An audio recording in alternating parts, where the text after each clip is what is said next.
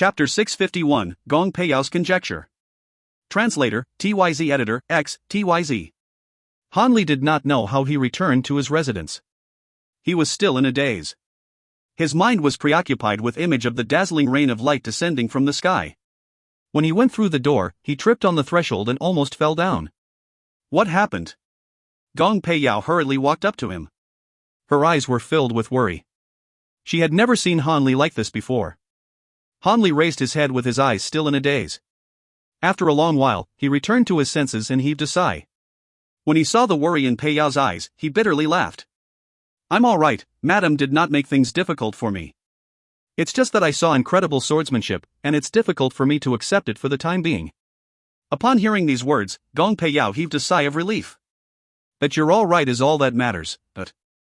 Soon after, Gong Peiyao asked with curiosity, whose swordsmanship could frighten you to this extent? After becoming a master, Han Li's understanding of swordsmanship had entered a brand new realm. Not only did he not feel complacent, he practiced and researched swordsmanship more diligently than before. His level of attainment in swordsmanship increased with each passing day. Gong Peiyao seldomly saw Han Li fight and did not know how good Han Li's swordsmanship was. When the Skyleaf Division arrived at Palacefield City, Han Li stepped forward to negotiate with them and averted a bloodbath. It's Ai Hui. I saw how the God Wolf Division was destroyed, the death of Helian Tianxiao, and the omnipresent sword consciousness. It was an eye-opener. Han Li replied emotionally. Really? Really? It's a pity I did not have the chance to see it. Ai Hui has already become so powerful? Who else was there? What about Sister Xu Emon? Gong Peiyao widened her eyes. She spoke extremely fast as her curiosity was piqued. The news of the great victory at the front line had been spread far and wide. However, everyone only knew that the God Wolf Division was annihilated and that Helian Tianxiao was killed. No one knew the exact details of the battle, which shrouded the victory in mystery. If it weren't for the fact that Ai Hui and Shu Emon had outstanding military accomplishments, many people would not have believed that the victory happened. There's only Ai Hui. Countless light swords descended from the sky like a rain of light. Han Li shook his head. Gong Peiyao was stunned.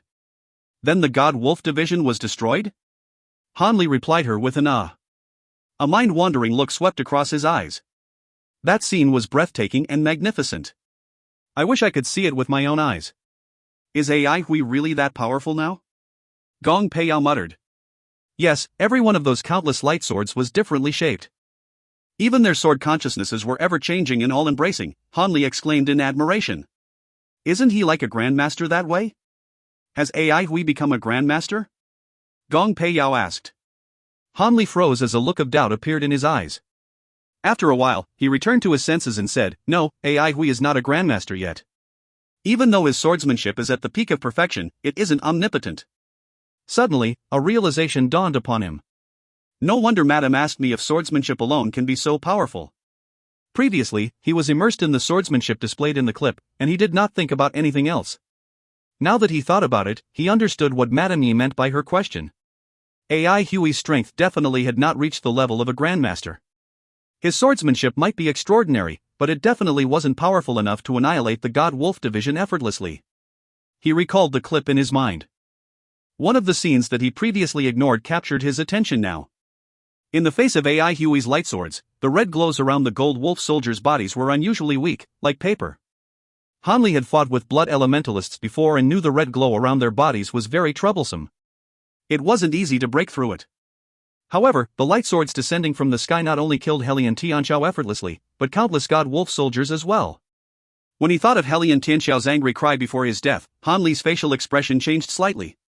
He told his conjecture to Gong Peiyao, and her face turned solemn. After a while, Gong Peiyao shook her head and replied, I'm sure he isn't a blood elementalist. Lu Lan would not lie. Furthermore, it's unlikely that other people did not sense Ai Hui cultivating blood spiritual force. There's another possibility as to why the light swords are so effective against blood elementalists. What possibility? Han Li asked. God's blood, the sacred artifact of the God nation. Gong Peiyao's tone turned solemn. Blood elementalists have a strict base level system.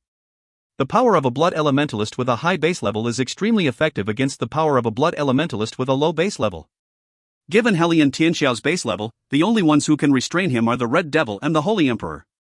Plus, the only person who can restrain him that easily is the Holy Emperor. Reportedly, the blood of God has a sacred artifact that was passed down since the ancient times, the blood of a demonic god. The Holy Emperor retained the level of Grandmaster after absorbing it. Then where did we get the god's blood from? If he absorbed the god's blood, won't he become a blood elementalist? Is it possible that one would not become a blood elementalist after consuming the god's blood? Han Li asked. I don't know, he got it, but perhaps Madame Yi knows. Gong Peiyao shook her head. Why would Madame Yi know? Han Li asked with doubt. You forget that Madame Yi used to have a close relationship with the Assembly of Patriarchs, which is the archenemy of the blood of God, Gong Peiyao replied.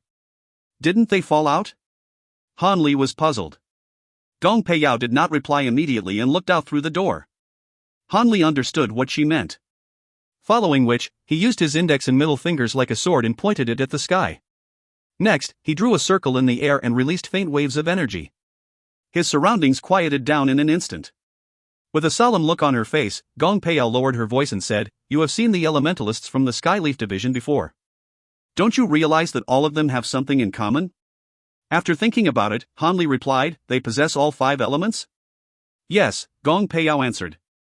My family has worked with the Assembly of Patriarchs before, and we have obtained an incomplete version of the training method for fusion elemental energy. When I saw the elementalists from the Skyleaf Division, I immediately thought of fusion elemental energy. I have looked through the ancient records in my family.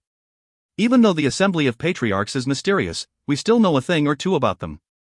Reportedly, the Elders Guild obtained an incomplete version of the training method for fusion elemental energy in the past. After assessing it, the Elders felt that it was not specialized enough and would not have much success in the future. Moreover, the Assembly of Patriarchs is very low profile. The Elders Guild usually doesn't care about them unless they overstep the bounds of what is proper. Han Li was enthralled by Gong Peiyao's words. Such insider information could never be found in the outside world. Only those long-established aristocratic families possessed records of such issues. The Assembly of Patriarchs has a very long history, but the fusion elemental energy has only been around for over 20 years. Over 20 years? Han Li was astounded. 20 years was too short for an inheritance to fully mature. Many inheritances only became absolute arts after going through generations of improvements and amendments. 20 years was when the Elders Guild first discovered it. In reality, fusion elemental energy has been around longer than that. Around 5 years before the Elders Guild discovered fusion elemental energy, a member of my family battled with the Yi family. A few of our family guards were severely injured, and traces of all 5 elemental energies could be found in their bodies. At that time, no one knew that was fusion elemental energy. It was only when the Elders Guild discovered the existence of fusion elemental energy that our family head recalled the incident. He felt that the issue was extremely peculiar and decided to record it down. Gong Peiyao looked slightly vexed. Is it possible that the Yi family and the Assembly of Patriarchs? Han Li was startled. Gong Peiyao shook her head and replied, I don't exactly know what happened, but I am certain that the relationship between Madame Yi's family and the Assembly of Patriarchs isn't as simple as what the outside world thinks. If that's the case, it is not surprising that Madame Yi knows about the god's blood. Suddenly, Han Li thought of a question and asked, What do you think Madame Yi will do if Hui's body really possesses the god's blood? That's true, what will Madame Yi do? A glint lit up in Gong Peiyao's eyes as her facial expression brimmed with curiosity and expectation. In the depths of a dark crevice, a petite figure was curled up while emitting a pulsating red glow. Droplets of water were gathering on the rocky ceiling above her. Drip! A droplet of water fell from the rocky ceiling. At this moment, the red glow around Shiyu's body intensified. That droplet of water fell into the red glow like a moth that flew into a candle flame. Sizzle! A wisp of white steam rose into the air, appearing as though the droplet of water had landed on a hot iron. The red glow pulsated continuously. The mist around Shiyu was dense and concentrated. Through her nearly transparent body, blood was flowing through her bright red blood vessels, and her heart was beating rhythmically. Thump, thump, thump. Her heartbeat wasn't fast, but slightly slow. However, every heartbeat was filled with power. The surrounding air was trembling slightly, as though a slim hand was lightly brushing across the surface of a drum. Fine and tiny cracks began to appear on the surface of the heart, as if it had been sliced several times by a razor-sharp knife. The cracks were finer than strands of hair. If it weren't for the dazzling red glow that was shining out of them, one would not have noticed them. Along with the red glow, they made Shiyu's heart look as if it was filled with burning lava. Traces of domineering and violent aura emanated from the hair like cracks. There was a poisonous bug frantically escaping from her body. Suddenly, it froze in its tracks. The poisonous bug's life force disappeared, and its luster dimmed, becoming ash-colored. It had become a tiny bug statue. Thump! Shiyu's heart began to beat again. The ash-colored poisonous bug disintegrated into dust. The surging blood in her blood vessels gushed into her heart continuously. Following which, the blood was sent to various parts of her body by her heart. The look of agony on Shiyu's face disappeared gradually. Her facial expression turned serene, resembling a baby who was sleeping soundly. The dense mist had yet to dissipate. It gathered around her like a white cocoon. Gu-wei descended from the sky and landed on a boulder. Then, he swept his gaze across his surroundings. In his proximity, there were only bushes that were half a man's height, making it impossible for someone to hide in them. Gu-wei did not leave. He laid down and placed his ear on the boulder, listening carefully for any sounds. He agreed with what Fu Cici's conjecture. It was most likely that Shiyu was hiding beneath the ground. Only by doing this could she avoid them. The demonic girl was severely injured and could not escape far. However, she might use some unique hiding techniques to conceal herself. Putting aside his distracting thoughts, Gu-wei closed his eyes. The sounds made by growing plant roots, scuttling ants, flowing water, and the exuberant subterranean world appeared in his mind. At this point in time, he heard an unusual sound. Thud, thud, thud. It sounded like the heartbeat of a slumbering, gigantic beast. It was unusually slow and deep, yet powerful. Gu-wei wasn't an experienced individual, but his instincts told him this beast was not to be trifled with. His mind jolted, and he stood up. Swiftly, he found a crevice in a nearby cluster of rocks. The heartbeat was coming from this crevice. Without hesitation, he entered the crevice. The entrance of the crevice was extremely obscure. It was also far deeper than he expected. He was highly vigilant, but his speed did not slow down. Inside the crevice, there was nothing but darkness. However, this did not hinder him. To him, it was no different than being in the light. When he reached the depths of the crevice, dense mist covered his eyes. The weird heartbeat was coming from it. The white mist was extremely dense, stopping him from seeing what was inside. What was this? A look of uncertainty arose on Gu-wei's face. He instinctively sensed a dangerous aura and became highly alert. Suddenly, dark red glowing eyes lit up in the mist. If you find any errors, ads pop-up, ads redirect, broken links, non-standard content, etc., please let us know. Report chapter so we can fix it as soon as possible. Chapter 652, A Piece of Unexpected News. Chapter 652, A Piece of Unexpected News. Translator, TYZ Editor, X, TYZ. Deep in a lush forest on a mountain range, there were two people flying at high speed under the forest canopy like two huge birds. They looked very anxious, but they were extremely careful in their movements. They were absolutely silent as they advanced. Wang Erden carried the unconscious Wan Shunwei on his back while his comrade, Deng Rong, carried Yi Bai. Both of their faces and necks were covered with white residue. This white residue was actually layers of salt left behind after their sweat had evaporated. Both of their lips were dry and cracked, while their throats were parched and scorched. They were completely exhausted, but they continued to clench their teeth and advance with all their might. This was their only thought. Every minute and every second was utterly precious and drenched in their comrades' blood. Their comrades had sacrificed themselves as bait to allow them to make an escape. Only Wang Erden and Deng Rong remained. In the face of those terrifying killing machines from the Skyleaf Division, their chances of survival was almost zero. Wang Erden and Deng Rong did not bawl their eyes out. At this point in the war, everyone had already disregarded life and death. The dead would rest in peace, while the living would live in hatred and seek vengeance. Suddenly, a weak groan came from behind Wang Erden. A cold shiver went down Wang Erden's body. Even though he was worn out, his dazed eyes still lit up with vigor. "Sir!" He quickly stopped in his tracks, but his body did not listen to him. As he landed on the ground, he staggered and almost fell down. Fortunately, he had a fast reaction time as he used his left hand to prop himself up from the ground and stabilize himself. Deng Rong's reaction time was slightly slower. He flew for tens of meters before returning to his senses and almost crashed into a huge tree. Luckily, he used Yi Bai as a shield in front of him. Bang! Like an adamantine pad, he crashed into the tree trunk and caused wood shavings to fly in all directions. Deng Rong used the inertia to stabilize himself. Following which, he carried Yi Bai and ran over to Wang Erden in a hurry. With a pleasantly surprised look on his face, he asked anxiously, "Is Sir awake?" Wang Erden carefully laid Wan Shunwei straight on the grass. Wan Shunwei's face was pale like a piece of paper and completely devoid of blood. His eyelids twitched and opened up slowly.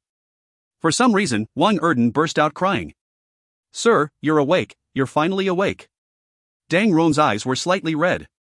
When Wan Shunwei saw the faces in front of him clearly, his empty eyes lit up with a glint. His lips curled as he tried to force a smile. Even a small action like this pulled at the wounds within his chest cavity. Following which, a sharp pain swept across his body. A shade of darkness flashed across Wan Shunwei's vision as he almost lost consciousness again. After a long while, he returned to his senses. He knew he did not have much time left. "After I die." Wang Erden's lips trembled involuntarily. He clenched his teeth and did not say anything.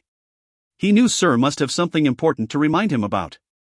Tears streamed down his cheeks uncontrollably like floodwater. Dang Rong kneeled on the ground while sobbing silently. Speaking a few words seemed to drain Wan Shunwei completely. He froze for a long while before regaining a bit of strength to speak. "Sendi bai de ai hui." Wang Erden nodded his head furiously and let his tears flow down his cheeks torrentially. He did not dare to say anything because he was scared that he might bawl his eyes out if he opened his mouth.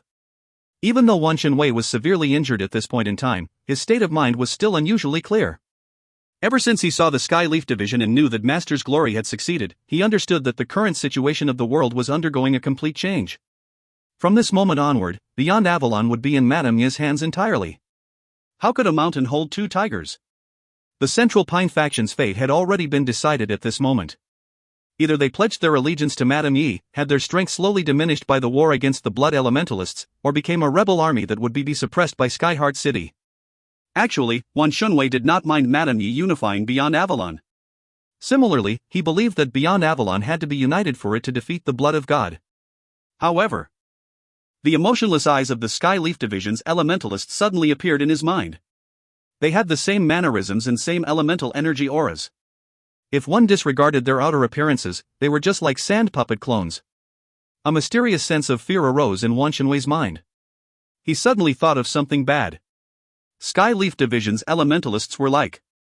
The Dread Division was the leader of the three central divisions, the most important combat division of the Avalon of 5 elements. Having been the division leader of the Dread Division, Wan Shunwei had come into contact with countless insider stories. Like a tidal wave, fear gushed into his mind from all directions, rendering him unable to escape. This was the first time that the usually fearless Wan Shunwei felt scared. His usually firm and stable palms were trembling involuntarily at this moment. No matter what, Beyond Avalon could not fall into the hands of the Yi family, but... The look in Wan Shunwei's eyes intensified, and a tinge of red rose upon his pale white cheeks. He sat up abruptly, grabbed Wang Erden's clothes, widened his eyes, and said, "Do you still remember the place that I brought you to? Go! Bring Ai Hui and his companions there." Wang Erden's face was covered with tears. Sir's words put him in a daze. The place that Sir had brought him to? "Quickly go!" Wan Shunwei roared as his eyes widened in anger.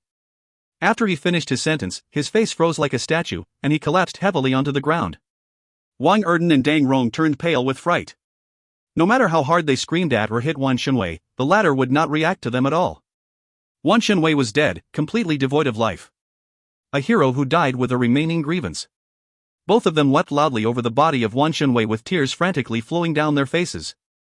Suddenly, Dang Rong wiped off the tears on his face as a glint streaked across his reddened eyes. He had regained his composure. He picked up Wan Shunwei's body and tied it to his back. Then, he said, "Have you remembered Sir's words?" Wang Erden knew what Dang Rong was going to do and shifted his gaze to him.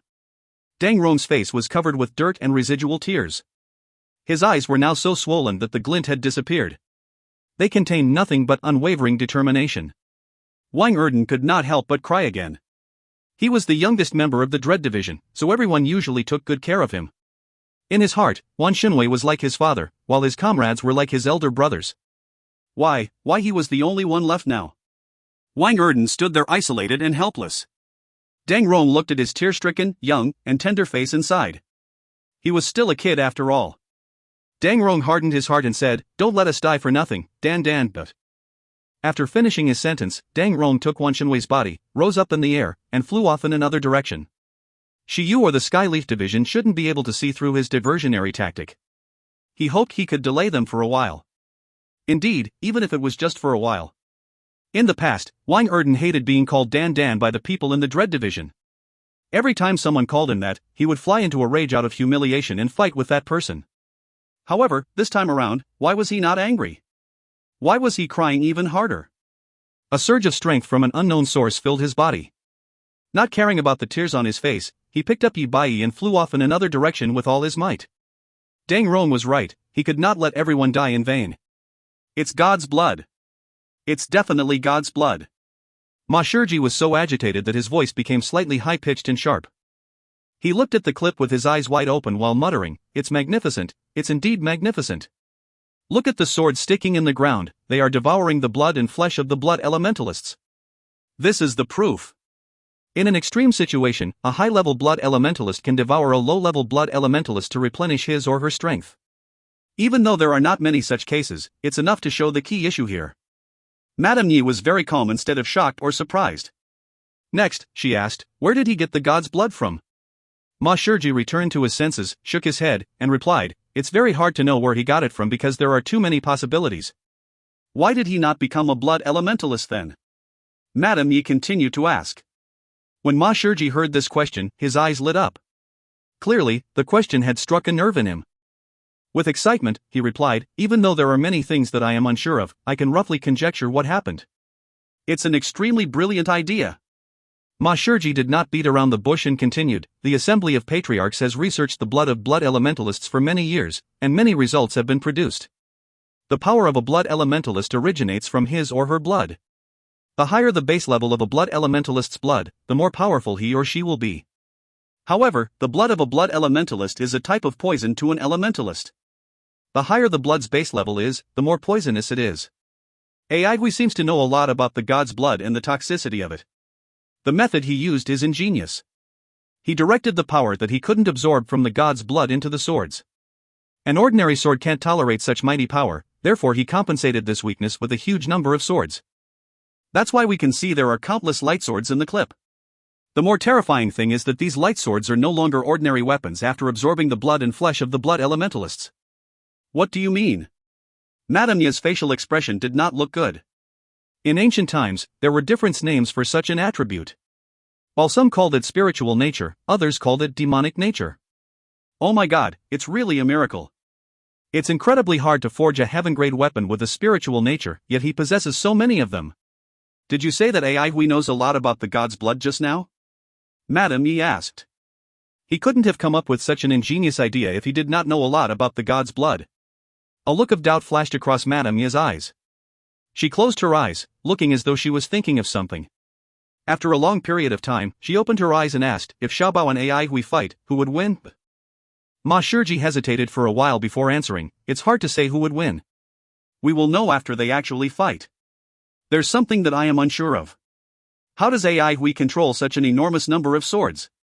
In the cultivation era, there was a swordsman sect that used essence, breath, and spirit to form embryos that control swords. They called them sword embryos.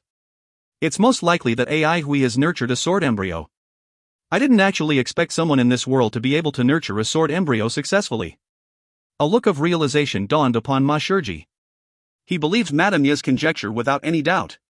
After all, Madame Yi's ancestor was the last swordsman. The Yi family had a huge number of ancient books on swordsmanship as well as a vast amount of knowledge on this subject.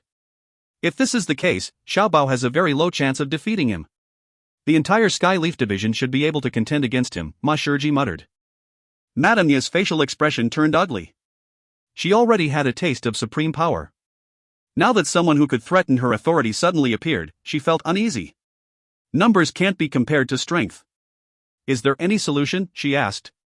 After a slight hesitation, Ma Shiji replied, "We can let Xiaobao enter the second round of Master's Glory." "Will Xiaobao be in danger?" "It's not really dangerous, but the success rate will decrease." "Do it then." "Yes." The next day, a piece of news broke out and created a sensation in Beyond Avalon.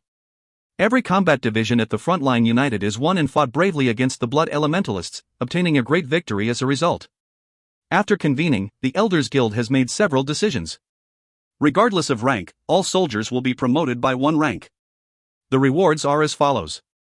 Swordsman Ai Hui has achieved an extraordinary meritorious service by executing Helian Tianxiao, standing out among his peers. We hereby promote him to the position of Elder in the Elders Guild. He will command all combat divisions at the front line and become a candidate for the next great Elder. The Elders Guild will choose a date later to discuss the election of the next great Elder.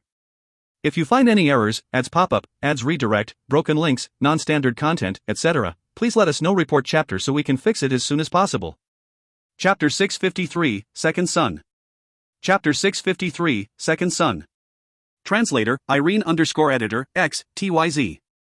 At the jadeite forest's border, a caravan advanced through the vast grassland. The caravan wasn't small. It was a team consisting of over 150 load basin beasts that stretched across several miles. Melodious copper bells echoed along with the sound of the breeze. This was the divide between the grassland and the forest. A verdant and lush forest could be seen about 50 miles down the road. Abandoned, the Silver Mist Sea and Pallid Cloud village's elemental energy had withered and their 5 elemental cycles had been broken. The jadeite forest's elemental energy had also become much more sparse. The grasslands at the border constantly expanded as the tree line retreated. On the other side of the grasslands, there were even signs of desertification and increasing desolation. The growth of the vegetation did not affect people's pursuit of profit. Caravans came in an endless stream. They set off from the jadeite forest, traversed through Pallid Cloud village and the Silver Mist Sea, and entered beyond Avalon. This was currently the most bustling trade route. The battle between the Blood of God and Beyond Avalon had severed the trade route. Many resources from the Blood of God had to go around the jadeite forest and through the merchants of the jadeite forest in order to enter Beyond Avalon. The elemental energy in the Silver Mist Sea and Pallid Cloud village had withered, hence these places weren't suitable long-term residences for elementalists. All kinds of wild beasts bred freely, but the good thing was that they wouldn't turn into dire beasts. Other than the fact that the journey was a little far, there wasn't much lurking danger. The lack of elemental energy replenishment wasn't a problem since load basin beasts were extremely durable, hard-working, and made for long-distance transportation. Their only flaw was that they moved too slowly, but even then, it wasn't a big problem these days. Old 2 had already traveled along this route many times, so he was very experienced. Upon entering the jadeite forest's border, everyone in the caravan heaved a sigh of relief. With Grandmaster Dai watching over the jadeite forest, no one would dare cause trouble. Ever since the grass bandits were attacked by Ai Hui and trapped and annihilated by the Lu family and Duanmu family's alliance, their operation had completely halted since the main ringleaders had been caught. The jadeite forest was now a happy land of peace and joy. The battle between the Blood of God and Beyond Avalon was a topic that the people of the jadeite forest discussed over tea. Some talked idly about it, some were filled with worry, while others dismissed it with a laugh. Generally, though, everyone considered it distant.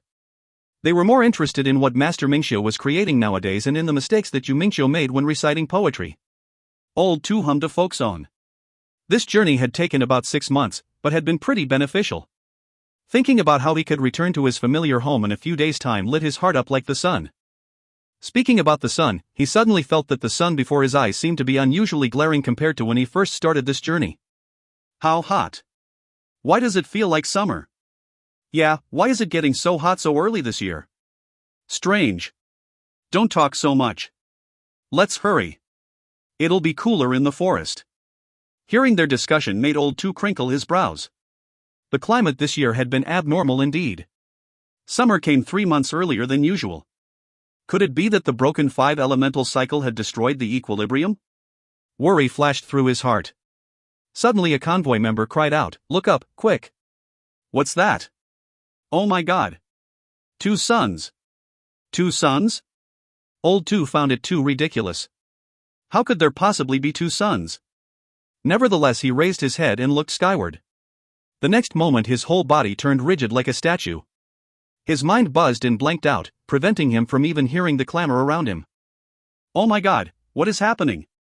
Why are there 2 suns? 2 suns? I have a bad feeling. Everyone was frightened by what they had just seen.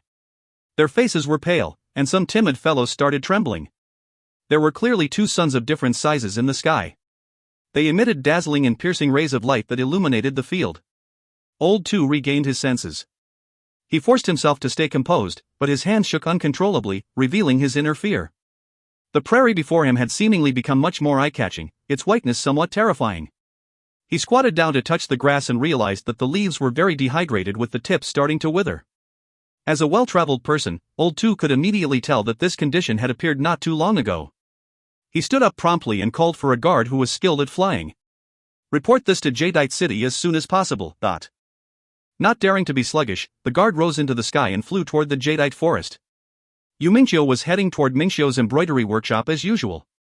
He'd been obsessing over embroidery recently and wanted to work in the workshop every day. Being able to greet Mingqiu and learn from her was like a dream come true.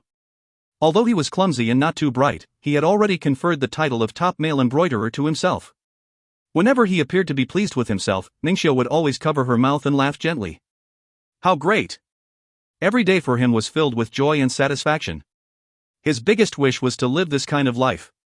He quickened his pace, walking along the familiar path while shaking his head and mumbling to himself. The journey is long and endless. I shall learn embroidery to the best of my abilities. Mingqiu's thread, Mingqiu's garment. The past has passed, and the future is unknown. The present remembers the heaven and earth, watching Mingqiu, and then Mingqiu. Inspired, he clicked his tongue, his face full of joy and infatuation. The weather was great, the sun was bright and beautiful. His quick footsteps stopped abruptly. The sun seems a little too bright. Yu Mingqiu looked up at the sky, and his pupils shrank. There were two suns, one big and one small. He quickly regained composure and used his palm to shade his eyes. He muttered, "Abnormality is devilish." He lowered his head with a grave expression on his face. He extended his arm and spread his palm open. The intense sunlight contained exceptionally domineering fire elemental energy. He could even feel a slight burning sensation. He narrowed his eyes. A bright light flashed past and a frivolous, but cold, smile appeared at the corner of his mouth. He looked at the sky once again and mumbled, "Let me see what divine presence you are." Before he finished his sentence, he vanished. More and more people started sensing the anomaly in the sky and stopped to look, fear evident in their eyes. People kept coming out of their houses, and the streets started to fill up. Alarmed cries and even shrieks could be heard, but gradually everybody started lowering their voices. Panic spread across the entire Jadeite forest like a potent poison. This unprecedented phenomenon seemed to foreshadow an upcoming disaster. Fear was like a big invisible web, enveloping everybody's hearts. As if afraid that noise would trigger a catastrophe in the sky, they kept their voices down. Windy Pearl Bridge defensive line. The encampment of the Pagoda Cannon Alliance was buzzing with activity. To a new army, a difficult victory was sufficient to boost their confidence and transform them. Even without Fatty's supervision, every single soldier would train diligently. Even Tong Gue and Eugene were learning how to shoot pagoda cannons. According to them, they would quickly be obsolete if they did not learn the necessary skills. Inside a tent. Duanmu Huanghun was rather interested in the news related to AI Hui's promotion into the Elders Guilds as a great elder candidate. He laughed coolly, "What an old trick that has been used for so many years. Can't they change it up a little?" With a clap, he shut off the recording. With a flick of his fingers, the Mirage bean pod soared in a parabola through the air before landing straight into the bin. He supported the back of his head with his hands and leaned back slightly, lounging in his chair. Sang Jijun mumbled, "Might as well gift something more realistic like 8 or 10 god-subduing peaks." No one responded. Each god-subduing peak was like a monster that swallowed a lot of resources. If all of Skyheart City's resources were to be placed in the new cycle of Master's Glory, where were they going to gather any materials to create god-subduing peaks? 8 or 10 was impossible, and even just 1 or 2 was already decent. Seeing that no one was responding, Sang Jijun felt indignant. "Why don't you guys think it's possible? If they don't have god-subduing peaks, they could at least provide more resources for us to forge one. Didn't you all hear? Combat divisions have been entering Skyheart City to pay tribute. There were all kinds of countless resources that blocked up the roads." Duanmu Huanghuan's lazy voice followed after, "Everyone is expressing their loyalty to the Holy Phoenix. Our resources will come or the higher-ups won't be able to explain themselves. As for the quantity, don't be too hopeful." The rest agreed with Bangwan's judgment. Stroking his fleshy chin, Fatty continued, "Does that old witch not have sufficient confidence in the Skyleaf division, or is it that we're too powerful?" Fatty looked pleased. "You overestimate yourself." Jiang Wei attacked verbally, "It's obvious that AI Hui is too powerful. We're just tagging along." Upon hearing this, Fatty's pea-sized eyes opened wide. "AI Hui wouldn't be that great without our pagoda cannon salvos. The Alliance's credit must not be forgotten. We're poor. Look at us, we're a bunch of newbies and have lost a lot. We need to replenish." His last line gave it all away, causing everyone to erupt into laughter. With an indifferent expression, Sir Shueman knocked on the table. Alright, let's put this aside and talk about the upcoming battle. With regards to the so-called Great Elder of Elders Guild, she lacked the least bit of interest. Just like she knew that if Ai Hui were here, he, too, would have nothing but disdain for it. All along, they had never had the intention of fighting for that position. Big Sister's words shut all of them up. Even Bangwan, who was lounging in his chair, sat up straight with a serious expression on his face. Although Ai Hui was the boss, everyone still dared to crack jokes with him, though the possibility of his treacherous retribution kept them on their toes. However, no one dared to joke with Sir Shueman. She had always been one to talk with her fists. Oh, and with Cirrus.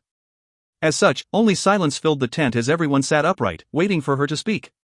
Recent operations haven't been too good. Many of the enemy forces have chickened out, and no one was willing to battle. Pretending not to fight back to lure the enemy doesn't work either. Any other ideas? Sir Shueman wrinkled her brows as she relayed the situation in frustration. If you find any errors, ads pop up, ads redirect, broken links, non-standard content, etc., please let us know. Report chapter so we can fix it as soon as possible. Chapter 654, North Sea Ruins. Chapter 654, North Sea Ruins. Translator, YH Editor, X, TYZ. What Sir Shueman said wasn't exaggerated. After the great victory over the God Wolf division, the strength and morale of both sides had undergone major changes. The enemy forces were only left with a few Beast Battalion remnants. Sir Shueman led the Spear of Heavy Cloud division, taking the initiative to attack and defeat the God Wolf divisions supporting Beast battalions. Soon after, the God Spirit division, which was commanded by Hinanshan, came to reinforce the Blood Elementalists' assault on the defensive line. However, the morale of the Elementalists was high, and their fear of the Blood Elementalists had long since disappeared. Both the Spear of Heavy Cloud and the Sword of Lightning constantly launched raids beyond the defensive line and sought to engage the enemy. The Sword of Lightning's pinwheel sword, which was fast and flexible, acted as bait at the vanguard and lured the enemy into the Spear of Heavy Cloud's ambush. Duanmu Huanghun was responsible for ambushing any Blood Elementalists with an ability of God. After working together a few times, everyone had built a rapport with one another, and the result on the battlefield was remarkable. However, the other party was not foolish and immediately changed their strategy after suffering several losses, withdrawing into a passive defense. Sir Shueman and her soldiers were bamboozled. They were like rats pulling at a turtle that had withdrawn into its shell and did not know what to do. The God Spirit division deliberately avoided the previous encampment of the God Wolf division because there were still remnants of the Beast Battalion soldiers' bodies. Hinanshan, who was within the heavily guarded central camp, stared dismally at the Sword of Lightning which was continuously cruising outside. Beside him, several Blood Elementalists that had an ability of God looked wary and did not let their guards down. Hinanshan involuntarily clenched his fist and felt very oppressed. The Sword of Lightning flew around the camp and even rushed into the central camp's defenses to provoke them at times, but they left the central camp swiftly before any counterattack. Its speed was really too fast. If it decided to flee, no one would be able to overtake it. Hinanshan and the rest had organized several pursuit teams previously, but fell into ambushes and lost quite a number of soldiers. Included among these soldiers were 2 Blood Elementalists with the ability of God. These 2 men died in the same way. Both were trapped by Duanmu Huanghun, besieged, and then killed. The casualties were not a big deal to the God Spirit division, but it was nauseating. Hinanshan felt really disgusted, even more disgusted than if he had swallowed a fly. In terms of overall capability, the God Spirit division was more powerful.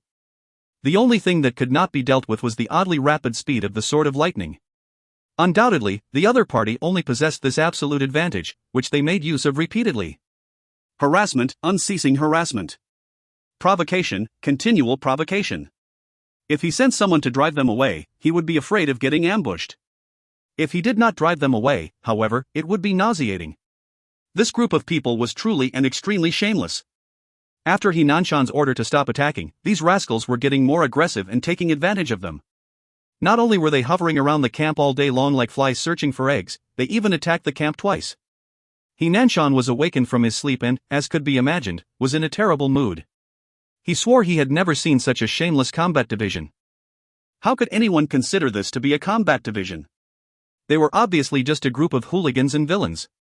Initially, he was afraid of the consequences. The destruction of the God Wolf and the Silverfrost divisions was sufficient to show that the other party was a threat, so much so that they even defeated the God Spirit pursuit teams. After suffering a great loss to the Dread division, he dared not underestimate the Elementalist combat divisions anymore. However, the shameless behavior of the other party almost made him lose his mind, and he was tempted several times to order a full decisive battle. Damn it! If it was not for the big mistake they had committed, as well as the order from Her Highness Shiyu that restricted them from fighting, if it was not for restraint, restraint. He took a deep breath and roared out an order: do not attack. Defend your position. After this order, his chest felt stiffer, and he turned away. He walked just 2 steps, stopped in his tracks, and slammed into a stake at the side without any warning. In the midst of the debris, the roar of He Nanshan sounded like an enraged, uncontrollable beast. He Nanshan's chest was heaving violently, and he was breathing heavily. His eyes were blood red, possessing an extreme intent to kill. Just wait. Your time will be up when the God Devil and the God Tiger divisions join forces with us. I will slaughter and hack you into many pieces. Swoosh. Behind He Nanshan, a sharp sonic boom came from afar. His body stiffened. Even without seeing, he already knew that it was yet again another provocation from the Sword of Lightning. The anger within him, which had just subsided a little, immediately started to rise again. In a flash, he flushed red. Damn it! The God Devil and the God Tiger divisions, are you preparing to crawl over? Even snails are faster than you guys. He Nanshan cursed unconsciously and could not even register what he was saying. His features were distorted just like an angry rhinoceros as he charged into the central camp. In the midst of the biting cold metal wind, 3 streams of light were like 3 arrows splitting the furious gale. 3 elementalists from the Skyleaf division were desperately fleeing for their lives. Their delicate and apathetic faces displayed panic and fear, which was rarely seen. All their fears originated from the vague and hazy blood shadow behind them. No matter how fast they sped up, they could not break away from the bloody shadow. It was like gangrene attached to the bones. What should we do? What should we do? One of the elementalists screamed with a piercing voice that contained a trace of trembling. Despite the fear in his eyes, another one of the elementalists reluctantly maintained his composure. I will block him while you guys run in separate directions. The message must be delivered to Fu Sisi by any means. Just as he finished his words, he unexpectedly roared and maneuvered strangely in midair. As he faced the bloody shadow, a 5-colored light ring shot out from his hand. The other 2 knew that the situation was critical and swiftly separated in 2 different directions. The 5-colored light ring was completely unaffected by the metal wind. It suddenly opened as the 5 elemental energy rings merged and formed an exquisite 5-colored chain. The chain grew crazily, extending itself forward to become an astonishingly long snake in the blink of an eye. Its folded body covered a radius of more than 15 meters. Like a big net, it covered the red shadow, which was illusory like mist. The distance between both parties was too close, and their speeds were also fast. The red silhouette inevitably plunged into the chain of 5 elements. Lock. Suddenly, the chains in the sky tightened and turned into an airtight cage. A bright red color could be vaguely seen inside. Dazzling rays could also be seen within the layers of chains and between the different elemental energy rings. They were currently forming a completely new 5-elemental ring, just like a multicolored glowing cocoon. The elementalist could not help showing a trace of joy. Once the reorganization of the 5-elemental ring was completed, the glowing cocoon would become indestructible. Around each elemental energy ring, there were at least 8 elemental energy rings, forming a staggering number of 5 elemental rings. Each 5-elemental ring was like a lock. As the number of 5 elemental rings increased, the cage became even sturdier. Suddenly, an indistinct sigh sounded in his ear. His pupils dilated, his body stiffened, and his mind went blank. The whole world sank into a dead silence. Thump, thump, thump. As if from a heavy drum, a deep and vigorous pulse full of rhythm sounded in his ears. Was it his own heartbeat? Why? All of a sudden, the radiant cocoon right before his eyes transmitted countless bloody glows. Just like dazzling bright red swords, they thrusted out from the glowing cocoon. The next moment, he saw the so-called indestructible glowing cocoon melt like snow. A bloody glow lashed out, and just like a scarlet silk cloth, it swiftly coiled around his body. The front of the bloody glow was like a soft, yet deadly, snake and did not enter the 5-elemental ring on the back of his palm. His pupils lost their luster. His sigh could not be heard in the rustling metal wind. Just like time, it continued flying forward. After dozens of miles, the wind would see another pair of pupils that had lost their luster. Gue, whose cheeks were close to the cold rock, and the vitality of his body was gone. His skin appeared strangely pale, but there was not a single bloodstain on the rock. On a little hillside, Wang Erden looked around blankly. The hillside was not high, only about 6 meters tall, but it had a panoramic view of the surroundings. The wind blew against his muddy and weather-beaten face. His dry lips were like withered wood in the desert, revealing dead skin and cracked wounds.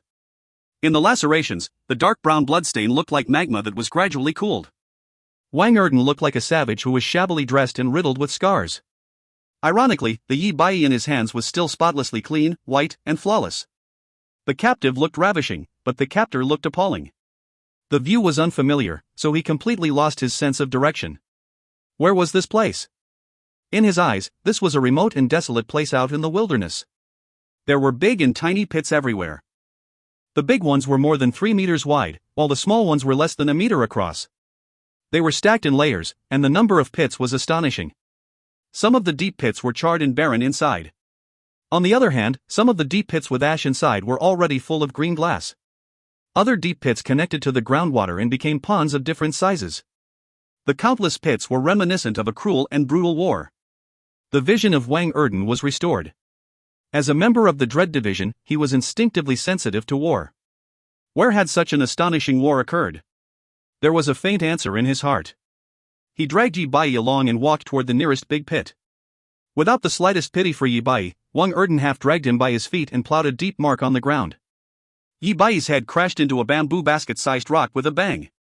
Surprisingly, the rock was shattered instantly, but Yi Bai was safe and sound. Wang Erden was accustomed to this reality. The fact that Yi Bai did not wake up was also good. At least he could be used as a weapon, a real humanoid weapon. He walked to the nearest big pit. Wang Erden crouched down and used his palm to touch the mud at the edge of the pit. Aside from the wood elemental energy of the grass and the earth elemental energy of the earth, the almost intangible water elemental energy was rather different. He confirmed the speculation in his heart. The Wall of North Sea, he had arrived at the Wall of North Sea. There were only a handful of such terrifying battle sites. Apart from the current Windy Pearl Bridge defensive line, the only other place was probably the Wall of North Sea. Yet, looking forward, there were only countless deep pits, and he could not find any cloud wall. Well, it must just be ruins now. Wang Erden smiled bitterly. He actually reached the Wall of North Sea, but there was a huge problem. The Wall of North Sea had long since fallen into enemy hands and was now controlled by the Blood Elementalists. In other words, he was now behind enemy lines, and his destination was on the other side of the enemy's main army. He still did not know about the destruction of the God Wolf Division, but he knew he had to penetrate the enemy's main forces in order to reach the Windy Pearl Bridge defensive line. It was an impossible task. Soon, however, he did not have to think about it. A figure slowly descended from the sky in front of him. The person's delicate face was expressionless and without any trace of emotion. Wang Erden was in despair. We are finished. If you find any errors, ads pop-up, ads redirect, broken links, non-standard content, etc., please let us know. Report chapter so we can fix it as soon as possible. Chapter 655, Fireball. Chapter 655, Fireball. Translator, YH Editor, X, TYZ. Yu Mingqiu flew into the sky. The outer corner of his eye caught a glimpse of a few other silhouettes which were continuously rising. These people were mostly foreign to him, and their auras were not weak at all. This did not matter to Yu Mingqiu since he left the Jadeite forest many years ago and therefore did not recognize the large number of newcomers. Although he did not recognize anyone, everyone knew who he was. Yu Mingqiu, the one who indulged in writing inelegant poems daily, was the talk of the entire town. However, those who knew slightly more were aware that although Yu Mingqiu appeared immoral, he was extremely powerful. More important was Grandmaster Dai's attitude toward him. Of the 3 disciples of Grandmaster Dai, first disciple Lu Chen was content living a simple life and disliked disturbance to his routine. The third disciple, Duanmu Huanghun, was not in the Grandmaster's good books. As such, they did not have a harmonious relationship with each other. Now, he was located miles away. The second disciple, Yu Mingqiu, was the most valued by Grandmaster Dai. Many people speculated that Yu Mingqiu had the highest possibility of being the successor of Grandmaster Dai. One wood elementalist spoke loudly from afar, "Sir, any solution?" His voice sounded worried and also attracted the attention of others. Yu Mingqiu shook his head. Not yet. He raised his head, retracted his gaze, and solemnly said, "It should be somewhere high in the sky. I will take a look. As the metal wind is blowing violently, please take note of your safety." Just as Yu Mingqiu finished his words, he continued to dash upward into the sky. He noticed that the majority stayed put, and only 3 people followed him. It was evident that these 3 were sufficiently confident in their own abilities. Yumingqiu did not stop them, merely nodding his head before withdrawing his gaze. Soon enough, they entered the metal wind layer. The frantic whizzing noise of the metal wind flooded the entire world. A faint green circular light screen lit up around Yumingqiu's body, blocking off the metal wind. The tiny sun was out of reach just as before. Yumingqiu wore a grave expression because he had never traveled to such a high altitude in the depths of space. He continued to ascend through the atmosphere. A moment later, another wood elementalist could no longer endure and chose to return. Metal chops wood, and metal winds were more harmful toward wood elementalists than other normal elementalists. This caused them to ascend with even greater difficulty. In no time, another wood elementalist chose to retreat as well. Shortly after, the sole remaining wood elementalist could not tolerate it anymore and descended to the ground. Even though his body was facing downward during the descent, he kept his vision fixed on Yumingqiu, who was constantly ascending. His state of mind suffered a huge shock. Yumingqiu was not considered speedy, but there wasn't the slightest sign of him slowing down since the beginning. It seemed like he was strolling idly. The increasingly violent metal wind did not affect him the slightest bit. The news of Yumingqiu traversing the wilderness spread throughout the world. It was a pity that only a few people witnessed it, so his real abilities still remained a mystery. Having witnessed it with his own eyes, he suddenly realized Yumingqiu's power was unfathomable. He was oblivious to the fact that it was not as effortless as Yumingqiu displayed it to be. It was difficult for Yumingqiu to judge the distance between himself and the ground at this moment. An approximate estimate would be at least over 10 kilometers. As he continued to ascend, the surroundings became peaceful. The whiz of the metal wind was largely reduced, but it was even more dangerous and unpredictable. As if he was treading on thin ice, Yumingqiu was extremely cautious and stared closely at his own light screen. The light screen seemed as if it had been molded by a pair of invisible hands in the seemingly peaceful void of space. He had never been to such high-altitude location before. Any slight inattentiveness might cause his light screen to shatter, allowing the gusts of transparent metal wind to tear him into pieces. Nevertheless, he finally managed to see his target. Yumingqiu was utterly stunned. The closer he flew, the greater the shock he felt. Just like a burning island in the void space, an incomparably gigantic fireball was hovering nearby. Its size was extremely astonishing, causing Yumingqiu to feel his insignificance. Standing miles away, stream of heat waves which seemed like turbulent tide slapped against Yumingqiu's light screen. The protective sphere of light was just like a wavering bubble that might burst at any time. All of a sudden, a soft plant shoot grew right under Yumingqiu's feet. Impressively, it was a fresh and green vine. Just like a Boston ivy, the vine grew rapidly along the internal wall of the light screen. The light screen, which was unstable a moment ago, immediately stabilized. The resplendent green vine integrated with the light screen at a speed which the naked eye could see. It then transformed into a sparkling and translucent pattern which was extremely eye-catching. Yumingqiu fixated his vision onto the fireball in front of him and was perplexed. What exactly was this fireball? Why would it appear over here? On the surface of the fireball, golden flames were spat out continuously. Some of these golden flames even exceeded 300 meters and seemed like enormous fire sickles that swept across the spatial void. They effortlessly bisected the threatening metal wind. Yumingqiu restrained himself and became even more puzzled. What an overbearing fire elemental energy. What made him even more shocked was that the aura of the fire elemental energy released by this gigantic fireball was almost equivalent to the fire elemental energy flourished by the sun. It was no wonder that they mistakenly believed there were two suns in the sky. Yumingqiu moved slowly around the fireball and swept his vision across every inch of it. The diameter of the fireball exceeded 10 kilometers and was indeed an enormous structure containing admirable power. Soon enough, the attentive Yumingqiu made a new discovery. To his surprise, this fireball was actually absorbing the sun's fire elemental energy. When the fireball absorbed fire elemental energy from the sun, it would shrink slightly, and the tongues of flame on its surface would start to dwindle. Seconds later, the fireball would start to expand as scorching blazes extended out with a boom, releasing astonishing heat waves. Such a repetitive cycle. Yumingqiu was bewildered. His first reaction was to wonder if this was a living creature. The rhythmic expansion and contraction reminded him of breathing. Could it be a new type of dire beast? Or could it be an ancient dire beast? He shivered and felt his mouth go dry. The legendary ancient dire beasts were able to transform nature and were way more powerful than the modern elementalist. It would tantamount to a natural disaster for the jadeite forest. At this moment, his vision swept past the crack between two tongues of fire, and his pupils abruptly shrank. When the tongues of fire started to dwindle, he was able to vaguely see the interior of the fireball. The flames inside the fireball were concentrated and limpid, just like golden glass. A shriveled and skinny figure could be strikingly seen. Yumingqiu was blown away, and his hair from head to toe stood on end.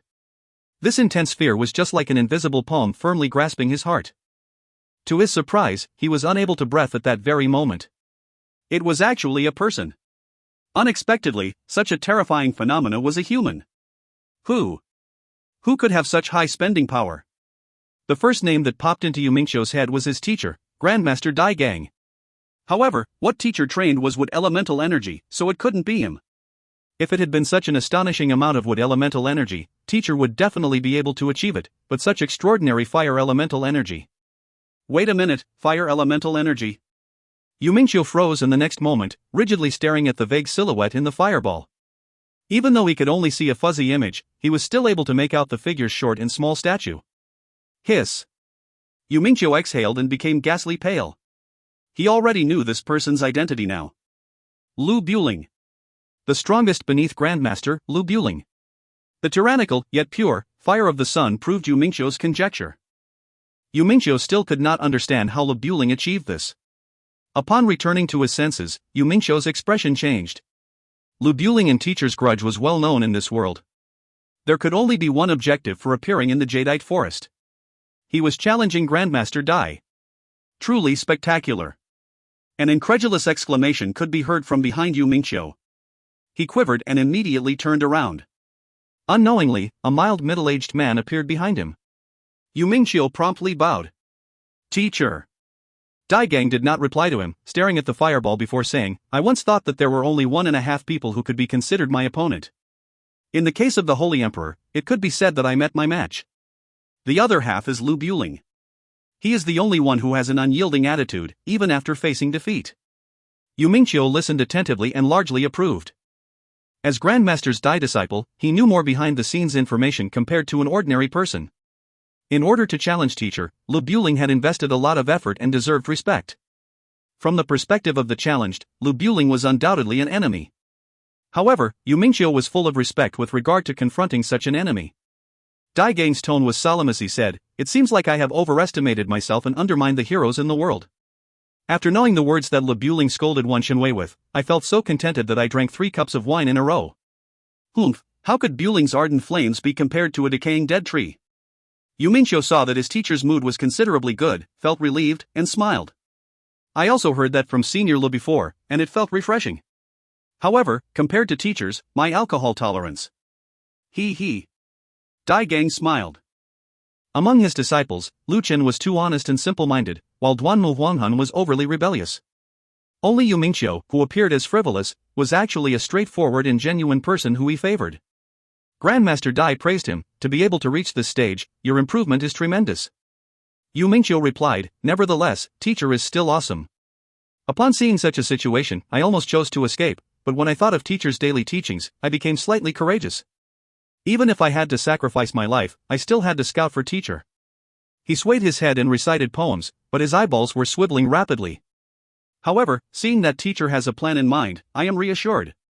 Dai Gang had a headache due to Yumingqiu's inelegant poems. He coughed lightly and replied, a plan in mind? You are underestimating Lu Buling. Yumingqiu stared blankly, why? Dai Gang responded, what Lu Buling trained are the Grandmaster Obliteration Flames. I once thought, Grandmaster Obliteration Flames is just a spate of nonsense. How could it obliterate a Grandmaster? He.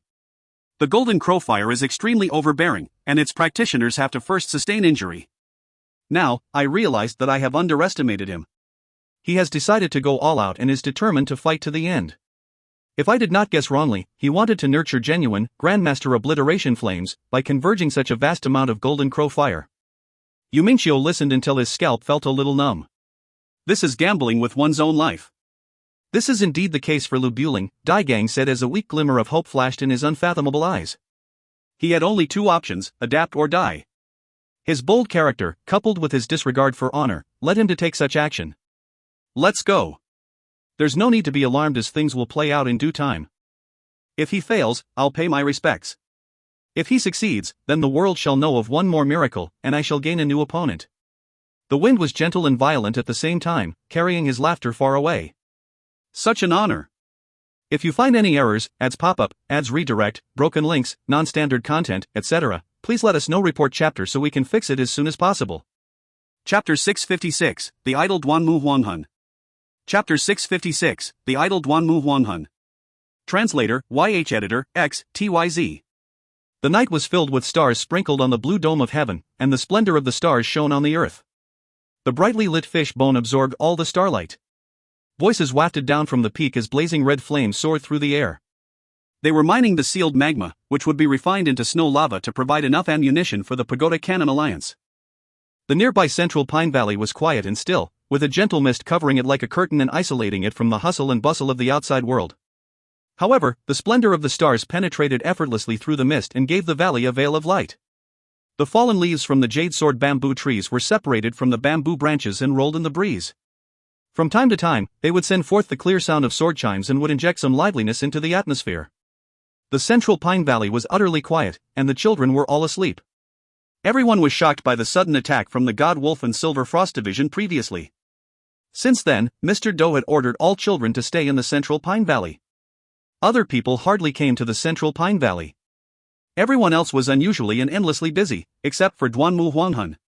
Duanmu Huanghun did only what was of interest to him. For example, harassing and ambushing the enemy. He was too lazy to bother about things that did not interest him. It was good at the beginning because the enemy was like a silly rhinoceros that got angry at the slightest provocation. Good teamwork between Duanmu Huanghun, the Spear of Heavy Cloud, and the Sword of Lightning resulted in successive victories over the enemy. In particular, after the loss of two blood elementalists with the ability of God, who were regarded as matchless warriors, the enemy God division unexpectedly turned out to be plain and boring cowards. Duanmu Huanghun was suddenly no longer busy at all. Only two people could order him around, namely Shi Shueman and Lu Lan. Ai Hui had not left his seclusion, so all matters pertaining to the entire defensive line fell on Shi Shueman. She had a multitude of things to handle and had no time for Duanmu Huanghun. Lu Lan was also busy cooking elemental soup and patrolling the sword formations in the valley. He worked diligently and conscientiously. Lu Lan was a good boy who did not like to trouble others and would always find ways to solve his own problems. If help was needed, everyone would be enthusiastic to help him, but Duanmu Huanghun simply had to wait for his turn.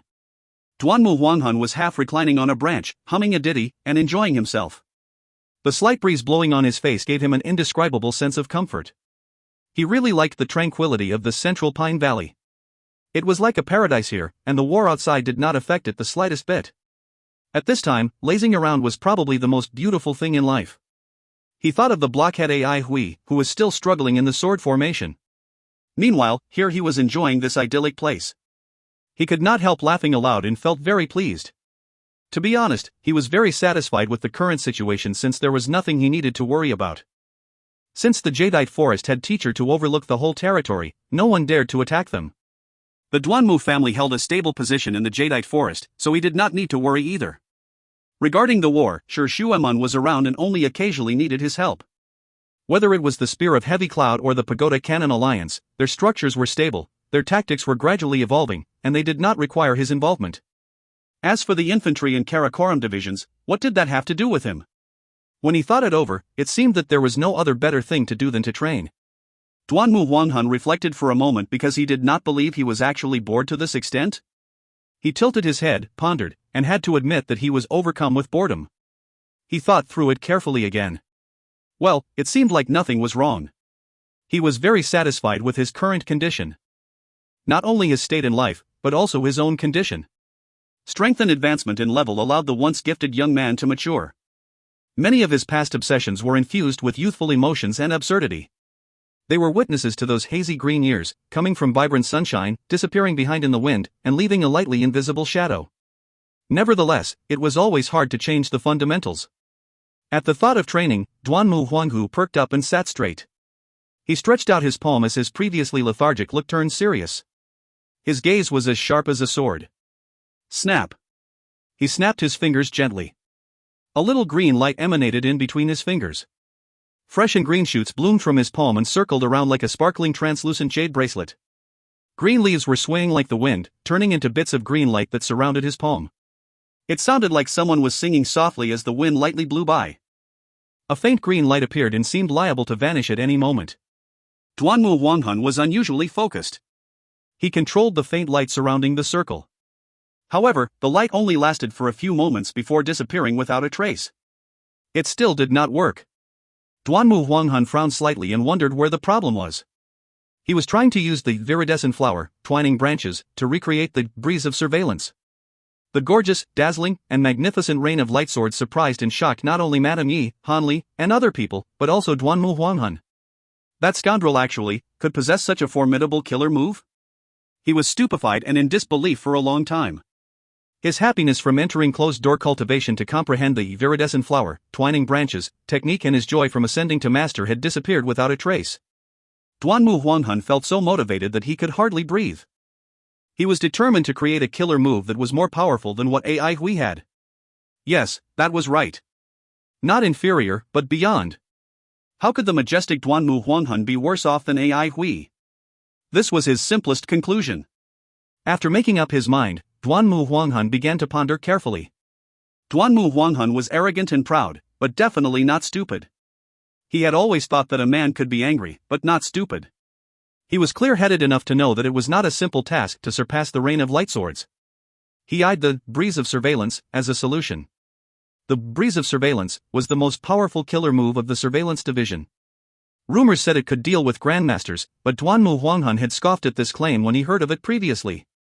His teacher was a grandmaster, so he was very clear about how powerful a grandmaster could be. Regardless, he was greatly shocked when witnessing how the breeze of surveillance almost decimated the God Wolf and Silver Frost divisions. If not for the fact that there were too few surveillance division soldiers to complete the technique, the God Wolf and Silver Frost divisions would have been completely entombed. To be able to destroy the God Wolf and Silver Frost divisions with only one killer move caused his thoughts to wander far away. These days, as long as he was free, he would run before the huge glimmering wind lanterns to ponder the mystery. The structure of the glimmering wind lanterns was extremely stable, and it was not empty talk that they could stand for 1,000 years. Duanmu Huanghan found great inspiration from this extremely special structure. However, after thorough research, he discovered that the complexity of the breeze of surveillance was far beyond his expectation. Duanmu Huanghan was rather proud of his knowledge regarding training. In terms of talent and intellect, he did not think he lost to anyone.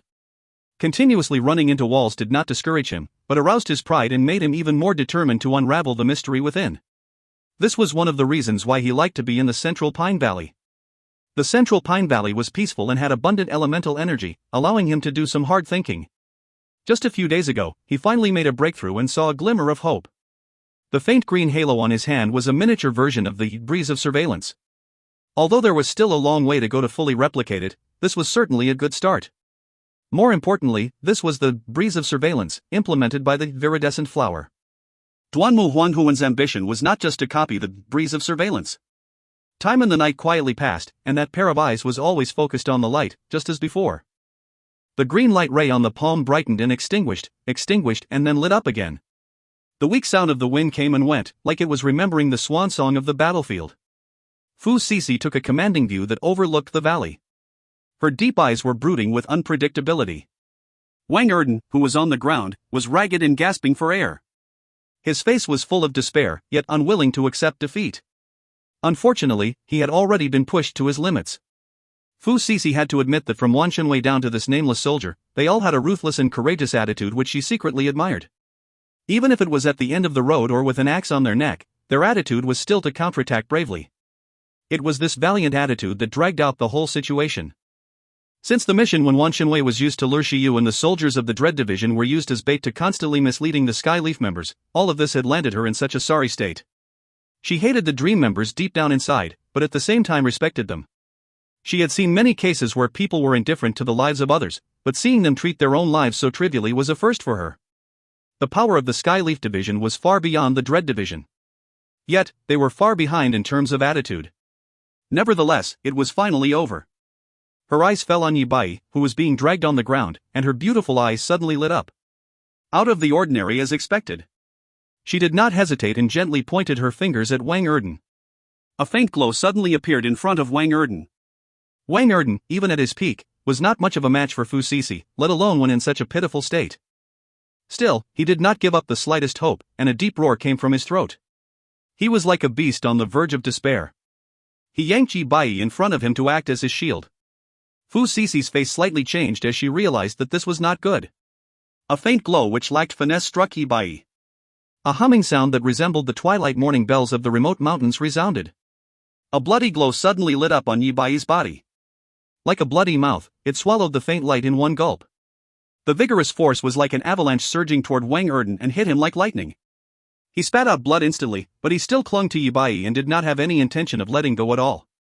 Feeling very dizzy, he took Yi Bai and flew backward a few meters before falling heavily on a rock. Wang Erden grunted as blood spilled out from the corner of his mouth. The bloody glow within Fu Sisi grew more intense. There were rumors of Yi Bai implanting the heart of God by using all kinds of magical methods, but seeing it was an extraordinary experience. She did not hold back on the previous strike, but it did not hurt Yi Bai at all. She fell into a trance and imagined that it was not Yi Bai in a deep sleep, but actually a terrible ancient beast inside. Fu Sisi immediately returned back to reality. If Yi Bai were to wake up now, it would be terrible. She deliberately avoided Yi Bai, but Wang Erden seemed to have guessed her intention and wielded Yi Bai as a shield, keeping his defense airtight. For a moment, Fu Sisi was shackled and did not know what to do with Wang Erden. Fu Sisi converted her rage into sneering laughter. Well, you really deserve to be from the Dread Division. Wan Shunwei has a bunch of good subordinates. I was able to kill Wan Shunwei and Shiman Saijue. Do you think I'm unable to kill all of you? None of you should even think of living. Suddenly a deep and vigorous voice spoke out. Did you kill Wan Shunwei and Shiman Saijue? If you find any errors, ads pop up, ads redirect, broken links, non-standard content, etc., please let us know. Report chapter so we can fix it as soon as possible. Chapter 657, The Survivors of North Sea. Chapter 657, The Survivors of North Sea. Translator, YH Editor, X, TYZ. Sir, what is the use of us suffering here? Wait for an opportunity. Sir, what opportunity could there be? Blood elementalists would certainly never imagine that we are hiding here. We are the sword that can ambush them from behind. Well, perhaps we are just a thorn, but even as just a thorn, that's enough. Sir, will we be able to endure? Maybe not. Suddenly, a loud voice was heard. Fu Sisi's pupils abruptly shrank as she felt an anxious urge to withdraw and only managed to halt after retreating more than 3 meters away. She had not even noticed that someone was approaching. This display of skill already showed that the strength of the opponent was not weak. She glanced in the direction of the voice. A man armed with a spear stood on top of the hill. Since he was standing with the sun behind him, the glare made it difficult to see his face. Yet, this man was tall, sturdy, and possessed a deep, breathtaking, and imposing stature. Fu Sisi jerked her slender body and exclaimed aloud, Sure Beihai? The newcomer was broad-shouldered, resolute-looking, and nonchalant, sharing some likeness with Shi Shuaman's features. A thick and rough beard covered almost half of his face, and it was evident that it had not been taken care of for a long time. He wore broken armor which revealed a blue robe underneath. His armor was covered with cracks and dark brown bloodstains.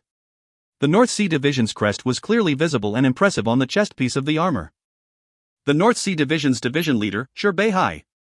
The Fu family was also a prominent clan, so how could Fu Sisi not know Shi Beihai? Although his beard was as bushy as a savage's, Fu Sisi was certain that this savage man was the world-famous Shi Beihai. But wasn't Shi Beihai already dead? Wasn't the North Sea Division already annihilated? Fu Sisi was extremely horrified. If the living Shi Beihai was not standing in front of her and someone told her that Shi Beihai was still alive, she certainly would have regarded it as a joke. How could Shi Beihai still be alive?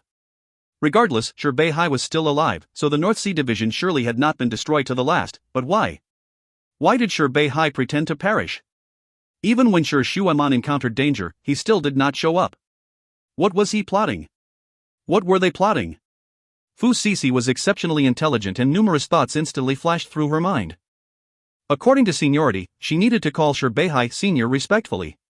Shi Beihai carried a long spear and slowly walked down the slope. Thump, thump, thump. His steps were firm like a mountain, and the ground trembled like a heavy hammer beating a drum where his steps landed. He looked awe-inspiring. His slightly squinted eyes did not reveal his expression, but his body was as straight as a spear. He did not move a single muscle, exhaling his breath like thunder with every word he spoke and every step he took. You killed Old Wan and Shiman?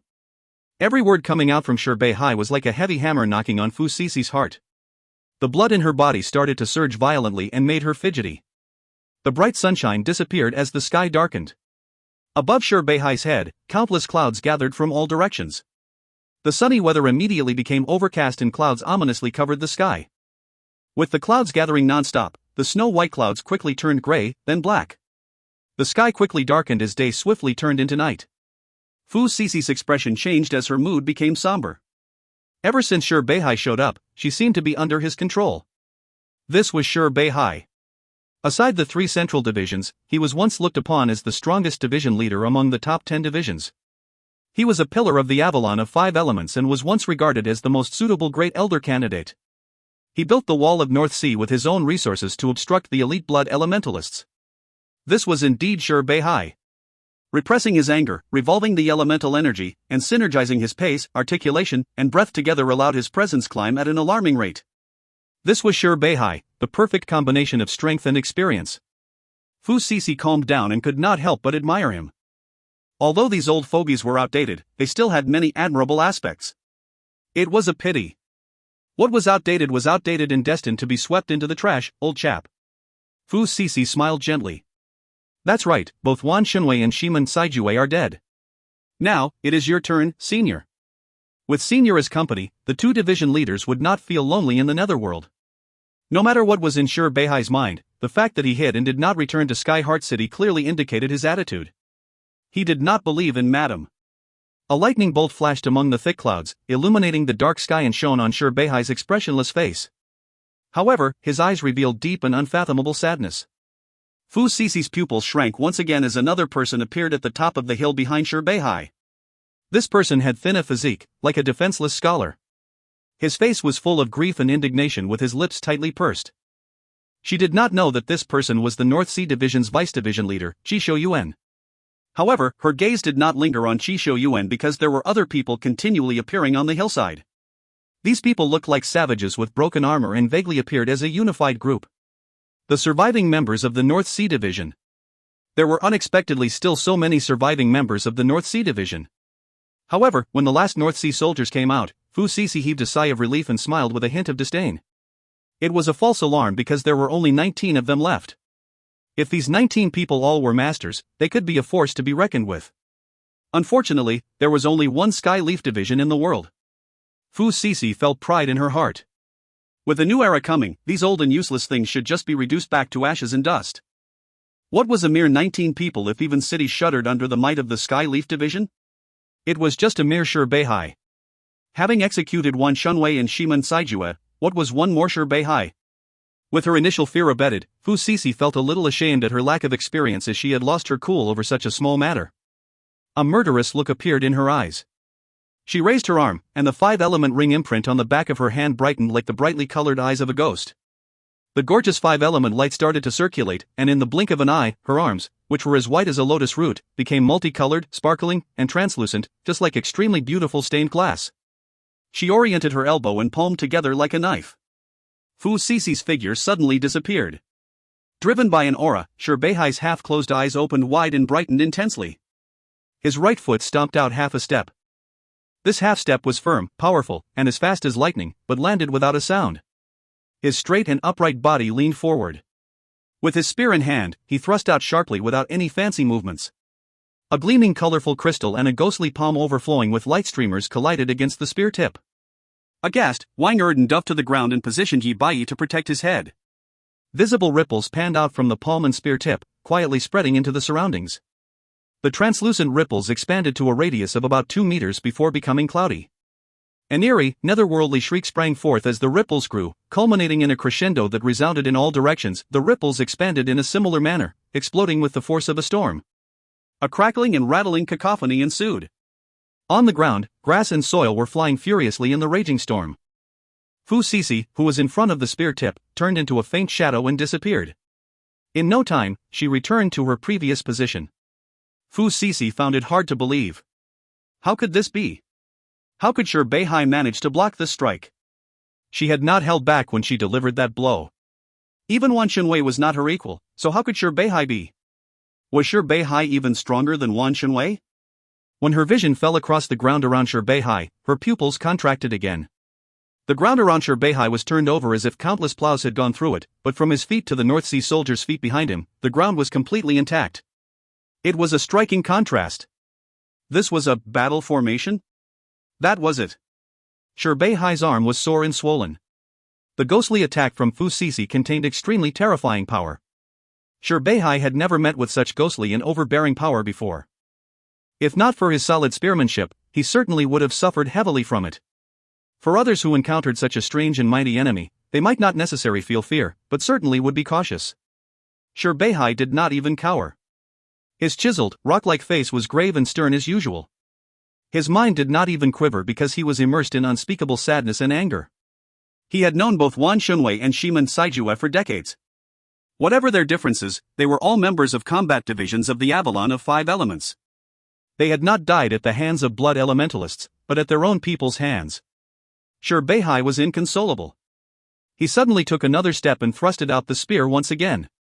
With his angry eyes wide open, his mouth violently shouted, "Kill! Kill!" The North Sea soldiers behind him shouted in unison, took a step forward together, and waved the weapons in their hands. They had followed Beihai for so many years and had never seen him so disheartened and sad. There was also a burning flame in their chests. In order to block the blood elementalists, the North Sea Division fought until they were left with only 19 survivors. They did not know about the magnificent contributions of the Dread and the Judgment divisions, but they knew that both Dread and Judgment went to the front line and that the two division leaders died under the brutal force of elementalists. They sympathized with each other because they had a common enemy. Another bolt of lightning pierced the sky, illuminating the earth as well as each and every one of these fierce and angry smoke-stained faces. 19 sources of elemental energy surged around the surrounding area and, with the help of the aura of war, combined into a faint blue spear light. The howling of the whole sky suddenly disappeared, and the faint blue spear light flew toward Fu Sisi like a falling star. Enveloped and locked on by the aura, Fu Sisi knew that no matter which direction she dodged, the spear light would follow relentlessly. However, did she need to evade? Her beautiful eyes suddenly turned cold, her face was covered densely by frost, and her gorgeous, ghostly palm raised up.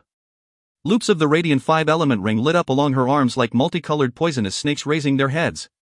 As each five-element ring lit up, there was a terrifying influx of force into her arm, and her arm became more transparent. When the last loop of the five-element ring lit up in between her slender fingers, her colorful glass arms became as transparent as crystal. The transparent engraved crystal arms were perfect masterpieces in this world and lacked any flaws. They inexplicably attracted all the light in this universe. The air around the arms seemed to be deeply attracted to this stunning beauty and paused. The transparent crystal fingers gently grasped the blue stars, and the blue stars fell between the fingers. If you find any errors, ads pop-up, ads redirect, broken links, non-standard content, etc., please let us know. Report chapter so we can fix it as soon as possible.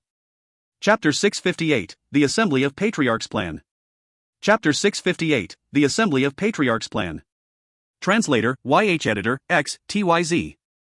The warmth of the sun fell on every corner of the small courtyard. As usual, Master Xiao sat in a white rocking chair for a short rest. The early autumn sunshine was the most pleasant, warm and moist. It was just enough to dispel the chill of autumn. The rocking chair rocked slowly and rhythmically. A furry maroon kitten was lying on the armrest, squinting its eyes and showing the same look of enjoyment. This kitten was a stray cat which was fed twice by Master Xiao. Since then, it hung out in the courtyard, refused to leave, and behaved like it owned half of this place. Master Xiao was really relaxed. Hong Rongyan unexpectedly appeared in the courtyard doorway. He wore a black overcoat, possessed an exquisite and melancholic appearance, and had a vermilion mark painted on his glabella. He looked like a person from a framed painting. Master Xiao did not respond, keeping his eyes closed as he slept. The kitten on the armrest suddenly stood up, hunched over with its hair standing on end, and bared its teeth at Hong Rongyan, as if defending its own territory. A skinny palm gently stroked the kitten's arched spine. The angry kitten gradually calmed down, and its body softened. It lay again and squinted its eyes with pleasure. Master Xiao said plainly, "Sir Hong Rongyan, you never come to me other than to ask for a favor. What do you need this time?" Hong Rongyan smiled slightly, but the gloom in his furrowed eyebrows caused his smile to lack warmth, just like the slight chill of early autumn. He walked in, stopped in front of Master Xiao, and bowed slightly. "I have to trouble you with a request. I need to consult with you regarding this mirage bean." Master Xiao opened his eyes and got up from the white rocking chair. The white rocking chair melted like snow and turned into a pool of white sand. The kitten jumped to the ground with alacrity, but was evidently dissatisfied with the interruption of its midday break and meowed at Hong Rongyan. The white sand on the ground creeped around, rose up, and transformed into a sand puppet which stood beside Master Xiao. What was initially coarse mud became exquisite and agile after constant improvements by Master Xiao. Hong Rongyan exclaimed in admiration, "I have seen many sand puppets, but your puppet is unique." Master Shao faintly replied, "Just a worthless piece of work which is unpresentable." But he came straight to the point and said, "I have grown increasingly curious about this mirage being that brought you here personally." Hong Rongyan nodded. "I will have to trouble Master Shao." The subordinate behind him hurriedly stepped forward, his hand holding a basin of mirage bean pods. He carefully placed it on the ground, then bowed and stepped back. The circulation of the beams of light attracted the attention of Master Shao. Even the bright sunshine could not outshine the light rays from the mirage bean. This was not the first time Hong Rongyan had looked at it, but he had to admit that he was still fascinated by it. However, he restrained himself and fixed his eyes on Master Shao. Although Master Shao forced himself to stay calm, Hong Rongyan was sharp enough to notice his fear. Right from the beginning, Hong Rongyan did not speak or interrupt Master Shao. The light disappeared as the mirage bean recording ended. Master Shao did not speak for a long period of time. After quite a while, Master Shao finally exhaled. Unexpectedly, the Blood Elementalist combat divisions have performed to such an amazing extent. The younger generation truly exceeds the older generation. Such a powerful light sword can only be described as divine. The combat division in the recording was the God Wolf division, one of the 6 God divisions. There was another blood division, the Silverfrost, which was also destroyed during this battle. The light swords were controlled by a sword elementalist named Ai Hui. Rongyan would like to know from you if Ai Hui has ever taken the holy object of blood of God? Hong Rongyan fixed his gaze on Master Shao. Understanding suddenly dawned on Master Shao, and he nodded, "Oh, this chap Ai Hui. I have heard a little about the illustrious Sword of Lightning division. That blood elementalist soldier is rather powerful, but he still couldn't block Ai Hui's light swords. It is quite possible Ai Hui has taken the sacred artifact as you suspect." However, after observing the rain of light swords, the power was terrifying even though the bloody glow could not be seen. If I am not mistaken, he absorbed the power of the holy artifact, while inducing his blood and chi into the swords. So, that was the case. Hong Rongyan nodded. In other words, this method can be used to restrain blood elementalists? That's right, Master Shao nodded, but teasingly winked at Hong Rongyan, as long as you can find more of the god's blood. That's true. Hong Rongyan smiled and changed topics. Master Shao's work is a goal that the descendants will emulate. The Holy Emperor heard that Yi Bai was seriously injured and in critical condition, so he granted Yi Bai the Heart of God. Your student Nangong Wulian personally implanted it in Yi Bai. Master Shao grew agitated upon hearing the 3 words Heart of God. Hong Rongyan said casually, "I do not know how much Nangong Wulian learned from Master Shao or how powerful the Heart of God is exactly. Somehow, I do not understand why you successfully developed the Heart of God at that time, but destroyed all the materials and records before escaping from the God Puppet Palace. What reason could this be?" Master Shao remained silent. What the need is there for Master Shao to make things difficult for me? Hong Rongyan sighed. What I have most for Master Shao is admiration. However, the Heart of God is related to our assembly's survival, and I hope you can give us a helping hand. Master Shao grinned a scornful smile.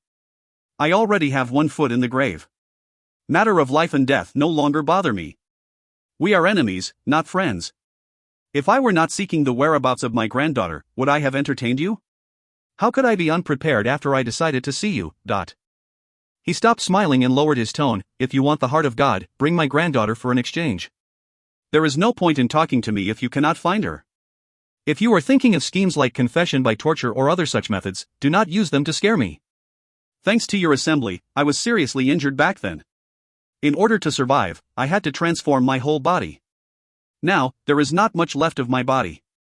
To prepare for a situation like today, being in the hands of others and being tortured, I would rather die than live. I have set up a killing mechanism in my body and can destroy my soul at any moment. Take care. I will not be sending you off. Master Shao turned around and stormed straight into the house. Hong Rongyan looked gloomy when he left the small courtyard because he had really hit a snag.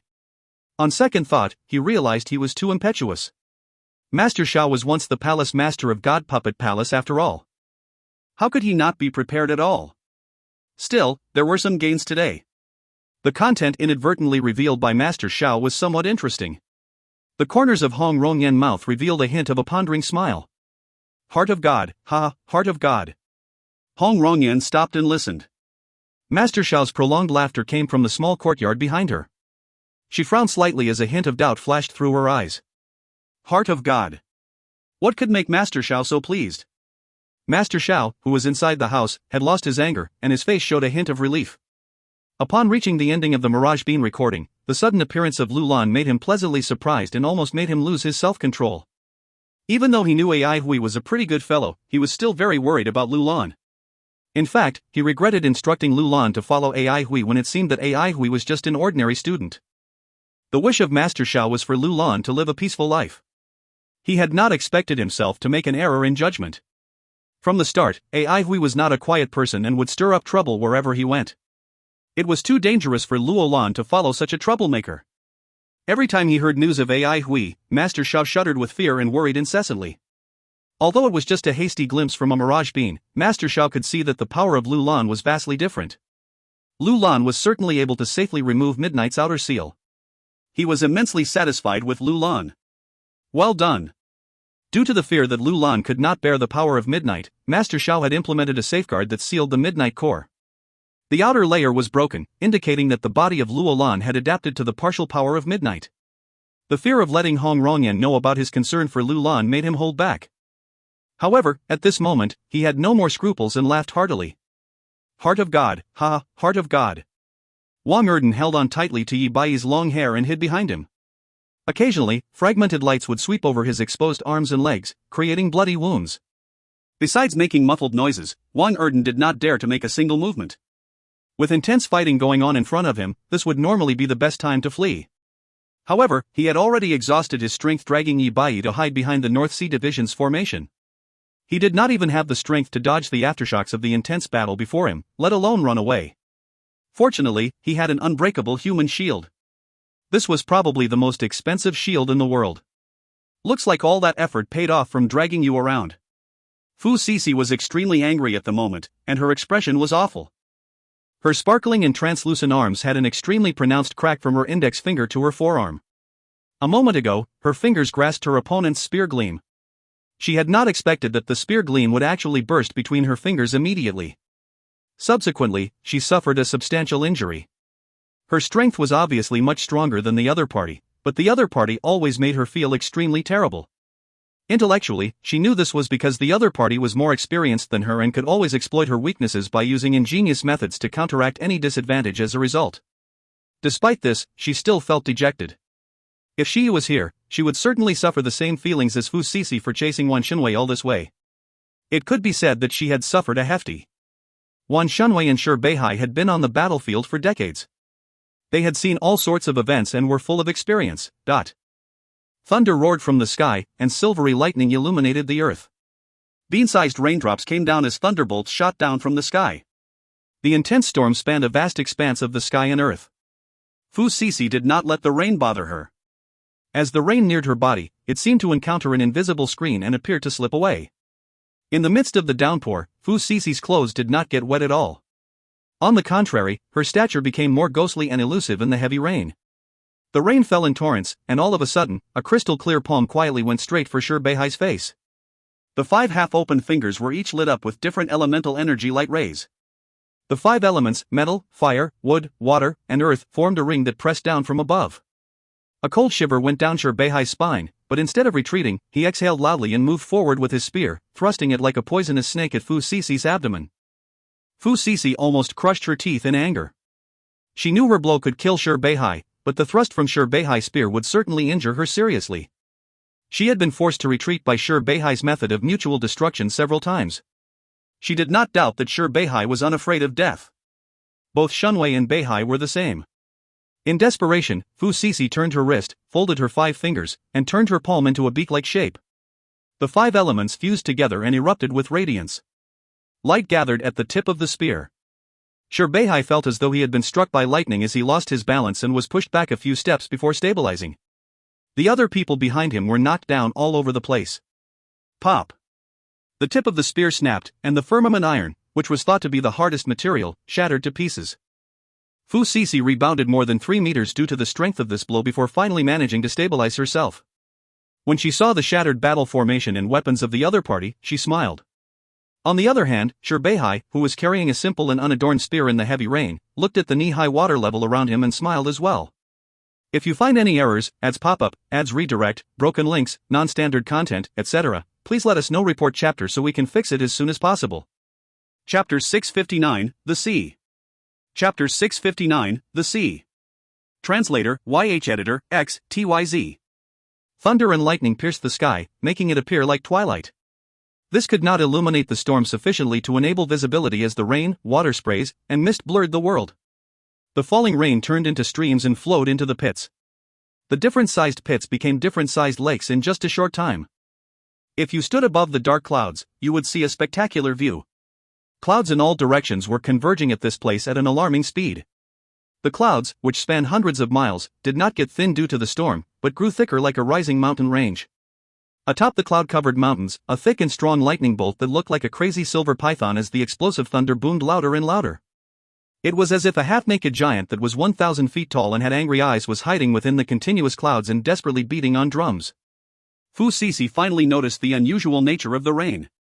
Falling from the sky were not raindrops, but rather rivulets of water, and they were thickening at an alarming rate. Even if she had less experience, it was clear that the rain at this time was absolutely abnormal. The water filled the pits, overflowed, and spread across the underbrush. It continuously and frantically rose up to knee level. The back country had turned into a vast ocean. Wang Erden stared dumbfounded as it felt like the end of the world. A cold shiver went down his spine. The temperature was dropping sharply, and exhaled air had become a visible white mist. He had already been drenched by the rain earlier and shivered due to the sudden drop in temperature. Shi Beihai. This was Shi Beihai. Wang Erden somewhat understand why Shi Beihai was so respected by his division leader. Since Wan Shunwei was fond of him, Wang Erden typically concurred with Wan Shunwei on every topic. The 3 central divisions were superior among the 13 divisions. They looked at the rest of the divisions with inevitable condescension. Sir did not show any contempt for these division leaders, but only Shi Beihai seemed to be regarded with respect. Wang Erden remembered clearly what Sir said because he had been extremely chatty at that time. Please forgive him for using the word chatty, it absolutely wasn't disrespect toward Sir. Wang Erden was accustomed to the silence of Sir, and this was the first time he encountered Sir saying so much. The impression was too profound. Shi Beihai is as vast as the sea. After that, Sir was his back to his usual self. His speech was short, yet powerful. Sir, what do you mean by the sea? Or is he as scheming as the sea? The curious response of Wang Erden triggered the interest of Sir. Ha, you have seen the sea before. When it is tranquil and calm, with no waves, no edges, and no corners, it becomes boring and monotonous over time. If you look at his life, it has exactly this meaning. Everything is visible, so it's so dull and uninteresting. Wang Erden felt that Sir's words were quite apart. Wasn't Shi Beihai such a dull and boring person? His life was mediocre, his military exploits were minimal, he had no temper, and also did not challenge anybody. His existence among the division leaders also did not matter. It seems like the life of Shi Beihai was rather boring. Afterward, Sir's reaction caused Wang Erden to be stunned. Shi Beihai is probably the only person who is more boring than me. Look at Lu Buling. Although he did not do a good job as a division leader, his ambition to challenge Daigang has not extinguished. As for Yi Bai, his countless accomplishments have attained a widespread reputation. Other division leaders also have their own achievements.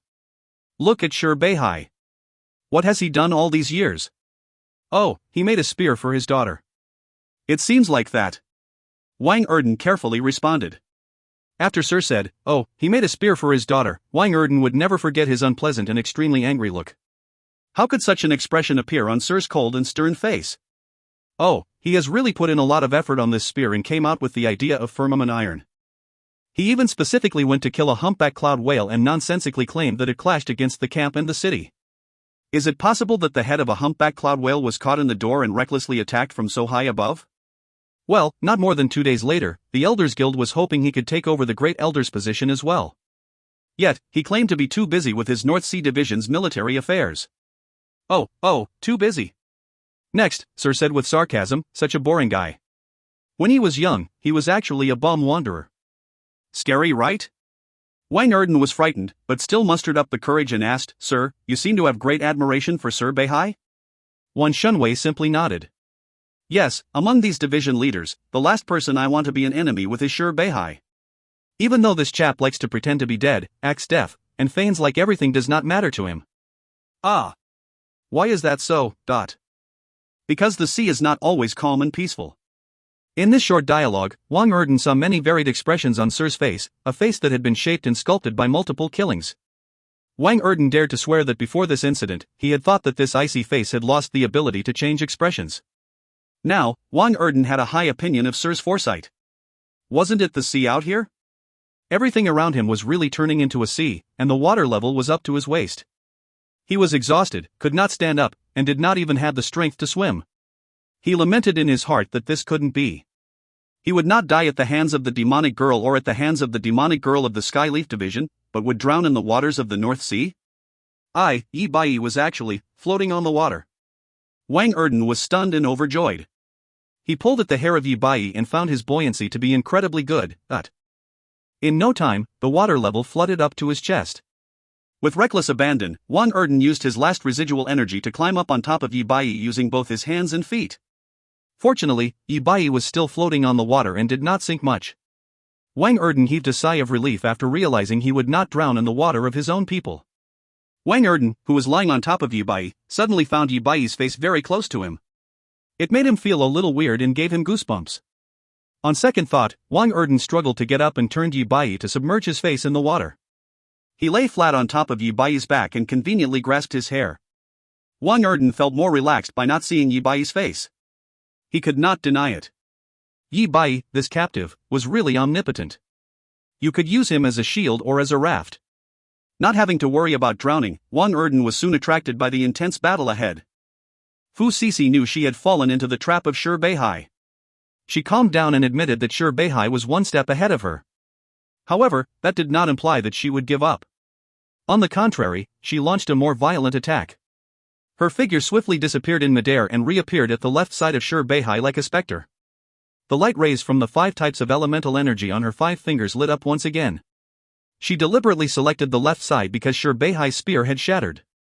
However, the area in front of Fu Sisi darkened, and she lost sight of Shi Beihai.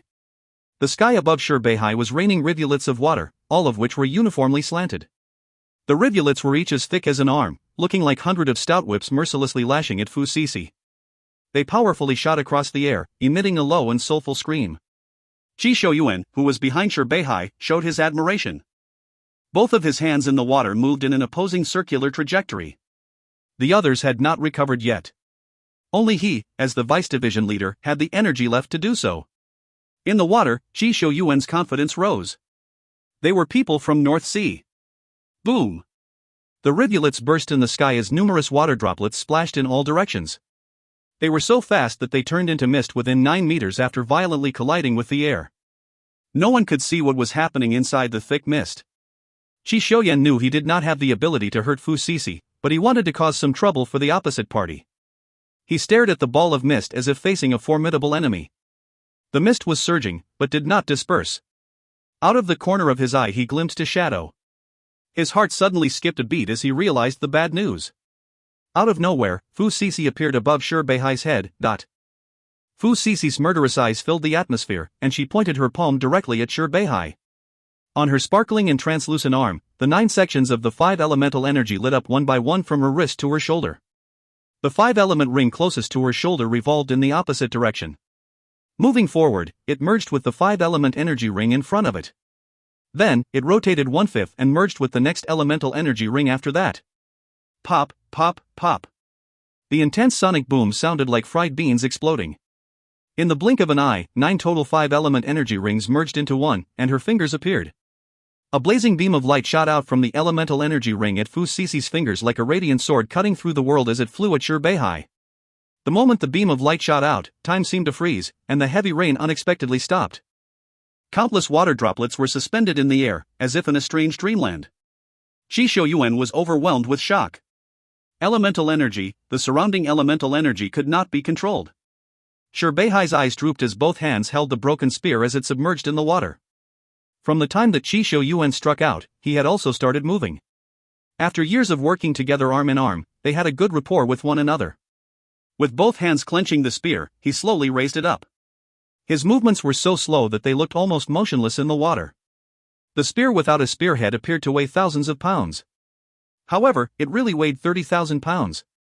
Fu Sisi broke through the mist, appeared above his head, and lit up the lights on her arm. The spear pole began to rise up more quickly. With the spear upright, the water in front of him started rising. The water level was rising not only within a distance of 3 meters, but also 30 meters and even 300 meters away. In front of him, whether his vision could reach it or not, the water level was rising as the broken spear rose. Within a radius of 100 miles, the water of the sea was stirred by Shir Beihai with the spear in his hand. Shir Beihai's feet appeared rooted. His expression did not show his mood while he stirred the sea very slowly, bit by bit. The stirring speed of the spear accelerated, and the vast sea became turbulent, devouring the floating water droplets in the sky. Fu Sisi only felt the sudden darkness. A wall of water so high and wide that its ends could hardly be seen pressed toward her with insurmountable force. The sea was not always calm and peaceful. If you find any errors, ads pop-up, ads redirect, broken links, non-standard content, etc., please let us know. Report chapter so we can fix it as soon as possible. Chapter 660, God Tiger. Chapter 660, God Tiger. Translator, Irene_editor, X, TYZ. What was this? Fu Sisi was frightened by the violent, compressed water walls approaching from all directions, which made them impossible to dodge. The gigantic water walls rumbled loudly and moved quickly, containing a majestic and boundless might. She felt an intense suffocation, as if her body had been placed in a meat grinder. Death was close.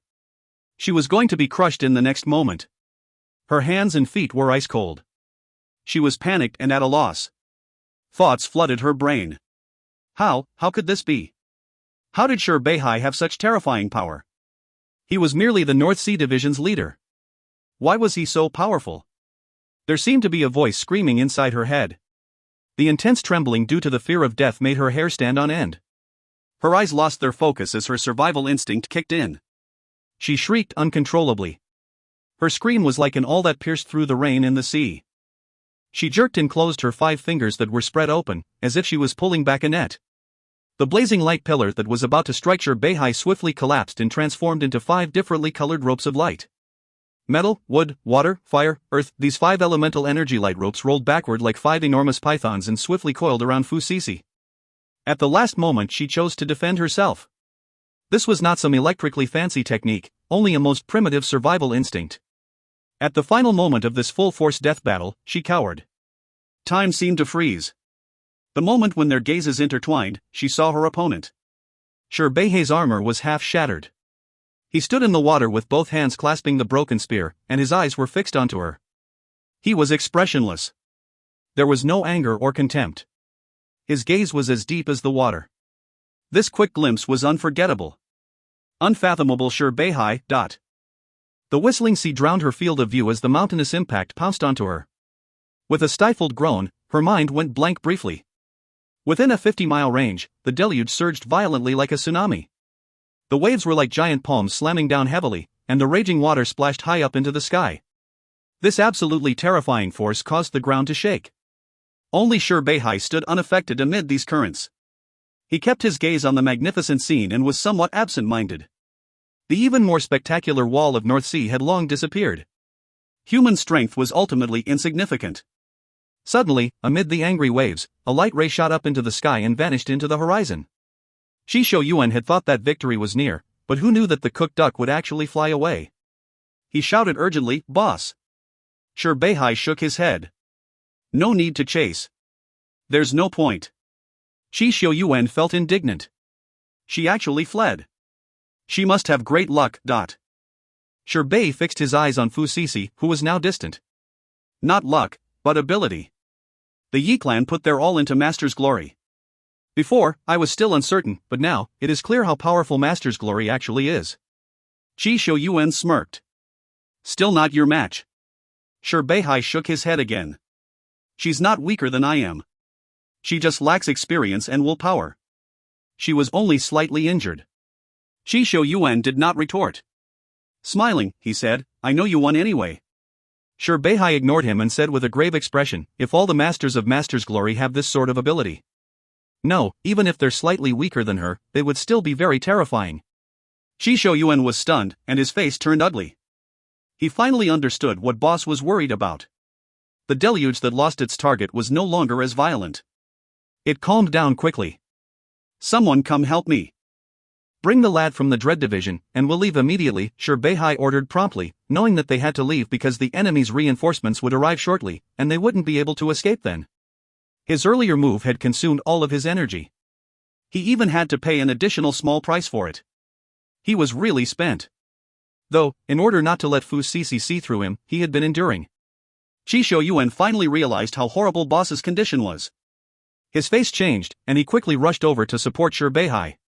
The Sky Leaf Division's elementalists arrived shortly.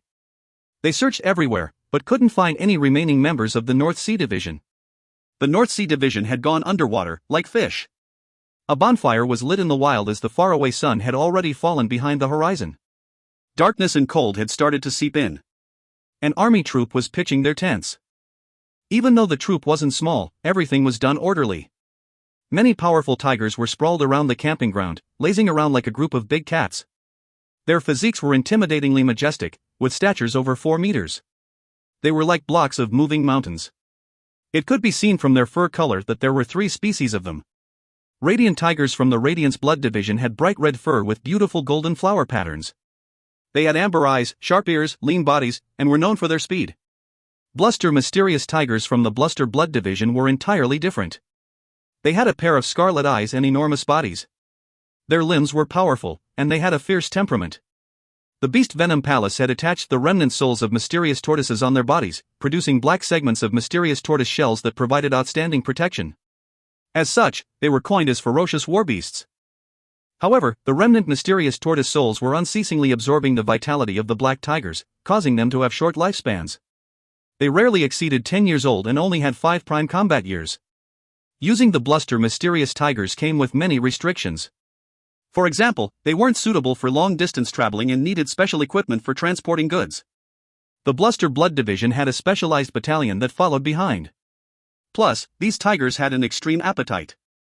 The amount of jade fruits they consumed was 5 times more than the amount needed by radiant tigers. Even though there were many restrictions, the Bluster Mysterious tigers' combat abilities were extremely alarming. Once they became engrossed in a fight, they became unstoppable and could instantly alter the course of a battle. God tigers were the most beautiful. They had a pair of crystalline eyes, and their fur was white and spotless. During combat, rings of complicated blood traces would emerge. They had peculiar skills such as walking on air as if was the ground as well as striding and running on the sea of clouds. There was a very small number of God tigers since it wasn't easy to nurture them. Right now, most of the troops of the God Tiger Division, the Radiance Blood Division, and the Bluster Blood Division were pitching camp. Due to their greater endurance, a small portion of Radiance Tigers were patrolling, whereas the majority of them were resting. The Bluster Mysterious Tigers were sleeping soundly. Energetic God Tigers were playing in the sky, diving into the clouds at times and dashing out at times. On a stone mountain not far away from the camp, the God Tigers Division leader, Shan Minxiong, was gazing into the distance. Shan Minxiong was sturdy, powerful, and his arms were intimidatingly thick. He had dark skin, a flushed face, and looked like a blacksmith who worked long-term in front of a forge. His eyes were clear, a sign that he was bold, but not scheming. Beside him, the Radiance's division leader, Xiao Buyu, was giving his report. He was a lean and large fellow. "Boss, 30% of the soldiers have yet to gather thus far." Another big and fierce-looking fellow, who had a face full of beard, spoke, 10% of the Bluster Blood Division soldiers have yet to gather. He was the Bluster Blood Division leader, Tu Shangxian. Shan Minxiong crinkled his brows. Before, when chasing and attacking the Dread and Judgment divisions, they had to disperse and form small search teams. It was easy to split up, but difficult to reunite. Even if an assembling order had long been issued, many soldiers couldn't reconvene on schedule. Due to the Radiance Blood Division's outstanding endurance, soldiers had prioritized their mission despite the huge dispersal. As a result, this division had the most number of missing soldiers. Shan Minxiong sighed, but quickly made a decision. "Someone will stay here and assemble the returning soldiers. Tomorrow, the rest will charge for the defensive line at full speed." Both answered in unison, "Yes." Shan Minxiong smiled. He Nanshan has already started expressing his discontent. He has been pestered beyond his tolerance by the enemy and even lost a few powerful experts with the ability of God. Tu Shangxian snorted. "The God Spirit Division is trash. If not for them, would General Yi and Palace Master Nangong have been captured?" He Nanshan's God Spirit Division had been guarding the rear camp, but was raided by the Dread and Judgment divisions. Yi Bai and Nangong Wulian were then kidnapped. To Tu Shangxian and others, the God Spirit Division shouldered the biggest blame. They had not heard the news about Nangong Wulian. Shan Minxiong waved his hand. "It has already happened, so there's no point complaining." Since His Majesty has sent Her Highness out, we will just listen to her orders. Tu Shangxian snorted, but said nothing else. Xiao Buyu said suddenly, Her Highness has received the holy artifact. Such grace, has something like this ever happened? Shan Minxiang muttered, never. If Mr. Bei could endure the holy artifact, I'm sure His Majesty would do the same for him. A pity he was born weak and can only take charge of the overall situation from within the palace. Otherwise, with his abilities, wouldn't taking over the world just be a piece of cake?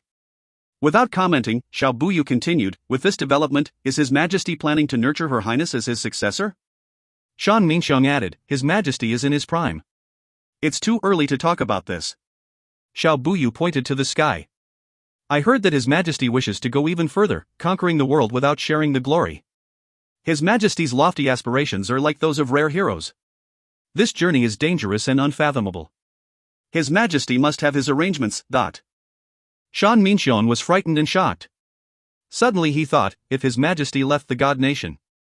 He quivered and dared not continue thinking. He berated, speak cautiously. How dare we speculate on His Majesty's thoughts? He has unmatchable talent. I've been faithfully serving him for many years.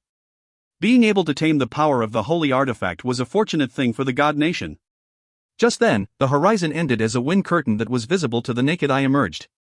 The wind wasn't huge, and it swept through gently. However, it contained abundant water elemental energy and indescribable elemental energy wave undulations. The three of them were shocked. It was as if their hearts were being prodded by an invisible hand. Tu Shangxian asked, who? Xiao Buyu trembled. Toward the wall of North Sea. The wall of North Sea. Three of them looked at one another in dismay. A silhouette emerged in their minds simultaneously. Sure Beihai. Sure Beihai is still alive. If you find any errors, ads pop-up, ads redirect, broken links, non-standard content, etc., please let us know. Report chapter so we can fix it as soon as possible. Chapter 661, Assembly. Chapter 661, Assembly. Translator, Irene_editor, X, TYZ. Yu Mingxiu was spinning silk in Mingxiu's embroidery workshop. He was sweating all over, vapor was rising from his whole body, and he did not blink at all. When it comes to spinning silk, you're still the best. Far better than I am. Mingxiu's praise back then came unexpectedly and had caused Yu Mingxiu's ears to turn red. To be honest, Yu Mingxiu admired Ai Hui very much and knew that Ai Hui and Mingxiu were like siblings instead of lovers. Even then, he couldn't handle the daily compliments she showered Ai Hui with. Jealousy. Rising jealousy. There was an idiom saying that jealousy is the root of all evil. Jealousy breaks his elemental energy down. Jealousy makes him turn ugly. Jealousy clogs his 5 elements. Jealousy makes him forget to string his bow. Jealousy makes him recite his poetry like sh*t. Pun between poetry and shit. Poetry, sure 1, shit, sure 3. Yu Mingxiu's eyes were bloodshot. Unacceptable. Spinning silk, was that right?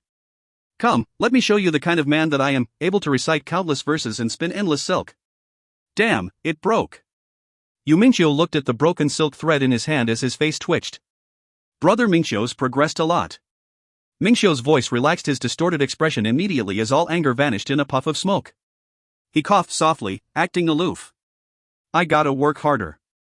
As they say, if you don't work hard when you're single, there's only grief after marriage. Mingxiu smiled as the other embroidery ladies chuckled while covering their mouths. Yu Minkia looked at the time and knew it was time to leave. Upset, he bade, I'm going now. See you tomorrow, Mingxiu. See you ladies tomorrow. See you tomorrow, brother Xiaoqiu. Time flew by whenever he was in the workshop. How he wished it would slow down. Yu Mingxiu walked out of the workshop. A few steps later, his sweat disappeared, and his usual expression returned. Suddenly, the scenery within his field of view turned white at a visible speed as a fearful elemental energy wave motion traveled from overhead. In that instant, the whole jadeite forest fell into a dead silence. Yu Mingxiu's face changed slightly. He jerked his head up toward the sky. The smaller sun had shrunk into the size of a needle tip. It appeared like a star, but the light it emitted was so intense that even the bigger sun seemed dim and was overshadowed. A reveal after all? Worry flashed across Yu Mingxiu's heart, but he quickly composed himself. He had absolute confidence in his teacher. Even if Lu Buling were to become a grandmaster, he still wouldn't be teacher's match. Teacher has been a grandmaster for many years, so how could he have remained stagnant all this time? Quickly, Yu Mingqiu noticed many figures shooting out from all directions. They were teacher's guards. He instantly knew that something big had happened. Upon seeing Yu Mingqiu, one of the guards hurriedly called out, "Lord Mingqiu, Grandmaster has ordered everybody to assemble in the palace to discuss important matters. Please go there quickly. I'll inform the others." Yu Mingqiu nodded. Got it. He glanced up at the blazing light speck before retracting his gaze and flying toward the Palace of Origin. High in the sky, the island-like fireball had already compressed into a sphere with a radius of less than 30 meters. Its originally golden color had turned white as well. Amid the blazing fireball, a pitch-black figure could clearly be seen. It was so dazzling that even the sun had lost its luminosity. The darkness was so profound that it seemed as though it could swallow all light. The stark contrast created a devilish image. It had an indescribable strangeness and beauty, but was unexplainably alluring and captivating. The terrifying wave motion formed rings of invisible ripples that spread outward. When the elemental energy wave motion swept past, a mighty aura emerged, as if to announce the arrival of the gods. The Palace of Origin was usually very quiet because Daigang did not appreciate disturbances in ordinary affairs. He led a reclusive life. Only Lu Chen, Yu Mingqiu, and a few others had the right to enter and exit. Upon arriving, Yu Mingqiu noticed that the palace gates, which were closed at all times, were now open. People entered in an endless stream. The entrance was bustling with noise. Important figures flew toward the Palace of Origin one after another, landing a few blocks away before walking over. They were well acquainted, whispering to one another upon meeting. With a suspicious expression on their faces, they discussed the possible reasons for this assembly. That terrifying wave motion from earlier made its way into their conjectures. It was a bad omen. The atmosphere was grave and stifling. The visitors fell silent upon catching sight of the vine and flower-filled palace walls from a distance.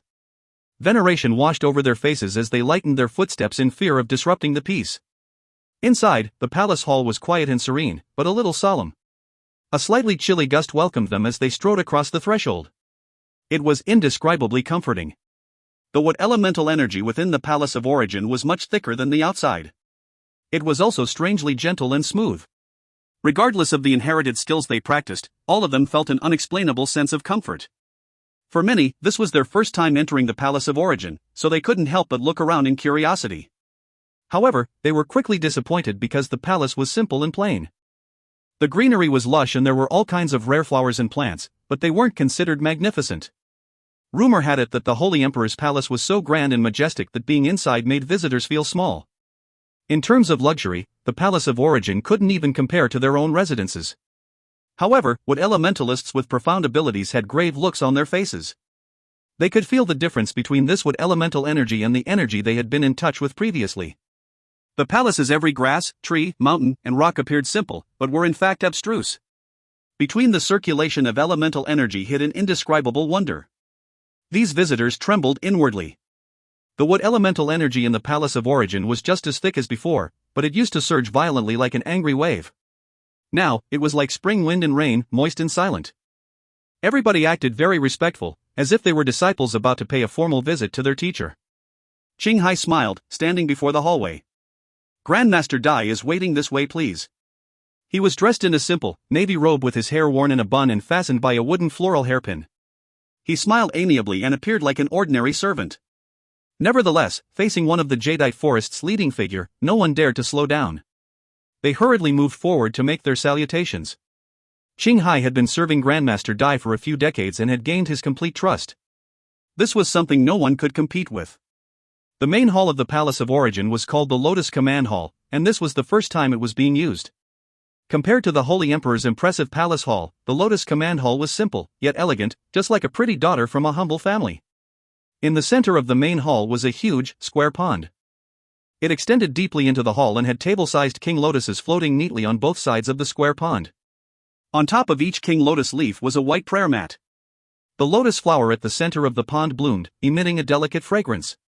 Water trickled down around the pond like snow. The domed roof of the palace hall was a piece of intact jadeite. It was sparkling, translucent, and glistening. The waves of the pond were reflected by the clear domed roof, producing a gleam that was absolutely beautiful. Behind the water curtain that surrounded the pond, a figure who sat upright could vaguely be seen. Grandmaster Dai.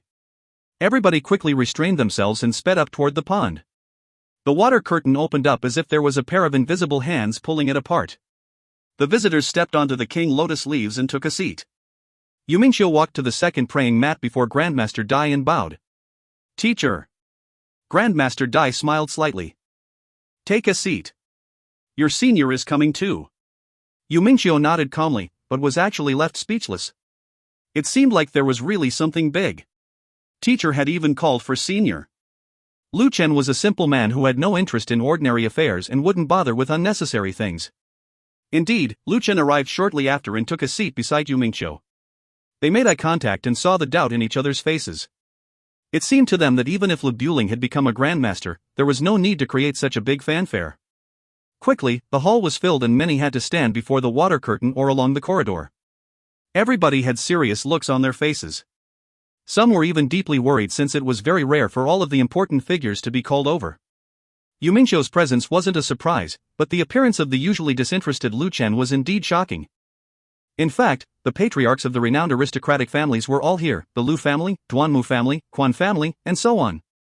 Such a huge assembly had never been seen in the Jadeite forest. Did something major happen? As everyone was guessing to themselves, restlessness and apprehensiveness started taking over them. The water curtain above them slowly opened up, revealing Grandmaster Dai's silhouette. Everybody stood up and greeted, "Grandmaster." Grandmaster Dai returned with a slight bow.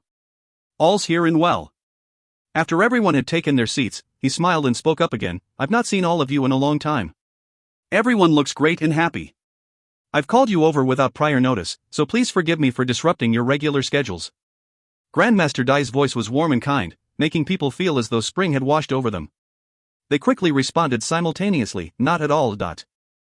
Grandmaster Dai continued, "I've called all of you over to explain a few matters. Also, the frontline battle report has arrived, and there are many important pieces of news. Although the Jadeite forest is not directly involved in the battle between Beyond Avalon and the Blood of God, it is inevitable for us to become implicated." He sighed softly. "Ever since our independence, there has only been peace and quiet. I can see from your complexions that all of you have been living decent lives. How can our peace last amid this chaotic world? I do not wish to dampen your spirits, but the circumstances and times have. Life will be different from now on, so please bear with me." Everybody listened in silence and apprehension. They straightened their backs and sat upright. With a calm expression, Grandmaster Dai said, "President Quan, please deliver the report of current events." Everybody's gaze fell simultaneously onto Quan Wide. Quan Wide was the president of the Deep Sea Enterprise and had many channels for obtaining information. Everyone was curious about the purpose of this assembly. Did something big happen?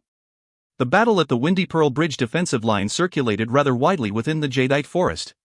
It was a topic discussed fervently over tea and meals. However, their discussions were either without many details, made with bits of information, or filled with contradictions, making it difficult to piece the whole story together. Knowing this, President Quan Wide would definitely explain the detailed truth. If you find any errors, ads pop up, ads redirect, broken links, non-standard content, etc., please let us know. Report chapter so we can fix it as soon as possible. Chapter 662, Out of It. Chapter 662, Out of It. Translator, Irene_editor, X, TYZ. The victory at the Windy Pearl Bridge defensive line has many noteworthy details. The pagoda cannons were again greatly helpful. This type of new weapon has many flaws, but they also have advantages that other weapons don't provide. For example, they demand little from elementalists. According to our standards, the elementalists in the Pagoda Cannon Alliance aren't considered elite, but they could still be as equally useful as a team of elites. Plus, the Pagoda Cannon salvos were so powerful that they managed to directly shake up the God Wolf Division's head-on charge. We aren't able to forge heavy and expensive weapons like God-subduing peaks. Pagoda cannons are fire elemental weapons, so can we produce a similar wood elemental weapon? The Sword of Lightning's battle tactics are even more unique. Fleeing far away after missing a shot, they leave the enemy with no alternatives. It's said that this thing is called a pinwheel sword. It's fast as lightning and operates differently from the usual fiery floating clouds and three leaves bamboo carts. It's not as effective for breaking up formations, but is the perfect vehicle for scouting and causing disturbances. Quan Wide was crafty and profound, but had unique foresight. He had been observing the pagoda cannons for a long time, so everyone in the Lotus Command Hall was full of assurance and not at all frightened. Dai Gang's expression was the same as usual as his gaze slowly scanned across the audience below, but his heart was unavoidably sighing. Other than Yu Mingqiu and a few others who were engrossed in listening, the majority of the audience were lowering their heads in disinterest. The Jadeite Forest was like a utopia, free from war and turmoil. Plus, with the persistent battle between Beyond Avalon and the God Nation, the Jadeite Forest's economy had been flourishing. Everyone was more concerned about how they could profit even further. The high influx of money did not go into training because what elementalists lacked a sense of urgency. They knew that as long as Grandmaster Dai was alive, the Jadeite Forest would be safe and stable. Grandmaster Dai was in his prime, so for the next few decades, they had nothing to worry about. This also led to the hedonistic way of life in the Jadeite Forest. Grandmaster Dai had called for this assembly precisely because he was worried. Master's Glory was a huge success, and there was a total of 278 masters produced. The world is starting to enter the era of masters. The Yi family has control over Beyond Avalon, and even without the help of Ai Hui, Shuaman, and their comrades, it is no longer the case that they have no chance of winning against the blood of God. Between the Skyleaf Division and the 6 God Divisions, it is still unclear which is stronger or weaker since they have yet to have a face-off. However, it is important to note that the Masters in the Skyleaf Division are much stronger than ordinary ones. So far, the Masters in the Skyleaf Division have only had successful battles. It is clear that they have a palpable superiority, which is why people distinguish them as Skyleaf Masters. According to our standards, no more than 5 of us in the entire Jadeite Forest are on par with Skyleaf Masters. The silence broke as everybody started fidgeting. They were obviously feeling indignant over this conclusion. Impossible. Only 5 in the entire Jadeite Forest? President Quan is threatening others' ambition and killing his own might. We have plenty of powerful experts, and there are countless of talents in each family. What is Skyleaf? I don't believe it either. According to President Quan's logic, wouldn't it be effortless for the Yi family to destroy us? Then why isn't she here yet? Ha ha ha. The audience burst into laughter along with all kinds of ridicule and mockery. Yu Mingqiu smiled too. He was rather skeptical. Suddenly, a soft sigh sounded from above, effectively ending the laughter. Everyone only now realized that they had been impudent before the Grandmaster. They quickly lowered their heads and kept quiet. Grandmaster Dai started, President Quan's words do seem a little exaggerated. While lowering their heads, the audience couldn't help but smile a little. Grandmaster Dai continued, 5? That's wrong. Only 3, to be exact. The audience's smiles froze. Everyone found it hard to believe. A few people even stood up in the next moment. Even Yu Mingqiu and Lu Chen seemed shocked. Grandmaster Dai extended his finger and pointed with a calm expression, other than Shen'er, Xiao Qiu, and myself, no one else is their match. The whole hall fell into silence. It was only then that people realized it wasn't a joke. A white pallor slowly took over their complexions. Grandmaster Dai sighed. It is not just everyone else, but I, too, have underestimated Madame Yi. There are indeed supernatural abilities involved in Master's Glory. There's a blend of fusion elemental energy from the Assembly of Patriarchs, blood refinement methods from the Beast Venom Palace, and even some ideas from my own, Lotus chiropractic technique. Masters who managed to survive were reborn with all 5 elements and 5 elemental rings. Assembly of Patriarchs has come up with the concept of 5 elemental rings a very long time, and that's why they created the fusion elemental energy. I didn't expect Madame Yi to succeed. Those listening stared blankly into space. Only Yu Mingqiu and Lu Chen's faces changed. This was because they knew what it meant to bind the 5 elemental energy rings. It meant that becoming a Grandmaster was attainable. Prior to Dai Gang and the Holy Emperor, elementalists who could bind the 5 elemental energy rings were the cream of the crop. Dai Gang added, but Master's Glory isn't without its flaws. While the masters they produce are extraordinary, it is difficult for them to improve further. Everyone heaved a sigh of relief, but quickly realized that this fact made no difference. How terrifying would a combat division made up of members at Yu Mingqiu's level be? Someone shouted, but they're not Grandmasters. Why do we need to worry when we have Grandmaster Dai around? Immediately, the atmosphere loosened up. Yeah, Grandmaster is around. No matter how powerful the Skyleaf Division is, they're no match for him. Plus, Skyleaf Masters cannot improve further, but Lu Chen and Yu Mingqiu have this potential. The situation isn't that bad. Yu Mingqiu suddenly recalled the blazing fireball from earlier, vaguely understanding the reason behind this assembly. His face changed. Dai Gang smiled. That is another problem, and we'll talk about it later. President Quan, please continue. Quan Wide bowed. Yes. Quan Wide found it hard to remain calm.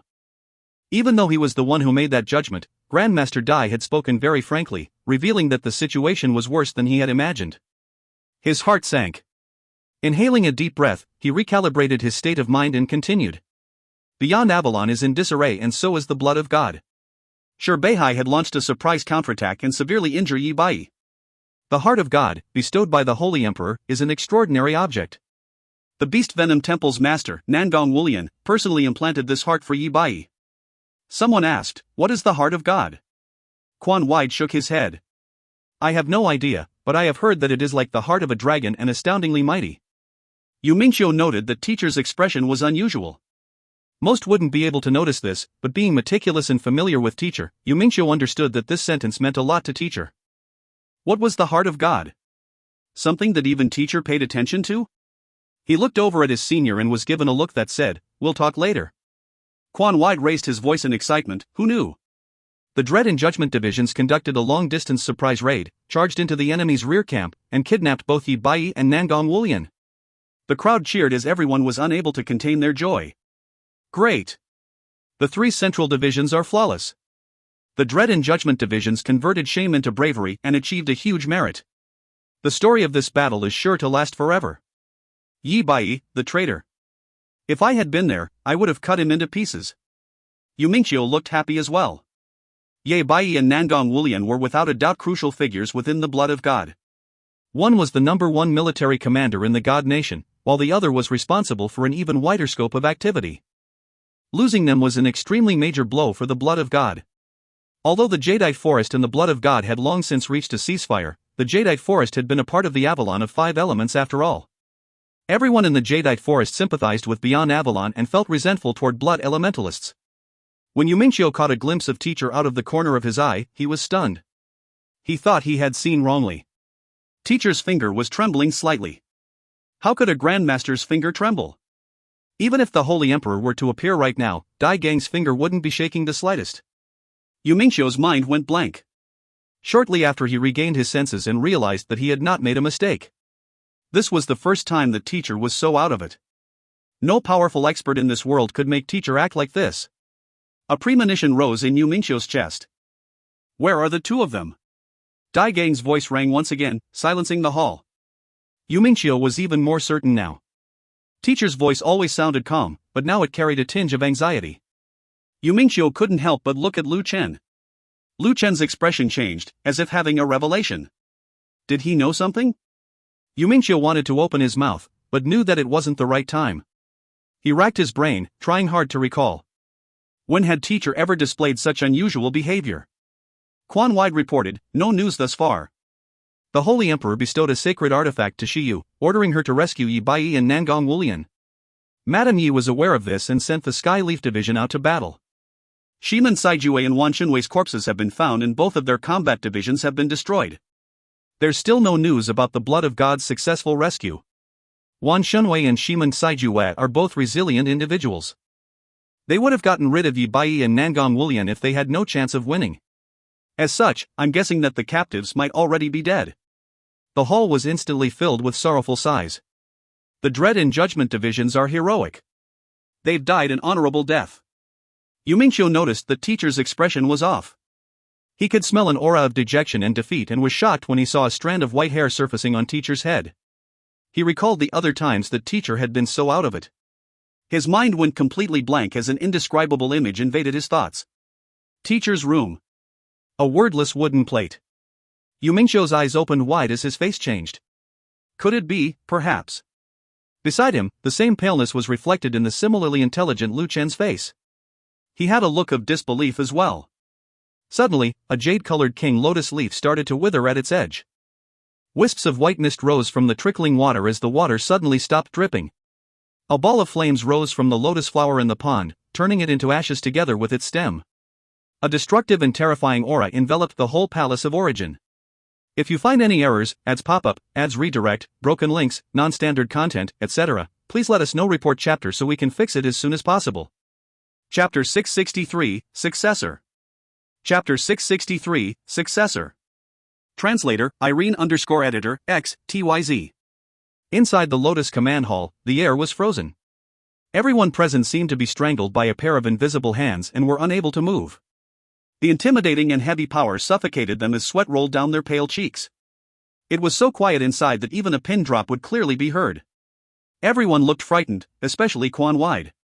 He did not know that the contents of his earlier report had angered the Grandmaster. The Grandmaster was the god of the Jadeite forest. His will was the will of the Jadeite forest. Any anger from him was sufficient for blood to flow like a river. They hadn't seen the Grandmaster's wrath. To them he was like a god in the sky, overlooking all worldly affairs. Quan Wide's thighs were trembling and his feet gave out, but he couldn't move because the surrounding pressure had confined him, causing him to remain in this position like a statue. He wanted to open his mouth to beg for mercy, but no voice came out. Only Yumingqiu and Lu Chun understood why Dai Gang was this angry. Yumingqiu's mind buzzed and blanked. He was stunned by this unexpected truth and found it hard to remain calm. Yi Bai. Yi Bai was actually their senior? Yumingqiu found it absolutely ridiculous. That's right, preposterous. Yi Bai had been the division leader of the Icy Flames division for so many years, while Yumingqiu was the vice division leader of the Death Grass division. While they weren't considered well acquainted, they had met quite a number of times. Yi Bai had never shown any signs at all. Furthermore, Icy Flame was a fire elemental combat division. Teacher's first disciple was actually a fire elementalist? How illogical. In the past Yumingqiu had felt that Yi Bai was extremely enigmatic. Yi Bai had a mysterious history and all Yumingqiu knew was that he was a new citizen who gradually became the representative of the new citizens. Yi Bai's journey of progress was rather legendary. He had started from the bottom and became famous through the Battle of the Dawn, eventually replacing Lu Buling as the division leader of the Icy Flames division. Nevertheless, no one would have thought that he would defect to the Holy Emperor and become the #1 traitor in the Avalon of 5 Elements. The Holy Emperor's reward for him shocked the world. Even before serving, Yi Bai had been granted the title of War God and was the overall commander of the army. The Holy Emperor had also specially constructed War God Palace for him, which only the third palace after the Beast Venom Temple and the Cold Palace. Yi Bai did not let the Holy Emperor down as he reformed the military tactics of the Blood Elementalist Combat Division and established the 6 God Divisions. From then on, between the God Nation and the Avalon of 5 Elements, the former started gaining the upper hand and became increasingly dominant and superior over time.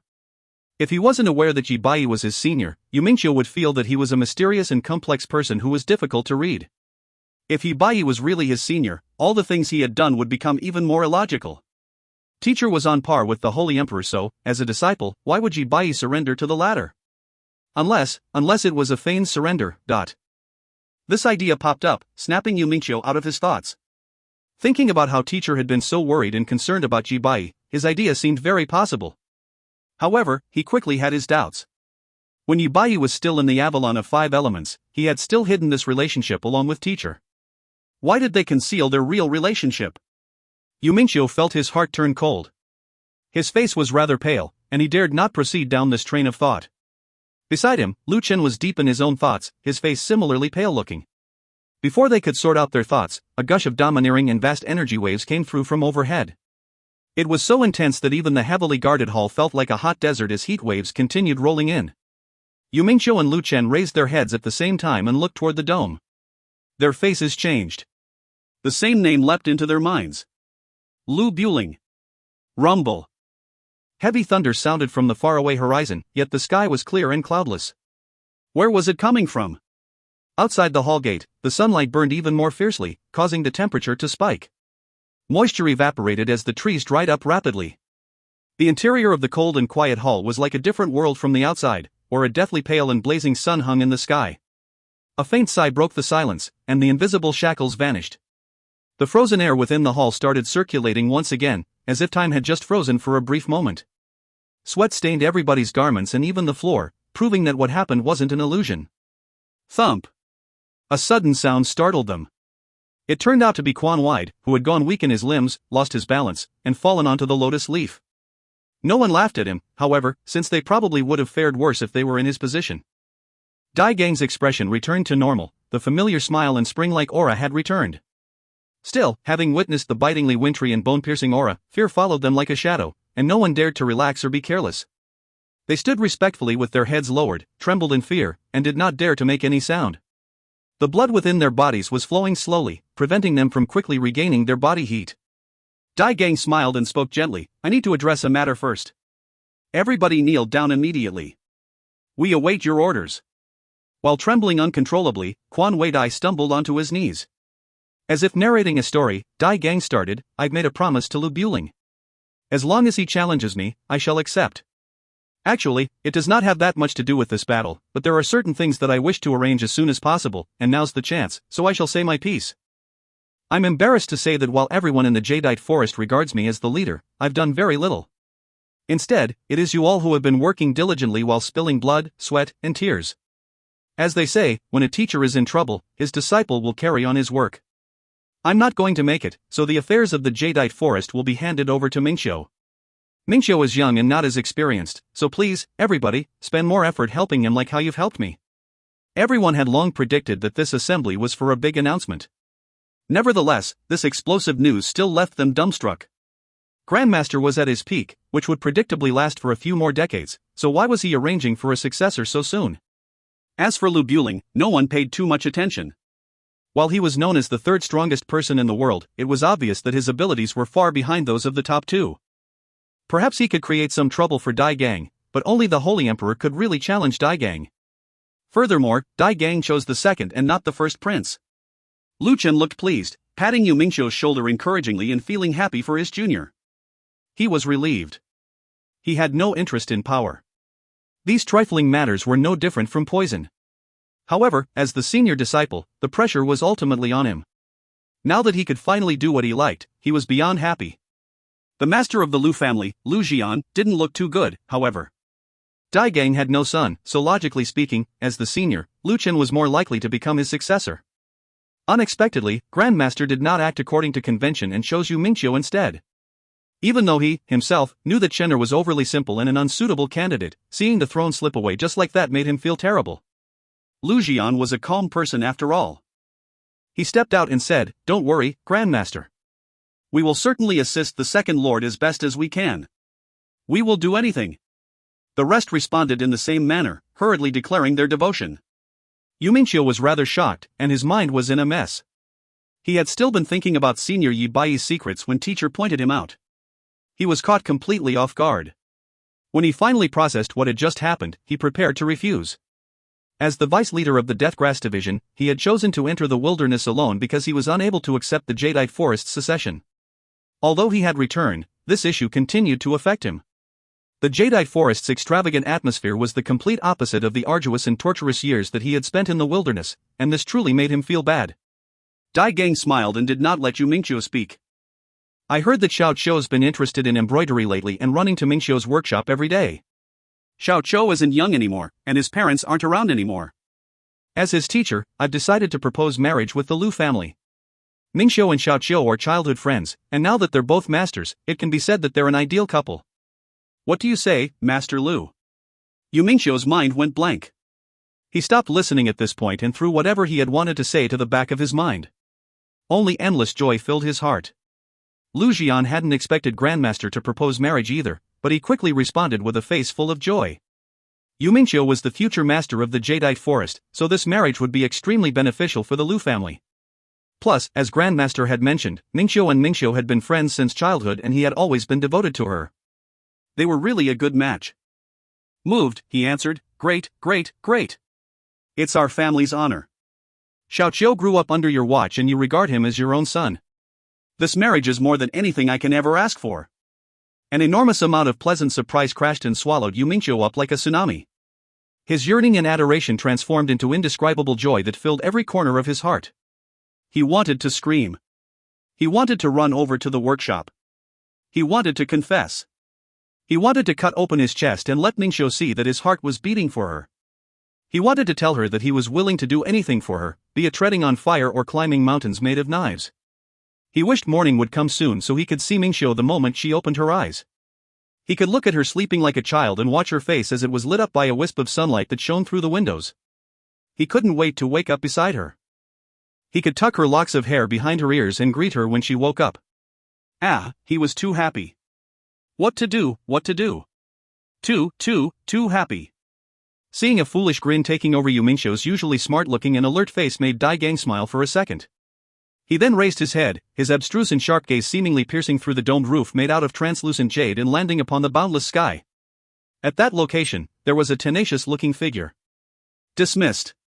Before his voice finished fading, the seat of honor was already empty. If you find any errors, ads pop-up, ads redirect, broken links, non-standard content, etc., please let us know. Report chapter so we can fix it as soon as possible. Chapter 664, Pray. Chapter 664, Pray. Translator, Irene_editor, X, TYZ. The soft red garment was like a rippling wave that fluttered slowly in the wind. She stopped in midair, her gaze sweeping across the ground. Her delicate and charming face was now beyond gloomy. A rare trace of water vapor had appeared in the wilderness, but the remnant water elemental energy waves had been so intense it was as if they were deeply imprinted onto the ground. Shur Beihai. The wall of North Sea had been destroyed, but there was still no news about Shur Beihai's whereabouts. She wanted to see him, dead or alive, since he wasn't just an ordinary elementalist, but one of the most powerful fighters and also the division leader of the North Sea Division. Shiyu hadn't fought with him before, but Yi Bai and Mr. Do had both confirmed his capability. The remnant ripples in this region were the proof.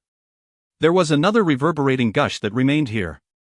This unique 5-elemental energy undulation could only mean one thing: Skyleaf Division. Shiyu had killed tens of Skyleaf Masters, so she was very familiar with the characteristics of this kind of elemental energy. She could even determine that it was highly likely that the person who fought with Shur Beihai was the Skyleaf Division's beautiful vice leader. It seemed that that woman had suffered a huge loss, which made Shiyu shiver inwardly. Fu Sisi was very strong, with abilities exceeding most of the elementalists from the Skyleaf Division. In fact, she was probably on par with Shiyu when Shiyu had yet to completely recover from her injuries. Even though Shiyu had benefited from her defeat and had grown significantly stronger, she did not have absolute confidence that she could defeat Fu Sisi. Not only was Shur Beihai alive, he was much stronger than anybody had expected. This was undoubtedly terrible news. Worse, Yi Bai could very possibly have landed in the hands of Shur Beihai. Shiyu's mood fluctuated. Shortly after her delicate face regained its usual leisure, her deep eyes gazed into the distance. She had planned to get rid of Fu Sisi with one blow since she knew the latter was severely injured. However, thinking about how Yi Bai could have fallen into Shur Beihai's hands, she could only sigh and watch as such a golden opportunity slipped away. General Yi was her highest priority. Dressed in her drifting red dress, she vanished into the air like a wisp of faint smoke. The atmosphere was extremely tense in the meeting room of the Pagoda Cannon Alliance. All the important figures from the defensive line were present, including Silver Soldier and Karakoram Polaris. Everyone, especially Shur Shueman, was excited, yet nervous. Although she tried to restrain herself and maintain her composure, everyone in the room was familiar with her character, so how could they not tell? Gu Xian was the one giving the report. He, too, knew that the situation was unusual. He presented an exceptionally meticulous account, fearing that he might miss some detail.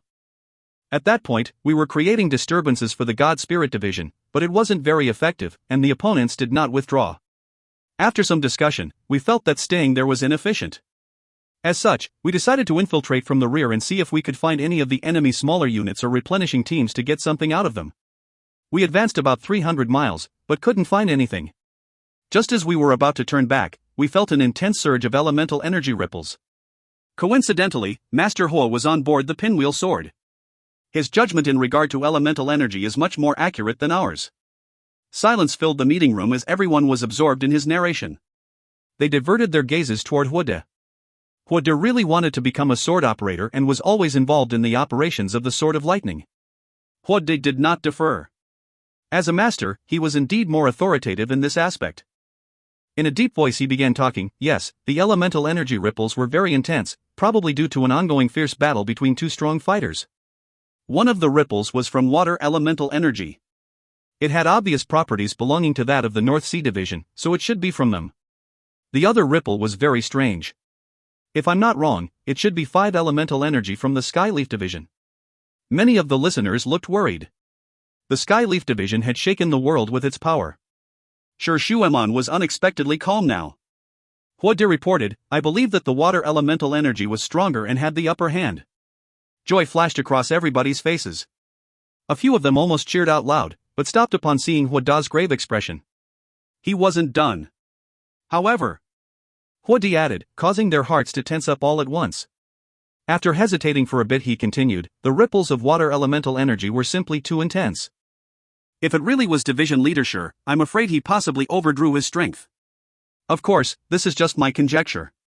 I'm not familiar with his abilities after all. Everyone then diverted their gaze toward Sir Shueman. As his daughter, she would have the answer. She responded, he might have already been injured. Her tone was certain as a murderous spirit bubbled in her ice-cold eyes. She emitted an intimidatingly mighty aura. Thinking about the Skyleaf division clashing with her father fed her already overwhelming bloodthirst. The atmosphere became stifling and furious. Sir Beihai led his division to resist the blood elementalists. They had not retreated at all, even as the whole army was practically being wiped out. The North Sea Division's sacrifice was still fresh in everybody's mind, yet the Skyleaf Division was already planning to kill Sir Beihai? The North Sea Division. Silver Soldier couldn't help but reminisce about his good old friend Insai. He knew he needed to say something. Everyone present was from the Central Pine faction except for Karakoram Polaris and himself, who were Madame Ye's people. This issue had resulted in an unmendable crack between the Central Pine faction and Skyheart City. The so-called Great Elder position had become a joke. He found it hard to understand why Madame Yi would make a move on Sir Beihai. Was it because of achievements? How disappointing and disdainful was that? He did not want to get involved in internal strife, but also didn't want the defensive line to collapse just like that. Everyone knew that the Blood of God's upcoming retaliation was going to be undeniably ferocious. Karakoram Polaris looked somewhat embarrassed as well. Her cheeks were burning, and she couldn't bear to show her face. Having fought alongside them for such a long time, the simple-minded young lady had long regarded everyone as brothers, so she did not know how to explain this to them at this point. Silver Soldier said in a low voice, "We need to go rescue Division Leader Sure immediately. The elemental energy fluctuations are too intense, and the blood elementalists will definitely sense them. They will not sit and watch Division Leader Sure escape. We must act now or he will be trapped. The pinwheel sword, let's use that. The stronger fighters should join the search." Knowing that time was of the essence and that this wasn't the time for conflict, everyone quickly started discussing this operation. Huo De volunteered himself. "While my sword operating skills aren't quite there yet, I can still steer it. This way we can send out another pinwheel sword to split the search." "All right." Sir Shueman agreed instantly before ordering, 2 pinwheel sword will travel north separately. "Huanhan, follow Master Huo's pinwheel sword and shield it if necessary." "Yes." "Xian Dai and myself will board the other pinwheel sword. Jiang Wei, Sang Jijun, Silver Soldier, and Polaris will guard the defensive line. Be careful because the enemy might take this opportunity to attack. We shall search the rivers, lakes, and valleys along the way. Take the North Sea Division's signal bullets with you and put them into every river and lake. If there are none, drill them into the underground river. The enemy will definitely harass us, but let's try to cut down on skirmishes and throw them off with speed instead. Return to the defensive line as fast as possible after finding Division Leader Sure." A series of orders was relayed in this manner. Sir Shueman wasn't the least bit hesitant. Everyone answered simultaneously, yes. Just then, a familiar voice joined in like the wind. "Count me in." Sir Shueman opened her eyes wide in joy, crying out, "Ai oui." The meeting room door opened, and a slender youth greeted them with a slight smile. Tears instantly filled the eyes of Sir Shueman, who had just been relaying orders with an unswerving and determined expression. Above the mountain peak, the sounds of clothes fluttering in the wind could be heard. Facing the wind, Xiao Bugua stood loftily, his eyes overlooking the ground like electricity. A silhouette appeared like lightning before him. Reporting. Traces of activity in the northwest. He did not move, but a smile appeared at his mouth. Search again. Take note of the underground river. Those dregs of the North Sea Division escaped through the underground rivers previously. Dig 3 feet deep if you have to. Yes. The subordinates acknowledged and went to work. According to the original plan, the God Tiger Division would rush to the defensive line to rendezvous with the Hinanshan-led God Spirit Division. Meanwhile, a team would be left behind to rally the smaller units that were still en route. The sudden explosion of elemental energy waves, however, had disrupted this plan. Such an alarming water elemental energy surge could only mean that Sure Beihai was still alive. Shan Xiong immediately decided for Xiao Buyu to lead a unit of elites and 6 soldiers with the ability of God and stay behind to hunt down Sure Beihai. Shan Xiong gave Xiao Buyu a kill order. He was to eliminate Sure Beihai no matter what. Shan Xiong wasn't aware that Yi Bai was in Sure Beihai's hands, and he had his own considerations. If Sure Beihai was still alive, it meant that their previous victory was just a joke. Their own general was missing, but the enemy's general was alive and kicking. What could it be but a joke? Sure Beihai was one of the few powerful fighters that no one dared to underestimate. Now this ferocious beast of the North Sea was hiding behind their backs and cloaked in the darkness. The moment they were to expose their vulnerability, all that would be left for them was a fatal blow. Sure, Beihai's might had shaken the world. Xiao Buyu had witnessed his power and did not dare to overlook him at all. However, he had confidence because this time it was very likely that Sure Beihai was wounded. The water elemental energy ripples from yesterday were unequaled, but within the mix was another gush of similarly powerful energy waves. This meant that Sure Beihai had met with an equally strong opponent. The second elemental energy wave was extremely peculiar, and it was difficult to determine which element it was, but Xiao Buyu guessed that it could be from the Sky Leaf Division. The Sky Leaf Division's appearance had Shan Xiong worried as well, but he decided to hand this problem over to Her Highness, Shiyu, to fret over. Xiao Buyu didn't think too much. He rubbed his fists in excitement because he knew that this was the best time to kill Sure Beihai. Yet, he didn't know that there were quite a few other teams, consisting of a large number of strong blood elementalists, that were searching toward the wall of North Sea. Those intense elemental energy waves were like the sun in the night sky, dazzling and exceptionally eye-catching. The prey that was Sure Beihai could easily arouse the battle fervor of blood elementalists. As if feeling the austerity of it all, the temperature fell drastically and snow started falling. If you find any errors, ads pop-up, ads redirect, broken links, non-standard content, etc., please let us know. Report chapter so we can fix it as soon as possible. Chapter 665, Mutual Understanding. Chapter 665, Mutual Understanding. Translator, Irene_editor, X, TYZ. On board a god subduing peak with tight security. The infantry division soldiers were sorting out their armor in an unhurried and careful manner, typical of veterans. They were no longer newbies whom people looked down on. Multiple battles had gradually carved them into mature warriors. Karakoram Polaris followed behind Silver Soldier, a veil covering her face. Her star-like eyes exposed the worries on her mind. She wasn't someone who could conceal her emotions after all. Furthermore, she was facing the senior whom she had the most trust in, so she couldn't help but ask, what is Anchi thinking? How could she make a move on division leadership? How could she?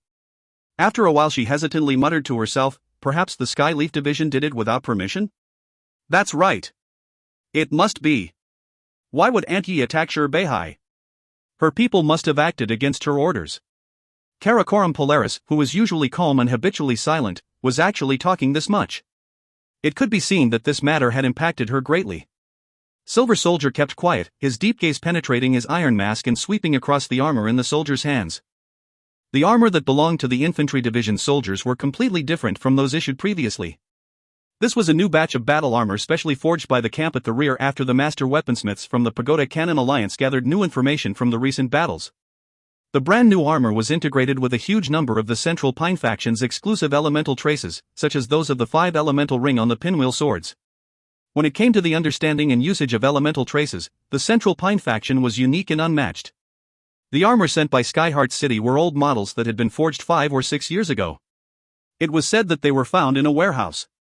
The 13 divisions of the former Avalon of 5 Elements had their own equipment division that consisted of their own master weaponsmiths, who would research and produce new gear. Currently, the division remained, but the master weaponsmiths had long vanished. More importantly, who still cared about this?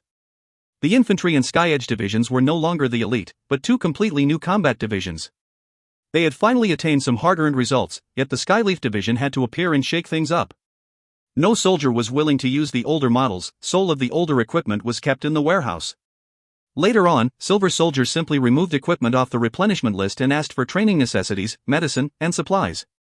Silver Soldier withdrew his thoughts and saw that no one was around. In a low voice he said, "The Skyleaf division came to find me." Karakoram Polaris was about to cry out, but stopped herself by pursing her lips. The eyes beneath her veil were wide open. Silver Soldier continued nonchalantly, "I did not agree or disagree. Initially I thought this would buy some time, and we could talk after this war, but who knows, sigh." His deep sigh sounded from behind his mask as an indescribable weariness took over his body. Shock emerged on Karakoram Polaris's face, but gradually dissipated shortly after. The two of them entered the tent in silence. It was empty inside. Silver Soldier did not speak. He was waiting for his junior to process this matter. Shortly, Karakoram Polaris raised her head. "I've figured things out, senior." "Have you?" "Yeah." The voice behind the veil was resolute, and the limpid eyes behind the veil were bitingly bright. "It's clear now." Silver Soldier listened quietly. He knew that while Junior appeared indifferent, she was in fact extremely firm and had her own views. "Anchi is at fault." Karakoram Polaris stated. Be it toward Ai Hui and his gang or Sure Beihai, she shouldn't be like this. We're fighting alongside Ai Hui and his people. We bleed and sacrifice together. It's disgraceful to do this behind their backs. I'm on their side this time. Hearing the childlike words on their side made Silver Soldier laugh, but he quickly commented in a stern manner, then your aunt will be very disappointed. She sees you as her own daughter. You spent so much time playing in her residence when you were young, and the sword moves you learned were from the Yi residence's manuals. Yeah. Without Aunt Ye's support, the Karakoram Sword League will shut down, and the sword manual you're hoping to compile will go down the drain too. I'll do it myself. Then we'll have to resign from the combat divisions. Yeah, it will good enough if she doesn't condemn us. The best outcome is that we enjoy life in retirement. Retirement, so be it. His smile widened behind his mask. Like an emerging ripple, he laughed cheerily, ha ha, all right. Retirement it shall be. The eyes behind the veil narrowed as their blade-like, sharp glint disappeared. Karakoram Polaris became an ordinary girl next door whose smile was warm and bashful. After his laughter subsided, Silver Soldier said in a deep voice, all right, let's finish this war off properly. The dog-eat-dog squabbling and plotting were exhausting. He yearned to fight the blood elementalists without getting swept into the whirlpool of political strife. He was disappointed by Skyheart City's recent behavior. Karakoram Polaris nodded her head forcefully. Yeah. It was a cloudy day in Jadeite City. There was no blazing sunlight, so it was exceptionally cool and refreshing. Yet, the citizens were unable to enjoy the weather since security was tight and the atmosphere within the city was grave. There wasn't a soul in sight on the streets. High up in the atmosphere, two figures were facing each other. The wild metal wind immediately turned tamed and quiet upon entering within a radius of 300 meters of these two. It was like stepping into a whole different world. Dai Gang sized Lu Buling up and laughed. Yeah, you look significantly younger. Strange. People who weren't familiar with Lu Buling would be shocked by his current appearance. The originally withered and wrinkled Lu Buling was like an old laborer who worked on the fields. Now, he was like a 34-year-old man whose wrinkles had all disappeared. He also stood tall and straight. Only the stubbornness and paranoia between his brows remained. He looked ordinary when he was younger, but his unmatchable sensitivity gave him a kind of unique and indescribable charm. He was wrapped by a slighter, bigger and transparent air bubble. Lu Buling also felt somewhat uneasy. He looked around his surroundings, then at his own palm, and mumbled, I've actually recovered my youthful vigor. Shortly after, he regained his senses and shook his head, it is not a big deal, just mortal flesh. This force. Radiance filled his eyes. Rather interested, Dai Gang asked, what? Is there anything special about it? Come, tell me about your training situation. Without declining, Lu Buling answered candidly, great. After leaving Skyheart City, I decided to look for you. On the way, I suddenly understood that with my current condition, I definitely wasn't your match, so I decided to take a gamble. I felt that, Grandmaster Obliteration Flames, was decent and could be a threat to you, so I wanted to continue down this path. Unfortunately, with the condition that I was in, all my flesh and bones were already extremely tempered. How was I to improve if I were to advance down this path? Dai Gang's tone carried admiration. Have you figured it out? In this aspect, he was rather impressed by Lu Buling. This fellow was insane and absolutely intelligent. He could do all sorts of crazy and wild things. Lu Buling did not conceal his satisfaction. At that time, I passed by a small brook and could clearly see the ground at the bottom. The water was sweet, clear, and very beautiful. A question popped up in my head, such sweet water, was it pure water? Definitely not. Then it clicked. What about Golden Crow fire? The strongest fire? Then, I thought about how my body had been tempered by the sun's fire and how Golden Crow fire is unable to affect me. Could I temper it instead? Even Grandmaster Dai Gang couldn't help but feel moved. Golden Crow fire is extremely strong and matchlessly potent, yet you thought about tempering it? Lu Buling was pleased with Dai Gang's reaction. He raised his eyelids and snorted, so what? Why not? When has anything ever had a limit and boundary? The sun has existed forever, yet life is so short and negligible. So what? It's a venerable path, so why fear it? I'll do it if I want to. He spoke resolutely and heroically. After some thought, he added, of course it is not easy, but I'll just have to think of solutions.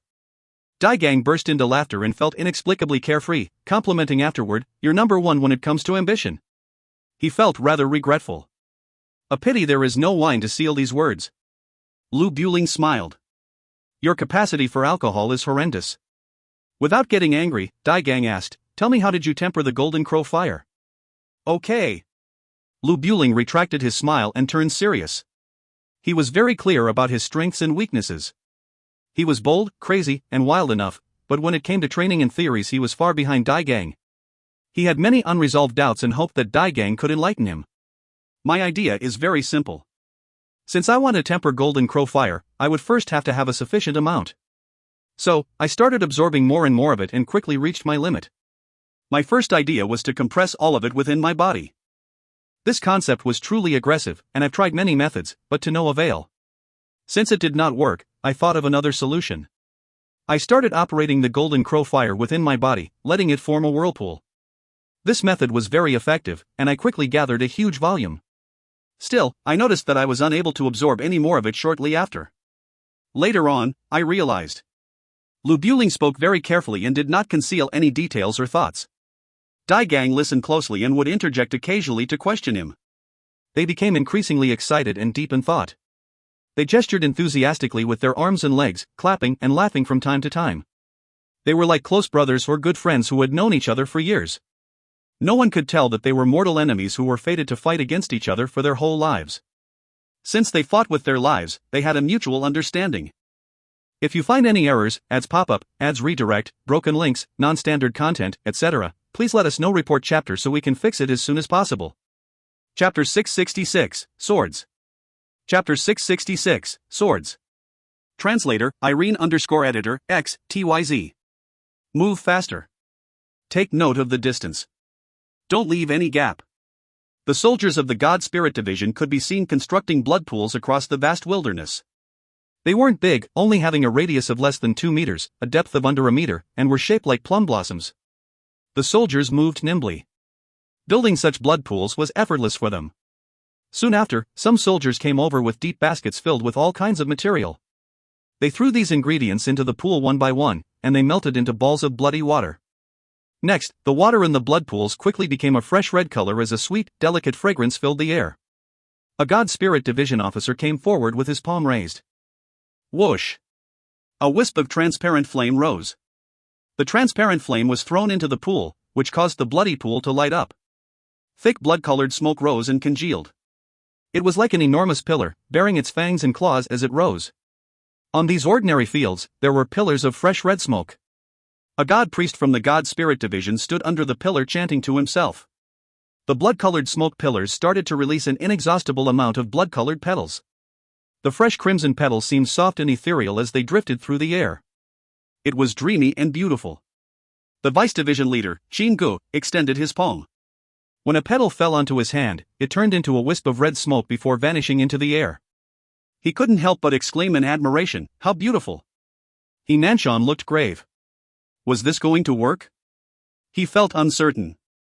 Having suffered from the disturbances caused by the Sword of Lightning, everyone in the God Spirit Division racked their brains to think about how they could deal with the unpredictable pinwheel sword. After some effort, they came up with the Smoke Flower Lock. Initially, he had been determined to strategize and wanted to lay an ambush for the Sword of Lightning. However, that terrifying surge of water elemental energy waves made Nanshan realize that Shirbehai was still alive. Needless to think, he knew that the other side would try to rescue Shirbehai by any means necessary. Which daughter would watch her own father fall into the enemy's hands? If the Sword of Lightning were to plan a rescue, the fast as lightning pinwheel sword was undoubtedly the best choice. Now it was up to the Smoke Flower Lock to keep Sword of Lightning away. Just then, a sharp alarm sounded. They're here, dot. Seeing the frightened soldiers gathering in the field, Nanshan felt indescribably stifled.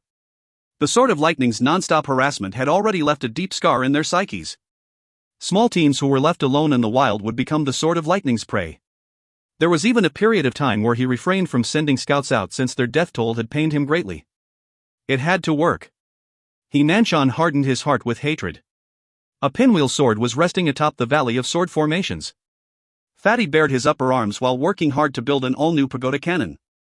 It was going to be different from the Beehive heavy cannon and had a slender, crane-like barrel that could maximize its shooting range and penetration.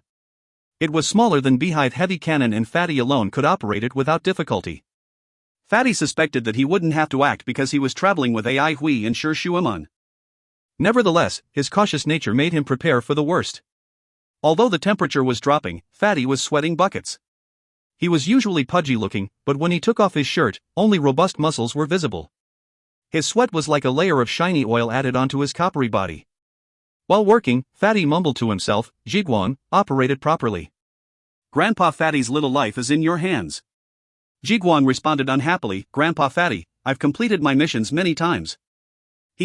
I'm timid, you know."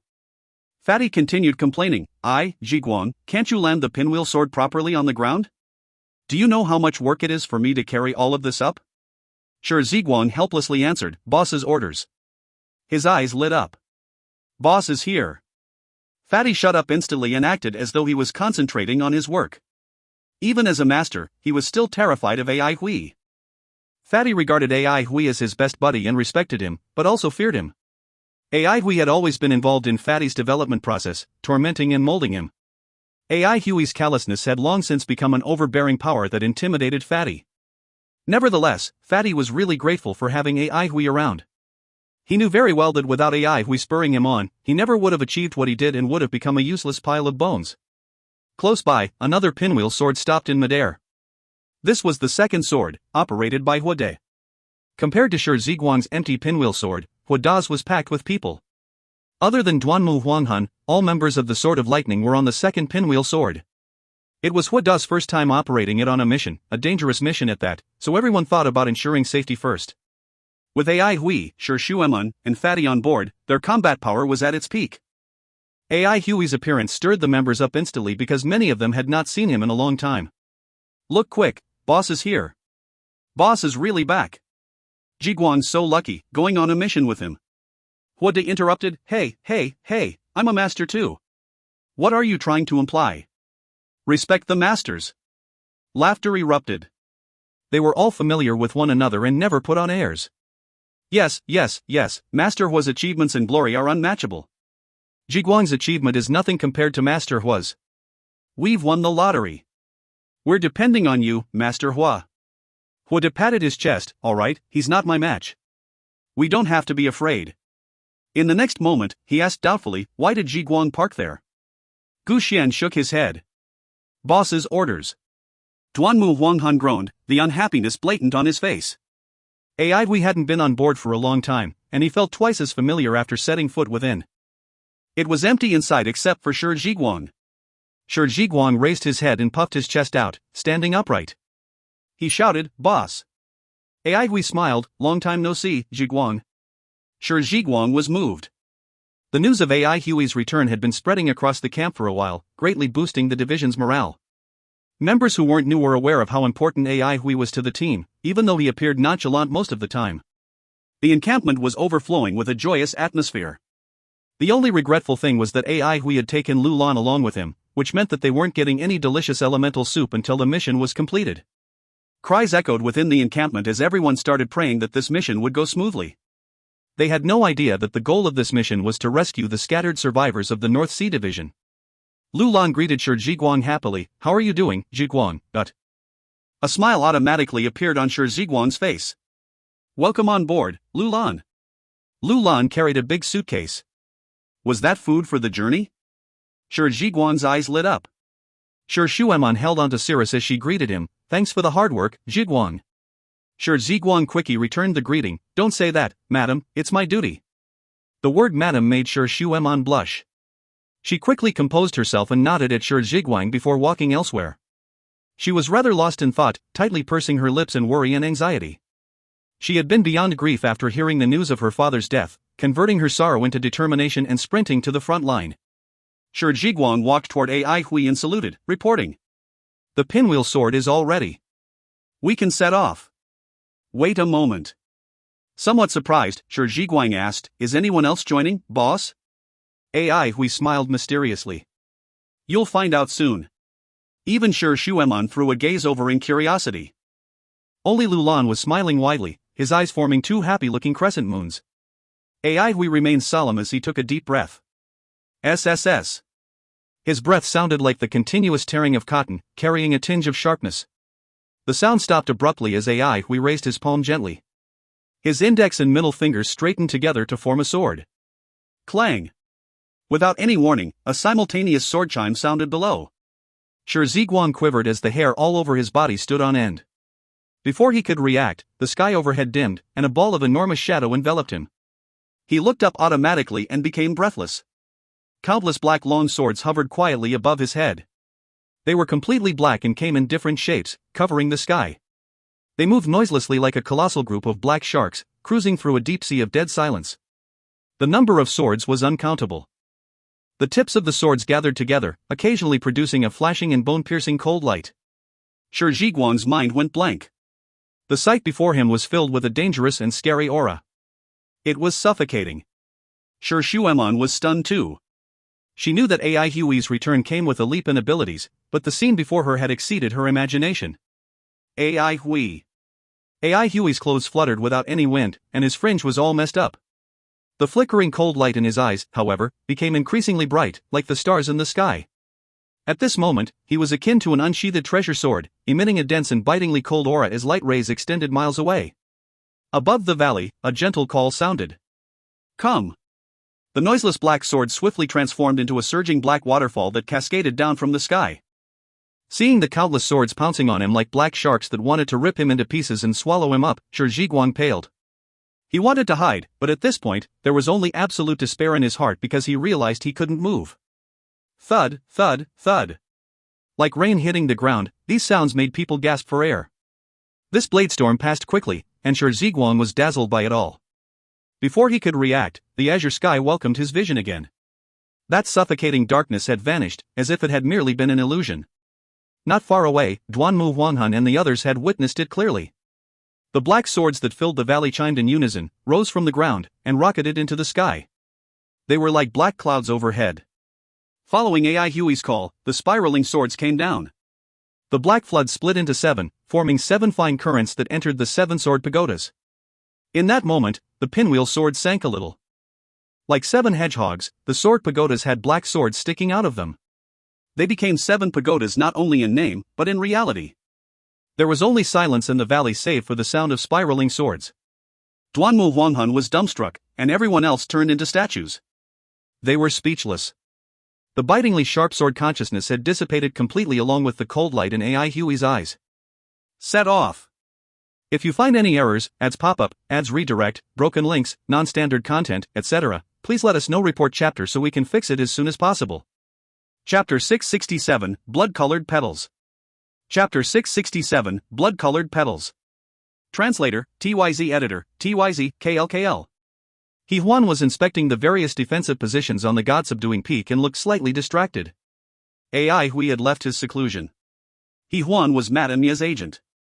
The Mirage Beam pod clip was secretly recorded by him, and he sent it to Madame Ye through a unique method. Logically speaking, he and Ai Hui should be arch-enemies since they belonged to different camps, but why was he feeling excited and even happy when he learned that Ai Hui had left his seclusion? He Huan kept on reminding himself not to muddle up his identities. No matter what, he would not betray Madame Ye. He exhaled deeply, raised his head, and looked at his comrades.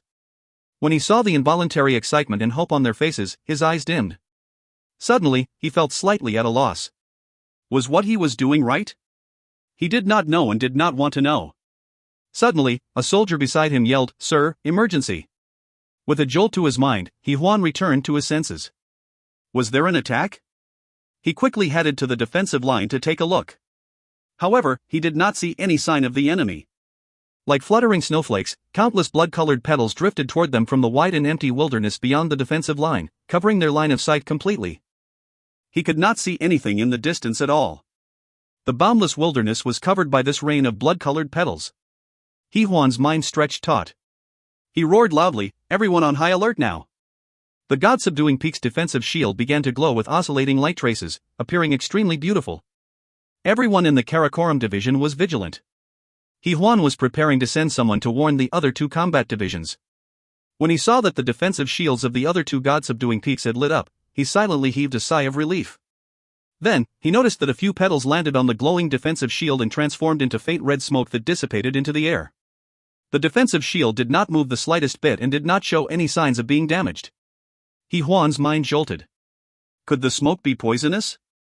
However, an elementalist who specialized in poisons quickly reported to him, "Sir, this smoke isn't poisonous, but..." He Huan furrowed his eyebrows. The more the gas seemed harmless, the more uneasy he felt. Blood elementalists had many unpredictable and odd tricks up their sleeves.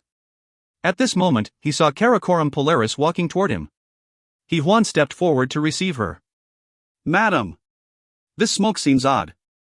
I'm afraid there's more than meets the eye." Karakoram Polaris took a look at what was going on and nodded her head.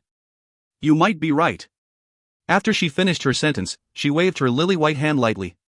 A sharp silvery sword gleam shot out of her hand and flew toward the wilderness outside of the defensive line. In the blink of an eye, the sword gleam increased sharply in size and transformed into an enormous silvery dragon that was 30 meters long before it charged toward the rain of blood-colored petals. The sword gleam was extremely sharp. Any petal that made the slightest contact with it was shredded and transformed into red smoke. The sword gleam, which was originally cold and dazzling, was covered in a layer of faint red light and looked indescribably odd. Karakoram Polaris furrowed her eyebrows. She sensed that something was wrong. The sword gleam was invincible, shredding an unknown number of petals. However, the red smoke surrounding the sword gleam became more and more concentrated. The sword gleam was like a magnet that continuously attracted the red smoke. Even as the amount and concentration of the red smoke kept on increasing, the red smoke still could not cover the brilliance of the sword gleam. However, an astute person could tell that the sword gleam was dwindling in strength. The sword gleam had a long and concentrated red smoke trail behind it as its speed began to wane. The sword gleam lost its speed and terrifying sharpness as the red smoke gathered from all directions and wrapped around it incessantly. Like a shark that was entangled by seaweed, it became suffocated and powerless. Eventually, it stopped in its tracks. The red smoke was churning violently as its size kept on increasing, resembling an ugly and odd-looking monster. The glow of the sword gleam gradually dimmed. Put! Like a candle flame extinguished by the wind or a beast that wailed before its death, the sword gleam's last tinge of radiance disappeared. After devouring the sword gleam, the enormous mass of red smoke looked as though it had just eaten its fill and dispersed in all directions. In the blink of an eye, the mass of red smoke disappeared as blood-colored petals flew out from it. A countless amount of petals could be seen flying around the wilderness, appearing extremely horrifying. When everyone saw what happened to the sword gleam, they immediately understood what the blood elementalists were targeting with these blood-colored petals. So they are targeting the pinwheel sword. The sword of lightning must have made them suffer too much recently. With these blood-colored petals, it won't be that easy for the pinwheel sword to harass them anymore. He Huan could not help but laugh bitterly and say this. The operation to save Shir Beihai was top secret. Only the two division leaders from the Karakoram division and the infantry division took part in the meeting. He Huan knew that this was He Nanshan's response to the Sword of Lightning's harassment. Actually, the Sword of Lightning's recent assaults were barely effective. Furthermore, the God Spirit division had begun to get used to the Sword of Lightning's incursions. Karakoram Polaris's heart sank. Having taken part in the meeting, she immediately knew the intention of the blood elementalists. The blood elementalists wanted to stop them from saving Shir Beihai. Feeling extremely anxious, she turned around and prepared to tell Shir Shueman and her counterparts about this unforeseen event. Suddenly, a sword chime resounded through the air from far behind the defensive line. Karakoram Polaris's body trembled as she stopped in her tracks in midair. Wearing a veil on her face, one could not see her facial expression. However, at this point in time, her eyes were flickering with a cold glint while her body exuded an intense aura of battle fervor. Similarly, the sword chime caught He Huan's attention. However, he felt that this sword chime sounded delicate and elongated, resembling the chime of an ancient temple in the depths of a secluded mountain. When he noticed the abnormal behavior of Karakoram Polaris, he was slightly surprised. "Madam," he could not help but ask. Karakoram Polaris turned a deaf ear to him. She was still immersed in the sword chime just now. The scene of 10,000 swords vibrating and chiming in unison formed involuntarily in her mind. Like a boundless starry sky, the feeling of grandeur formed by countless streaks of sword consciousness and the intricate magnificence dazzled her, causing her mind to wander, her blood to boil, and her battle fervor to soar through the sky. Her beautiful eyes suddenly widened as her jade-white hand tightened its grip on her sword handle. Following which, she blurted out, "It's coming." "It's coming?" He Huan was at a loss. What was coming? Like a ghost, the pinwheel sword arrived silently. Are they going to set off again? He Huan said to himself. When he shifted his gaze to Karakoram Polaris, he was stunned. Is Madame holding her breath? Even after the pinwheel sword left the defensive line, Duanmu Huanghan had not returned to his senses. The synchronized sword chime from the 10,000 swords kept on echoing in his head while the image of a spiraling flock of destructive swords that resembled a dark cloud continued to appear before his eyes. What kind of swordsmanship was this? Was this still considered swordsmanship? In terms of might alone, Ai Hui's swordsmanship had surpassed any Duanmu Huanghan had ever seen. Every one of the odd-looking black swords was shaped differently and exuded different auras. Surprisingly, even though they were immense in number, every one of them was unique. After returning to his senses, Duanmu Huanghan rubbed his chin with a pensive look on his face. His viridescent flower simplified complexity. On the contrary, Ai Hui's swordsmanship complicated simplicity. No matter how stunning Ai Hui's sword embryo was, Duanmu Huanghan did not show the slightest bit of envy. During his recent secluded training, he had managed to sneak a peek at the doorstep of the Grandmaster level and had come up with his own 5-elemental ring. His will was as firm as iron and completely resistant to external temptations. He hoped to attain some inspiration from observing the magnificence of Ai Hui's swordsmanship and perfect his viridescent flower. After coming up with his own 5-elemental ring, his strength had far surpassed the ordinary level of a master. His path became solitary and arduous. There were very few who walked the same path as him. Hua Da's reaction speed was very fast. Even though he was shocked, he still remembered his responsibility as a sword operator. He gently pushed the sword handle on the pinwheel sword, causing it to smoothly glide forward. After crossing the defensive line, his field of view changed as fluttering red snowflakes covered the wilderness. No, they were not snowflakes. They looked more like petals. What are those things? What are the blood elementalists up to again? I have a feeling they are poisonous. The sound of everyone talking simultaneously alerted Duanmu Huanghan, who was in deep thought. When he raised his head and saw the vast sea of fluttering petals, his eyes froze. He stood up and walked up to the railing surrounding the pinwheel sword. The air pervaded with a fragrant and sweet smell, causing him to furrow his eyebrows. Such a weird poison smoke. The Duanmu family was a legitimate wood elementalist family. Poisons were an important branch of study for wood elementalists. Even though Duanmu Huanghan did not learn any poison-based inheritance, he still knew a thing or two about poisons. He raised his palm, reached out his index finger, and touched the air with it. Following which, a speckle of green light flew out from his fingertip. Like a firefly, it flew into the air. A soft shoot popped out from the speckle of green light and began to grow frantically. It was the viridescent flower, twining branches, technique. The moment the red petals made contact with the viridescent flower, twining branches, they turned into a red smoke. Next, the red smoke weaved itself around the viridescent flower, twining branches, and congealed. In the blink of an eye, the red smoke surrounding the viridescent flower, twining branches, became more and more concentrated.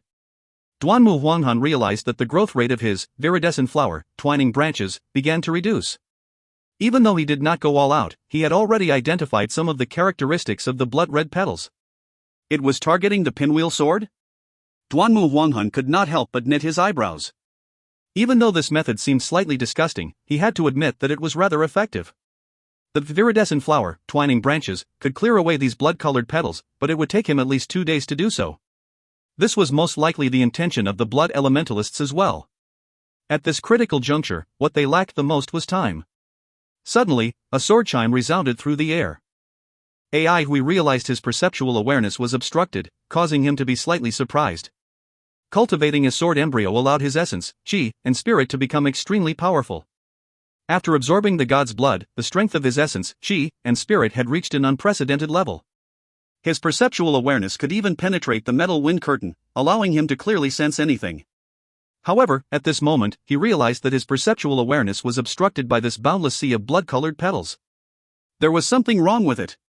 Blood elementalist methods were always weird, unpredictable, and came in a variety of forms. Beside him, Lu Lan's eyes were flickering with a red glow. Ai Hui, this isn't a poison smoke. They are actually very small blood bugs that will take the initiative to attack. They will gather from all directions and attach themselves to elemental energies. It will be very difficult for the pinwheel sword to pass through them. Ai Hui looked at these blood-colored petals with rapt attention. He had an odd expression on his face. Even though he was doubtful, he still reacted to them. Gently waving his hand, the black sword sticking on the 7-sword pagoda suddenly flew up into the air with a buzz. Like a swarm of hornets, they charged into the sea of blood-colored petals. The petals were immediately shredded and turned into bright red smoke that covered the entire sky. Like a monster that bared its fangs and brandished its claw, the smoke surged toward the black swords. However, the following scene stunned everyone. If you find any errors, ads pop up, ads redirect, broken links, non-standard content, etc., please let us know. Report chapter so we can fix it as soon as possible. Chapter 668, Destroyed. Chapter 668, Destroyed. Translator, TYZ Editor, X, TYZ. 50 kilometers away from the defensive line, everyone in the temporary encampment of the God Spirit Division was indescribably excited. Karakoram Polaris and Duanmu Huanghuan's actions against the petals just now were instantly noticed by the attentive God priests. Sir, the smoke flower lock is very effective. He Nanshan had been observing the effectiveness of the smoke flower lock. He finally felt at ease, but he did not reveal any sign of happiness on his face. With a deep voice, he said, "Don't be too happy so soon. The enemy is merely feeling out our smoke flower lock. We still don't know whether it can stop the pinwheel sword or not." Filled with confidence, the God priest said, "The pinwheel sword definitely can't break through the smoke flower lock." The smoke flower lock covered the vast sky. To deal with the Sword of Lightning's pinwheel swords, everyone in God's spirit had racked their brains to come up with different ideas. They had come up with more than 200 plans, and the smoke flower lock was the best plan among them all. For example, it could withstand the power of lightning. Lightning was undoubtedly the bane of blood elementalists. He Nanshan and his counterparts couldn't completely resolve the threat of lightning, but the smoke flower lock had a high resistance to lightning. The morale of the entire God Spirit Division was greatly boosted. They couldn't wait to redeem themselves from the humiliation they had suffered. They had been pestered by the Sword of Lightning beyond their endurance, but they couldn't do anything about it. Under the Sword of Lightning's constant harassment, they had suffered a lot. Being a turtle was a great humiliation for these proud and valiant warriors. As such, they had a lot of pent-up resentment. A petal that flew past He Nanshan's eyes suddenly exploded and transformed into a puff of smoke. He Nanshan's pupils dilated as he mumbled, "They are coming, but..." The soldiers of the God Spirit Division cried out in unison. All of them were filled with expectation. Just now, their enemy was merely probing the smoke flower lock. Now was the time to see whether or not the smoke flower lock would work against the pinwheel sword. After fighting against the elementalists for so long, no one in the God Spirit Division dared to underestimate their opponent any longer. The enemy's strength was definitely on par with them. Any slight underestimation would cost them the hefty price of being annihilated. The destroyed God Wolf Division was a great example. Pop, pop, pop. The sound of the petals exploding was very soft. However, when the countless dancing petals that were everywhere exploded at the same time, the countless soft popping sounds converged and transformed into an extremely spectacular sound. The minds of the God Spirit Division soldiers shuddered mysteriously. Their hair stood on end, appearing as though tiny streaks of electric current were flowing through their skin. Countless wisps of red smoke exploded in the air, resembling countless blooming red flowers. The air was silent and still, but the countless wisps of red smoke flew in unison toward the elementalists' defensive line, forming red diagonal lines in the sky. These lines surged forward with a ferocious momentum, covering the sky above the wilderness as fast as a snap of the fingers. Flying at such a rapid speed, the sky above the wilderness became bright and cleared up in the blink of an eye. He Nanshan's eyes were tightly closed as he sensed everything that was happening within 50 kilometers of his location. He clearly knew that the pinwheel sword was a difficult problem which they had to solve. Otherwise, they would always be haunted by the pinwheel sword in trembling in fear under its earth-shattering sword chime. The worst thing was, if the pinwheel swords were widely promoted and used, the God Nation would be thrown into a defensive position. "Come at me, pinwheel sword!" He Nanshan yelled in his heart with a strong fighting spirit. Within him, a ball of flames was burning ardently. He had made enough mental preparations. The destruction brought by the pinwheel sword was definitely terrifying, and the Sword of Lightning's retaliation would be utterly fierce. However, he believed that the smoke flower lock could endure the pinwheel sword's impact and reduce its violent and astonishing power. He believed it could trap the pinwheel sword tightly like a huge, indestructible net. The ultimate victory definitely belonged to the God Spirit Division. Yes. Something doesn't seem right. The pinwheel sword. No. It is not the pinwheel sword. He Nanshan opened his eyes abruptly. His usual calm and unfathomable eyes were filled with panic and helplessness at this point in time. The blood-curdling scream of a God priest rang across his ears and broke the dead silence. Bloody foam gushed out from the God priest's mouth and spilled all over his white and luxurious God priest robe. His usually elegant face distorted sinisterly. The swarm of black swords surged into the wilderness, appearing like a school of black sharks barging into a bloody ocean. There were numerous black swords, but their numbers still paled in comparison to the number of wisps of smoke in the sky. If one looked down from space, he or she would see a gigantic red monster slowly wiggling toward the position of the pinwheel sword. The soldiers at the defensive line could see the blood-colored smoke becoming denser and denser. The blood-colored smoke glistened so much that it looked as though it was bleeding. More and more wisps of red smoke gathered endlessly from all directions. This scene was 100 times more spectacular than what Karakoram Polaris and Duanmu Huanghun had seen before. Just as everyone thought that the battle between the mass of blood-colored smoke and the black swords was about to begin, an astonishing sight occurred. Drops of bright red blood actually began to bleed out from the mass of glistening bloody smoke, resembling a thunderhead cloud. More and more drops of blood fell from the mass of blood-colored smoke. Pitter-patter. Blood-colored rain began to fall from the sky. The rain of blood resembled an enormous curtain that covered the wildness. Soon after, the rain grew heavier. It looked as though there was a huge bloody gash in the sky, an incredibly weird phenomenon. The weirder thing was that the black swords were floating motionlessly amid the torrential rain of blood with their tips pointing downward. When the pea-sized drops of blood neared the black swords, they suddenly defied gravity and floated around the black swords like feathers. Following which, the drops of blood transformed into sparkling beads of blood that were of various sizes. The number of blood beads increased at a terrifying rate. By the time the last drop of blood fell from the sky, the mass of blood-colored smoke had completely disappeared. The azure sky and the spacious wilderness appeared before everyone's eye once more. There was a terrifying number of blood beads around the swarm of black swords. They were densely packed and stretched over a distance of 3 kilometers, resembling a long, starry trail of crimson in the night sky. Tinkle! A sword chime sounded off from the swarm of black swords as they began to spin. As though they were manipulated by an invisible force, the densely packed blood beads surrounding the black swords began to spin as well. They looked just like the starry sky at night. An indescribable and boundless aura spread across the wilderness like a wave. Fine ripples began to form on the surface of the pure and limpid blood beads, resembling the wrinkled surface of a lake when the wind blew across it. Faint traces of black smoke began to emit from the surface of the blood beads. The traces of black smoke behaved oddly. They disappeared within seconds after they rose from the blood beads. Given that there were so many blood beads, it was strange that the amount of black smoke produced wasn't enough to form a smokescreen. The scenario now was the complete opposite of the blood-colored smoke that covered the sky earlier. The blood beads were shrinking at a visible rate. Some had completely transformed into black smoke that then vanished into thin air. Some were reduced to faint silvery specks of light. The faint silvery specks were as fine as sand. One couldn't even differentiate their sizes with the naked eye. The light specks were roughly the size of a rice grain and exuded a warm and gentle glow. Compared to the astonishing blood-colored starry trail just now, these sparse and faint light specks could be considered underwhelming. Its gentle and pure aura was vastly different from the previously sweet and bizarre aura. A melodious sword chime sounded from the swarm of black swords. Upon hearing the sword chime, the light specks surged toward the swarm of black swords, resembling soldiers that had heard a command. Like a black hole that swallowed everything, the swarm of more than 10,000 swords rapidly devoured the variously sized light specks. Everything happened too fast. Before anyone could react, all of the smoke, blood beads, and light specks had disappeared.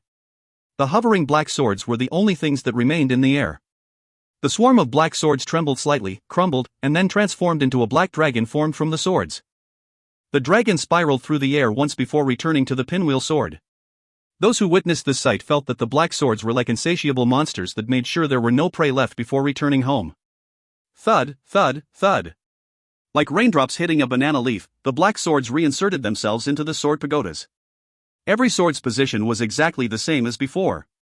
The surroundings were so quiet that even the sound of a pin drop could be heard. Duanmu Huanghuan's eyes opened so wide that they looked like they were about to pop out of his eye sockets at any moment. What was going on? Karakoram Polaris was dumbstruck. What kind of swordsmanship was this? Why can't I understand it at all? With an embarrassed look on his face, Ai Hui rubbed his nose. He had not expected this turn of events. Out of the corner of his eye, when he saw that Sher Shuemon had covered her mouth to hide the shock and amazement written all over her face, he was secretly overjoyed. He coughed softly and prepared to say something awesome. This is. A burst of clamor suddenly exploded through the air, giving Ai Hui a huge fright. Thunderous cheers resounded throughout the defensive line. A smile appeared on Ai Hui's face. Next, he gave Sher Jiguang, whose face looked emotional, a hand signal to set off. Pinwheel sword, set off. At this point in time, there was dead silence in the encampment of the God Spirit Division. Everyone looked dejected. A few god priests were lying in a pool of blood with their eyes wide open in horror. Most of them were already dead. There was one god priest who was still breathing. In order to maintain control over the smoke flower lock, these god priests had imprinted their souls in it. After the smoke flower lock was destroyed, they received a backlash and were killed on the spot. The face of the only surviving god priest turned pale with fear and bewilderment while his pupils had become disorganized. His Majesty, it's His Majesty! He mumbled hysterically. Amid the dead silence, his voice was so loud and clear that everyone in the encampment could hear it.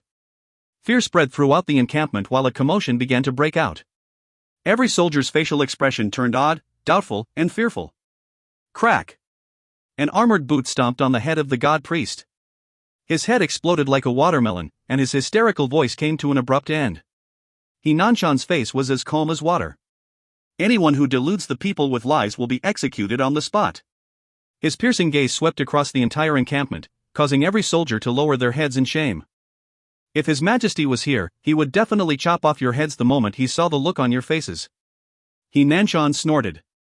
Everyone's faces turned red as they felt even more shame. Nanshan's face relaxed as a glint flashed across his eyes. The enemy is here. Prepare for battle. Everyone raised their heads as battle fervor surging through their bodies. The fear and doubt they had felt previously disappeared without a trace. If you find any errors, ads pop up, ads redirect, broken links, non-standard content, etc., please let us know. Report chapter so we can fix it as soon as possible. Chapter 669, Discussion. Chapter 669, Discussion. Translator, TYZ Editor, X, TYZ. I see. Now you get it. Lu Buling and Dai Gang's mumbling resounded through the air at the same time. Both of them were stunned. However, they then gave each other a smile, not at all covering up the admiration they had for each other. The sound of wind blew loudly in their ears. They were witnessing a legendary scene take place. After 3 days and 3 nights of discussion, both of them seemed to have become good friends. They did not hold back their knowledge from each other and answered the other's questions with complete honesty. Both of them had benefited greatly from this discourse. A look of pity flashed across Dai Gang's eyes. Brother Buling, your technique is odd, but it's unique.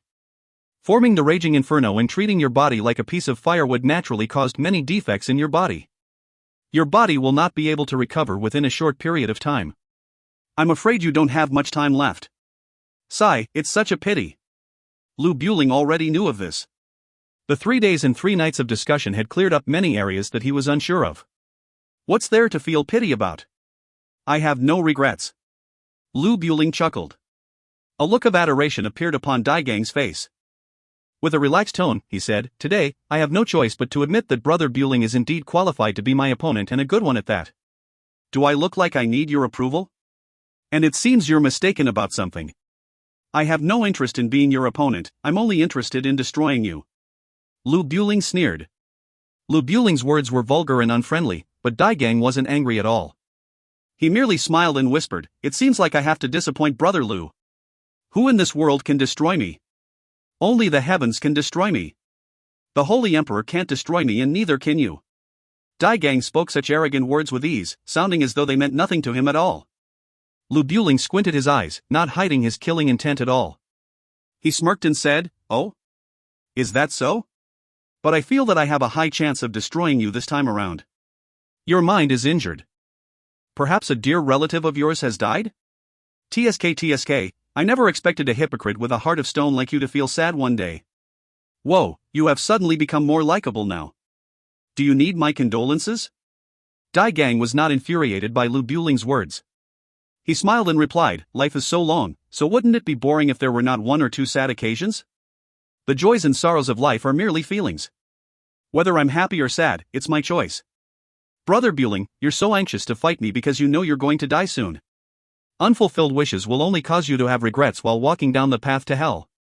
Lu Buling could tell that Dai Gang was emotionally affected and was not as completely integrated as before. The minds of powerful entities like them had been tempered countless times to become pure and steel-like. A minor injury to their minds was definitely caused by something unimaginable. Dai Gang could also tell that Lu Buling's lifespan had been significantly reduced.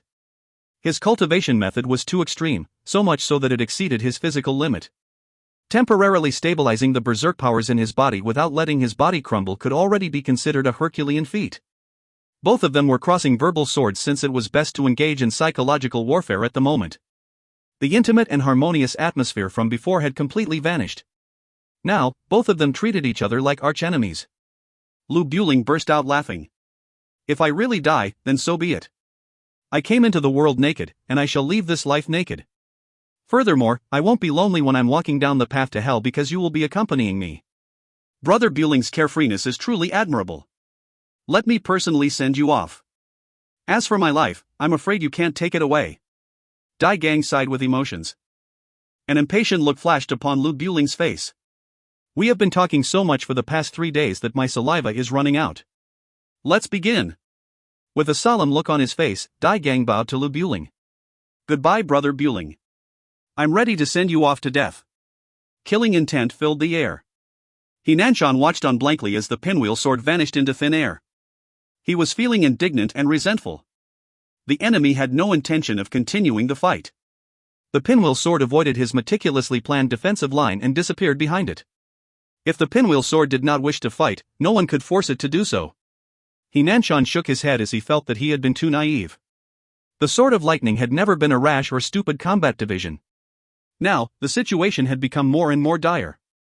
He Nanshan couldn't believe it when he saw 2 pinwheel swords, but in the past, when he was worried about the Sword of Lightning, he could console himself by telling himself that the construction process of the pinwheel sword was extremely difficult, just like the god subduing peaks. This prevented the elementalists from mass-producing pinwheel swords. However, now that he saw 2 pinwheel swords, the consolation he had felt was completely shattered. The god nation would face a larger Sword of Lightning and many more pinwheel swords in the near future. When both the image of a multitude of pinwheel swords that covered the sky as well as the thought of his combat division suffering under the hands of the Sword of Lightning appeared in his head, he felt a severe headache. The pinwheel swords caused He Nanshan's head to throb, while the smokeflower lock caused him to feel extreme fear. The gibberish that those god priests had babbled before they died kept on resounding through his head. His Majesty. He Nanshan's mind shuddered in fear before he returned to his senses. It couldn't be His Majesty, but the power hierarchy of god elementalists was clear-cut. The powers of a high-level god elementalist had complete dominance over the powers of a low-level one. The entire process with which the smokeflower lock was wiped out had happened in the blink of an eye. The process contained a trace of an aura that He Nanshan was extremely familiar with.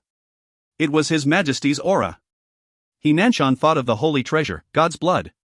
Previously, he heard that His Majesty had bestowed a drop of God's blood to Shiyu. Was it possible that the enemy had a drop of God's blood as well? However, He Nanshan couldn't sense any trace of blood spiritual force coming from that aura. It doesn't make sense at all. More and more questions surged through He Nanshan's head. The situation was becoming increasingly puzzling and mysterious. He Nanshan composed himself and squeezed out 3 words from his clenched teeth: return to camp. Once the Sword of Lightning broke through their trap, they had no way of catching up to them. After breaking through the smokeflower lock, the 2 pinwheel swords parted ways and carried out the search in different directions. The pinwheel sword that Ai Hui was on hovered above a lake. Shi Shuemon and a few elementalists threw a light blue, rhombus-shaped crystal into the river. The rhombus-shaped crystal was a North Sea signal buoy that was created in a rush before the North Sea Division headed for the front line. This buoy could release a unique type of elemental energy wave that spread through lakes, rivers, and underground water systems. It was extremely useful equipment for North Sea Division. There were also hovering signal buoys that could transmit signals through water vapor in the air. However, the enemy clearly knew of these hovering signal buoys. Along the way, Shi Shuemon and her counterparts could not see any clouds in the sky. This implied that Shi Beihai and his counterparts could only be hiding in the underground water system. The elementalists who accompanied Shi Shuemon in laying the signal buoys were ex-members of the North Sea Division, so they knew how to contact their old comrades. However, until now, they had not received any return signal. There was a limit to how far the elemental energy waves could be spread. To establish an effective connection, they needed to place a new signal buoy after a certain amount of distance. Ai Hui was sitting cross-legged on the deck examining a black sword. He was actually very surprised that the black swords could devour the smokeflower lock. On Ai Hui's right side, Lu Lan was holding a black sword in his hands and examining it as well. Even his manner of doing so was exactly the same as Ai Hui's. Ai Hui held up the black sword and scanned its blade. Lu Lan also held up the black sword and scanned its blade. Ai Hui straightened the black sword and brushed his fingers across the blade. Lu Lan also straightened the black sword and brushed his fingers across the blade. Ai Hui put down the black sword. Lu Lan also put down the black sword. Ai Hui turned his head to his right. Lu Lan turned his head to his left. A man and a sand puppet were staring into each other's eyes. Ai Hui had a solemn look on his face. Lu Lan, did you find out anything? No, Ai Hui. Lu Lan's tone was solemn as well. A momentary silence swept across the deck. Aihui threw the black sword aside, spread open his arms, fell backward, and laid on the floor of the deck. The black sword hovered in the air for a few seconds before plunging itself onto the sword pagoda like a bird returning to its nest. The azure sky was cloudless. Warm and cozy sunlight shone upon Aihui's body, making him feel an indescribable sense of comfort. Lulan also threw the black sword in his hands aside and copied Aihui by spreading his arms and lying on the floor of the deck. Compared to Aihui, Lulan interpreted the concept of lying down even more radically. His body had melted into the shape of a round flat cake. Only his head remained intact, with his eyes curling into the shapes of crescent moons. After a while, Aihui heard a popping sound coming from his right side. He turned around to see what it was. Bubbles made of sand were rising from Lulan's round, flat cake body. Pop, pop, pop. The sand bubbles popped and transformed into a line of words. Lulan is really happy. The sand-made words were undulating, looking as though they were being blown by the wind. Aihui burst out laughing. Suddenly, he felt a warmth rising in his heart. Lulan, what do you want to do after the war? Lulan will do whatever Aihui does. Alright, I will open a shop for you that sells elemental energy soup. Yay! Lulan loves it. Iron Lady will be in charge of collecting money. I'm sure no one will dare to eat without paying. On the other side, Fatty shot a disdainful look at Aihui. If he wasn't intimidated by Aihui, he would definitely mock him. Open a shop that sells elemental energy soup? What a waste. All of us are masters now, and we have so many brothers under us. Let Iron Lady be in charge of collecting money? Whoa, you're so stupid that you have given me a headache. Wouldn't it be better to collect protection fees instead? Iron Lady would be perfect for the job of collecting protection fees. Who would dare to not pay her? We can occupy a few streets and make a living off protection fees. This kind of life would be carefree and unfettered. Suddenly, Aihui sat up straight and stood up. The lazy and relaxed look on his face had disappeared. He looked at a distant hill with a sharp, sword-like gaze. Fatty reacted quickly and returned to his senses from his fantasy of collecting protection fees. What's the matter? His eyes followed Aihui's gaze, but he couldn't see anything. Lulan reverted to his original form and stood up. Widening his eyes, he also failed to discover anything. Aihui had a solemn look on his face as a tinge of doubt flashed across his eyes. I sense an extremely odd aura, but it's very far away from us. Blood elementalists? Fatty's mind jolted. No, it's elemental energy. Then it shouldn't blood elementalists. Who could it be? The Sky Leaf Division? It's not them. Aihui shook his head. At the time when Shirbei's elemental energy erupted, Aihui could sense a unique type of elemental energy undulation. From this type of elemental energy undulation, he knew that the Skyleaf Division was conflicting with the North Sea Division. The Skyleaf Division's elemental energy undulations were very unique, making them easily identifiable. However, the elemental energy undulations that he sensed now were extremely different from the Skyleaf Division's. Which type of elementalist is it? Fatty asked again. I don't know. Aihui shook his head. Fatty was stunned. You can't even tell which type of elementalist it is? That's right. It's a strange type of elemental energy undulation. I have never encountered this type of elemental energy before. Fatty's facial expression turned solemn. If you find any errors, ads pop up, ads redirect, broken links, non-standard content, etc., please let us know. Report chapter so we can fix it as soon as possible. Chapter 670, Charge. Chapter 670, Charge. Translator, YH Editor, Lucas, TYZ. Aihui suddenly said, they have left. Fatty was obviously relieved. At this moment, Shueman and some people had returned to the top of the pinwheel sword.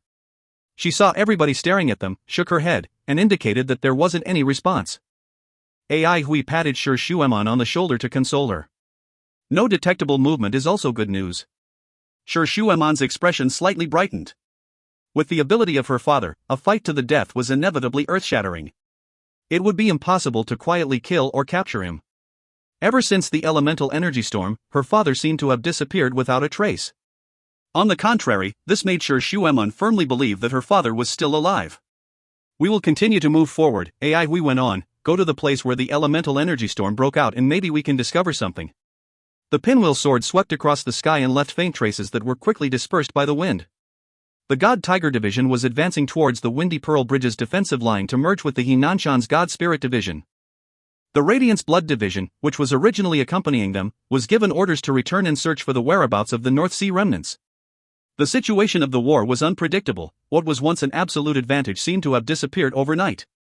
Not long ago, they were full of confidence and boasted that they could reach Skyheart City in the time it took to snap a finger. Now, the Windy Pearl Bridge's defensive line had become like a natural moat that blocked their way. The confidence they previously held had already disappeared and the war zone had become a stalemate and a tug of war. When did it start? He tried hard to recollect.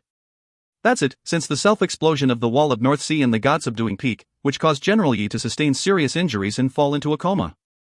They were without a leader and their progress slowed down as a result. Then, both Dread and Judgment made the 1,000-mile sneak attack on them. The situation quickly deteriorated and the God Nation went into a passive state. They were a group of people who were not afraid of death. Shan Minxiong could not help admiring them, but he felt more despair. The elementalists' disadvantage were being reduced as these people did not fear death. Pressure was gradually shifted to the God Nation, and this caused the God Wolf Division to launch continuous risky raids which led to the whole army being wiped out. The destruction of the God Wolf Division was due to many coincidences, but the ever-increasing pressure made the God Nation War Department gradually lose patience. It did not matter whether you were the hunter or the prey, once you have lost your patience, the situation will become dangerous. Shan Minxiong gazed at the army marching by and felt that they seemed to be less imposing than before. He shook his head as if to shake off the misconceptions in his head and managed to regain his train of thoughts. The problem of Shur Beihai was to be settled by Her Highness, Shiyu. He was wondering how to break through the Windy Pearl Bridge's defensive line.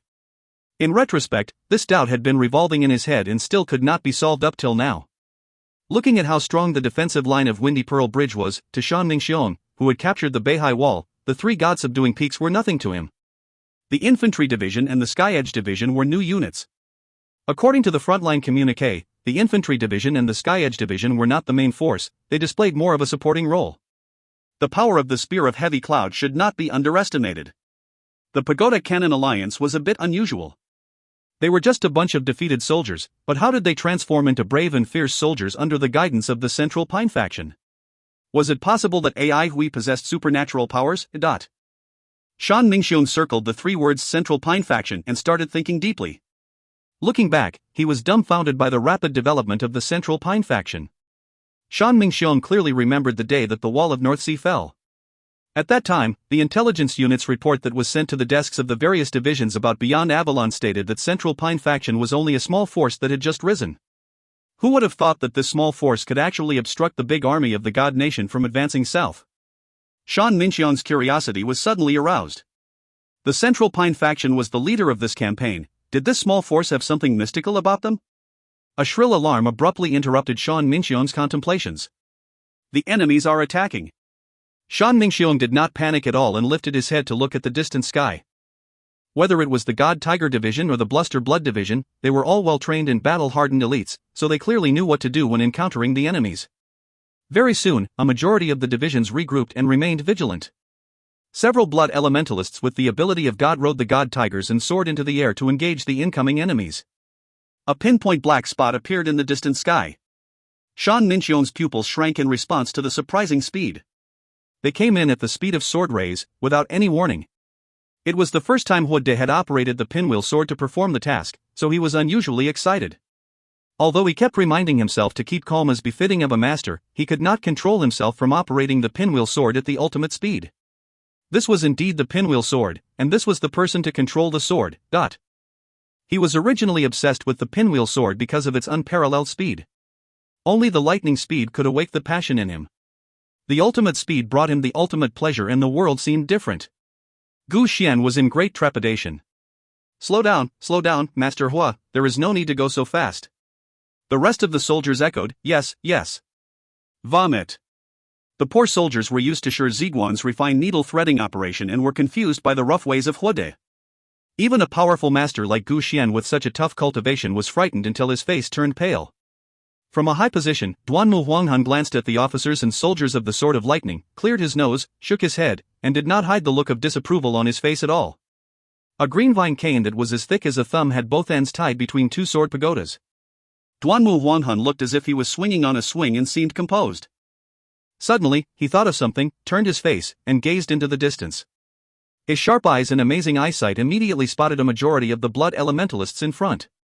At this moment, Huodi also discovered the enemies and shouted with excitement, "There are blood elementalists in front. What should we do?" Gu Xian had not opened his mouth yet when Duanmu Huanghan's faint voice rang out. "Charge at them." Huodi was even more excited. As if injected with chicken blood, he loudly responded, "Good. Charge at them. I am going to start. Everybody hold on tightly." The soldiers of Sword of Lightning changed their expressions and firmly grabbed on to any fixed objects around one after another. A powerful force suddenly erupted from under their feet and the pinwheel sword crazily began to gather explosive speed. The force brushed the ground, making Gu Xian and company turn white with fright. The pinwheel sword's glowing screen isolated the sound of the howling wind outside, but it was overcome by the wild cries of Huodi. Because of his excessive excitement, Huodi's face was glowing and amazing elemental energy fluctuations were released from his body. Huodi could not be compared to Shi Zhiguang in terms of controlling the sword, but the point largely in his favor was his cultivation of the master level. As a master, he could withstand a greater impact and he could effortlessly manipulate the pinwheel sword to reach its peak power. As the speed continued to increase, the glowing screen of the pinwheel sword also rapidly brightened. On top of the green vines, Duanmu Huanghan got up. He was wearing an elegant, green gown which moved without the wind blowing and his eyes were bright as the stars. Ever since he came out from seclusion, he only wore a green gown with embroidered floral patterns on the left chest and the two words Duanmu in bold letterings. He disliked the traditional Duanmu family's emblem as it was unsightly. As such, he redesigned it. With his present achievements, he was entitled to modify the Duanmu family emblem. The glowing screen got increasingly brighter, illuminating the minute parts of the pinwheel sword. Duanmu Huanghan appeared normal, but he was feeling inspired deep inside. He had worked with the Sword of Lightning many times, had sat on the pinwheel sword numerous times, and was very familiar with the pinwheel sword. But this was his first time finding out that under the control of an elemental master, the pinwheel sword could unleash such formidable power. This speed was really amazing. That fellow. The scouts on the God Tiger did not expect the pinwheel sword to accelerate suddenly, so their reaction was half a beat slower. The pinwheel sword was like a comet as it streaked through between the two of them. Amidst the blazing lights, the two green vines did not attract the attention of anyone. As the pinwheel sword passed by beside the two scouts on the God Tigers, the floating, green vines weightlessly and accurately hit their faces. Bang! The two scouts seemed to be hit by heavy hammers and their heads burst open like watermelons. The pinwheel sword flew very far away. The headless bodies of the scouts lost their balance and fell to the ground. The two God Tigers whimpered as they did not understand what had happened. Huodi lifted his head and looked admiringly at the image of the oscillating vines on the glowing screen. These two vines had just completed the mission of killing with one hit and then retracted within the glowing screen. Huodi could not understand how Duanmu Huanghan had done it. The glowing screen was amazingly thick, so how could the vines effortlessly penetrate it? However, he was very clear that just based on this incident, it was sufficient to say that Duanmu Huanghan was much more powerful than him. Charging past the scouts, the pinwheel sword charged towards the God Tiger division, who was on high alert. A blood-colored glowing screen rose from the God Tiger division. Within the glowing screens, two small groups were completing their installations. The God Tigers were well-trained, and although they were ambushed while marching in the wild, they could still complete their installations in such a short time. Once they completed the installation, they would turn into a mean slaughter machine. Shan Mingxian looked with disinterest from the sidelines, did not utter a word, and stared at the pinwheel sword streaking across like a stunning meteorite. Was this the pinwheel sword that he Nanshan and company had suffered much bitterness from? The speed was really terrifying. The courage of the opponents shocked him as he alone dared to charge at the troops. It could clearly be seen that he somewhat had an arrogant attitude. Shan Mingxian was a little depressed. Initially, when the Elementalist Combat Division met with the Blood Elementalists Combat Division, they would run away. Now they could single-handedly charge at the enemies. It was a big change which happened in a short time and reflected the reversal of the battlefield situation. The pinwheel sword got nearer and nearer and the dazzling light began to cover the blood canopy. It was as if the sun was shooting out brilliant rays of light and the visual field suddenly became bright. Boom! A blazing light of 100 times the brightness of the previous burst caused a huge roar that shook the earth and almost shattered Shan Mingxian's eardrums. Scary shock waves erupted and hit him like a heavy hammer, causing half of his body to go numb. Before his eyes was a vast expanse of white, but Shan Mingxian knew that the protective blood canopy was certainly shattered. The charge of the pinwheel sword turned out to be so formidable and terrifying. Struck dumb with amazement, Shan Minxiong found it hard to believe. Right at this moment, an ominous feeling appeared. If you find any errors, ads pop up, ads redirect, broken links, non-standard content, etc., please let us know. Report chapter so we can fix it as soon as possible. Chapter 671, Green Fog. Chapter 671, Green Fog. Translator, YH Editor, X, TYZ. Fu Cixi never imagined that things would go south just like that. Meaning the remnants of the North Sea Division had badly wounded her. Strangely though, the heavily injured Shiyu had miraculously recovered and seemed to be even stronger than before. Shiyu had escaped and left Fu Cixi with a series of bad news to deal with. 13 people had been killed by Shiyu. What was odd was that some of their bodies had gone missing. One of these bodies belonged to Gu Hu. We're missing 5 corpses. Her subordinate's report made her usually calm self become oddly restless. So many of the missing corpses belonged to members of the Sky Leaf Division. How could this be when there were no signs of wild beasts scavenging? Could Shiyu be behind this? What could Shiyu possibly want with this many Sky Leaf Division corpses? Could it be the Beast Venom Palace instead? Fu Cixi felt terribly uneasy. The Beast Venom Palace's actions were often strange and hard to predict. Furthermore, they were notorious for their nefarious deeds. What would happen if her teammates' corpses landed in their hands? Would they be able to uncover the Sky Leaf Division's secret and come up with ways to counter them? Fu Cixi took a deep breath to calm down. She could not bear to continue this line of thought. She had not managed to capture Yi Bai and Shiyu had escaped. To make things worse, more than half of her subordinates had been killed, and her teammates' corpses were snatched. She felt extremely agonized. Returning with such lousy results would definitely incur Madame's wrath. Fu Cixi did not dare harbor any thoughts of being forgiven. This was the first time she had taken on such heavy responsibility, yet she messed it up big time. These repeated failures had, however, made her more aware. The Skyleaf Division's campaigns throughout Beyond Avalon were wildly successful. All the cities they had swept across could only surrender. These continued successes had made the Skyleaf Division's leadership terribly complacent. At the time, discussions within the division came to the conclusion that only the Holy Emperor and Dai Gang were able to match up to them. They believed that any member of the Skyleaf Division was no weaker than the top members of other divisions. Wan Shenwei's final struggle, Shiyu's guile, and Beihai's overwhelming power made her realize that the world's heroes were not to be trifled with. What was she going to do now? She suddenly raised her head and looked into the distance. Those around her looked up at the same time. Every one of them was dumbstruck. The ringing sound reverberating through the air gave a sense of just how terrifyingly fast the shockwave was moving. Shan Minxiong started to feel tense. An astonishingly large broadsword suddenly appeared in his hand. This sinister-looking broadsword was pitch black from tip to base except for the blood-red demonic faces inlaid on its blade. Without any hesitation, he flicked his wrist and nimbly slashed the huge broadsword in a forward arc. As the black ray flew forward, it was accompanied by an eerie wailing that would make even the hardest of men tremble. Ping! A soft, crisp sound rang out. Shan Minxiong's body stiffened. The vine had not struck with much force, but efficiently pierced his defenses with its sharpness. He let out an uncontrollable cry as a wave of indescribable pain washed over his body. Paralysis soon began to set in. The anguish he was feeling now was completely different from the pain of common injuries. He felt as though an invisible thread was tightening around his brain. Poison? Shan Minxiong's heart skipped a beat. He knew of many different poisons that were capable of affecting the mind. Blinded by the pain, he took a huge step back in retreat. Right at this moment, the immense shockwave arrived at its destination. Bam! Shan Minxiong was hit by the force of a stampeding beast. His massive body flew backward like a sandbag. A flash of green light could be seen as a green vine narrowly missed his body. The soft, agile tendril was like a nimble snake, swiftly retreating upon missing its target. Duanmu Huanghun.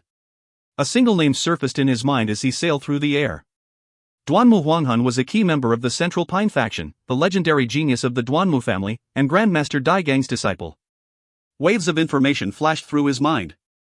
The pins and needles present throughout his body were a constant reminder of just how precarious of a situation he was in. Being a genius or whatever was of little value in this day and age. Shan Minxiong had long since lost count of the number of genius elementalists that he had slain, but this Duanmu Huanghun. Even though Shan Minxiong only had a small window to react and could barely use his strength, the fact that he was placed in such a bad position. Shan Minxiong felt a lingering fear creeping up on him. Duanmu Huanghun was even more powerful than what the rumors said about him. Shan Minxiong did not have the luxury of time to ponder over such matters. The scene before his eyes was hard to watch. Just as he had predicted, the defensive blood canopy had been shattered, and the pinwheel sword had devastated the entire area. A 50-foot wide crater on the ground was ample evidence of its sheer might. Nothing was left standing where the pinwheel sword had struck. The entire place was littered with gore. Even the soldiers who were more than 10 feet away suffered varying degrees of severe injuries from the impact. The pinwheel sword's frightening prowess was laid bare for all to see. Shan Minxiong now understood the hate that He Nanshan harbored toward this weapon of mass destruction. However, the pinwheel sword looked as though it wasn't doing too well either. It was stuck in the middle of the crater. It was not flying. Could it be damaged as well? Shan Minxiong's eyes lit up. An opportunity. Without its speed, the pinwheel sword was about as useful as a tiger without fangs. All it could do was wait to be trampled by others. Rumble, rumble. The ground shook. Shan Minxiong could tell without looking that 2 teams of fully equipped bluster mysterious tigers were on the attack. He felt comforted that the ground troops were reacting well to the situation, counterattacking at the first possible opportunity. Close-range assaults were the bluster mysterious tigers' expertise. An impressive burst of force propelled their lumbering bodies forward at a swift speed.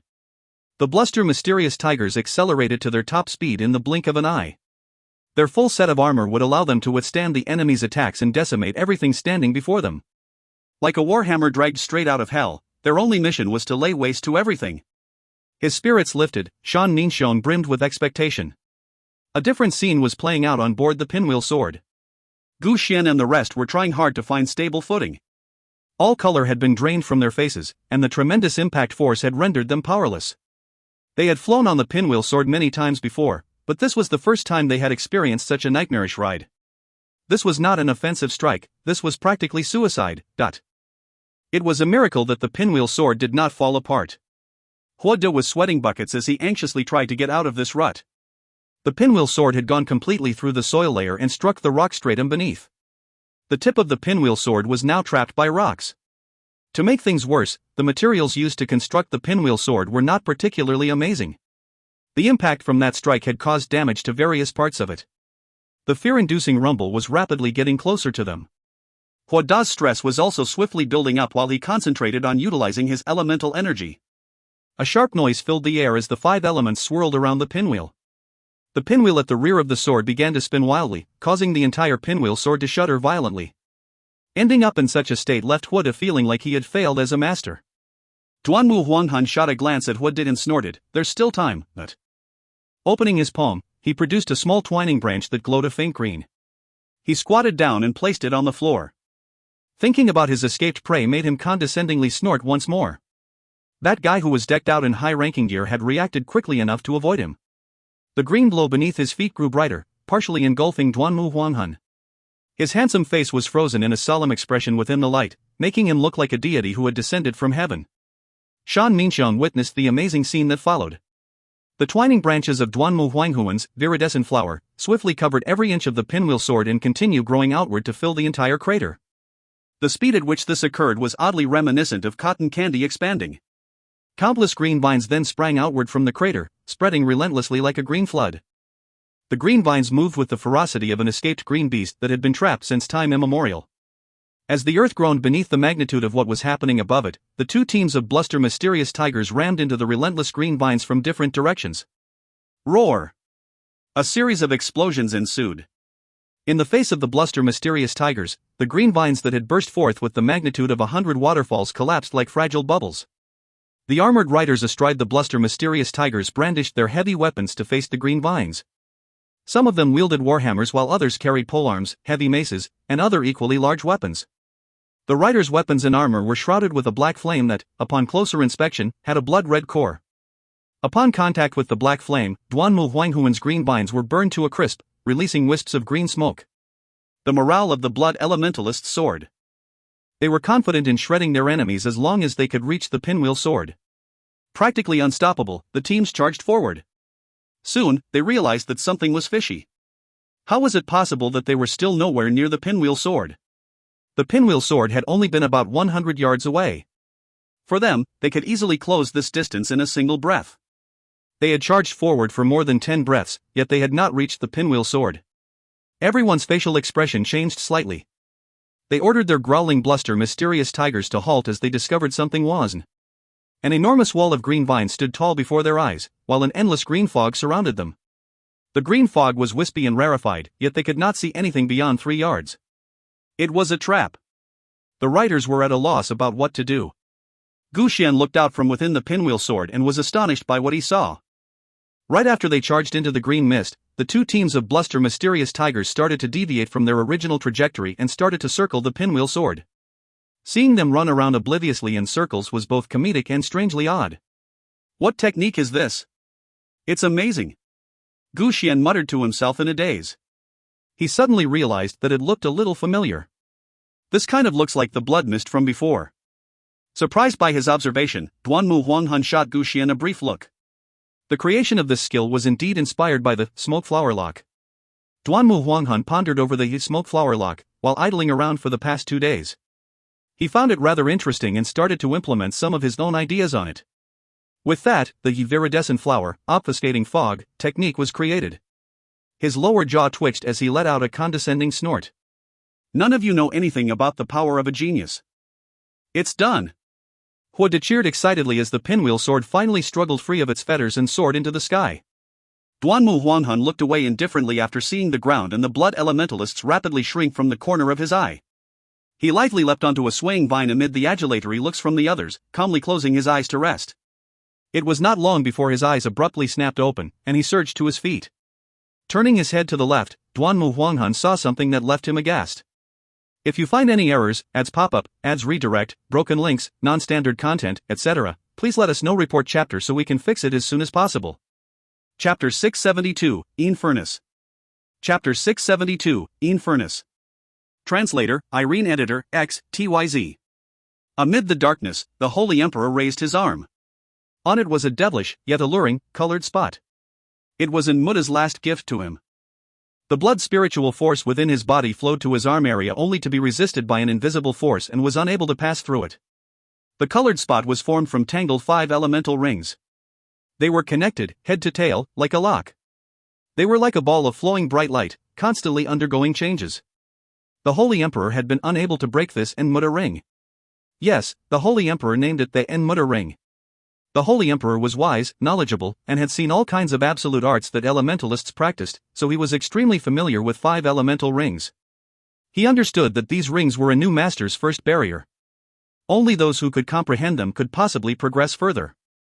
The Enmuda ring was different from those he had seen before. It had life. It could grow and change, regrouping and repairing itself. It flowed endlessly, never ever stopping. It was breathtaking, amazing, and magnificent. The Holy Emperor disapproved of Enmuda's ways, but was exceedingly impressed by the Enmuda ring. Breaking the Enmuda ring would allow him to heal from his injuries, but more importantly, he would be able to further advance his level. Grandmasters reigned supreme not only because of their powers, but also due to their solitude. It was extremely cold at the top, and such was their lives as grandmasters. This loneliness wasn't just something that few battled together against. It was also something they experienced during training. There were fewer and fewer things they could use as references. There were also fewer people whom they could learn from and discuss matters with. Loneliness hit them the most when they pondered over their next destination. Ever since the battle with Enmuda, the Holy Emperor had stayed away from governmental affairs and spent practically every waking hour attempting to understand the Enmuda ring. The Enmuda ring caused him to spend a lot of time and energy, but the output was worth the effort. Seeing through Enmuda's ideology was priceless. The Holy Emperor looked forward to the day when he could finally solve the riddle. He was curious about the essence of the Enmuda ring. And that day was near. Compared to being on the front lines, he was much happier using his time to study the Enmuda ring. Peeking into the insights of a grandmaster was like exploring a whole new world. He opened his eyes suddenly. As he left his room, the sun was rather glaring, but it did not seem to affect him. The guards were shocked to see him, but they quickly bowed. "Your Majesty." Ignoring them, the Holy Emperor flew up into the sky and stopped somewhere high above. He had a grave expression on his face as he kept his gaze in the direction of the jadeite forest. Such an intense wave motion. Dai Gang. Who else? A new Grandmaster? It was a lively scene in Skyheart City. As people rushed out from their houses, some flew up into the sky, while others stood on their roofs. They were all looking toward the jadeite forest. They craned their necks despite the futility. There were mixed emotions on their faces.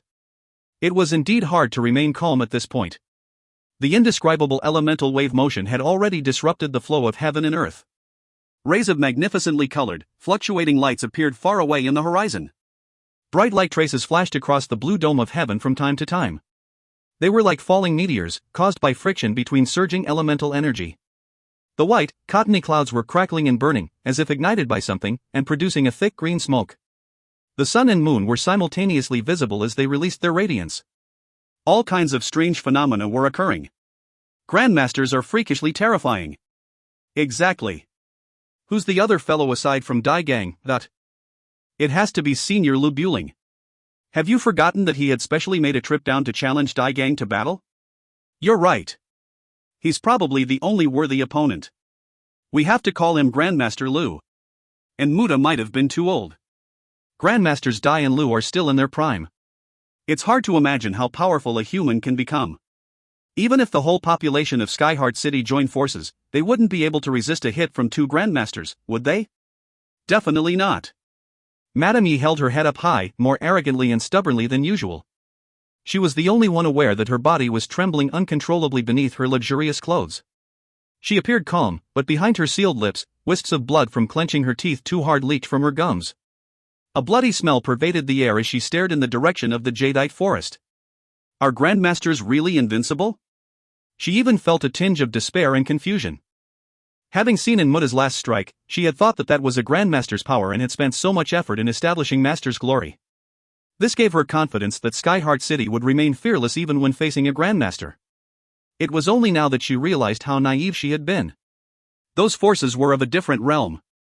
Even quantity wouldn't be able to compensate for the disparity in power. Madame Yi broke out in cold sweat.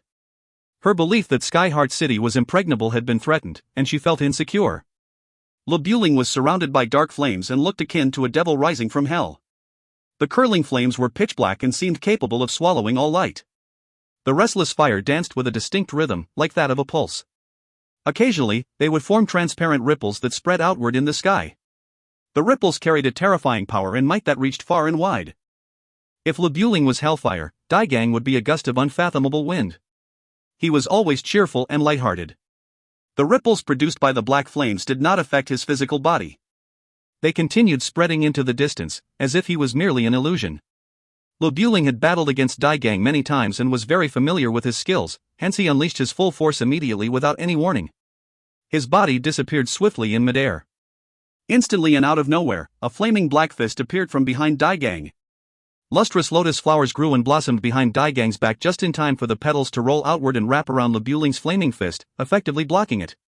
Whoosh! The petals turned into ashes and dust.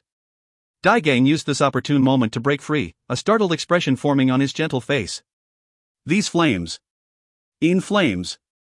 Can't hide it from you indeed. A cold groan sounded from far away as a sharp force appeared noiselessly by Dai Gang's ears. His eyes lit up. I see. Golden Crow fire generates Een after non-stop tempering and upgrading. Amazing stuff. These Een flames can even combust in a void, right? Both moved as fast as lighting. Throughout a brief exchange of conversation, both had exchanged blows at least tens of times. The effect produced by two colliding forces that were entirely different also differed. At times these clashes disappeared without a sound, but at other times, they were earth-shatteringly loud like thunder. Lu Buling became excited because he could feel that their current fight was different from the previous ones. That powerless feeling he had felt when facing Dai Gang was like a nightmare that enveloped his whole life. He had thought that they were the shackles of fate, but he was finally going to crush them. He burst into a laughter. It feels good. Dai Gang retracted his smile and adopted a stern expression. Brother Buling is rebelling against destiny for sure, establishing supreme absolute arts, and passing them on to the new generations. May I ask for its name? Lu Buling was surprised, but after some thought he mumbled, I forgot about naming it. Let me call it, Een Furnace. Dai Gang praised, great name. If Brother Buling loses, I'll be sure to pass it on to the noble disciplines. If anything goes wrong, I'll entrust the gifted ones to hand it down and carry it forward, ensuring that this treasure does not collect dust. Lu Buling laughed out loud. I've been living life my own way, and nothing matters when I'm dead, so who cares? Before he finished, his body appeared beside Dai Gang as he threw another punch. Dai Gang's eyes lit up. There are ripples in this empty space. A lotus flower blossomed behind his back to block the blow. Whoosh! The flower burned to ashes. The black flames then surged forth toward Dai Gang's head. Nothing much could be seen, but Dai Gang's body withdrew speedily. His open hands and fingers were like blossoming flowers. It was a dazzling sight for all to see. The bull-sized lotus flowers spiraled rapidly toward the surging, curtain-like smoke. Boo boo boo. The flower petals exploded into balls of light. Amid the light were pattering sounds generated by fine rain. The seemingly soft rain had actually managed to disrupt the momentum of the black smoke. Just then, a fist pierced through the rain curtain. Dai Gang's pupils shrank. He extended his palms out and struck out. A deluge of petals fluttered in the sky as heavenly music filled the air. It was as if a deity had descended. Boom! The petals turned into fine powder in an instant, and the heavenly music stopped abruptly. The light ray that blossomed between them was so dazzling that it hurt to watch, and it was accompanied by a fiery explosion of elemental wave motions. Lu Buling only felt a burst of overwhelming force approaching. Before he could react, his body shot backward like a ball for miles before he could stabilize himself. He looked at the crisscrossing wound on his fist and grinned. There was only madness in his eyes. That felt good. The ground beneath him was a long crack that was 3 kilometers wide and over 10 kilometers long, as if it were a valley. This was the ghastly scar left behind by that earlier blow. Behind Lu Buling, the accumulated soil had created a dust storm that covered the sky and still whirled in the air. It swept far across the field, extending 1,000 miles away. Lu Buling shifted his gaze toward where Dai Gang was standing. Dai Gang was in a worse state. His palms were missing from his lower arms and astonishingly severe wounds could be found all over his body. Lu Buling hardened his gaze. There were no bones sticking out of Dai Gang's arms. No bones? I haven't been injured in a long time. Almost forgot what it feels like, Dai Gang mumbled and raised his head up with a smile. You're amazing indeed, Brother Buling. The first to ever force me to unleash my true potential. How interesting. If you find any errors, ads pop-up, ads redirect, broken links, non-standard content, etc., please let us know. Report chapter so we can fix it as soon as possible. Chapter 673, Dai Gang's Secret. Chapter 673, Dai Gang's Secret. Translator, Irene_editor, X, TYZ. Lu Buling stared at Dai Gang's broken wrists. They were white and lustrous, somewhat like jade yet not, and somewhat like wood yet not. He mumbled to himself, I see. Body of grass cord and white lotus. Unexpected, how unexpected. I've fought so many battles against you, but failed to notice. An undying body. I never imagined anyone would actually reach that level. With a slight smile, Dai Gang replied, You have good judgment, Brother Buling. Grasscord is a product from my traveling days, when I chanced upon a few netherworld lotus seeds in the Hall of Daya. From there, I received significant enlightenment. Flesh grew from his broken wrists at a visible rate, forming 2 perfectly new palms. Dai Gang's voice carried a magnetic charm that reminded people of the spring breeze. Lu Buling's eyes were brightly lit at this point. The thrill inspired him. When it came to training, he never was one to follow conventions.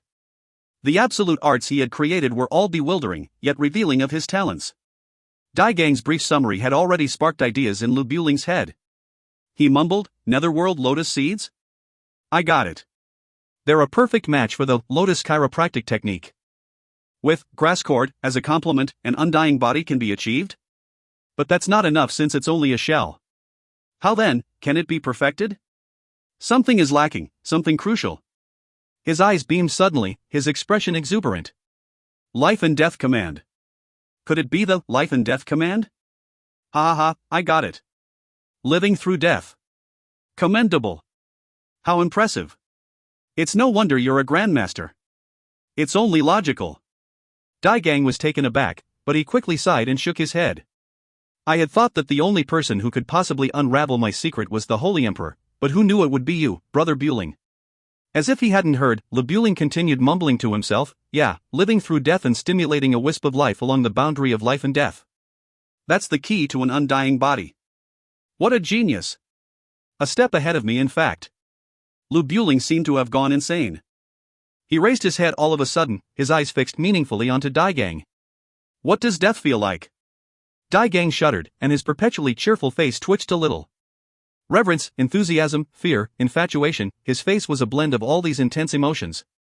With a bitter smile he stated, "Indescribable." In response, Lu Buling released a long breath. "Must have been unusual. How I yearn for it."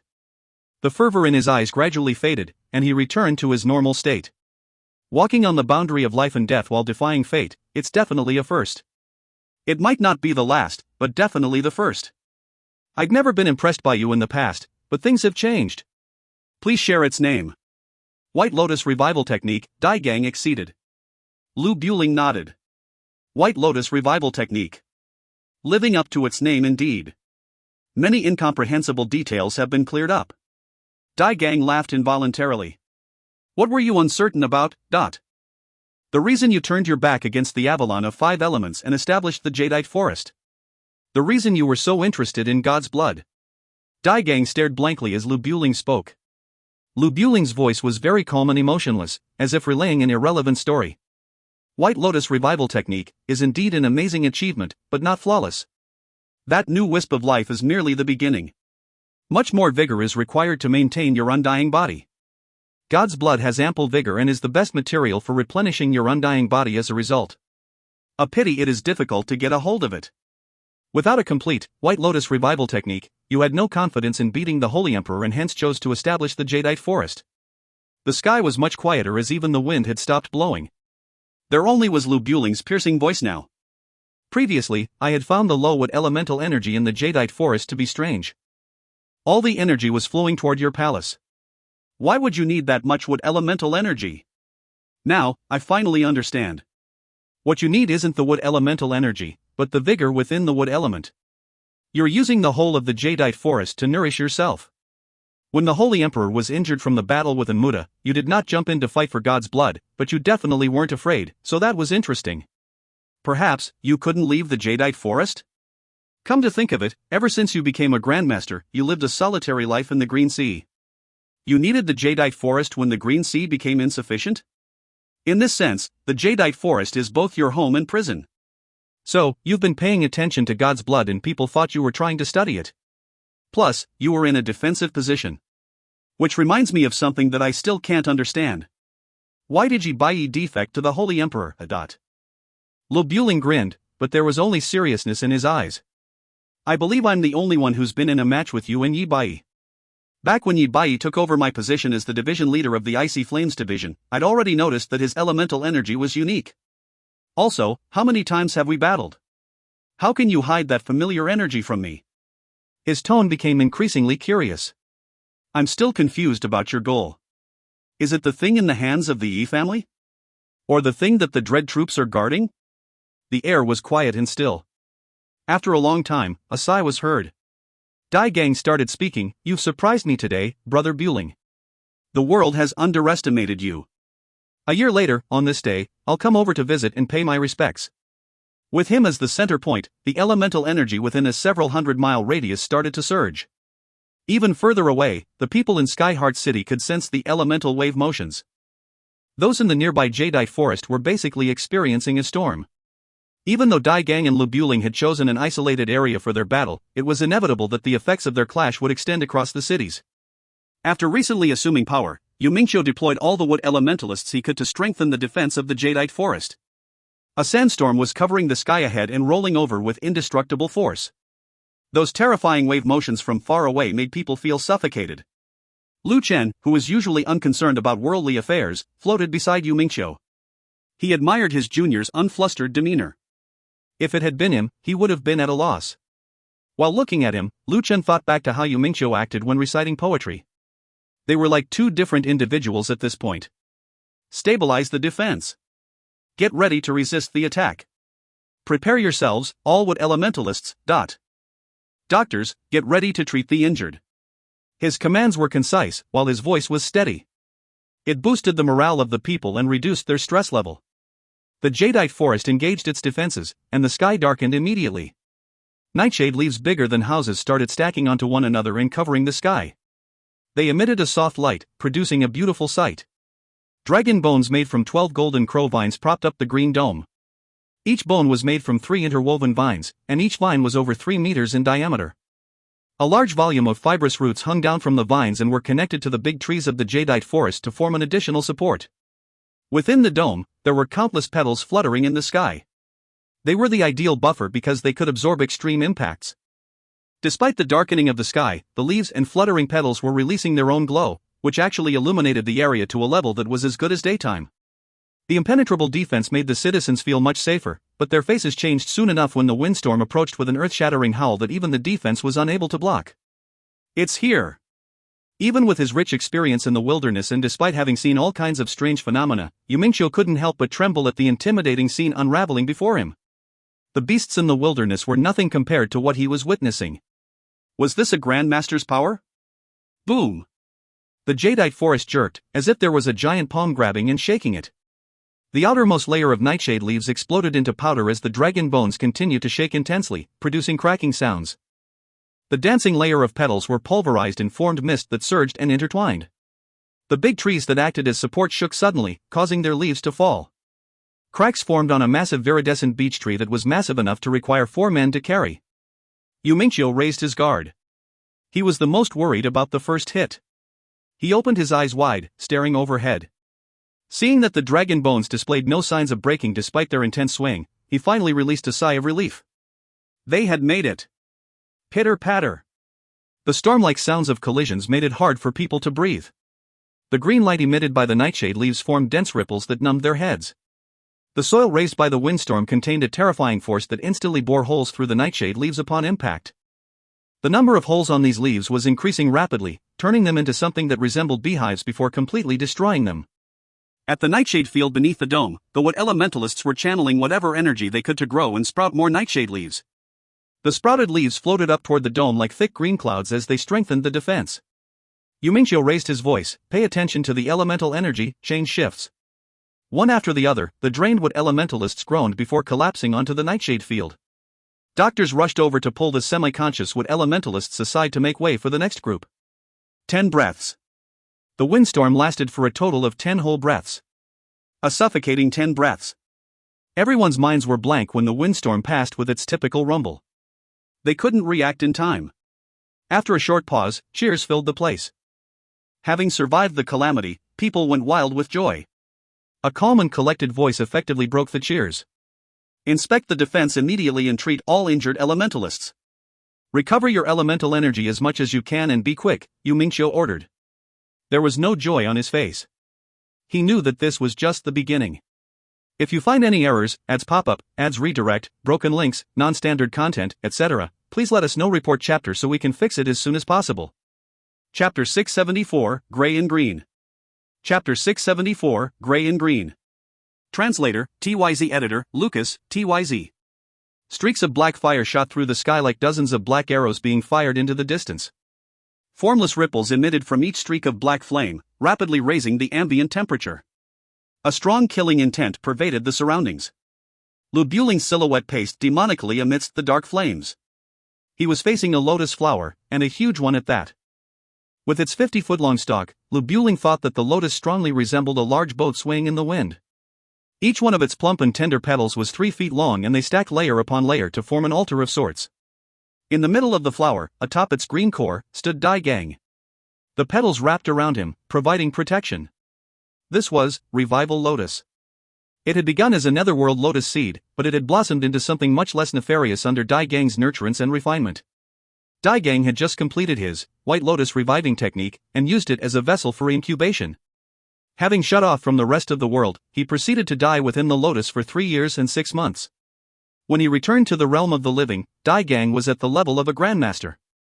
The lotus that had embarked on this mysterious experience with him had completely transformed into something mystical. It was now one of the strongest treasures in the world. A streak of black flame struck one of the petals, creating ripples on its surface. The petal began to wither gradually, but a new one immediately grew to take its place. Shrouded by the petals, Dai Gang's expression remained solemn. He separated and pressed his palms together, sending a flurry of petals raining down from up above. The seemingly gentle rain of flowers was like an illusion. Its fragrance was utterly captivating. Every time a streak of black flame shot past, the floating flowers would aggregate around it and snuff the fire out. To a grandmaster, everywhere was a battlefield. The two of them were either moving like lightning, chasing each other down hundreds of meters, or engaging in terrifying close-quarters combat that produced blinding sparks. After his initial testing, Lubuling became more accustomed to his new body. He was unfamiliar with several aspects of his body after undergoing tempering inside the furnace. Luckily, his lifetime of combat experience allowed him to quickly get a knack for his new abilities. He appeared above the giant lotus in the blink of an eye with black flames on his arm. Instead of shooting out like before, the flames extended down his arm straight towards his palm, forming a pitch-black javelin. The javelin was about 4 feet 9 inches long and had a crystal-like quality. Lubuling was extremely composed. With the utmost confidence in his strength, he engaged his core and launched the javelin. His figure was frozen in the air, like something out of an ancient mural. The javelin in his hand had vanished. A light, bubbling sound spread through the air, and a small hole could be seen on one of the lotus flower's many petals. The javelin that was formed from black flames effortlessly bore through the lotus flower and pierced through Dai Gang's body. Dai Gang looked down and saw a puncture wound the size of a small bowl on his abdomen. Wisps of black flame surrounded the wound, corrupting his body and destroying his inner vitality. He ignored the wound after giving it a quick glance. An injury like this was no big deal to him. The wisps of black flame around the wound were quickly extinguished, and the charred flesh where the wound was rapidly whitening. Dai Gang's damaged tissues were regenerating at a fast pace, and the wound was fully healed in the span of 8 breaths. Dai Gang furrowed his brows as he tried to track Lubuling's swift, erratic movements. Lubuling was moving too fast. Dai Gang himself was already considerably fast, yet his speed was miles behind Lubuling's. This was not something unexpected for Dai Gang since he knew that Lubuling's body had been tempered to the extreme in the furnace. Lubuling could possibly have transcended the physical limits of the human body. Lubuling might have praised Dai Gang's White Lotus reviving technique as something phenomenal, but surely the way he tempered his own body was phenomenal as well? Lubuling appeared to have the upper hand, but he was in fact unable to find a way to deal with Dai Gang. Inflicting normal injuries on Dai Gang was effectively a pointless venture. Lubuling attempted to use other offensive strategies, but nothing seemed to work. At this point, both parties understood that they were in a war of attrition. Lubuling was capable of inflicting damage to Dai Gang, but his terrifying regenerative powers made short work of any such injuries. Similarly, Dai Gang did not have any way to deal with the insanely fast and stalwart Lubuling. Lubuling once again took the initiative in trying to break out of this stalemate. He soared high into the sky like a rocket. Dai Gang inevitably looked up. With the glaring sun shining in Dai Gang's eyes, Lubuling's figure was soon reduced to a small, black dot. What was this fellow trying to do? Dai Gang did not dare to underestimate his opponent. Even though their previous engagement was slightly restrained, both parties were able to deduce the full extent of the other's strength. Dai Gang's pupils suddenly constricted. This is... His brightly lit field of view was rapidly turning dark. Looking down from high up above, one would realize that all the sunlight was gathering towards Lubuling. Lubuling's immediate surroundings did not get brighter despite that. Counterintuitively, a thick layer of darkness that appeared to have made its way out of the deepest levels of hell surrounded his figure. Like a black hole, the darkness was so profound that even the slightest amount of light was unable to escape its grasp. As if color had been drained from his vision, the world that Dai Gang saw appeared to have been painted in grayscale. The azure blue sky was now gray, and looked empty and desolate. The flora on the ground below had been stripped of all their verdancy, and the land was colored ash as far as the eye could see. Thick tree trunks looked like they were molded from clay, and the soft leaves and flowers were like gray paper cuttings. The nearby limestone formations lost their hard edges, making it seem as if they were as easy to snap as a dry twig. The vibrant world around him became utterly sinister in an instant. Dai Gang felt an unfamiliar yet instinctively abhorring energy building up. Furnace. Dai Gang knew that he was in trouble this time. This lifeless, desolate world was no illusion. Life force was actually gradually being drained from everything around them. Dai Gang could clearly feel a barrier coming between his connection with the jadeite forest. The basis of his power lay on his ability to tap on the wood elemental energy within the jadeite forest. The life force within the wood elemental energy was the largest source of his strength. Affected by Lubuling's move, Dai Gang felt his body's regenerative ability decrease significantly.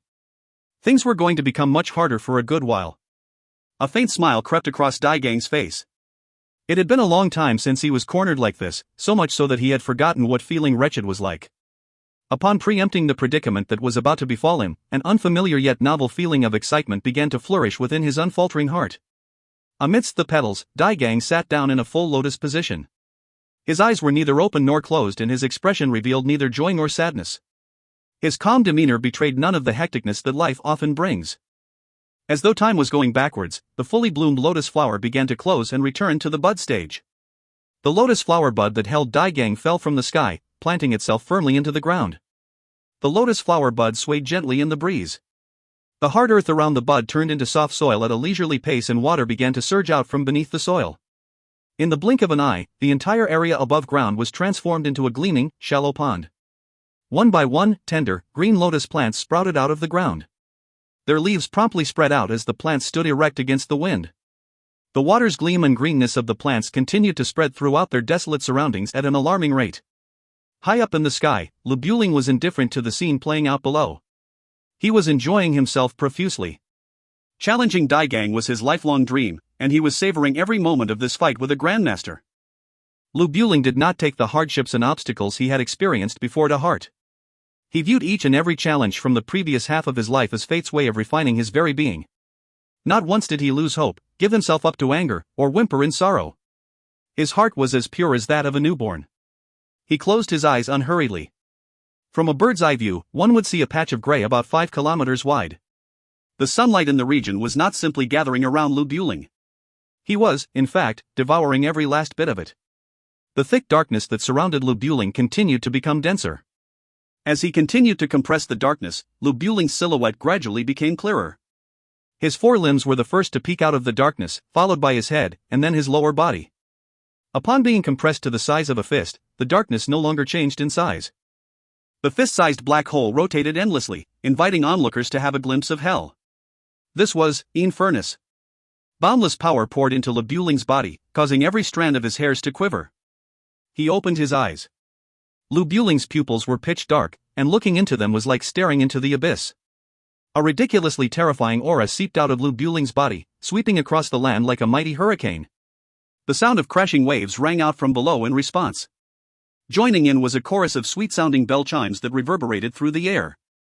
These sounds were coming from the warm, green orbs of light that sat within the lotus leaves. While Lubuling was busy absorbing sunlight, Daigang's lotus leaves had spread out all the way to the edges of his gray domain. The area had been split into 2 parts, a colorless, gray void of a sky and a lush, green pond brimming with lotus leaves.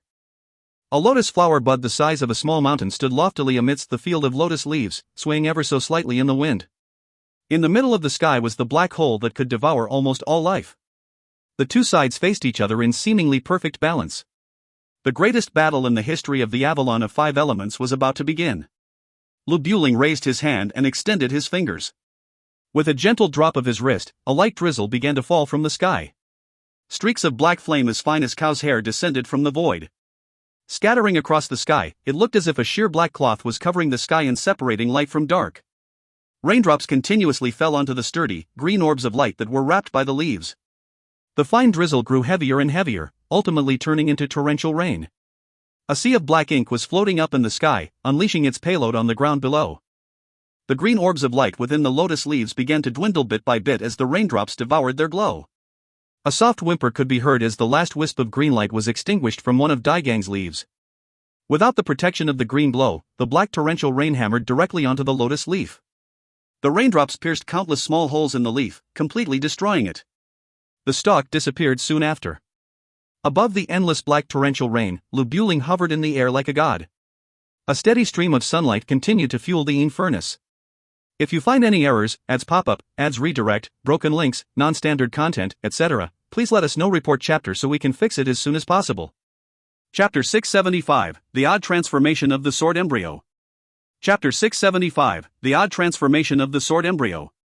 Translator, TYZ Editor, Lucas, TYZ.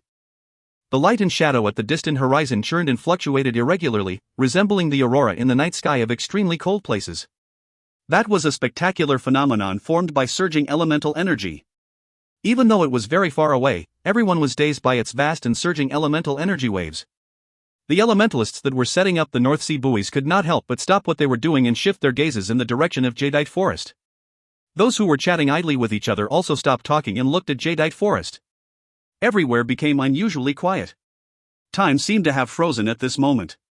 One could only hear the sound of wind blowing. Suddenly, a tinge of extremely weak and fine sound echoed in the wind. Initially, no one noticed it. Gradually, this sound became increasingly sharp. It was buzzing violently and loudly, overwhelming the sound of the wind blowing. Sure, Shuemon had a sharp sense of hearing. She subconsciously tilted her head and immediately found the source of the sound. It was coming from the 7 sword pagodas on the pinwheel sword. The swords sticking out of the sword pagodas were vibrating violently at the same time. They were exceptionally agitated. Ai Hui. Before she could turn her head around, she heard Lulan crying out in alarm, Ai Hui. Sure, Shuemon turned her head abruptly and looked in the direction of Ai Hui. She saw Ai Hui sitting upright on the ground with agony written all over his face. She stomped her foot on the ground and the azure wings on her back spread open. In a flash, she appeared beside Ai Hui. Ai Hui raised his head and forced out a smile with great difficulty. His facial appearance was distorted in pain. Following which, he let out a deep growl through his clenched teeth. Disperse. Sure, Shuemon's mind jolted. Without any hesitation, she grabbed Lulan and flew away from Ai Hui. Upon hearing Ai Hui's command, everyone else woke up and immediately dispersed. However, they did not forget their duty, which was to maintain vigilance. Even though they did not know what was wrong with Ai Hui, they understood that the most important thing for them to do now was to prevent anyone from launching a sneak attack on them. Sure, Shuemon stopped a few hundred feet away from Ai Hui. Looking at Ai Hui, she bit her lower lip and her eyes froze. Following which, she withdrew her gaze and clenched her cirrus tightly and released a dangerous aura. Ai Hui's body began to tremble involuntarily. His face was as pale as a piece of paper. Pea-sized beads of sweat slowly flowed down his forehead. Things did not seem to go well for Ai Hui. The red glow in Lulan's eyes were flickering rapidly. With an urgent voice, he said, the elemental energy in Ai Hui's body is in chaos and his mind is injured. By now, Ai Hui could no longer talk. His perceptive awareness far surpassed everyone else's, so He was the first one to sense the elemental energy waves from Jadeite Forest. At that time, he felt as though there was an invisible string in his mind that was suddenly plucked. His sword embryo, which was originally roving along the yin-yang dividing line, suddenly stopped moving. The next moment, 18,000 streaks of sword consciousness rose from Ai Hui's body at the same time. Following which, they pointed in the direction of Jadeite Forest like venomous snakes that had encountered danger. Then, they shot up into the air. The elemental energy waves were becoming more and more powerful. To everyone else, even though the elemental energy waves were terrifying, they couldn't harm them. However, to Ai Hui, it could put him in a dire situation. His sword embryo was reacting strongly to the elemental energy waves. The 18,000 streaks of sword consciousness were trembling and rumbling at the same time, resembling a pack of wolves that were howling. They were responding to the elemental energy waves from the 2 grandmasters. The sword embryo behaved as though it had encountered its natural enemy. It was emitting an extremely powerful aura of battle fervor. Ordinary elementalists might find it very hard to detect changes in elemental energy waves, but Ai Hui could do so easily. The speed at which the elemental energy waves were becoming more powerful was terrifying. The sword embryo was not willing to concede to the 2 grandmasters.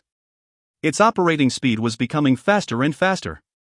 Ai Hui tried to pacify the sword embryo but failed. Very soon, the operating speed of the sword embryo overwhelmed Ai Hui. He was scared witless as the sword embryo's operating speed had gone out of his control completely. The sword embryo did not show any sign of slowing down, and its operating speed kept on increasing. Breaking the critical point of the sword embryo was an extremely terrifying elemental energy wave. Out of all the elemental energy waves, this was the most powerful one. What Ai Hui feared the most was that this elemental energy wave contained the aura of death and destruction. What Ai Hui did not know was that this elemental energy wave given off by Lu Buling's activation of Infernus. The elemental energy waves were like sea waves and this elemental energy wave was like a tsunami, breaking the critical point of the sword embryo. The 18,000 streaks of sword consciousness suddenly crumbled and flew in all directions, appearing as though they had been struck with a huge blow. This dealt an enormous impact on Ai Hui's mind and caused him to suffer an injury. Ai Hui's head buzzed as he blacked out. Soon after, he returned to his senses and let off a bitter laugh in his heart. He reckoned that he was the first person to get injured by the elemental energy waves. However, he did not really care about it. Even though he was injured, it wasn't a severe injury. He could recover from it in a few days' time. The sword embryo was formed by essence, breath, and spirit. It was incorporeal, magical, and unique, and it was exceptionally sensitive to elemental energy waves and psychic attacks. Everything had its pros and cons. Because of the sword embryo, Ai Hui had a powerful perceptive awareness. However, at the same time, he was injured because of the sword embryo as well. If this was the only impact on Ai Hui, he would only experience the might of grandmasters. However, he had underestimated the sword embryo and overlooked other things. When the 18,000 dispersed streaks of sword consciousness gathered and went into a roving mode once again, we sensed a gush of frustration from the sword embryo. We was stunned. Frustration. The sword embryo had always been very mysterious. From the day he developed the sword embryo, it had always been very calm. It had never behaved like this before. Even if the sword embryo was provoked, it would remain in a state of calmness and would not feel frustrated at all. But why would he sense a gush of frustration from the sword embryo? We felt slightly incredulous. Before he could react, a mysterious gush of frustration suddenly hit him and engulfed his body. He felt there was something in his body that was restless and kept on strengthening. He also felt as though a dormant volcano in his body had woken up and it was about to erupt.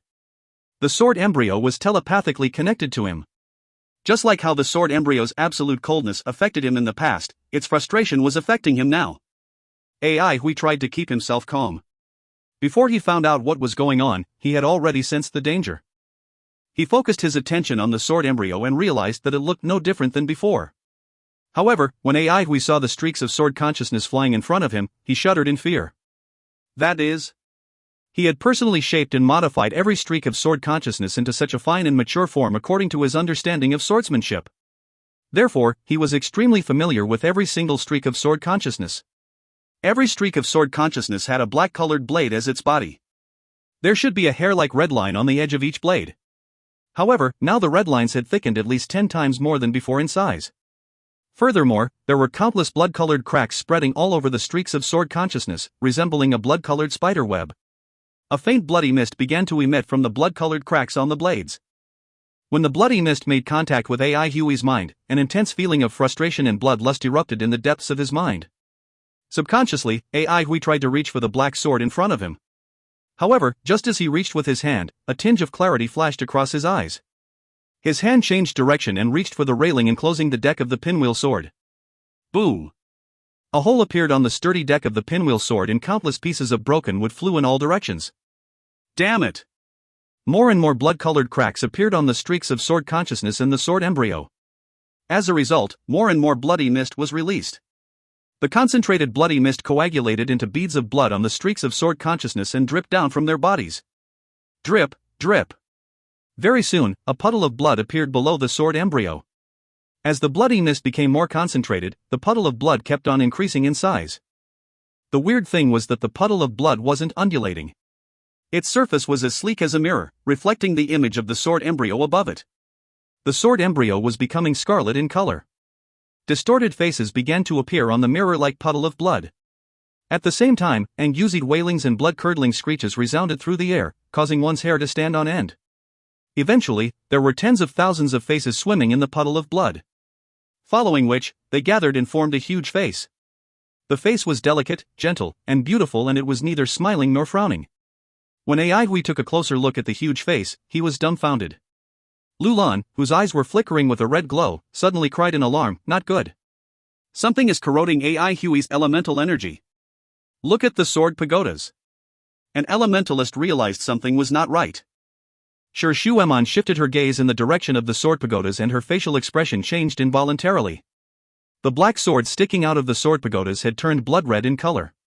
Glistening blood was seeping out from the black swords. The scene was unusually creepy, causing everyone's blood to run cold. Suddenly, a sword chime resounded through the air and the 18,000 blood swords shot out of the sword pagodas. The sword pagodas turned sparkling clean in an instant, not having a single trace of blood on them at all. The 18,000 blood swords hovered above Huey's head, resembling a bloody cloud. And at this moment, Huey stood up slowly. When everyone saw Huey's face, all of them were stunned. They did not know whether or not their eyes were playing trick on them, but the contours on Huey's face seemed to have become gentle. He was neither smiling nor frowning, appearing indescribably creepy. His limpid and black pupils had become scarlet in color, resembling two spiraling bloody vortexes that could devour anyone. Suddenly, Huey leapt into the air. The hovering blood swords flew towards him and engulfed him like a massive bloody cloud. The scene looked exceptionally weird. The blood sword-formed spherical object kept on wiggling in the air. Clink, clink, clink. Incessant sword chimes erupted from the spherical object like a tsunami. When the last sword chime finished echoing through the air, a towering, scarlet watchtower that was made up of blood swords appeared in the sky. A scarlet trail shot out from the watchtower and flashed across the sky as a terrifying aura surged in all directions like a huge wave. The bloody glow from the watchtower covered half the sky and caused the sun to dim. A sword chime that resembled the sound of a bell chiming in an ancient temple located deep within a mountain rang through the air. Ai Hui appeared at the top of the watchtower. However, he seemed so familiar yet distant to everyone. Ai Hui stared at them with a tinge of killing intent in his eyes. His face undulated like the surface of water, becoming slightly blurry. However, it started to stabilize after a while. Ai Hui withdrew his gaze and the corners of his mouth curled into a faint smile. Then he mumbled to himself, "Why are you resisting me so fiercely? Such a profound relationship, huh?" Ai Hui's face turned blurry once again. A look of agony appeared on his face. Following which, it was replaced by a ruthless and evil look. At this moment, he let out a groan and his body bended. Clenching his teeth, he blurted out, "Go." The blood sword-made watchtower streaked across the air into the distance. If you find any errors, ads pop up, ads redirect, broken links, non-standard content, etc., please let us know. Report chapter so we can fix it as soon as possible. Chapter 676, Repercussions. Chapter 676, Repercussions. Translator, TYZ Editor, Lucas, TYZ. Dai Gang was sitting motionlessly in a lotus flower. One could not tell he was in danger, as there was a calm and peaceful look on his face. The Yin furnace was devouring the sunlight continuously. The area that was affected by it looked as though it was isolated from the rest of the world. Dai Gang's elemental energy regeneration was completely cut off and the black flames were still corroding his vitality. If this carried on, he would die soon. Pop. Inside the lotus seed head beneath him, a lotus seed transformed into a wisp of smoke and disappeared, leaving behind a hole. Every lotus seed contained pure and vigorous vitality. He spent a large amount of time and effort to cultivate them. Every one of them was extremely precious. In a situation whereby he was isolated from the world, he had no choice but to use these revival lotus seeds. Unbelievable. He couldn't believe he had to resort to this drastic measure. Lu Buling, who had been challenging him for nearly a lifetime, finally cultivated a skill that could restrain his revival lotus seeds. Was this destined? Dai Gang's lips curled into a smile, feeling somewhat amused. If the 18 lotus seeds were expended, he would die. However, one couldn't tell that he was anxious about it. That was because he knew that the sun would not shine upon the earth forever. Nothing in this world could last forever. When the sun set and the moon rose into the sky, the power of Yin furnace would decrease drastically. That was when he would retaliate. He would definitely take good care of Lu Buling. The smiling Dai Gang was filled with confidence. Suddenly, a long and continuous sword chime rang across his ears. The sword chime wasn't loud or clear and it sounded almost like a sigh. It had passed through countless pieces of clouds, mountains, valleys, and rivers before arriving here. At the same time, violent and boundless energy waves were rising through the sky in an extremely distant place. The energy waves were filled with provocation. The smile on Dai Gang's face froze. Since the start of this battle, he had been calm and collected. However, now he was stunned. For a moment, he furrowed his eyebrows and an incredulous look appeared upon his face. A Grandmaster? Who could it be? The first person he thought of was the Holy Emperor. However, he turned down this notion very soon.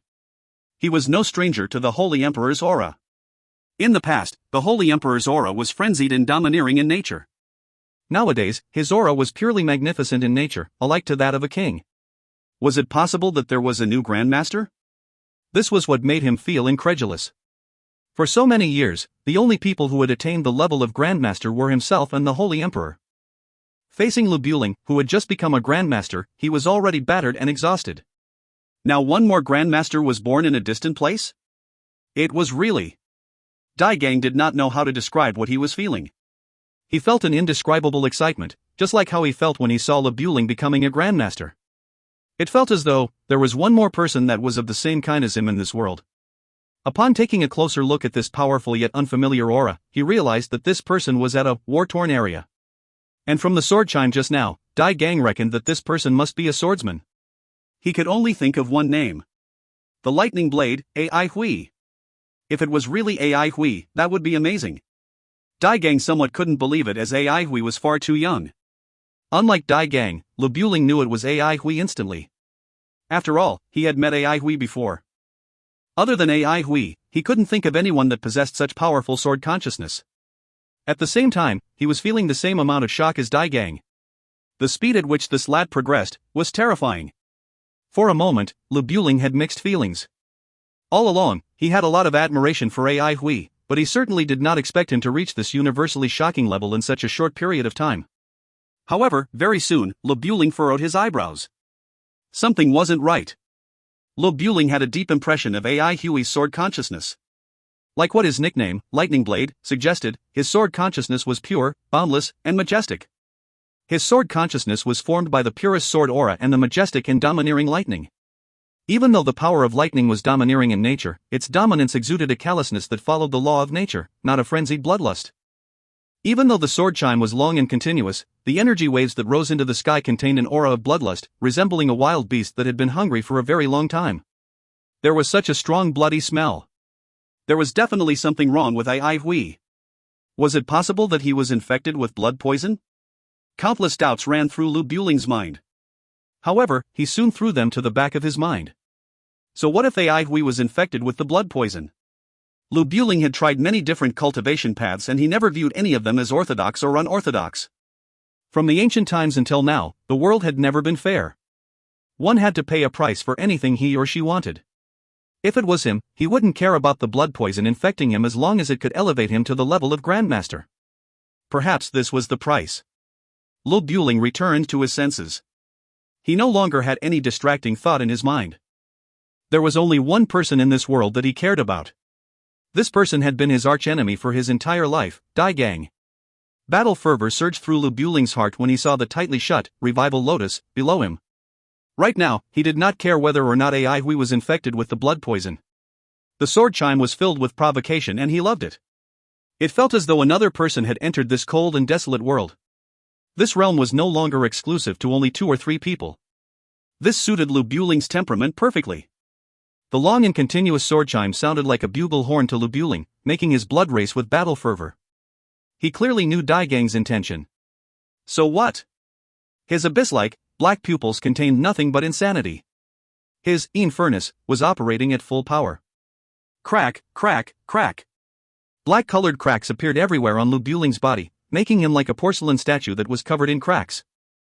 Every crack seemed to be connected to an abyss, exuding intense and pure darkness. A black-colored liquid began to seep from the cracks. The liquid resembled black-colored blood and molten lava at the same time. Whoosh! Wisps of black mist began to rise from the black-colored liquid.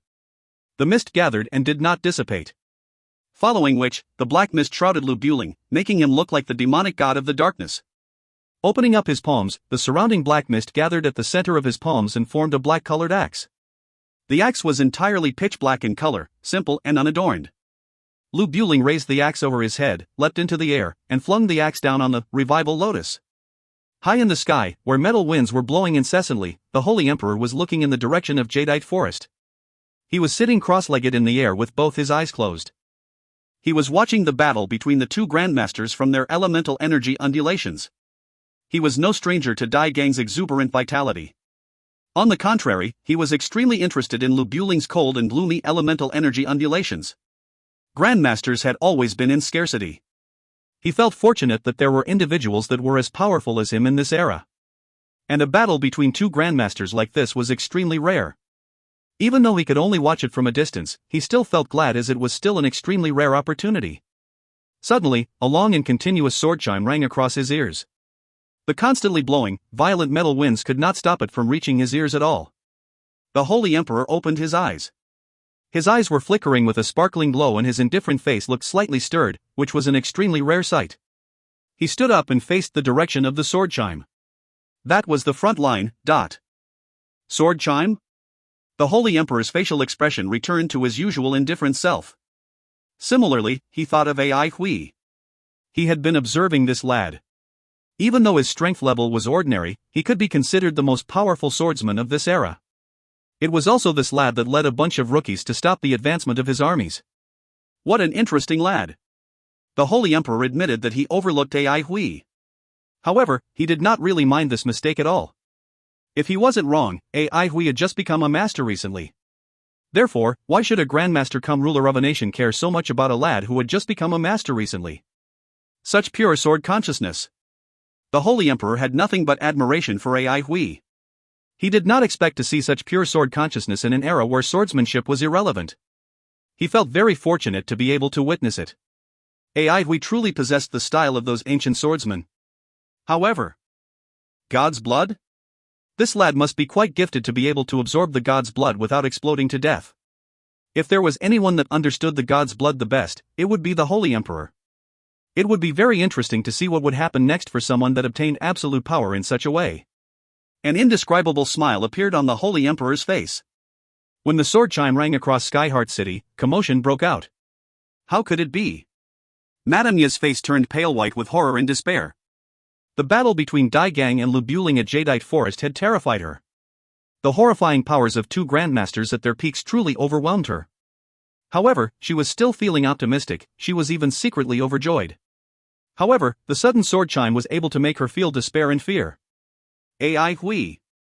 After the Skyleaf Division was born, almost the entire Beyond Avalon was in her hands. Even a powerful aristocratic family like the Gong residents had bowed down and surrendered to her. The only person that could strike fear into her heart was Hui.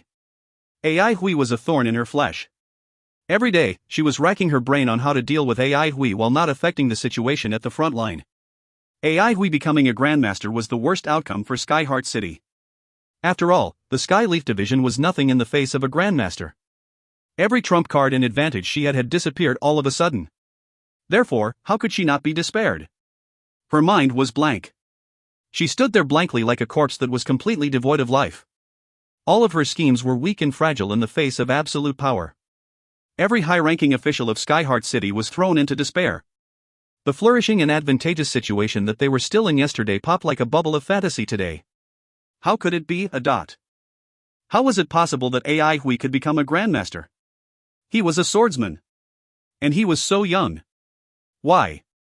While everyone was feeling despair, no one noticed that a 5-elemental lotus in the Lake of Masters was emitting faint, black smoke and losing vitality. Inside that lotus, Xiaobao could sense his mother's despair and fear. He wanted to console her, but he couldn't make any sound.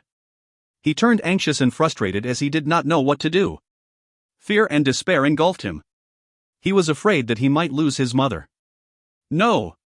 The depths of his soul was screaming, like a drowning man that was wailing for the last time while looking at the sky from under the water.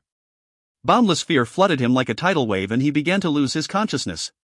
The 5 elemental lotuses on the Lake of Masters were withering. The elementalists inside them had been reduced to nothing but pale white bones. The hundreds of lotuses withered and disappeared. Only one lotus was left in the center of the lake.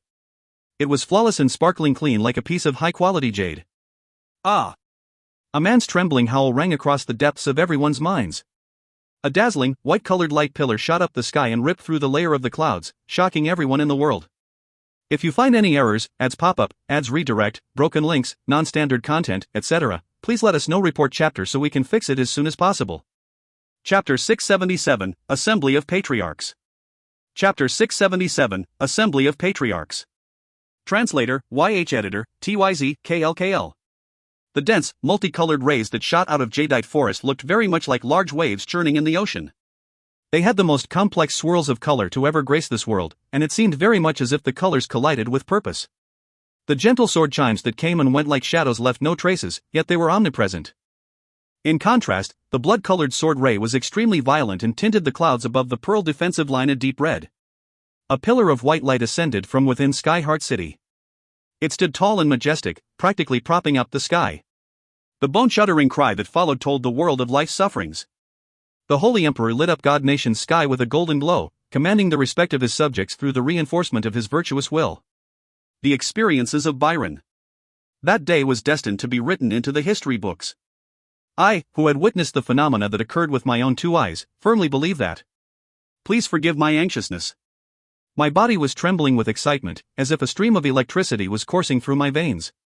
It was at that moment that I knew a new era was about to unfold. It arrived without warning and was completely unexpected. Elder Wu's Memoirs. Since the beginning, the Grandmasters have always been like a tightly shut book. On that fateful day, however, the world finally caught a glimpse of its contents. Elementalists, a history. The dawn of a new era often unfolds with great momentum. While some come to appreciate the beauty of change, most people end up being dragged along like rubble by the current. Fu Sisi felt that the past 2 days were like a nightmare. The jadeite forest had witnessed the battle of a lifetime. Here was where two grandmasters, who were at the absolute peaks of their power, fought in a life-changing battle. No one had expected Lu Buling to become a grandmaster, but his rise to power was not unreasonable. He was, after all, the third most powerful person in the world, and logically the best candidate for grandmaster. But what in heaven's name was that sword chime at the end? And that bright white flash from Skyheart City? Did the Holy Emperor do that because he felt left out? Regardless of whether it was the white light from Skyheart City or the Holy Emperor's golden light, they were far enough to avoid feeling its effects. The sword chime and blood-colored sword flare was much closer. Upon hearing the sword chime, the elemental energy within their bodies started surging uncontrollably. They had practically lost all control immediately and had to rest for almost 4 hours to recover. The shockwaves caused by the sword flare made them feel as if they were stuck in the eye of a storm, rendering them unable to move. This was the first time they had experienced something like that. It was as if there was a large demon right behind them. They were completely scared out of their wits. After calming down, everyone broke into intense discussion. The most probable new grandmaster would be the lightning blade, Ai Hui. Based on what she knew, Fu Sisi agreed with the others' conjecture. For some unknown reason, however, the blood-colored sword flare gave her a sense of familiarity and reminded her of someone. Master's glory had completely transformed her, but also blurred a good portion of her old memories. She could not remember at least half of her life that had happened before Master's glory. However, two events were etched deeply in her mind. The day her father was obliterated in front of her and the silver wheel swordsman, Chu Xiaoyang.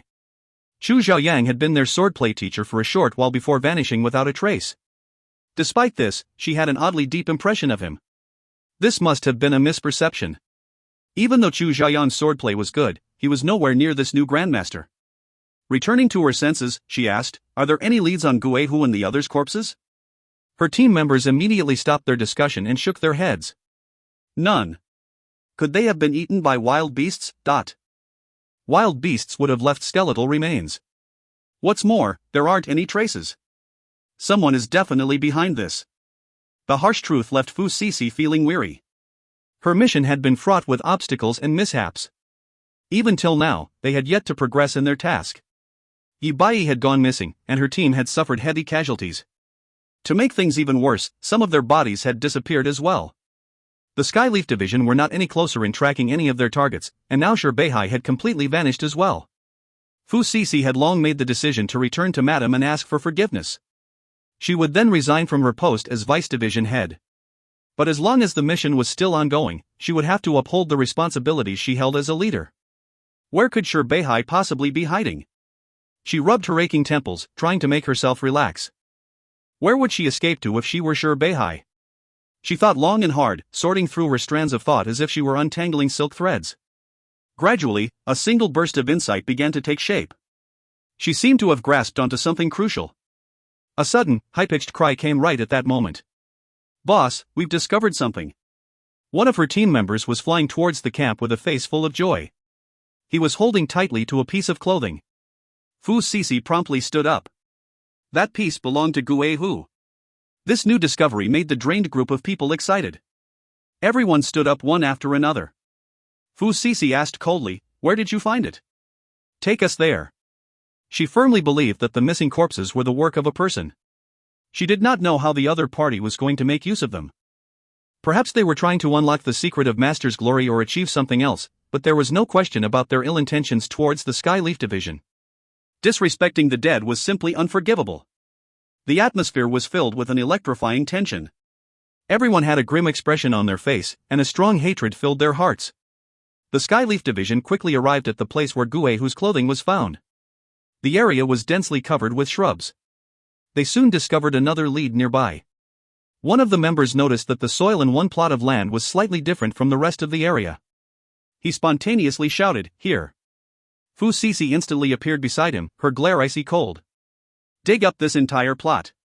A couple of team members glanced at each other before starting the excavation. The soil was easy to dig up, and appeared to have been freshly piled there. The sight before them as the soil was dug up made them even more riled up than before. Guihu's body was not buried beneath the soil, there was only a heap of flesh. Seemingly unaffected, Fu Sisi crouched to inspect the flesh. This seems to have been done very precisely with a slicing tool. The perpetrator didn't do this just to vent. She found Guehu's hand, and saw that the 5-elemental ring had been removed. There are two possibilities. They are either trying to uncover the secret of Master's glory, or find a means to deal with us. Fu Sisi spoke with absolute calm, sounding as if she was merely recounting an unrelated narrative. A member furiously offered, "Sure, Beihai and his crew must be the ones behind this." "Definitely." Fu Sisi replied, "It could also have been the blood elementalists." Fu Sisi continued flatly as she stood up, "Regardless of who it is, we'll definitely repay this blood debt." She turned around to face one of her female members, Su Lin. "Can we find them?" Su Lin was an expert in tracking. Using a secret technique, she could find anyone as long as they left some kind of trace behind. Su Lin nodded, "Let me try." She closed her eyes and raised her arms in front of her chest with the palms facing each other. A ring of elemental energy appeared beneath her feet. The elemental energy ring began to spin, and the countless spirals whirled into a blur. A ball of brown light appeared in between her palms. The ball was made up of earth elemental energy, but it was not dense like how earth elemental energy typically was. Instead, the fluctuations within Su Lin's earth elemental energy were soft and light. Su Lin gently raised her palms, as if to toss a handful of sand into the air. Dust of revelation. Spots of faint light appeared amidst the dense shrubs. The light spots came in all sorts of different sizes, and were scattered all over the place. Some were on the ground, while others were up on the trees. The direction they pointed towards was, however, highly uniform. The spots revealed a trail that went deep into the forest. Without saying a word, Fu Sisi followed the spots of light into the forest. The other team members quickly followed suit. It was not long before they found another mound of dirt. The body beneath had been dismembered as well. However, the technique used was slightly different this time around. Rage was slowly building up within the members of the Sky Leaf Division. The spots of light were becoming brighter, indicating that the tracks were getting fresher. They were getting nearer to the enemy. No one uttered a single word as the murderous aura of the group continued to climb. All they wanted to do now was to find the other party and destroy them. Fu Sisi suddenly stopped dead in her tracks. The trail of glowing lights stopped here. They had reached a ravine that was filled with oddly shaped rocks and had a complex, craggy terrain. Fu Sisi called out, "Come out. After spending so much effort on luring us all the way out here, is there still a need for you to hide like this? I've long heard of Miss Sisi's extraordinary abilities. It seems I have witnessed this with my own eyes today." The hoarse voice came from behind a rock. A man in a gray robe stepped out from behind the rock, and a large number of other gray-robed elementalists revealed themselves too. They were all positioned in tactically superior positions around the ravine and completely surrounded the Sky Leaf Division's members. Fu Sisi had a blank expression. "Who are you?" The gray-robed man chuckled, "My name is not worth mentioning." Just as his voice trailed off, a bright red hole appeared on his chest. Fu Sisi had taken the initiative to strike first. The gray-robed man smiled in a haunting manner. Miss Sisi's killing intent is so strong. He disappeared with a soft pop, vanishing in an instant like a burst bubble. To think that was a fake. Fu Sisi raised a brow. Her opponent's cautiousness made her heart sink slightly, but she continued her assault on the other gray-robed individuals without hesitation.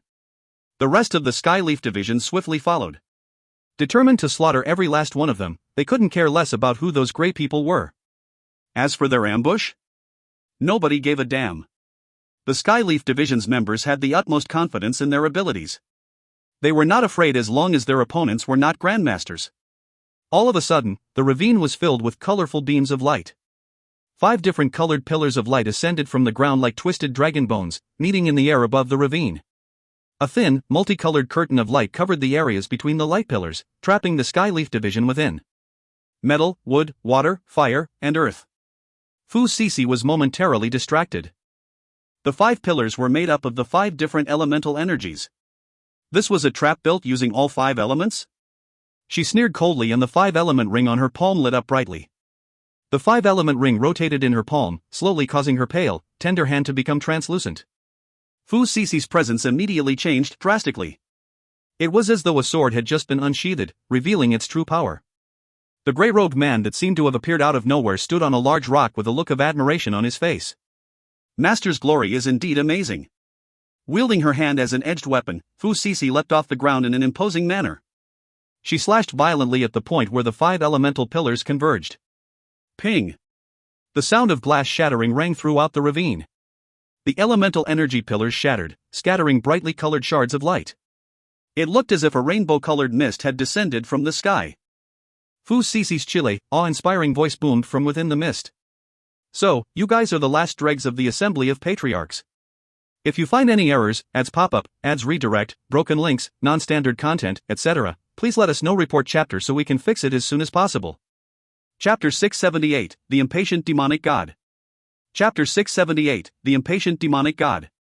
Translator, YH Editor, TYZ, KLKL. A red watchtower swayed high above the clouds as if it was drunk. Anyone watching it would be afraid that it might topple at any moment. On top of the swaying watchtower stood a stooped figure that was hugging tightly onto a pillar. He looked like he was in terrible pain. Why are you being so stubborn? As long as you agree, I can give you unlimited power. You could easily join the ranks of the Grandmasters, and that would only be the beginning. With enough power, you can become the most influential individual. Don't you want to exact revenge? Only by embarking on the Grandmaster's path can you gain the right to challenge the Holy Emperor and get your revenge. He was patiently persuading, each one of his sentences dripping with undeniable seduction. However, the fellow in his body resisted every sugar-coated word with fervor. He finally lost all patience, unleashing a torrent of verbal abuse. Just what the hell are you thinking? You maggot! Trash! A loud rumble could be heard as the red watchtower began to collapse. His body fell from the collapsing tower along with the countless long swords. Scoundrel! He hissed out two spiteful words from between his clenched teeth as he spiraled through the air. He reached his hands out into the darkness and bellowed, "Converge!" Blood swords fell through the air like raindrops, coalescing beneath him on command. The red watchtower had been rebuilt in the blink of an eye. A look that was both arrogant and disdainful plastered his face. You and your little tricks. Before he could finish, a dull, cracking sound made his face turn pale. With his sentence left hanging, the red watchtower once again collapsed, sending torrents of longswords cascading down into the depths below. The floor beneath his feet had disappeared, and he joined the plunge. Feeling pressed for time, he shouted, "Converge!" The limp, falling blood swords regained their strength and merged beneath him. The swords moved like a school of salmon hopping upstream, rapidly stacking and surging upwards, propping him up as they went along. The watchtower was soon back to its full height. Before he could even take a breath, he heard a dull, cracking sound. Enough! He suddenly burst into a violent rage. His face contorted into a terrifying mask and his eyes were filled with pure malice. Thick veins began to pop out of his neck. Much like a ferocious lion, he was ready to rip anything that moved into shreds. This anger was then spontaneously released into the area around him, creating waves of blood-red ripples that expanded aggressively. The resulting shockwave instantly ignited every last bit of elemental energy within a 50-mile radius, creating a spectacular light show of multicolored flames. He was like a god who had descended from the heavens. The air around him appeared to have congealed, and the wind did not even dare to brush against his skin. Crack! A familiar dull noise rang true amidst the lifeless landscape. His terrifying expression was momentarily frozen. His eyes were wide open in surprise. Crash! The newly rebuilt watchtower collapsed again. Converge! Why bother? Crack, crash! Converge! When will this end? Crack, crash! Converge! I've had enough, I'm warning you. Crack, converge! I'm sure we can talk things through. Crack, crash! Crack, crash, dot. Crack, crash! Above the endless sea of clouds stood a red watchtower. It was stuck in a seemingly endless cycle of formation and destruction. Amidst this endless cycle, a figure could be seen bobbing up and down, and an incessant stream of angry curses could be heard. The recently awakened demonic god felt as if he was losing his mind. In all his years of unending life, he'd never once encountered something so ridiculous. His initial intention had been to take over the host. To think he would end up in this awkward situation instead. If the heavens had given him another chance. He was a demonic god, for heaven's sake. How did he end up in such a pathetic state? Aware of just how far he had slipped, the demonic god was on the verge of tears. Flickers of lightning could occasionally be seen coming from the ever-moving sword embryo. Looking past the many layers of sword consciousness, one would notice a pulsating glow in the sword embryo's core. That was AI Huey's consciousness. It was then that AI Huey realized how much more dangerous mental training was when compared to elemental energy training. The slightest moment of inattentiveness could cause one to end up in an unrecoverable state. Slight deviations during elemental energy training were easily detected due to the numerous warning signs that would soon appear. But when it came to training the mind, there were no such warning signs. The entire training could immediately go south at the smallest mistake, leaving no room for correction. Using the blood eye, he'd managed to devour the portions of God's blood that contained its 3 incorporeal energies. He had channeled the remaining portions into the sword formation and managed to temper 18,000 God swords. He did not care about the many divisions of blood elementalists that had been consumed by the sword formation in the process. The energy that he was unable to absorb was then channeled into the God swords as a desperate measure. However, we had underestimated both the God blood's formidable power and the side effects of absorbing large amounts of blood spiritual force. Part of the God's blood's power was channeled into the sword formation to forge 18,000 God swords. Following that, the sword formation consumed the entire Silverfrost blood and God Wolf divisions. Little did he know that their combined energy had created the perfect environment for the demonic god's awakening. We had no idea that the demonic god's consciousness was embedded so deeply within the god's blood, as this was a domain that he had yet to explore.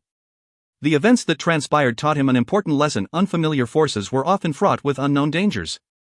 The demonic god's consciousness had hidden silently within the God swords, never once revealing any signs of its existence. In the sliver of opportunity that opened when Huey's attention was momentarily disrupted, the demonic god sprang into action. Huey's reaction was equally fast. Upon realizing that something was wrong, he immediately retracted his consciousness into the sword embryo and laid out lightning defenses to keep the demonic god's assault at bay. Huey was now stuck in an unusual situation. The 18,000 God swords were under the control of the demonic god. These swords also formed the basis of the demonic god's corporeal body. At the same time, however, the sword embryo was still able to command those swords as well. Huey's body was in an even weirder state. The God sword's blood spiritual force was continuously nibbling away at Huey's body, but the lightning emitted by the sword embryo was continuously purifying it at the same time. The demonic god had only just awakened and was in his weakest state. At this point, the lightning still presented a huge threat to him. To make things worse, he was unable to destroy Huey's body since it was protected by the banner of God. Long ago, when the demonic god was on the verge of disintegrating into nothingness, he'd split his essence into 10 droplets of blood. These droplets of blood were to be the seeds of his revival in a distant future. His corpse was transformed into a set of armor, and his banner fell to the human world. Of all people, the banner had ended up in Huey's hands. Even worse, it had absorbed his blood and hence belonged solely to him. A shadow of its former glory, the banner of God was much weaker than it used to be in ages past. Even though it was unable to do much against the most powerful opponents, it was a natural suppressant for the newly awakened demonic god's powers. The demonic god ruminated over his darn luck. His very own artifact had turned into someone else's protective gear. What's more, the banner of God had warned Huey about the demonic god's reincarnation using the dreamscape. It was only because of this that Huey was able to set up the appropriate defenses. Someone who knew nothing about God's blood would most certainly not be able to put up such resistance. Even until now, the demonic god could not fathom why the banner had chosen Huey. Regardless, his former defensive artifact was now his biggest obstruction. At that time, the demonic god had wanted to snatch away the 2 drops of God's blood that Lulan kept. If he had been able to fuse with those 2 drops of God's blood, his strength would have increased tremendously. He had, however, met with Huey's fierce resistance. Huey had demonstrated his willingness to resolve the matter with mutual destruction, forcing the demonic god to retreat. The next thing he knew, the watchtower was collapsing and reforming in an endless cycle. Right before the demonic god was about to fall apart, his ears picked up a sound. His hearing was extremely sharp, allowing him to pick up sounds that were incredibly far away. Is there a battle going on? Hang on. His nose twitched a little and his eyes instantly lit up. Fu Sisi never expected their assailant to be the Assembly of Patriarchs. She knew quite a bit about the Assembly of Patriarchs, particularly that they were practically Madam's right and left hands. Madam had later devoted all of her time and resources into Master's Glory. News of the Assembly's defection spread soon after the success of Master's Glory. Skyheart City's Assembly of Patriarchs was immediately attacked and suffered heavy casualties. 4 of their members died on the spot. The Assembly of Patriarchs promptly vanished without a trace, hiding like rats in a sewer. It was hard to imagine that they would be bold enough to target the Skyleaf Division. What made Fu Sisi uneasy was the Assembly of Patriarchs' deeper motives. It seemed as though they had developed a deep interest in Master's Glory. Whether they planned to create their own Master's Glory or figure out the Skyleaf Division's weakness, she and her team were on the losing end. Pop. Fu Sisi pulled her hand out of a grey-robed man's chest, completely unfazed by the fresh blood that splattered over her clothes. More than 10 grey-robed individuals had died at her hands, yet not a single one of them showed any signs of fear. No wonder why Madame had once relied so heavily on their power. What a group of fearless individuals! Fu Sisi's breathing was getting heavy. Even though the multicolored fog was not poisonous, it made the circulation of elemental energy extremely taxing. Fu Sisi had heard of the Assembly of Patriarchs' fusion elemental energy before, but it was only now that she knew what it truly was.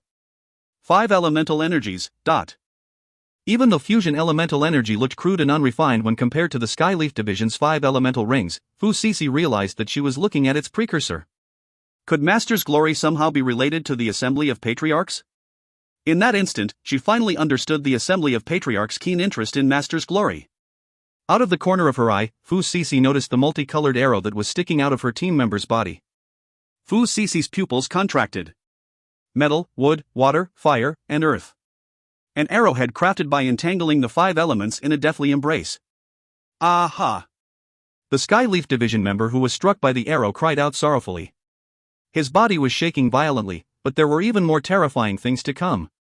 The 5 elemental ring on his hand was dispersing strands of multicolored light as it became fainter. How? How is this possible? Fu Sisi's mind was buzzing. Those who were not privy to the Skyleaf Division's secrets had no way of knowing the true function of the 5 elemental rings. Most people thought of it as merely a mark, but it was in fact the source of their strength. A lasso shot out from within the mist, latching onto the team member who was struck by the arrow and dragging him away. Fu Sisi felt a chill run up her spine. The other team members experienced a similar sensation upon witnessing what had just happened as well. As if they needed to take a breather, the Assembly of Patriarchs did not make any moves either. An eerie silence descended upon the battleground. Both sides were reserving their strength for the next engagement. Crash! The sound of containers crashing thundered above them. Everyone was dazed. A rush of cold air blew up their spines, making their blood run cold. If you find any errors, ads pop up, ads redirect, broken links, non-standard content, etc., please let us know. Report chapter so we can fix it as soon as possible. Chapter 679, The Blood Eye. Chapter 679, The Blood Eye. Translator, TYZ Editor, Lucas, TYZ. In the sky above the valley, AI Huey's body was fuzzy from time to time. The watchtower beneath his feet was like surging river water that was formed by melted ice chunks, pouring downwards. Countless blood-colored swords descended from the sky while a torrential, deep, and low sword chime echoed across the air like the roars of numerous wild beasts. The sound rang through the air without any warning. Both the Skyleaf Division and the Assembly of Patriarchs were caught unprepared by it. They saw a demonic and violent red light descending from the sky, appearing as though their eyes were smashed by an iron hammer. The blood-colored current formed by countless blood swords smashed into the colorful mist that pervaded the valley. Following which, the mist churned violently. The 5 light pillars that had just disappeared appeared once more. Immediately after, the colorful mist surged towards the 5 light pillars. A colorful, glass-like, pentagonal pavilion enveloped the valley. 5 Elemental Pavilion Lock. It was a secret art that the Assembly of Patriarchs developed with a tremendous amount of effort.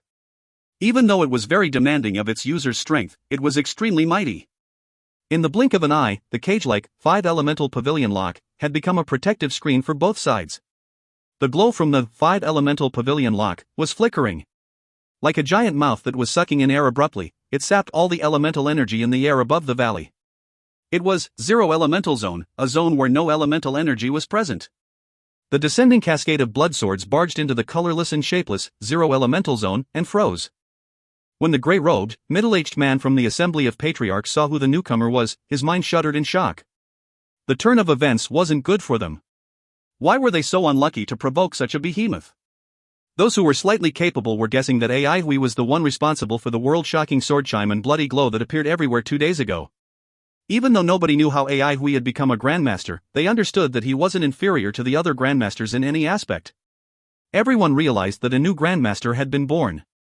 Furthermore, it was the first ever grandmaster swordsman in the history of the Avalon of 5 Elements. No one dared to provoke a grandmaster. The gray-robed, middle-aged man suddenly yelled at the top of his voice, "Grandmaster AI, don't attack us. The Assembly of Patriarchs is your ally, not your enemy. We have nothing against you." The figure in the sky above the valley turned a deaf ear to the gray-robed man's words. He wasn't discouraged just because his powerful current of blood swords was facing an obstruction. Instead, his savagery was provoked. A snort resounded through the air, then the cascade of blood swords suddenly began to rotate and split into half, forming two terrifying, gigantic pythons that twined around each other. Every blood sword was buzzing and vibrating. The red glow emitting from them intensified significantly, resembling the color of blood. Within the red glow, images were growing and multiplying endlessly. Soft, anguished wailings seemed to echo across everyone's minds. Everyone on the valley felt as though there was a hole in the sea of blood in the sky. The torrential bloody glow looked as if it was about to devour them. Subsequently, the thought of not being able to escape anywhere arose in their minds. The anguished wailings caused their minds to waver, making it very difficult for them to stay calm. The gray-robed man turned pale with fright. The Assembly of Patriarchs was established to deal with the blood of God, and they had done a lot of research on blood elementalists. He had never seen such a concentrated and pure bloody glow before. This implied that Aihui possessed an unprecedented type of powerful and pure blood spiritual force. From his knowledge, he did not know of any blood elementalist that possessed such terrifying blood spiritual force, not even the Holy Emperor. How could it be? At first, when he saw the bloody glow, he reckoned that Aihui might have absorbed God's blood. However, now he had overturned his conjecture. Such pure and powerful blood spiritual force. It appeared as though the demonic god was reborn. One could imagine the fear and panic the gray-robed man felt. However, Aihui completely ignored him.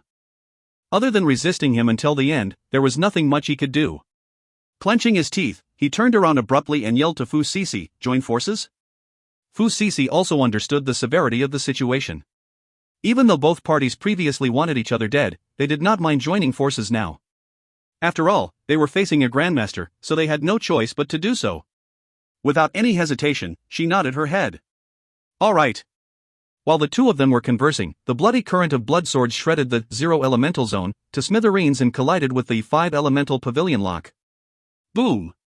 A thunderous boom resounded through the air, causing everyone's ears to buzz. The 5 Elemental Pavilion lock looked as though it was struck by an enormous hammer, as it trembled violently. The gray-robed man was horrified. "Quick! Channel your elemental energy." The Assembly of Patriarchs members quickly channeled their elemental energy into the 5 Elemental Pavilion lock, stabilizing it before it was destroyed. After seeing that his attack was blocked, the demonic god turned incensed. With great difficulty, he finally found an excellent cauldron for his body. He seized the moment when the other party's mind was broken and took over it as its host, preparing for its rebirth in this world. However, what happened afterwards wasn't really pleasant. The artifact that he forged with great difficulty had become a protective shield for his cauldron, preventing him from devouring the cauldron's consciousness. Hence, he was thrown into this awkward situation whereby he did not have complete control over this body. Along the way here, he was tortured by this goddamn cauldron. Fortunately, he had encountered some prey. As long as he could devour this prey, he could strengthen himself and obliterate this goddamn cauldron. Unfortunately, he did not expect this prey to be able to stop his attacks in succession. Even though he had just woken up and his strength was far from its peak, as a demonic god, he was used to treating everyone like ants. He only revered those ancient cultivators. To his surprise, these ants were able to stop him. Therefore, how would he not be angry? He raised his head and let out a blood-curdling, demonic screech. The red glow from the blood swords looked as though it had come alive, swaying indeterminately. Meanwhile, the blood swords were like red-colored eyes. They flew back up into the sky and hovered erratically, resembling a wriggling piece of blood-colored cloud. Thump, thump, thump. Suddenly, a rhythmic sound echoed across the air. It resembled the heartbeat of a beast. Fu Sisi felt as if something was staring at her, causing her hair to stand on end. An intense feeling of danger arose in her head.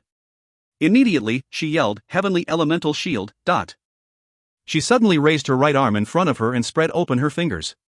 Following which, she roared, "Open." The seal on her right palm lit up. Then it shot a 5 elemental energy ring towards the bottom of the 5 elemental pavilion lock. The spinning 5 elemental energy ring rapidly increased in size, resembling a glowing shield that was floating on top of everyone's heads. The remaining members of the Skyleaf Division also knew that it was not the time to conserve their energy. All of them raised up their right arms and shot out beams of 5 elemental energy from the seals on their palms, strengthening the floating glowing shield. Heavenly Elemental Shield. On the surface of the shield, the metal, earth, fire, water, and wood elements began to light up together and release beautiful ring-shaped light. The 5 elemental energy flowed and grew endlessly. The surface of the shield gave off a brilliance, appearing as if it was made up of solid matter. The heavenly elemental shield gave Fu Sisi a sense of security. The 5 elements in the heavenly elemental shield engendered each other, and therefore it had no weaknesses. Even if it was damaged, it could repair itself. The 5 core nodes of the heavenly elemental shield laid in the 5 elemental energy in the members' seals. The 5 elemental rings in the bodies of the Skyleaf Division's members could absorb various types of elemental energy from their surroundings. This was why they were so powerful. The elemental energies that they absorbed would become extremely pure 5 elemental energy after filtering through their bodies. Following which, the 5 elemental energy would gather at the seals on their palms. They called this kind of elemental energy heavenly elemental energy, implying it was above all types of elemental energy. Heavenly elemental energy was extremely precious, so no one was willing to use it unless they were in a dire situation. The defense of the heavenly elemental shield was extremely powerful, almost impregnable. During a sturdyability test done on the heavenly elemental shield by the interior of the Skyleaf Division, no one could destroy it single-handedly. Gathering everyone's heavenly elemental energy to form a heavenly elemental shield was a move prepared by them for enemies that were much more powerful than them. The only people that were more powerful than them were Grandmasters. Fu Sisi and her counterparts had never expected they would use this move one day. The bee-like swarm of swords in the sky kept on changing its shape. Everyone on the valley looked as though they were preparing for the arrival of a monstrous enemy. Fu Sisi was so anxious that her palms began to sweat. Wait, that shape, it looks like an enormous eye that was tightly shut. Before Fu Sisi could confirm her conjecture, the enormous eye in the sky suddenly opened up. At that instant, the sky darkened and the sun dimmed. The limpid, blood-colored eye captured everyone's attention. In the center of the blood-red pupil of the eye, there was nothing but darkness. An odd, numbing sensation spread across Fu Sisi's body like a poison.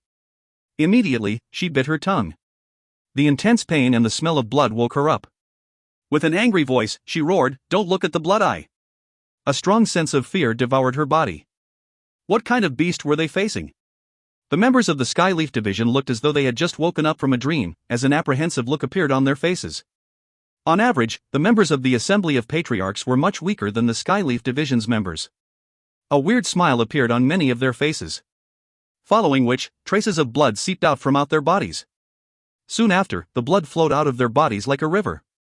Within seconds, their entire bodies, except for their faces, were covered in thick and viscous blood. On their faces, there was no look of agony, but rather a look of joy and pleasure, causing one's hair to stand on end. Boom! One of the members that was covered in fresh blood exploded all of a sudden, spurting blood everywhere. The sound of explosion resounded through the air incessantly. Even though everyone had seen all kinds of devastating scenes before, they were still frightened by this scene. The gray-robed, middle-aged man yelled and reminded everyone, "Be careful not to come into contact with the blood." Before he finished his sentence, the blood on the ground suddenly floated up into the air. As the blood floated into the air, each drop became perfectly round and limpid, like beads. These beads of blood contained 0 impurities, resembling rubies that were perfectly refined. PFF, PFF, PFF. Beads of blood kept on gathering in the air. Fu Sisi's mouth was dry and her heart was beating fast. What is this thing? When the gray-robed man saw the mass of blood in the air increasing in size, his facial expression changed drastically. Quick, burn it! When Fu Sisi, who was already very anxious, heard the gray-robed man's words, her heart contracted rapidly.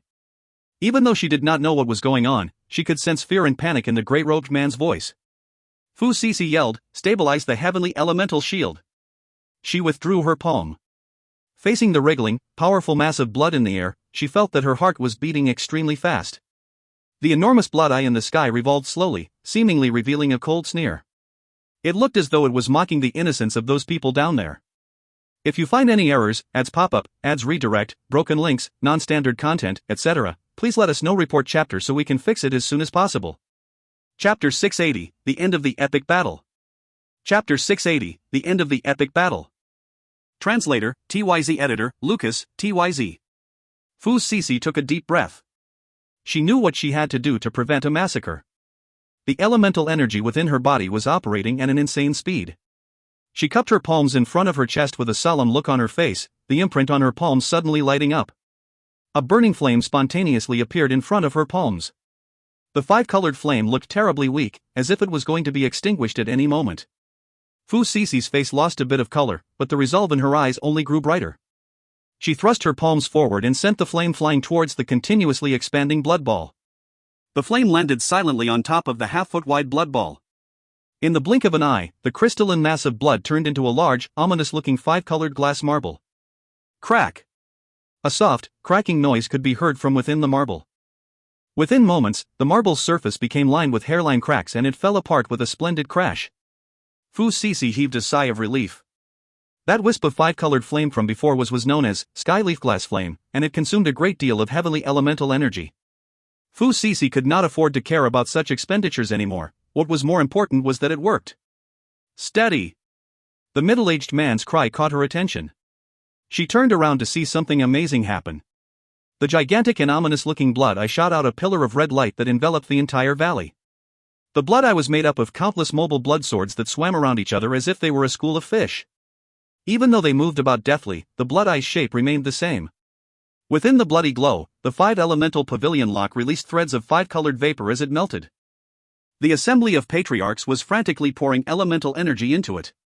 Fu Sisi could see that the five-elemental pavilion lock would not hold much longer.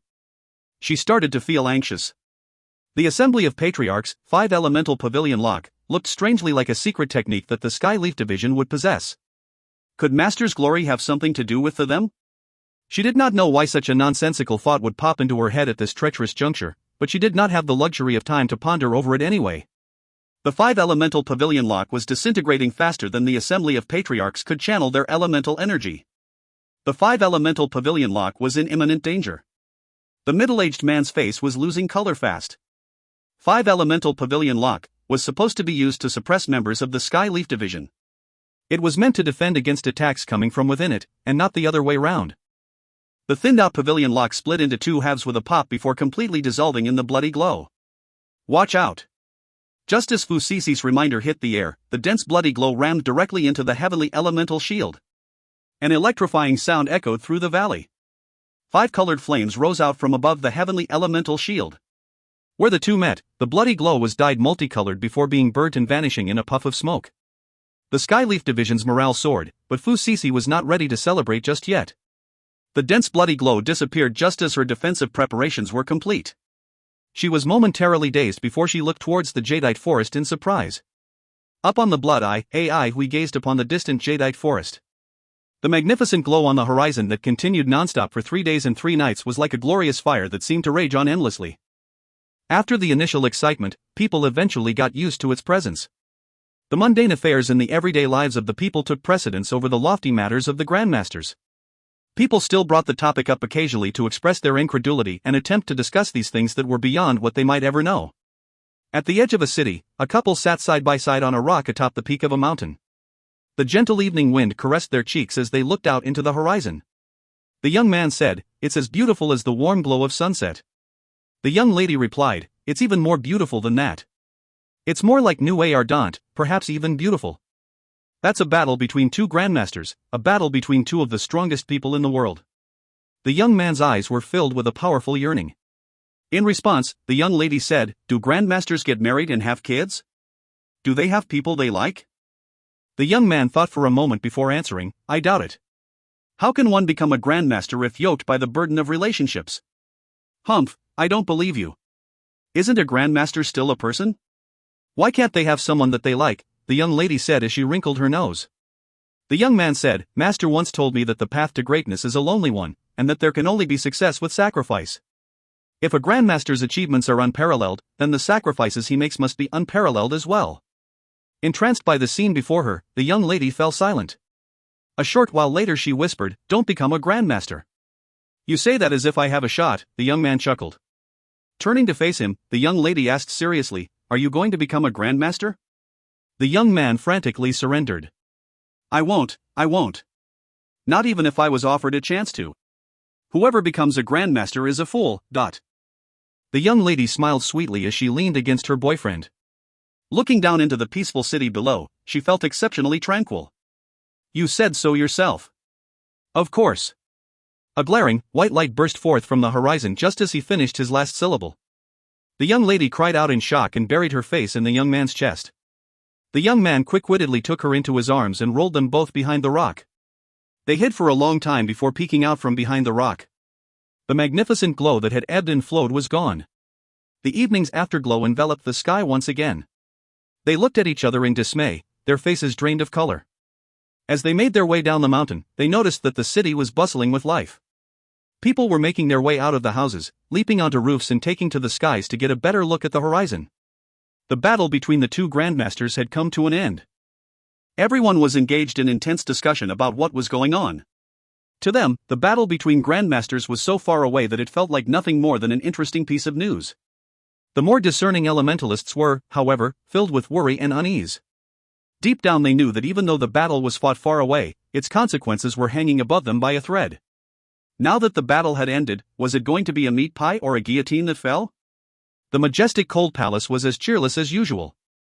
Bright and beautiful sunshine lost a great deal of its warmth and color upon shining into the palace. Bei Shusheng did not mind this. He leaned against the main doors and waited for the sunlight to enter the palace's hall. "Leisurely, aren't we?" A deep voice resounded throughout the air. A figure had seemingly appeared out of nowhere. The man stood with his hands behind his back, standing outside the palace in a casual yet imposing manner. Bei Shusheng stood up and bowed. "Your Majesty." "Dispense the formalities." The Holy Emperor walked up to the doorframe and sat down amid the sound of his robes. "Bring some tea." Bei Shusheng smiled and poured a cup of tea. He pushed the teacup across the doorframe and said, "Please enjoy the tea, Your Majesty." The Holy Emperor finished his cup in one mouthful, savoring the tea for a good length of time before saying, "Dai Gang was defeated." These 4 words were filled with deep sorrow. Leisurely sipping his tea, Bei Shusheng was shocked by what he had just heard. "Dai Gang was defeated," he blurted out subconsciously. "That's right." The Holy Emperor pushed the teacup back across to Bei Shusheng, signaling for him to pour more tea. Bei Shusheng lifted the teapot hurriedly, spilling a few drops as he poured. Seeing Bei Shusheng turn pale in shock made the Holy Emperor laugh out loud. After regaining his composure, he slowly picked up the teacup. Bei Shusheng was not in the mood to drink tea. He furrowed his brows and muttered to himself, "How did Dai Gang lose?" The Holy Emperor did not answer and continued savoring his tea. Bei Shusheng repeated his question, this time aloud. "How did Dai Gang lose?" Bei Shusheng's expression was one of utter disbelief. The Holy Emperor was thoroughly amused by Bei Shusheng's expression. The Holy Emperor adopted Bei Shusheng when he was just a kid. Ever since he was a child, Bei Shusheng had demonstrated wisdom and composure years ahead of himself. The Holy Emperor had never seen him like this before. Bei Shusheng raised his head and looked at the Holy Emperor. He repeated himself for the 3rd time, "How did Dai Gang lose?" The Holy Emperor stopped fooling around and replied, "I have no idea, but he lost." He was equally puzzled by the same question. Dai Gang was at the peak of his power, and even the Holy Emperor's chances at defeating him were not high. He would not be able to isolate himself in peace if he did not know that Dai Gang was unable to leave Jadeite Forest. How could a newly ascended Grandmaster defeat a Dai Gang, who was at the peak of his power? Even fighting for a draw would be difficult. Bei Shusheng slowly digested this piece of news and regained his composure. He mumbled, "Something unexpected must have happened. Dai Gang must have met with some sort of serious trouble to have lost to Lu Buling. Could Dai Gang have messed up his training?" The Holy Emperor shook his head. Dai Gang's methods may seem radical, but they're actually very conservative. Others may have made mistakes, but definitely not him. Bei Shusheng softly said, "Dai Gang's defeat is going to bring some major trouble." Admiration flashed across the Holy Emperor's eyes. He picked up his teacup and leisurely said, "Do tell." Rather than talk about how Dai Gang was defeated, discussion about matters following his defeat was of greater interest to the Holy Emperor. As a ruler, he was not very interested in the smaller details. Bei Shusheng took a while to gather his thoughts. The Holy Emperor contentedly sipped his tea and did not rush Bei Shusheng. After a while, Bei Shusheng's eyes regained their clarity. He suddenly asked, "How's Lu Buling's condition?" The Holy Emperor was taken aback by the fact that he did not think of this. He respected Dai Gang greatly. He felt that the man's talent, intellect, determination, and methods were pretty much on par with his own. Apart from his lack of great ambition, Dai Gang was an excellent individual. On the other hand, he disliked Lu Buling's wild personality. Even now, he did not value Lu Buling much. Despite that, Lu Buling was still a formidable character. Bei Shusheng's reminder helped the Holy Emperor identify his own negligence. After thinking, he replied, "Even though he won, Lu Buling must have suffered from grievous injuries. His base level is still unstable since he has just ascended to the rank of Grandmaster. From the way things look, I believe he is in terrible shape. Bei Shuisheng asked another question, is Dai Gang really dead though? The Holy Emperor almost blurted out that he could not possibly be alive after such an intense battle. Somehow, the words had stopped right at the edge of his mouth. If the person battling Dai Gang had been the Holy Emperor himself, then there would have been no way he could survive. However, things were different if the victor was Lu Buling. That lunatic. The Holy Emperor felt a slight headache as he finally realized why he disliked Lu Buling so much. He hated lunatics with a vengeance because they were unpredictable and were capable of doing all sorts of irrational things. He rubbed his temples as he replied, I have no idea, but... Bei Shuisheng guffawed, things are getting interesting. If you find any errors, ads pop up, ads redirect, broken links, non-standard content, etc., please let us know. Report chapter so we can fix it as soon as possible. Chapter 681, The Secret of God's Blood. Chapter 681, The Secret of God's Blood. Translator, YH Editor, X, TYZ. Another era has ended, mumbled the figure standing atop the blood eye to himself as he looked out into the distance. The demonic god's words carried a sentimental tone as several old memories flashed in his mind. He had once hovered above a ravine and stared beyond the horizon, just like today. He had quietly watched lightning flash in the distance, observed glorious sword rays, and revered the cultivator's godlike prowess. He next witnessed their fall from glory, the end of an era, and he struggled to survive against all odds. All of a sudden, his face contorted in pain. Keeling over, he hissed, scoundrel, Ai Hui was like a persistent cockroach that capitalized on every small window of opportunity. The overwhelming sense of nostalgia had momentarily weakened his will, giving Ai Hui a chance to attack.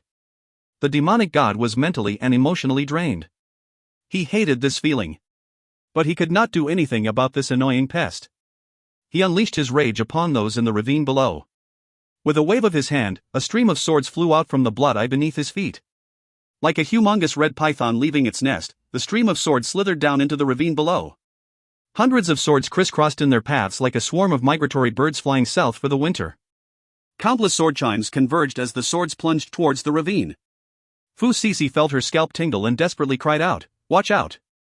The blood-red sword python slammed head-on into the heavenly elemental shield. Brilliant sparks burst forth from the point of impact, lighting up the entire ravine. Boom! The impact was so great that those in the valley felt as if they had been knocked senseless by a sledgehammer taken to the face. Being much stronger than the rest of them, Fu Sisi quickly snapped out of it. She shouted, it worked! The other members gradually came back to their senses. Seeing the heavenly elemental shield unwaveringly holding up sharply raised their morale. Even those from the assembly of patriarchs showed a tinge of joy.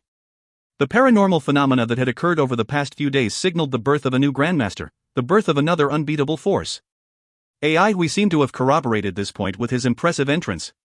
His awe-inspiring power left those in the ravine feeling slightly defeated. But such a terrifying attack could unexpectedly be blocked. The mood in the ravine quickly shifted from one of despair to one of hope. Everyone's will to live had kicked in hard, bursting forth like a phoenix reborn amidst the ashes. The middle-aged and grey-robed man's eyes lit up brightly. He suddenly declared, he's not a grandmaster. Fu Sisi was momentarily distracted, but quickly snapped out of it. She echoed, that's right, he's not strong enough to be a grandmaster. Her intention had been to raise the morale of her team members, but as the words left her mouth, Fu Sisi realized that something was amiss. Indeed, something did not feel right. Even though she had yet to see Ai Hui's swordplay, she knew there must be something extraordinary about it if he was known as the greatest swordsman of their time. The torrent of blood swords was formidable, but the only thing worth noticing was the strange blood spiritual force-like energy that was driving them. Apart from that, there was nothing spectacular about the sword technique.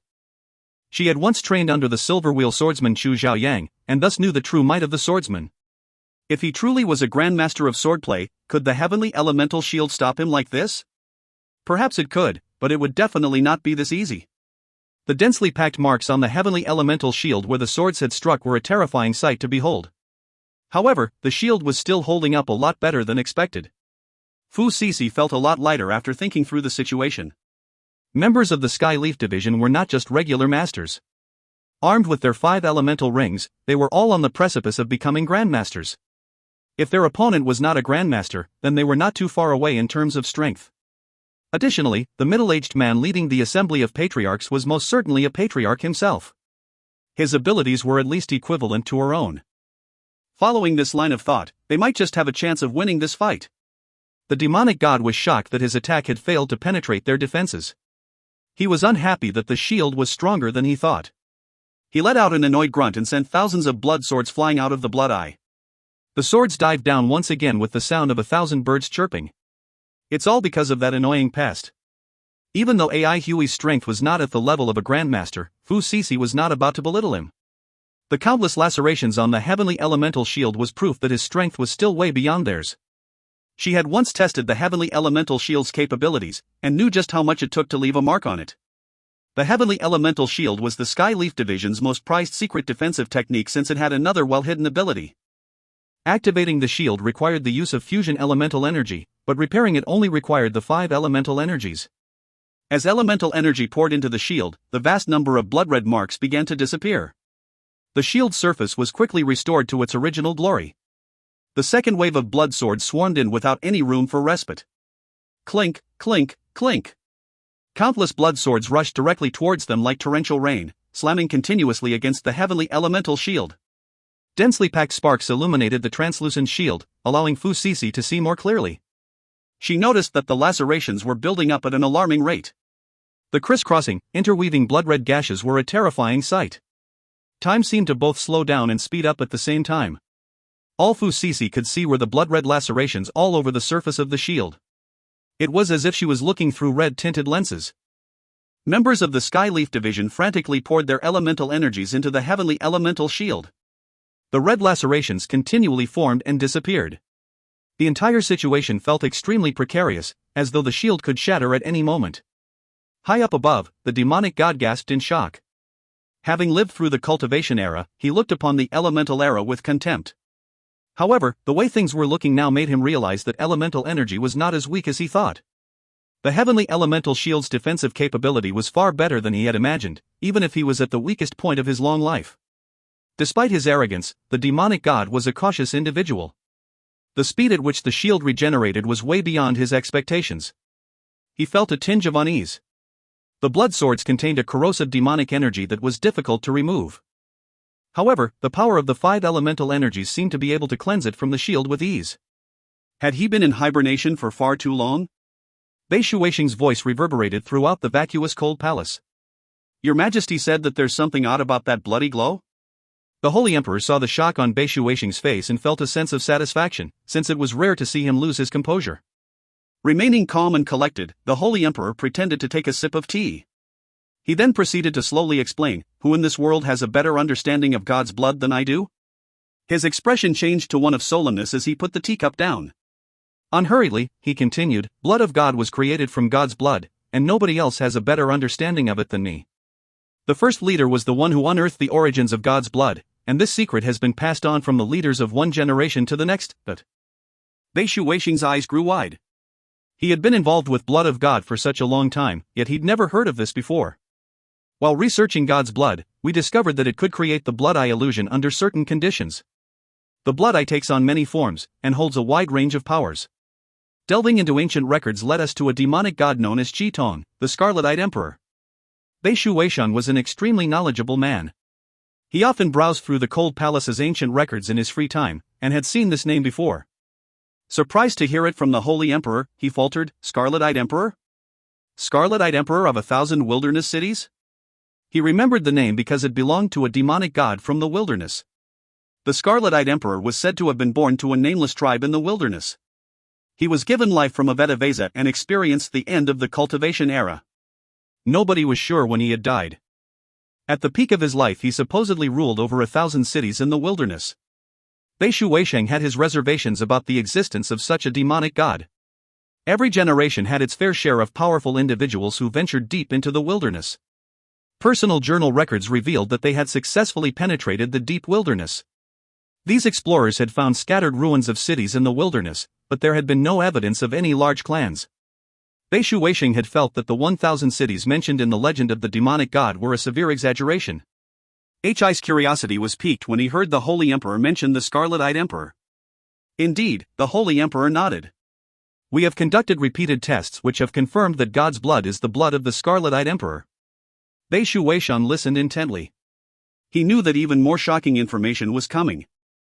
The Holy Emperor solemnly recounted, the leader of each generation is the key person in charge of researching God's blood. Despite how cautiously we work, something still went wrong. The second leader of Blood of God sank too deeply into his research on God's blood. He became possessed by it, killing every last one of his close friends and relatives. In fact, almost half of the most powerful exponents we had were slaughtered by him. In his last moments, the second regained a brief moment of consciousness. He capitalized on this to blow himself up. Bei Shuixing's voice trembled slightly, the night of frozen blood.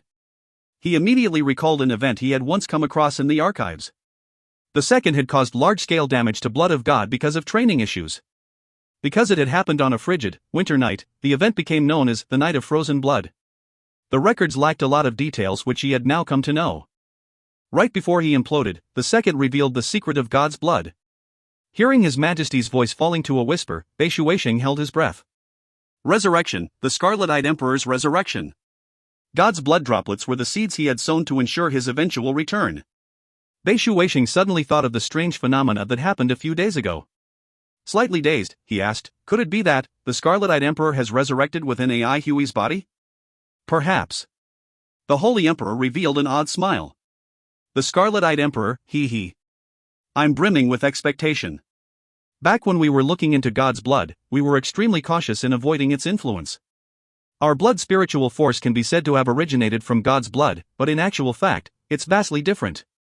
In addition, we've been preparing a worthy opponent for the Scarlet-Eyed Emperor ever since we realized he could be resurrected. A worthy opponent? Yup, a group of tenacious individuals who are filled with hatred.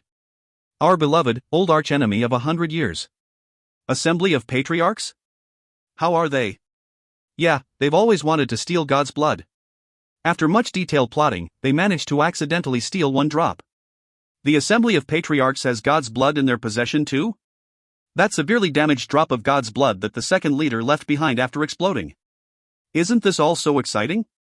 If you find any errors, ads pop up, ads redirect, broken links, non-standard content, etc., please let us know. Report chapter so we can fix it as soon as possible. Chapter 682, Deathly Seeds of Demonic Consciousness. Chapter 682, Deathly Seeds of Demonic Consciousness. Translator, YH Editor, X, TYZ.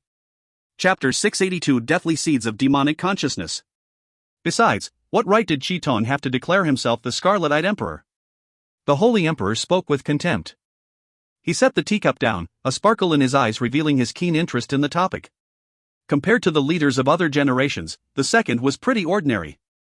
He was slightly talented, but not outstanding in any way.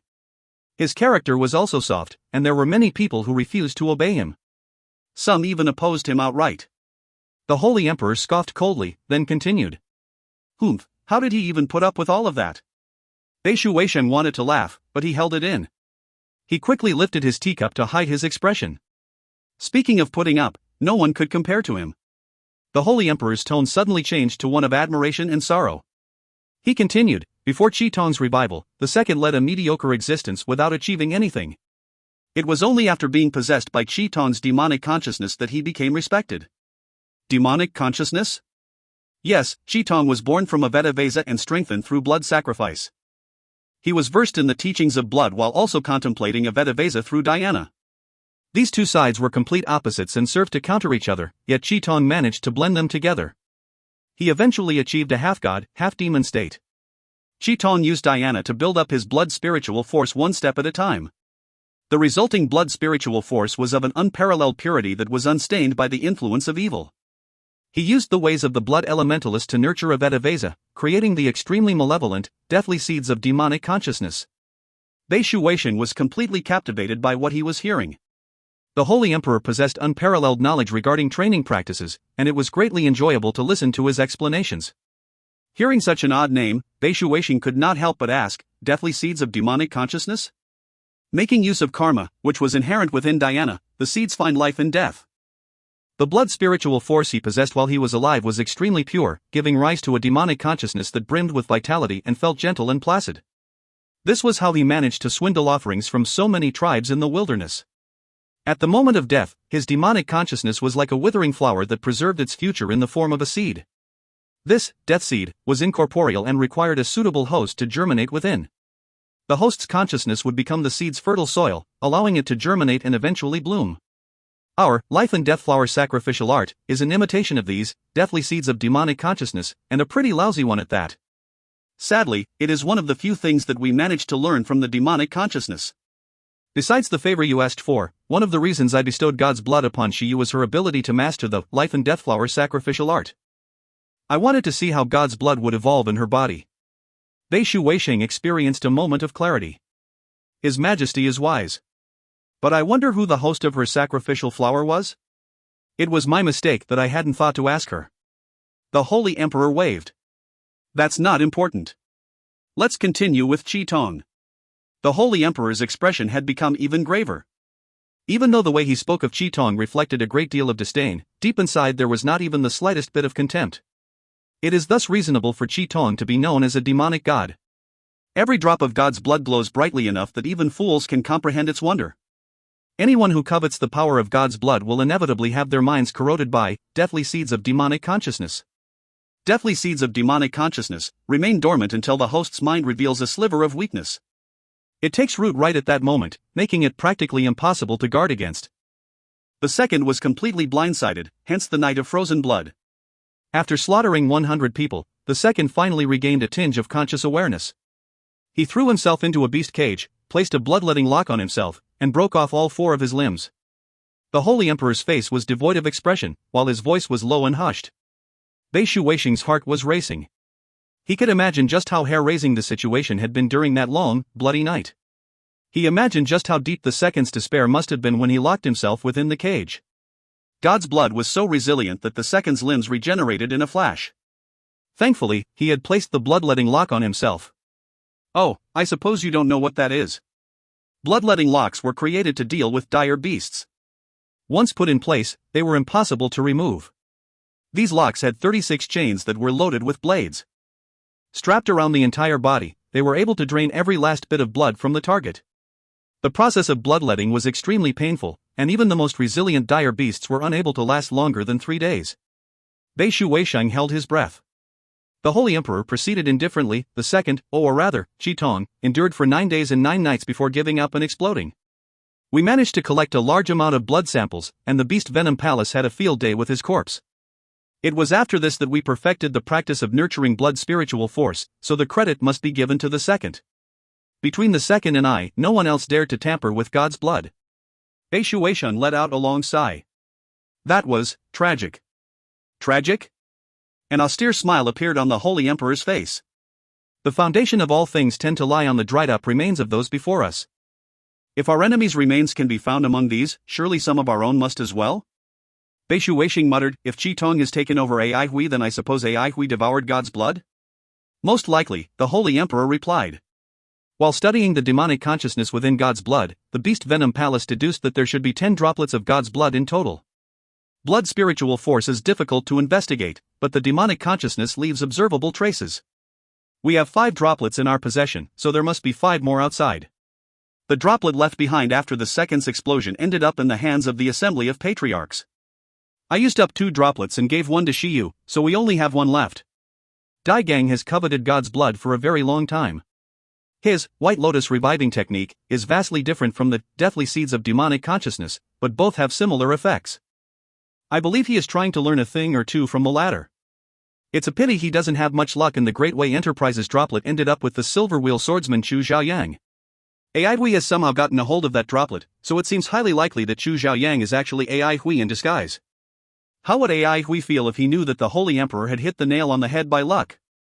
Bei Shu Weisheng suddenly thought of a question. Will Shiyu fall prey to the deathly seeds of demonic consciousness? Of course not. The Holy Emperor let out a hearty laugh. Qi Tong underestimated the world's heroes. After the second's incident, everyone realized that blood spiritual force had a flaw and were trying to figure out how to overcome it. It was only by my hands that this flaw was patched up and God Nation rose to today's glory. God's blood is highly toxic to others, but it is superbly nourishing to the blood elementalists of God Nation. The blood spiritual force within it, however, is exceedingly powerful, so only those who are gifted can withstand it. Bei Shu Weisheng heaved a sigh of relief and curiously asked, how did your Majesty break the demonic consciousness? The Holy Emperor smiled as his eyes narrowed into slits. He looked like he was reminiscing about something from the distant past. Bei Shu Weisheng suddenly felt as though his surroundings had become much colder. That's a long story. The Holy Emperor changed the topic. It isn't necessarily true that AI doesn't stand a chance. The deathly seeds of demonic consciousness may be malevolent, but they aren't without limits. The karmic cycle in which Diana is firmly rooted is a two-way street. The deathly seeds of demonic consciousness were created through Diana and, as such, have to obey its laws. In order to take, it must give. What it gives is blood, spiritual force, which feeds the host's flesh and blood. But Beishu Weisheng was baffled by the finer details since he had never practiced Diana. The Holy Emperor did not seem to care and continued talking with zest, give and take. Things taken forcibly ultimately do not belong to you. The body isn't a mere shell, it has an infinitely mysterious intimacy with the mind and the soul. The strengthened flesh and blood will in turn nourish the mind and soul. This is what a sharper mind through strengthened flesh means. If the host's mind is too strong or too weak, then this nourishing effect is useless.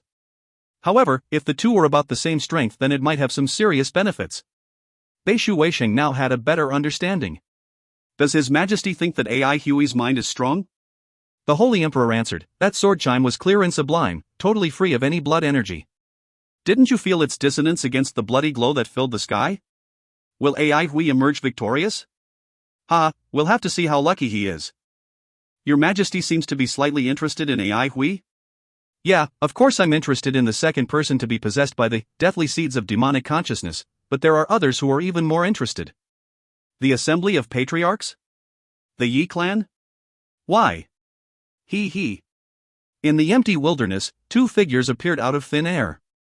One of them was a man aged about 25 or 26. He was wrapped up in a black cloak and carried a small sack that contained a bright red object. He had a rather average-looking face, a reddish forehead, and an air of worry around him. He was the Assembly's second patriarch, Hong Rongyan. A tall lady with a pair of slender legs stood beside him. She was as pretty as a peach blossom and was both charming and refined. Yet, her eyes were cold and emotionless. Her skin was as fair as snow with a crystalline quality to it. This lady was Autumn Water, who had been injured by AI Hui earlier. On her shoulder was a coarsely made clay doll the size of a palm. It was one of Master Shao's random creations from back in the day. The clay doll suddenly spoke in a delicate voice, "We're near. I can feel his presence. How repulsive, it reeks badly of blood." The voice coming from the clay doll belonged to Autumn Water. Without moving the slightest bit, she stood still like an ice sculpture. Hong Rongyan asked flatly, "Which direction?" Autumn Water raised her hand and pointed to the left. "There," said the voice coming from the clay doll. The voice continued to speak through clenched teeth, "Looks like it is true that we only meet our enemies." "AI Hui, you're dead meat." Hong Rongyan replied unenthusiastically, "He can't die. We need to capture Qitong and can only unlock the secret to the deathly seeds of demonic consciousness by making use of him." "I don't think there's a need to," scoffed the clay doll. "I've already started to gain control of my newfound strength. Even Qitong is no match for me unless he has successfully taken over AI Hui's body." Her words were filled with confidence. "Enough." Hong Rongyan's eyes were filled with displeasure as he stared at the clay doll. Coldly, he said, "I don't want anything to go wrong during this attempt to capture Qitong. Understand?" The clay doll seemed to respect Hong Rongyan deeply. It muttered, "I was just rambling. Do you have to be so fierce?" Hong Rongyan's gaze softened a little. Seeing that Autumn Water and the little clay doll looked rather out of sorts, he mumbled, "After all these years, we're finally here. I can die without regrets." The clay doll fell silent. Autumn Winter stood unmoving like a lifeless puppet. A moment later, the clay doll spoke again, "Don't just talk about death so simply like that." "Okay, no talking about death now." Hong Rongyan's eyes regained their clarity. "How can I die before announcing my arrival to the blood of God and all those traitors? If you find any errors, ads pop up, ads redirect, broken links, non-standard content, etc., please let us know. Report chapter so we can fix it as soon as possible." Chapter 683, Life-Slicing Parasite. Chapter 683, Life-Slicing Parasite. Translator, YH Editor, X, TYZ. Back in the cold palace, the tea had lost its warmth. The Holy Emperor's interest remained high as he continued to speak. Qitong was born from Aveta Vesa. He was a spiritual consciousness that sprang forth from the primal chaos. The heavens and the earth happened to be undergoing massive change, creating an opportune moment for his birth. He was worshipped by the tribes in the wilderness and given strength through generations of sacrificial offerings. Qitong eventually stepped forth from his banner and forged a body with the blood of 10,000 dire beasts. He then styled himself an emperor and lorded over every single one of the tribes. He was quite exemplary. There was abundant spiritual force during the cultivation era, so all things contain spirit. The birth of a spiritual consciousness wasn't something improbable. With the decline of spiritual force, the chances of something like that happening is almost zero. While his birth wasn't spectacular, Qi Tong's forging of his corporeal body is a truly peerless technique. Bei Shuixing animatedly asked, "Peerless? That awesome?" His Majesty was a figure at the top of his game. It took an undue level for him to call something peerless. The Holy Emperor's manner was solemn. Forging a fleshly body was already an incredible feat during the cultivation era. What's more, Qi Tong was born toward the end of the cultivation era when spiritual force was already on the decline. Using the blood of 10,000 beasts as his foundation, Qi Tong improved his blood refinement techniques over hundreds of years until he forged a near-perfect corporeal body. It's a pity that this technique has long been lost. As he spoke, the Holy Emperor revealed fleeting expressions of yearning and regret. Of course, the epitome of his achievements was still God's blood. In addition to the deathly seeds of demonic consciousness, God's blood also contains the refined essence of Qi Tong's flesh. Qi Tong's body was reportedly drained of all its blood in essence, leaving an empty shell behind. I wonder where his body is right now. Finding it would perhaps help me to answer some questions. Bei Shuixing curiously asked, "His body is still around? Won't it decompose?" "Nope." The Holy Emperor shook his head. How can a godly artifact decompose? Besides his corporeal body, Qi Tong left behind another impressive item. Another. The Holy Emperor answered, "Qi Tong's Banner of God." Bei Shuixing had never heard of this artifact before, but he remembered some historical records. The banner that nurtured Qi Tong? No, it is a pity that it was destroyed, for it contained Qi Tong's original form. The Holy Emperor continued, after Qi Tong became emperor, he gave an order. All his subjects were to combine their efforts to create a new banner of God, which was truly an arduous task. Since Qi Tong's original form, a single blood eye, was painted onto the banner, it was also known as the Blood Eye Banner. This banner was impervious to fire or water and repelled all evils. Qi Tong met with many dangers while refining his deathly seeds of demonic consciousness, but was often protected by this banner. Bei Shuixing said, "If Qi Tong has reincarnated, why isn't he going after these two artifacts?" The Holy Emperor laughed. "It's not that he doesn't want to, it's that he can't, but..." "Can't?" Bei Shuixing felt it odd. How so? The corporeal body was his previous body and Qi Tong's Banner of God was created by him.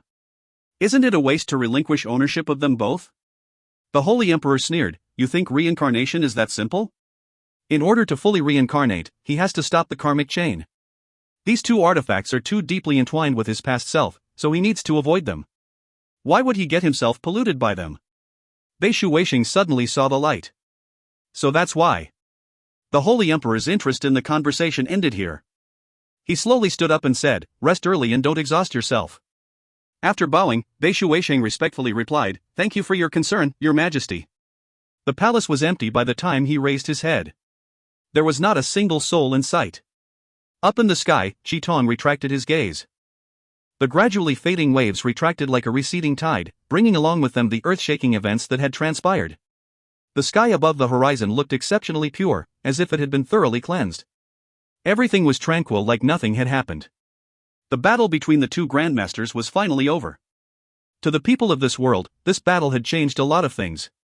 To Qi Tong, however, it was no big deal. Qi Tong's expression returned to his default cold look. He felt a sense of satisfaction inside his heart. These grandmasters were nothing as long as he could return to his full strength. Power was everything. He turned his sights to the people in the ravine below.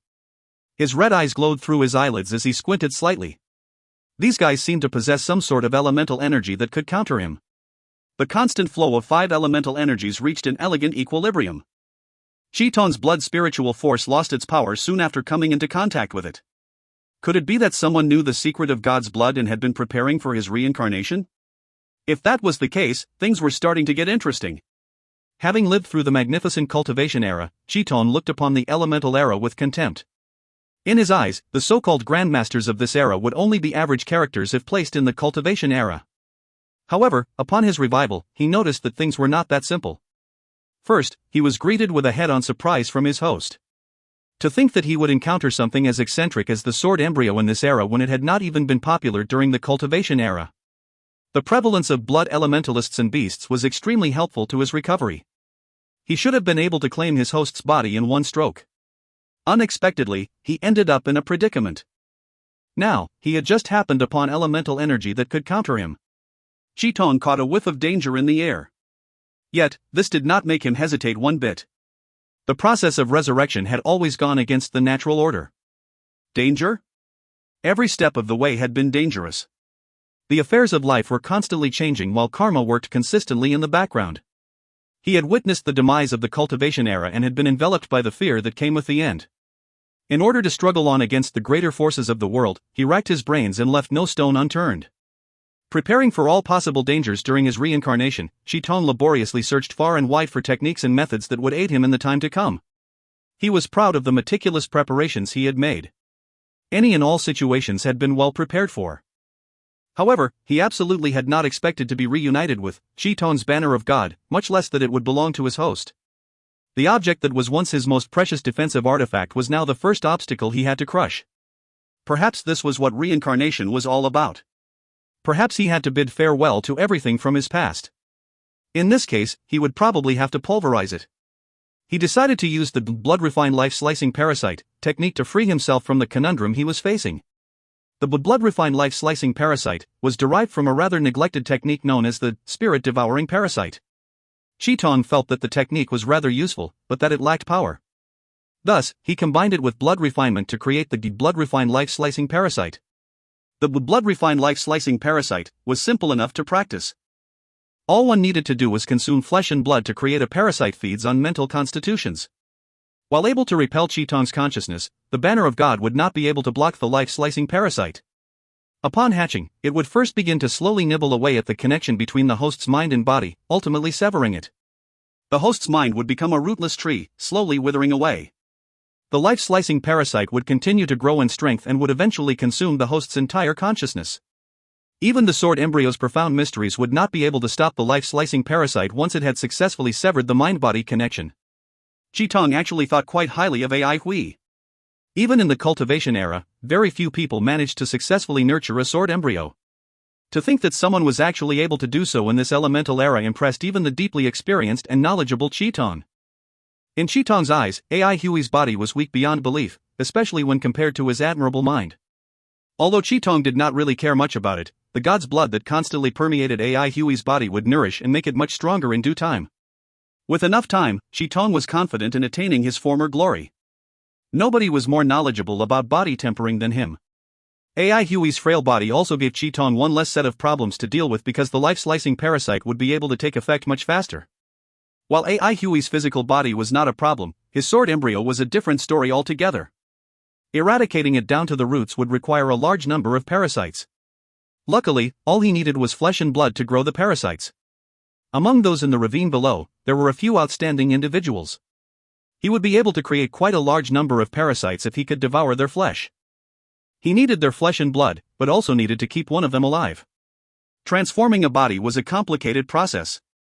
If he did not need to follow this process, he would have simply sorted out those below with one swipe of a hand. He shifted into an odd pose. He crossed his right leg and left his left leg hanging naturally down.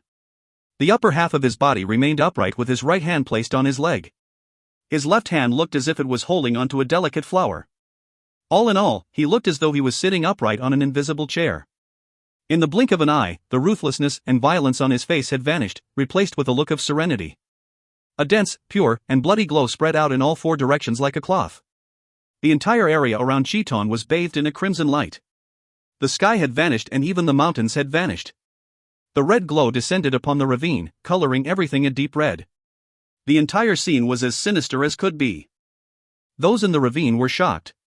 Fu Cici's eyes opened wide as she exclaimed coldly, Ai Hui. To think you're a blood elementalist. Everyone else was considerably shaken. Such a pure bloody glow was beyond what a common blood elementalist could achieve. Everyone soon turned pale. Ai Hui was actually a blood elementalist. Even the dumbest person would have understood the situation by now. Despair filled their hearts. Ai Hui's identity as a blood elementalist was so well hidden that no one actually knew about it. If they were seeing it today, then there was no way they were going to be allowed to leave alive. Fu Cici remained unmoved. She looked at the teammate standing across from her. The two stared at each other. The middle-aged man seemed to have calmed down. All they could do now was to fight for their lives. He laughed ironically. Guess our big hero is actually a blood elementalist. TSK, such a well-hidden secret. I wonder if Sir Shuemon would be sad if she knew. The name Sir Shuemon caused the bloody glow to pause momentarily. AI Huey's face revealed signs of an inner struggle. The middle-aged man's eyes lit up. There was hope. AI Hui was one of the assembly's prime targets. The middle-aged man quickly recalled as much as he could about AI Hui. He sneered, Wang Shouchuan and Han Yuqi must be turning in their graves right now. Haha, I wonder if they'd crawl out upon seeing their favorite disciple like this. The air around them seemed to congeal. If you find any errors, ads pop-up, ads redirect, broken links, non-standard content, etc., please let us know. Report chapter so we can fix it as soon as possible. Chapter 684, Opportunity. Chapter 684, Opportunity.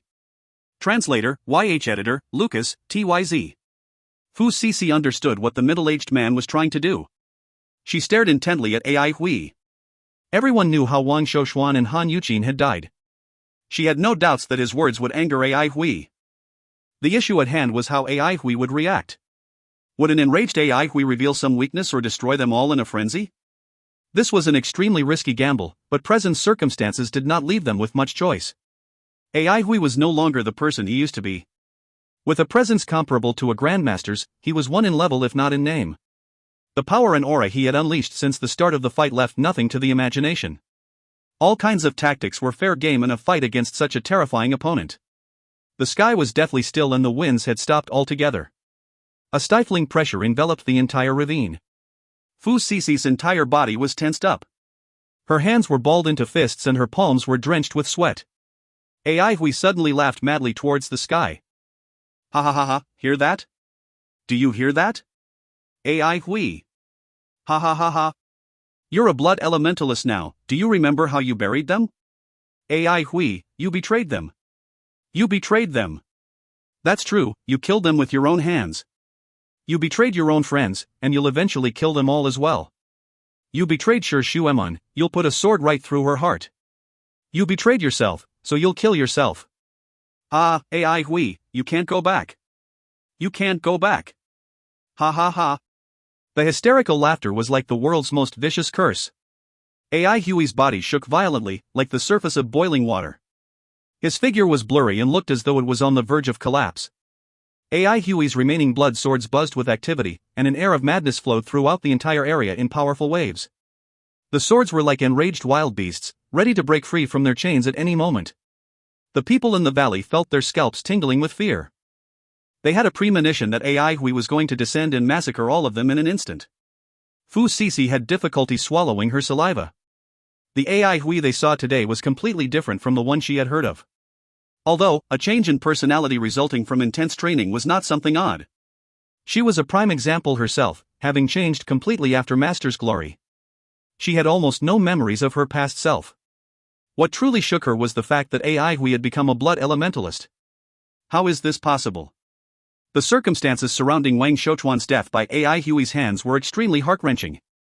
Even though there were some who could not accept AI Hui's actions, most people could sympathize with him and respected him for what he did. AI Hui saw blood elementalists as his archenemies and was at the front line in the battle against them. In a time of despair, AI Hui practically relied on his own power to repel the armies of blood elementalists. He won the adulation of the people and became a hero in the eyes of the public.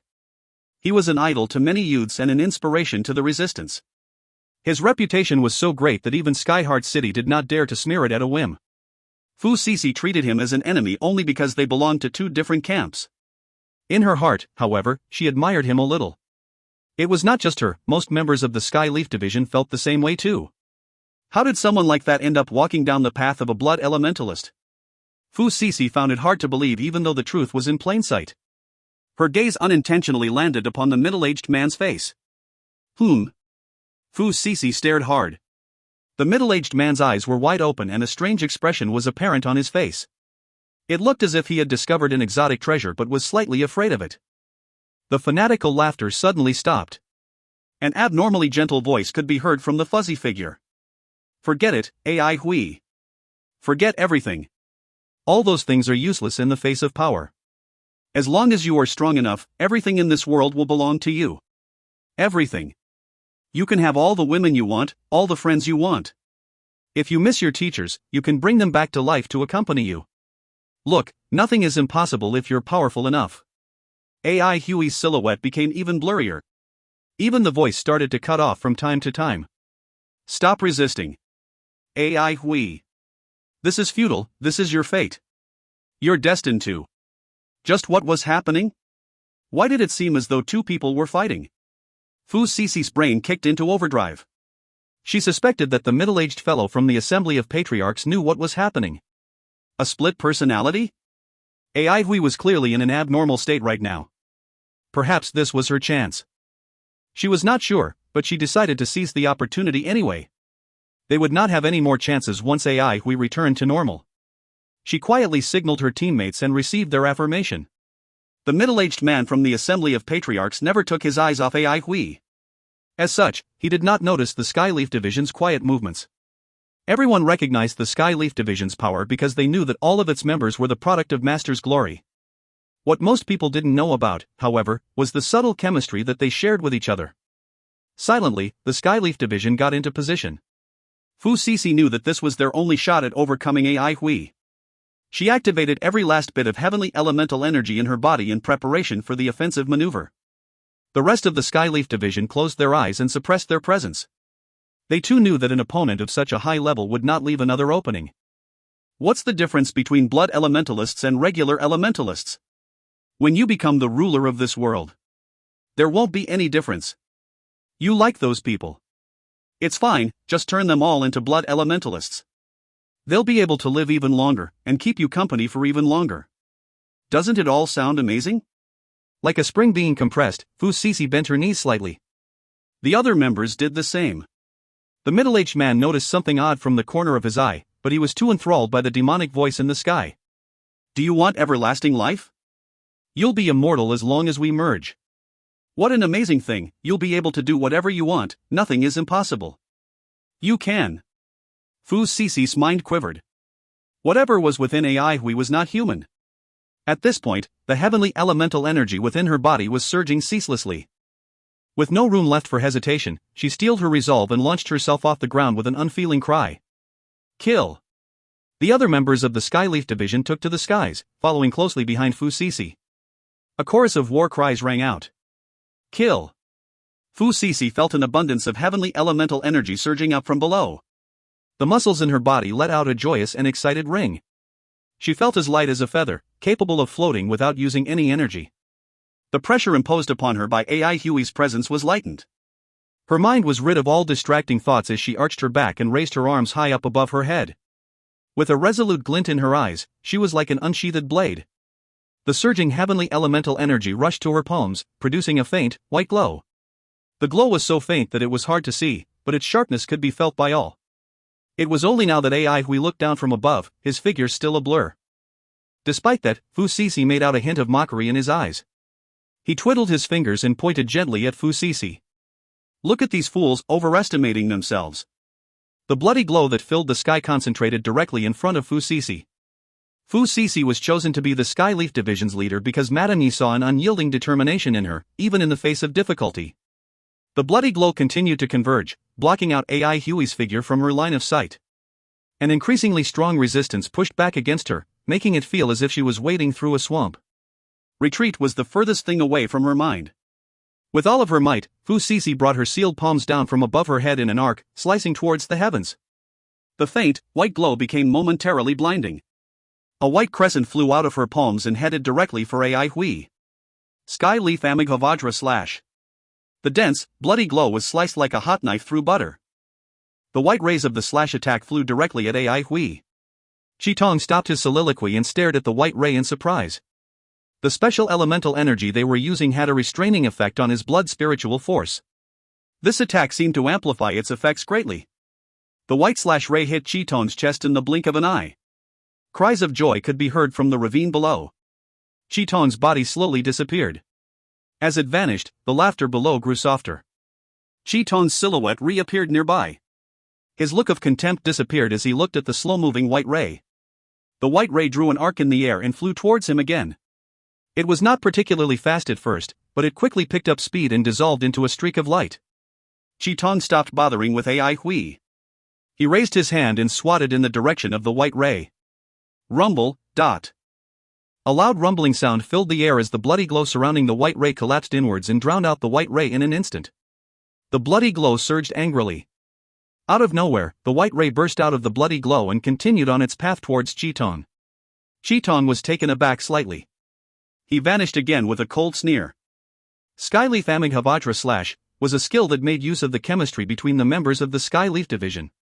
It worked by accumulating all of the members' heavenly elemental energy into one murderous strike. When enough heavenly elemental energy has been accrued, some of its special characteristics are revealed. Heavenly elemental energy was qualitatively different from single types of elemental energy. Upon release, Skyleaf Amighavajra / chases its target relentlessly until it runs out of energy or strikes its target down. Fu Sisi heaved a sigh of relief. Skyleaf Amighavajra / was effective, dot. Without hesitation, the Skyleaf division took the chance to leave the ravine. This was Fu Sisi's true intention. The so-called final attack was only meant to create a diversion. From the moment Ai Hui arrived, she never believed that they could defeat him. They moved so fast that the assembly of patriarchs had no time to respond. The scenery around them changed rapidly as they sped out of the ravine, and they soon saw a curtain of blood. Fu Sisi could clearly see the uneven, smoky edge of the curtain. Her spirits were lifted. She saw hope.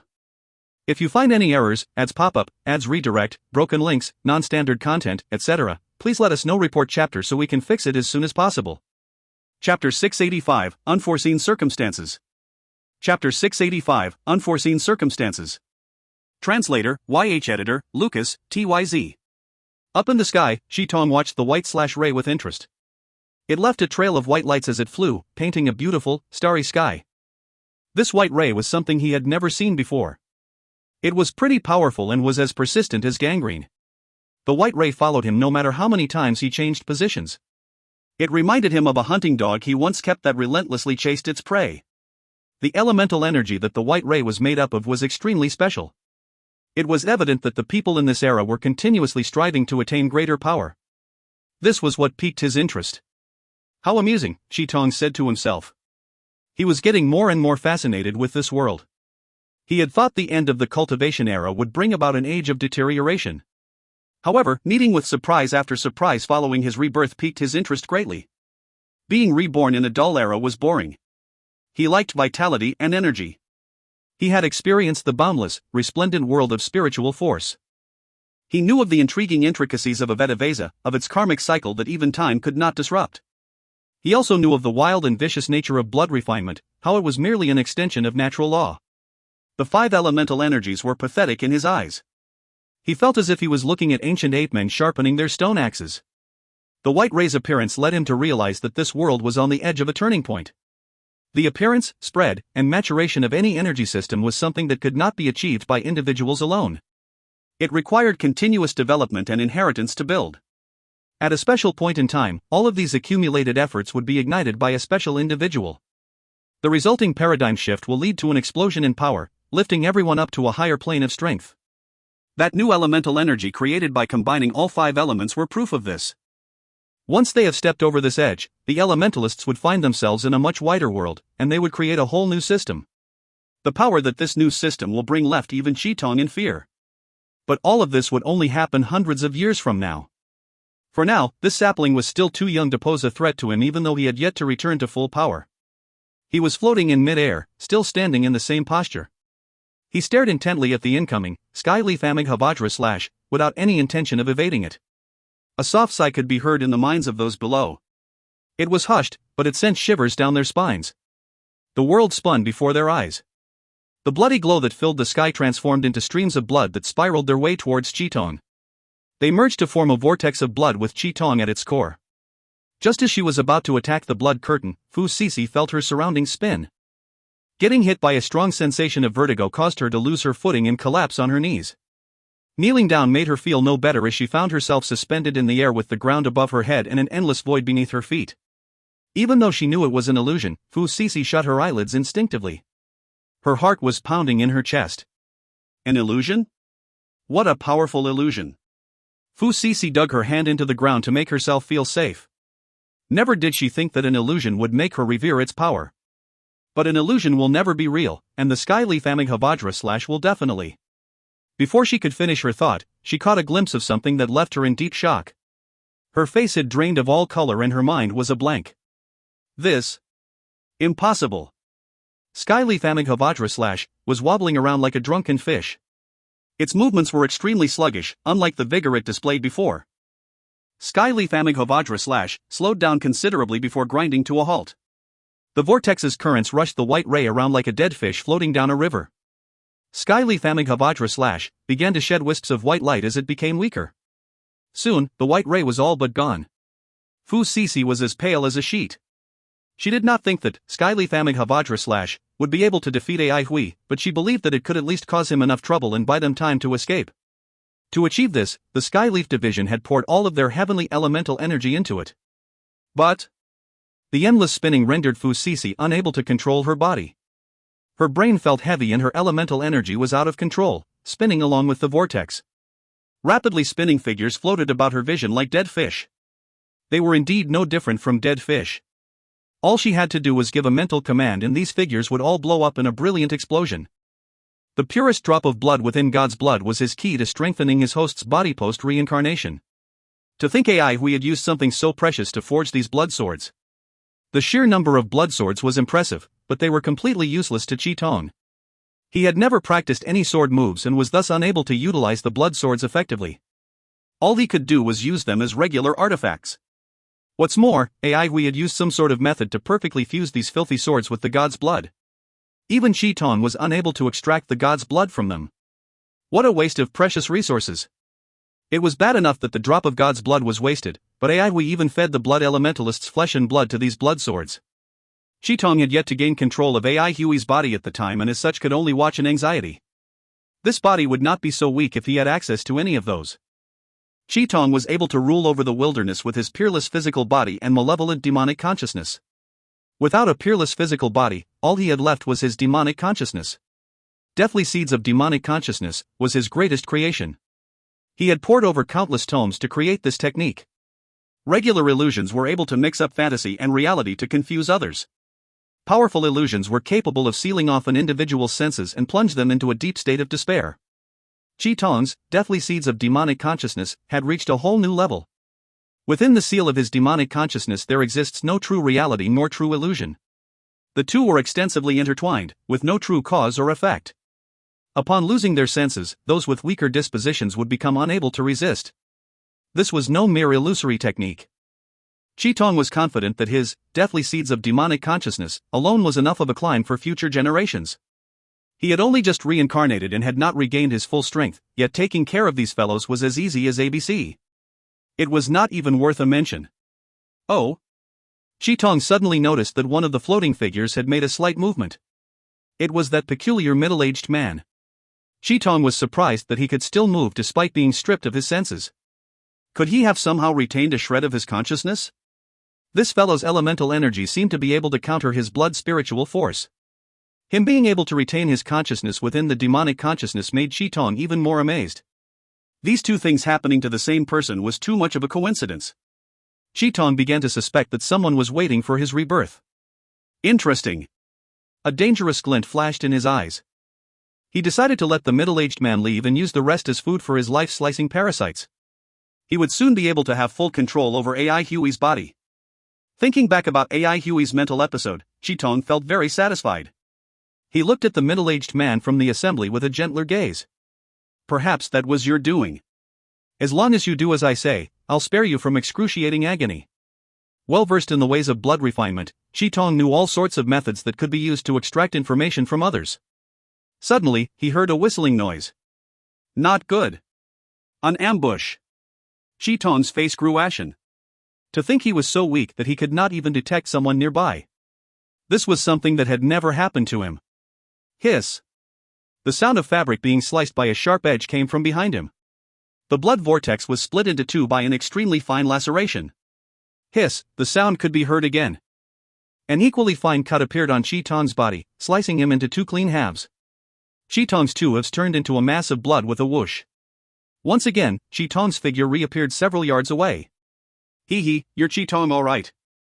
Chi-Tong's expression sunk when he failed to locate the coquettish voice. His earlier conjecture was now confirmed. The other party knew his name and should as such know all about his history as well. The blood vortex lost its color and vanished in an instant. The floating bodies fell back into the ravine with a loud thud. Nothing had changed.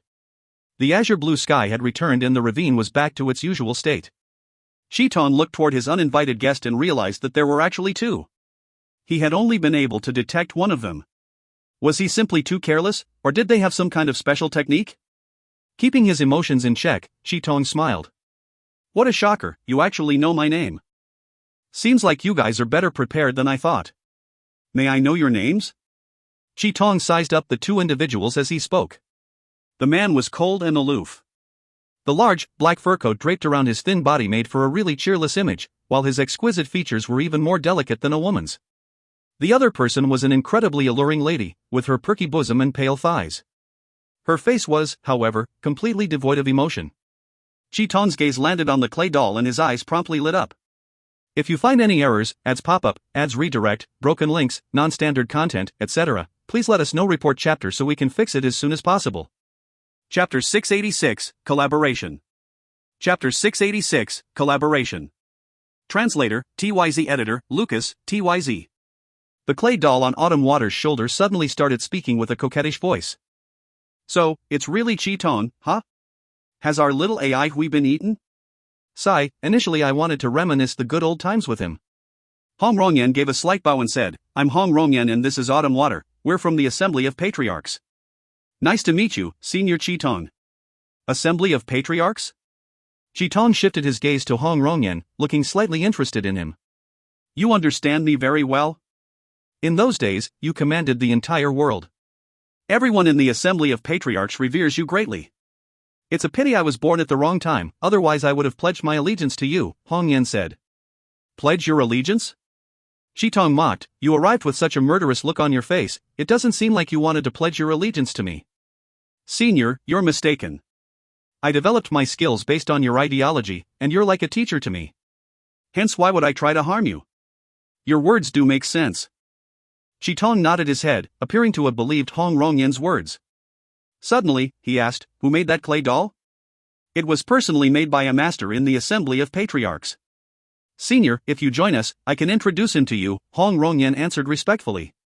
When Chi-Tong saw how tight-lipped Hong Rongyan was, he knew the latter wasn't a simple character, but he wasn't angry. He merely smiled and continued, join the Assembly of Patriarchs? Are you asking me to be your leader? With a sincere look on his face, Hong Rongyan replied, Senior, if you're willing to deign to join us, the position of leader will definitely belong to you. This sounds like a good idea, as I myself need some manpower too. Furthermore, you're much more familiar than me with regards to the current situation of this world. It's possible that we can collaborate. After all you want is my cultivation art. This is not at all a problem for me. We can combine forces and help each other out as long as... Chi-Tong muttered.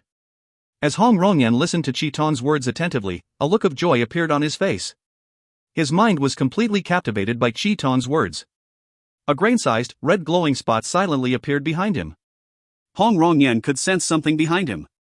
However, before he could react in time, the red glowing spot suddenly exploded.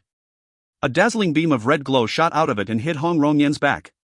His body and his facial expression froze, resembling a wooden puppet.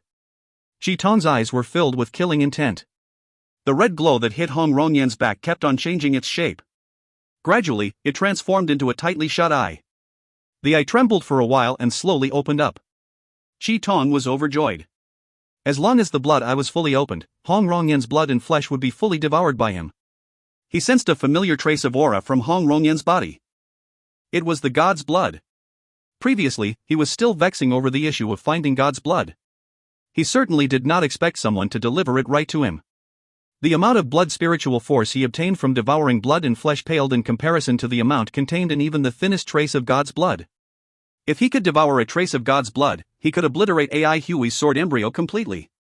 Currently, AI Huey's sword embryo was undulating violently. It was becoming increasingly unstable and it could crumble any moment. Even if he placed a blade of grass on it, it would collapse and vanish into thin air. This was a God-given chance. Tong never expected Ai Hui, who had given him a huge headache, to be so weak-minded. He did not expect a genius that could cultivate a sword embryo to be restricted by worldly emotions. Tong felt incredulous. How could a weak-minded individual cultivate a sword embryo successfully? Since the ancient times, all those who could successfully cultivate a sword embryo had resolute, steel-like minds. They were emotionless individuals whose minds couldn't be affected by anything in the world. Tong's deathly seeds of demonic consciousness cultivated the mind. He clearly knew how difficult and dangerous it was to train the mind. The slightest mental wound could consign a practitioner to eternal damnation. However, Ai Hui had the protection of the banner of God. Hence, it was not that easy to destroy him. No doubt, Ai Hui and Hong Rongyan, who both possessed the aura of God's blood, were the best nourishment for him. Suddenly, a strong sense of danger arose in his heart. Without any hesitation, Tong surged forward. At the same time, the remaining blood swords rose into the air and transformed into a bloody screen that protected his back. Boom, dot. A deep and low sound of collision resounded through the air, resembling the sound of a charging rhinoceros colliding against a steel plate. A few blood swords flew past Tong from his sides. Not good. Tong's facial expression changed slightly. He formed a hand sign and slapped his hand towards his left. His movements were gentle and effortless. A ball of blood in his palm exploded and the bloody screen behind his back expanded rapidly, resembling a gigantic bloody mouth. And at this moment, a glass-like, multicolored palm pierced through the expanding bloody screen at a great speed. Tong's eyes shrunk abruptly. The bloody screen froze. Following which, the glass-like palm clenched and the bloody screen exploded into smithereens. The image of autumn water was reflected in Tong's eyes. Autumn water began to grow in size. Her usual fragile skin was brightly colored and transparent like a piece of colored glass. The lovely and sexy beauty looked as though she had been painted in various colors. Her indescribable fiendishness caused one's hair to stand on end. Her face remained expressionless and her body exuded an ice-cold aura of death. The eyes of the clay doll on Autumn Water's shoulder lit up with an eerie red glow and its mouth began to move. A lovely voice rang across the air. Where is your deathly seeds of demonic consciousness? I have been looking forward to it. Tong's face darkened, but he still remained calm.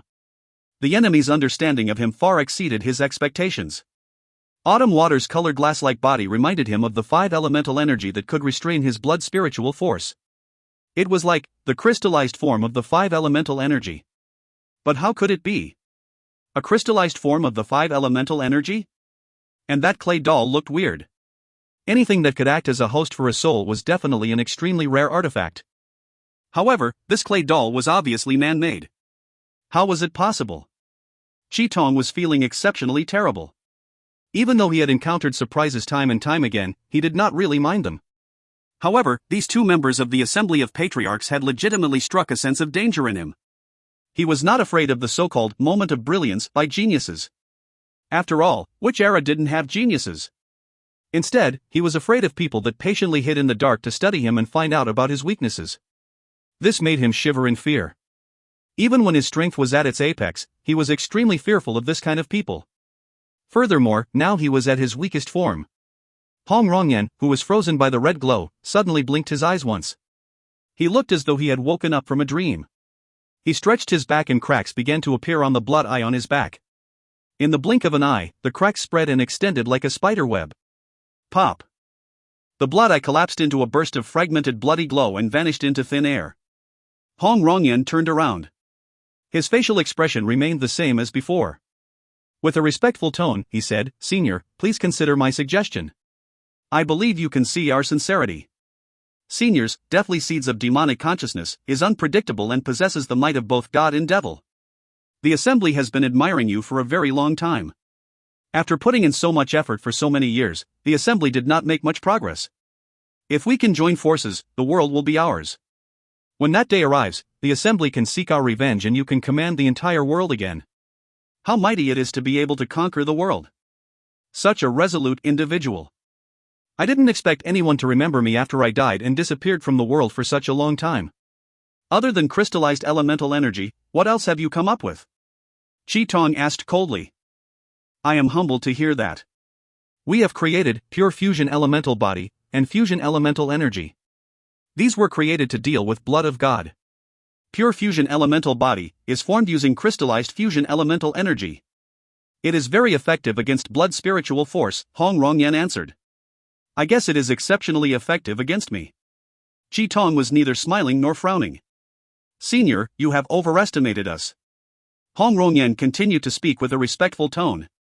Then he changed his tone and continued, if your strength was at its peak, our creations would definitely be useless against you. However, you have just woken up and obtained a host body, and therefore you have a low chance of overcoming pure fusion elemental body. If I'm not wrong, you can only rely on deathly seeds of demonic consciousness. Fortunately, the Assembly has done some research on deathly seeds of demonic consciousness, but we need your pointers on it. Chi Tong's heart sank. Hong Rongyan's words hit the nail on the head. Hong Rongyan knew his situation exceptionally well. In fact, his situation was much more worse than Hong Rongyan had expected. Hong Rongyan did not know that AI Huey's sword embryo was still surviving tenaciously. It had not been destroyed yet. If Hong Rongyan knew, how do you want to collaborate? Chi Tong asked bluntly. What demonic god? From the look of it, you're still a human after all, Autumn Water sneered. Chi Tong was a shrewd individual.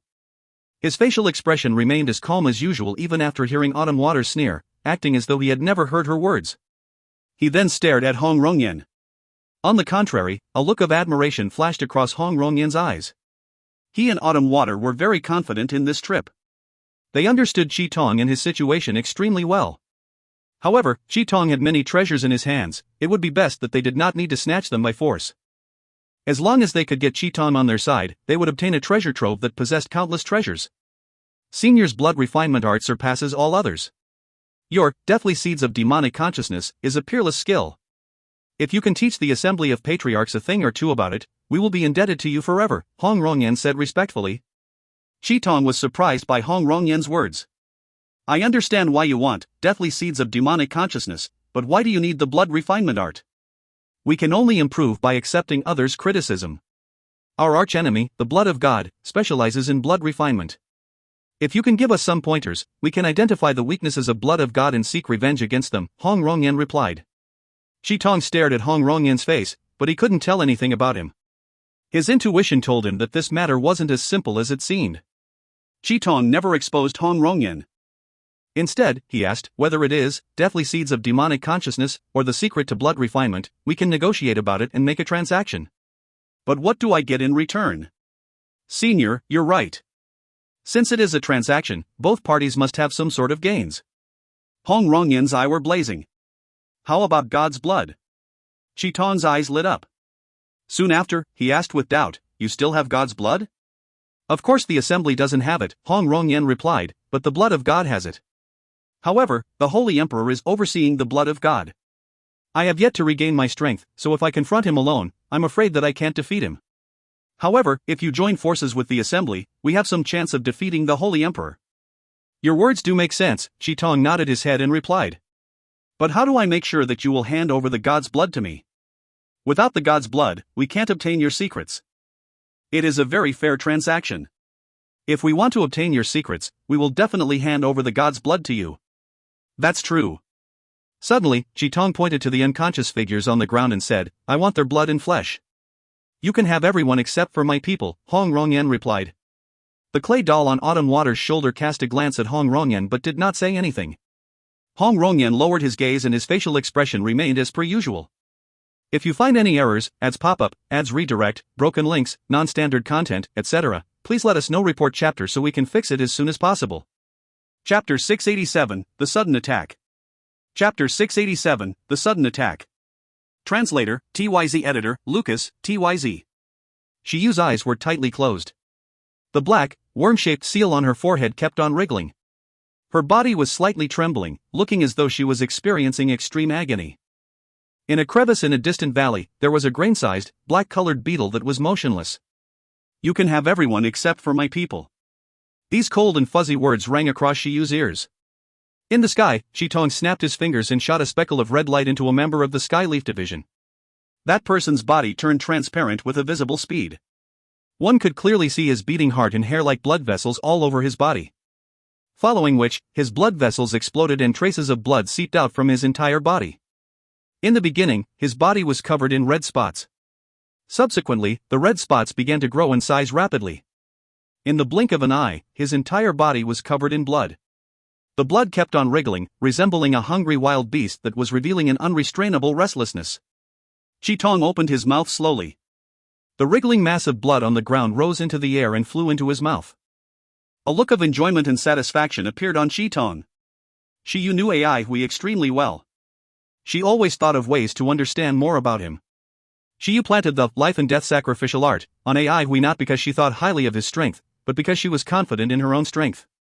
When the positions of master and slave in the life and death sacrificial art swapped, Shi Yu's fear actually originated from the collapse of her confidence.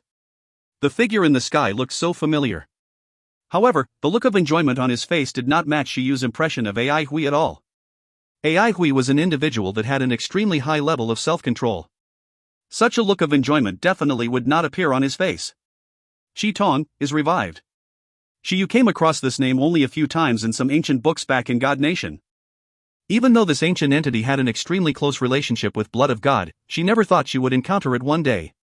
Having been born as a blood elementalist, Shi Yu shouldn't be surprised by the scene of a blood elementalist devouring someone's blood and flesh as of right.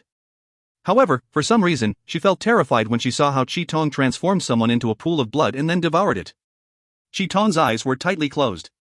Satisfaction was written all over his face, looking as if he was eating a delicacy. Hong Rongyan and Autumn Water were watching from the side. Hong Rongyan looked calm and collected.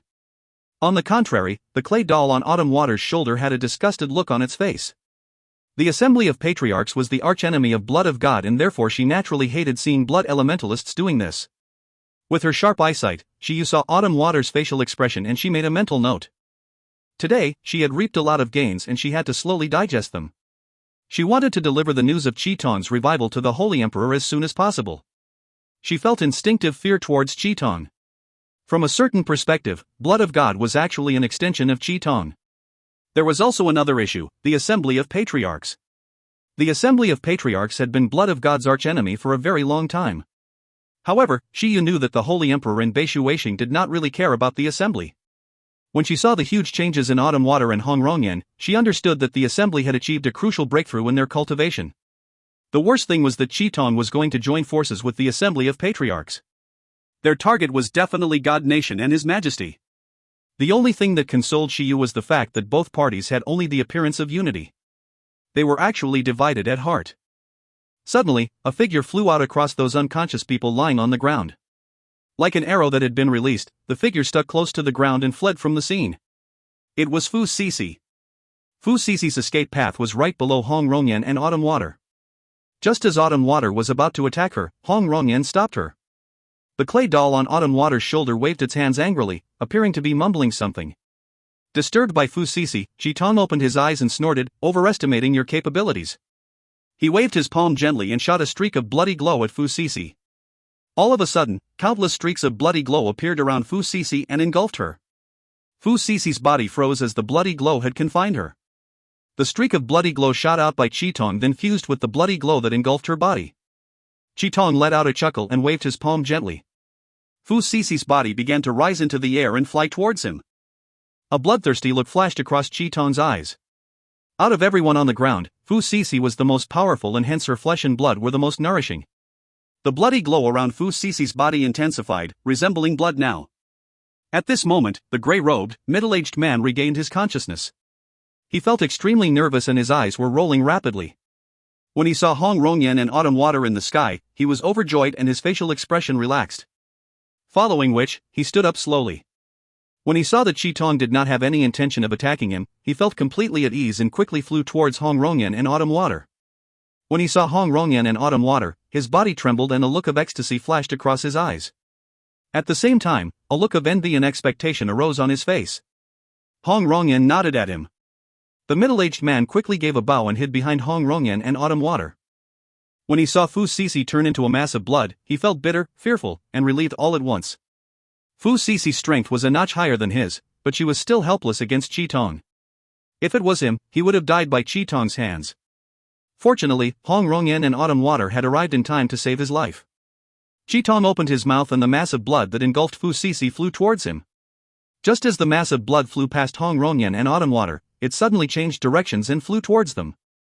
This turn of events was too sudden. Furthermore, it was very close to them. The bloody glow that surrounded Fu Sisi dimmed abruptly, revealing her glimmering body. Hong Rongyan's facial expression changed for the first time. His eyes lit up and a look of shock appeared on his delicate face. Since Fu Sisi was the strongest among everyone on the ground, she was no doubt the fattest piece of meat to Qitong. Hong Rongyan never expected Qitong to give up such a good opportunity to nourish himself and attack them.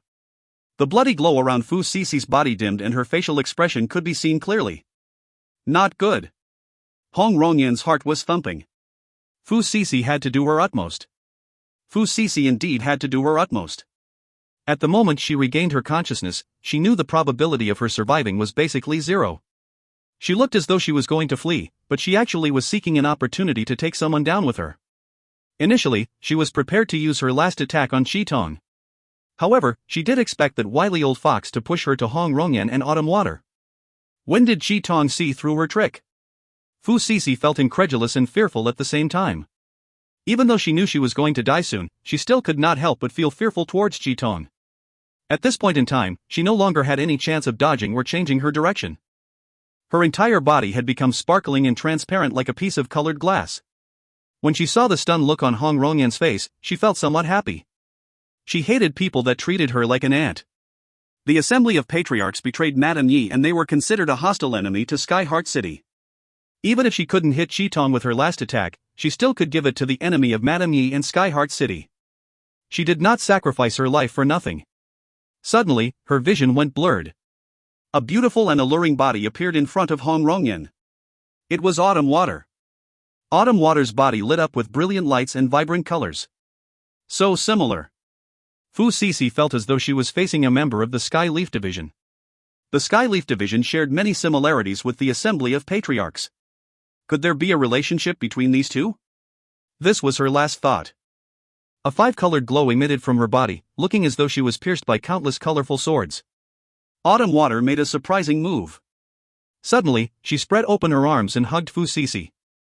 Fu Sisi's eyes were completely devoid of life. Her face was almost touching the face of Autumn Water, whose eyes were devoid of life as well. At the same time, they looked exactly like each other, except for their looks. Hugging Fu Sisi, Autumn Water tried to fly towards the ground. However, before she could do so, Fu Sisi suddenly exploded in her arms with a loud boom. Right after Qitong pushed Fu Sisi towards Hong Rongyan, he transformed into a streak of bloody glow and fled. After flying a few hundred feet away from the valley, a dazzling burst of light erupted behind his back. A brilliant, white light engulfed his vision and his shadow extended far away. Terrifying energy waves that contained a kind of power that intimidated him struck him, causing his mind to shudder in fear. The white light dimmed and he slowly regained his vision. It was as though the sky had darkened. Soon after, the sky turned brilliant and multicolored, looking as though it was painted with various colors by God. He did not turn his head around to see if they were chasing him or not. Instead, he increased his speed and fled with all his might.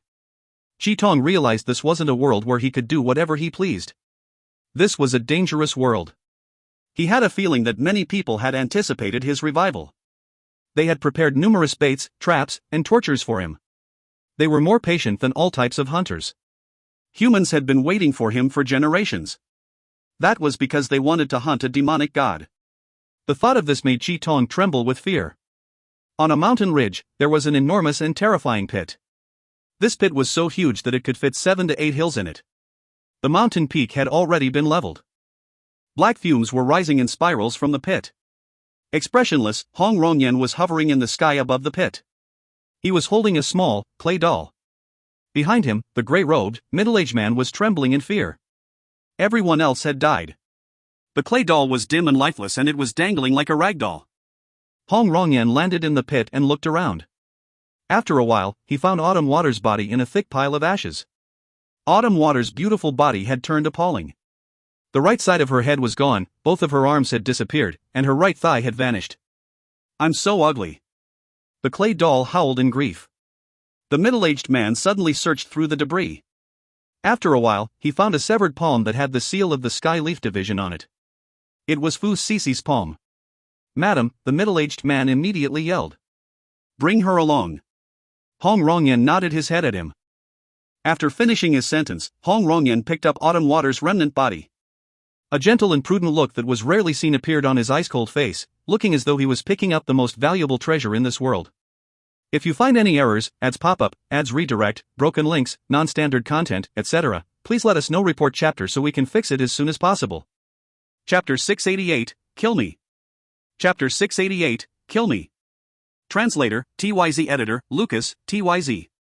After fleeing for a few days straight and making sure he was safe, Chitong finally felt at ease. At this point in time, his face no longer possessed the look of insufferable arrogance. The escape he made was a humiliation to his proud self. But so what? It was natural for someone to flee when he or she encountered danger, be it a demon, a god, or a human. Pride had no place in a matter of life and death. Chitong was filled with vigilance against the mysterious assembly of patriarchs. He had a premonition that the assembly of patriarchs had some kind of method to restrain him. He did not believe Hong Rongyan's words on the collaboration. To Chitong, Hong Rongyan's collaboration was merely an excuse to entice him. Chitong even came up with many possible reasons to support this idea. For example, the assembly of patriarchs' unique methods could only be executed when they were close to him. He thought of various methods and every one of them was extremely cruel and excruciating. He definitely did not want to experience any one of them.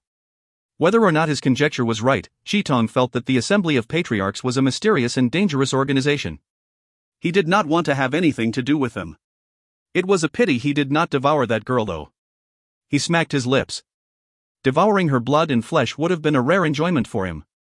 When he thought of the sudden attack he made, he couldn't help but snigger. It's indeed a rare enjoyment. Those fellows from the assembly of patriarchs would definitely agree with him on this. Chitong reduced his flying speed as his tense mind relaxed. He felt slightly tired. Initially, when he just took over AI Huey's body, he thought that he would have a pleasant trip ahead of him and he believed he could stay calm and unruffled in the midst of chaos and complete the trip. However, what happened so far was completely different from what he expected. He was like the king of the grassland, a lion, that barged into a prehistoric, dense, and unknown forest. The towering trees concealed the sky and sunlight, making the forest dark and gloomy. Countless vines hung and intertwined across the huge trees. The trees were covered with moist moss and the air was pervaded with a decomposing smell. The thick layer of rotten leaves on the ground wasn't as firm as the grass on the grassland. He also had to be careful of the dried-up bones buried under the rotten leaves. Their shapes were completely different from the bones of the wild beasts living on the grassland.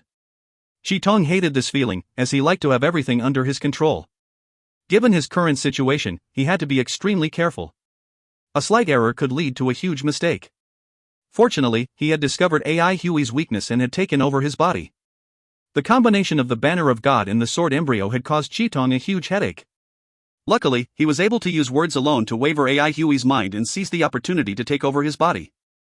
Chitong was adept in reading and manipulating human minds. A human mind was complicated yet centralized at the same time. It was a world, a complete, diverse world that was beyond mankind's understanding.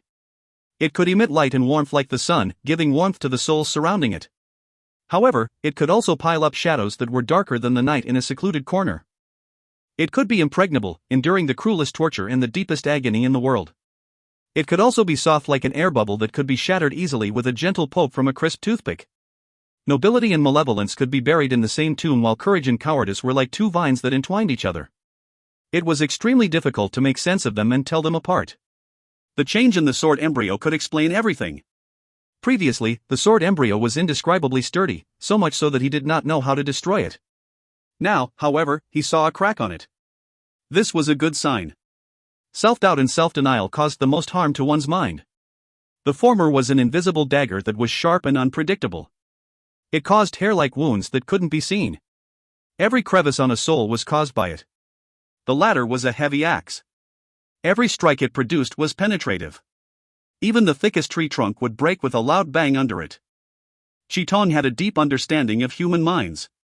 He had seen more exceptional geniuses die due to losing themselves than by their enemies' hands. He licked his lips and chuckled while his scarlet eyes exuded chilliness. All of a sudden, his body trembled violently, becoming a blur.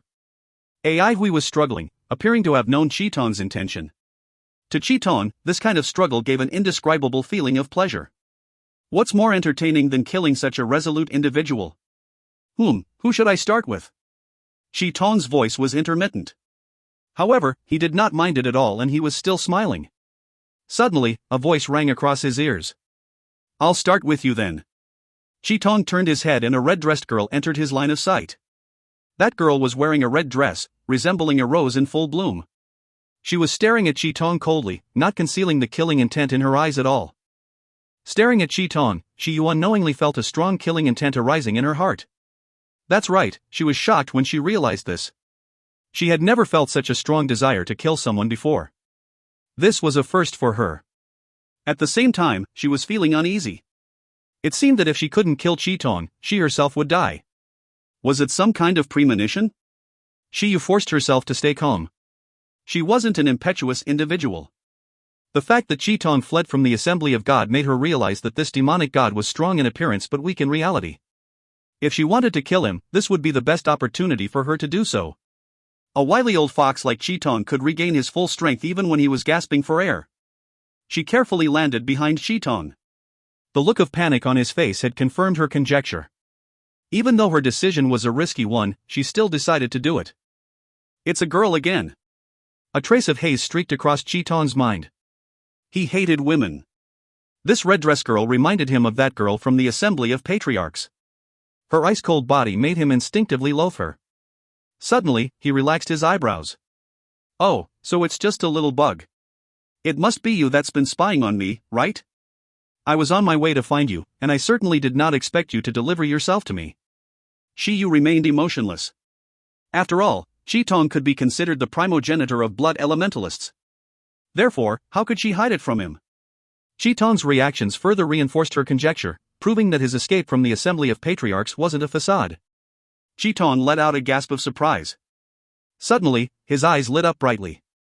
Raising his head, he chortled and said, I can't believe I have searched high and low for it when it's so easy to be found. You actually have the god's blood. The moment Shi Yu appeared, Ai Hui, who had been struggling in the sword embryo, calmed down immediately. The thought that Chi Tong had just now struck fear in Ai Hui. That's right, it's fear, pure fear. His body turned cold and he was panting heavily. Chi Tong wanted to kill Shi Shueman, Lu Lan, Fatty, Duanmu Huanghan, Jiang Wei, etc. At that moment, Ai Hui was mentally prepared to kill himself and Chi Tong together. He would rather die with Chi Tong in the blood sword's hands than having his hands covered in the blood of his friends.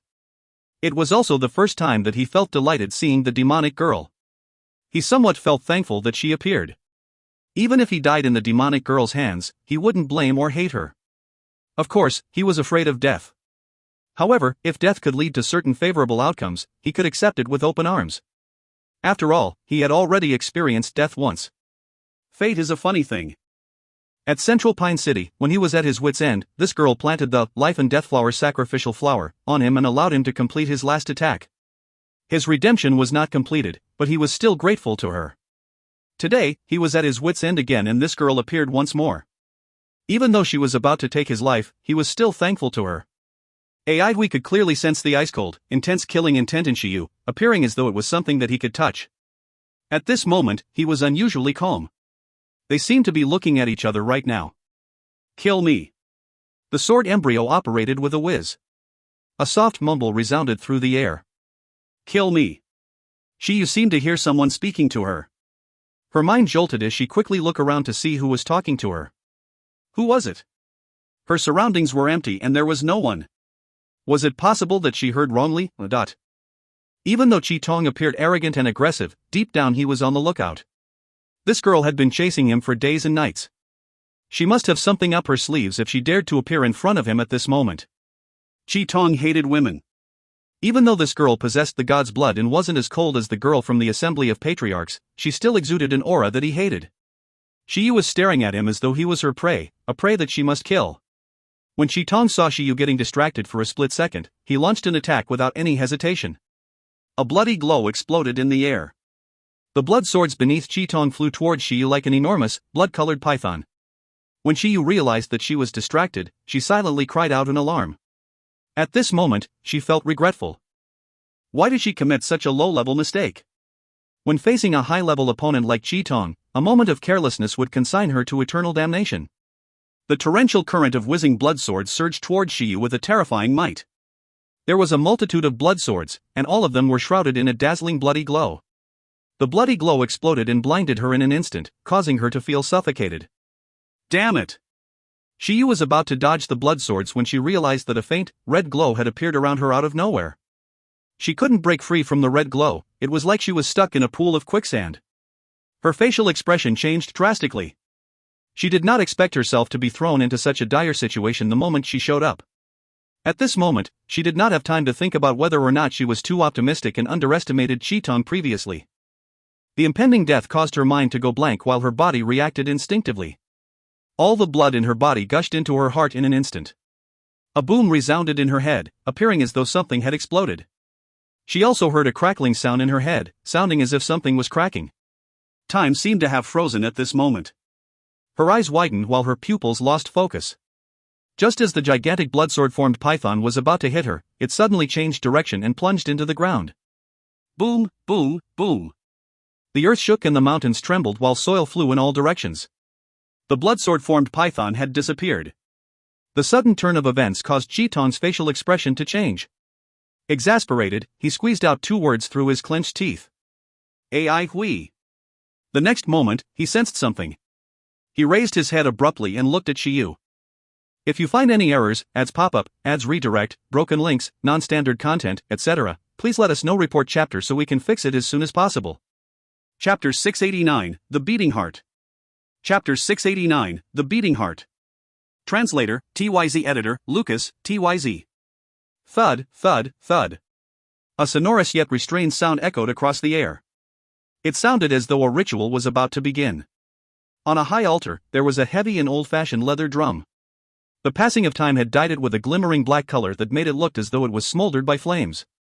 A half-naked, muscular man wearing only an animal hide brandished a mallet that was made up of an unknown beast's thigh bone. Every time he beat the drum, his hair would flutter across the air, resembling the licking tongues of fire burning in the braziers around the high altar, wild and devilish. A transparent energy ripple propagated from the center of Shiyu's body.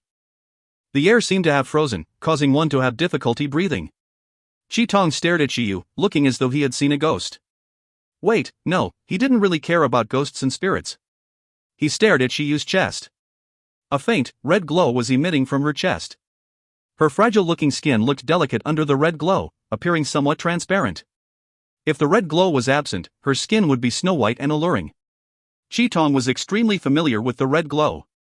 It had added an aura of extreme danger to this gorgeous and captivating sight. Chi-Tong could sense a concentrated aura of the god's blood.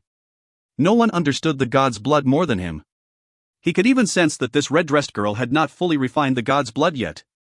If this was really the case, it would be an out-and-out good news to him. If she had fully refined the god's blood in her body, Chi-Tong would have suffered a huge loss. But, what was that?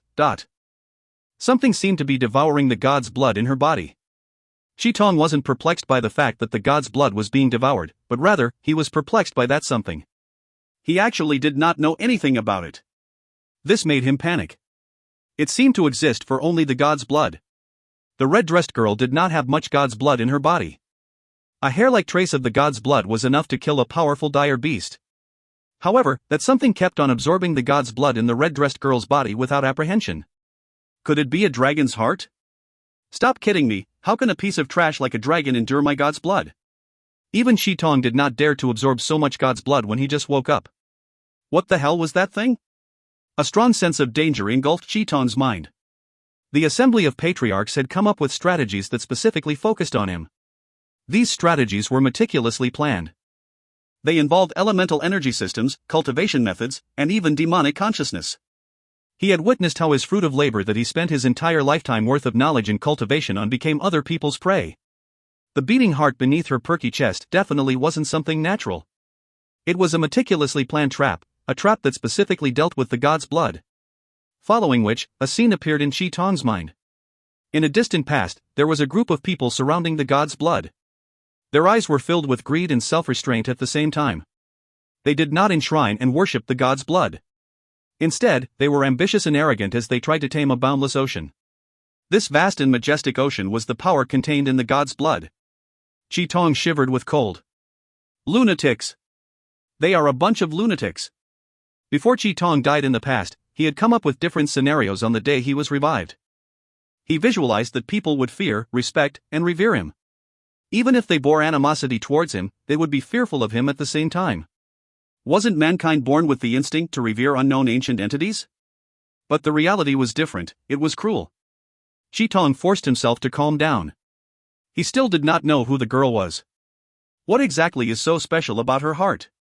The beating rhythm of her heart was different from before. It was undergoing changes now. If her heart was compared to a boundless and everlasting black hole before, then now it would be an agitated volcano that could erupt at any time. Was this kind of thing common or uncommon? If it was the former, he still had a chance to struggle for his life. If it was the latter, he would give up all hope. Could he snatch it over? Shitong tried to stop himself from turning around and running away.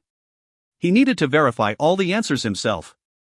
He had spent so much time and effort to take over AI Huey's body and revive, how could he not give it a try? After taking a deep breath, he raised his palms. Immediately, a red glow filled the sky. At the Pearl defensive line, the three god divisions were resting. Recently, many things had happened. Even the eyes of the calmest individual could not help but have a feast. After several discussions, all of the division leaders realized everything that had happened had various deep impacts on the current world situation.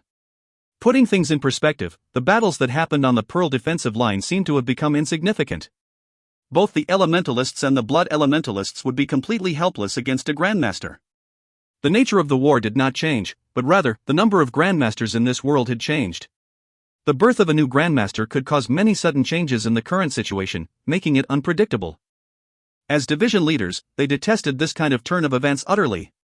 It was as thought the blood they bled, the sweat they shed and the life and death struggles they went through had become worthless overnight. It was apt to regard the world situation as a chessboard and everyone else as the chess pieces. Those who were ambitious would still hope they were important chess pieces that could affect the chessboard in one way or another. However, it was unreasonable for the chessboard to change just like this. The only thing that consoled them was that the situation on the elementalist side had worsened. AI Huey's sudden departure had thrown them into a rudderless state. The Sword of Lightning was busy searching for AI Hui and they were no longer harassing the blood elementalists. Since Her Highness Shiyu had not reacted yet, they did not dare to make any decisions on their own. Therefore, they were relaxed for the time being. Since neither side was in the mood to battle, the Windy Pearl Bridge, which had been engulfed in the flames of war for quite some time, suddenly quietened. It was a rare sight. Some people were completely forgotten by everyone else. About 5 kilometers beneath the encampments of the god divisions, there was an underground cavern. Sunlight couldn't reach this place at all, but thanks to the presence of earthfire it wasn't extremely cold. Craggy, oddly shaped, black-colored volcanic rocks could be found everywhere. Due to the constant water corrosion by the underground river, the sturdy volcanic rocks had developed sharp edges. Meanwhile, the volcanic rocks at the other end of the cavern were smooth and rounded thanks to the polishing job done by the metal winds. In that direction, there was a crevice that led to the valley beneath the Windy Pearl Bridge. The metal winds from the valley entered the cavern through the crevice and slammed against the irregularly shaped rocks in the cavern, giving off ghost-like wails and wolf-made howls. In this vile cavern, where metal winds blew incessantly, earth fire erupted occasionally, and water vapor pervaded the air, there was a group of people sitting calmly on the ground. Their leader was Shi Beihai. Above the ground, He Nanshan and his counterparts often discussed the North Sea Division's possible hideouts.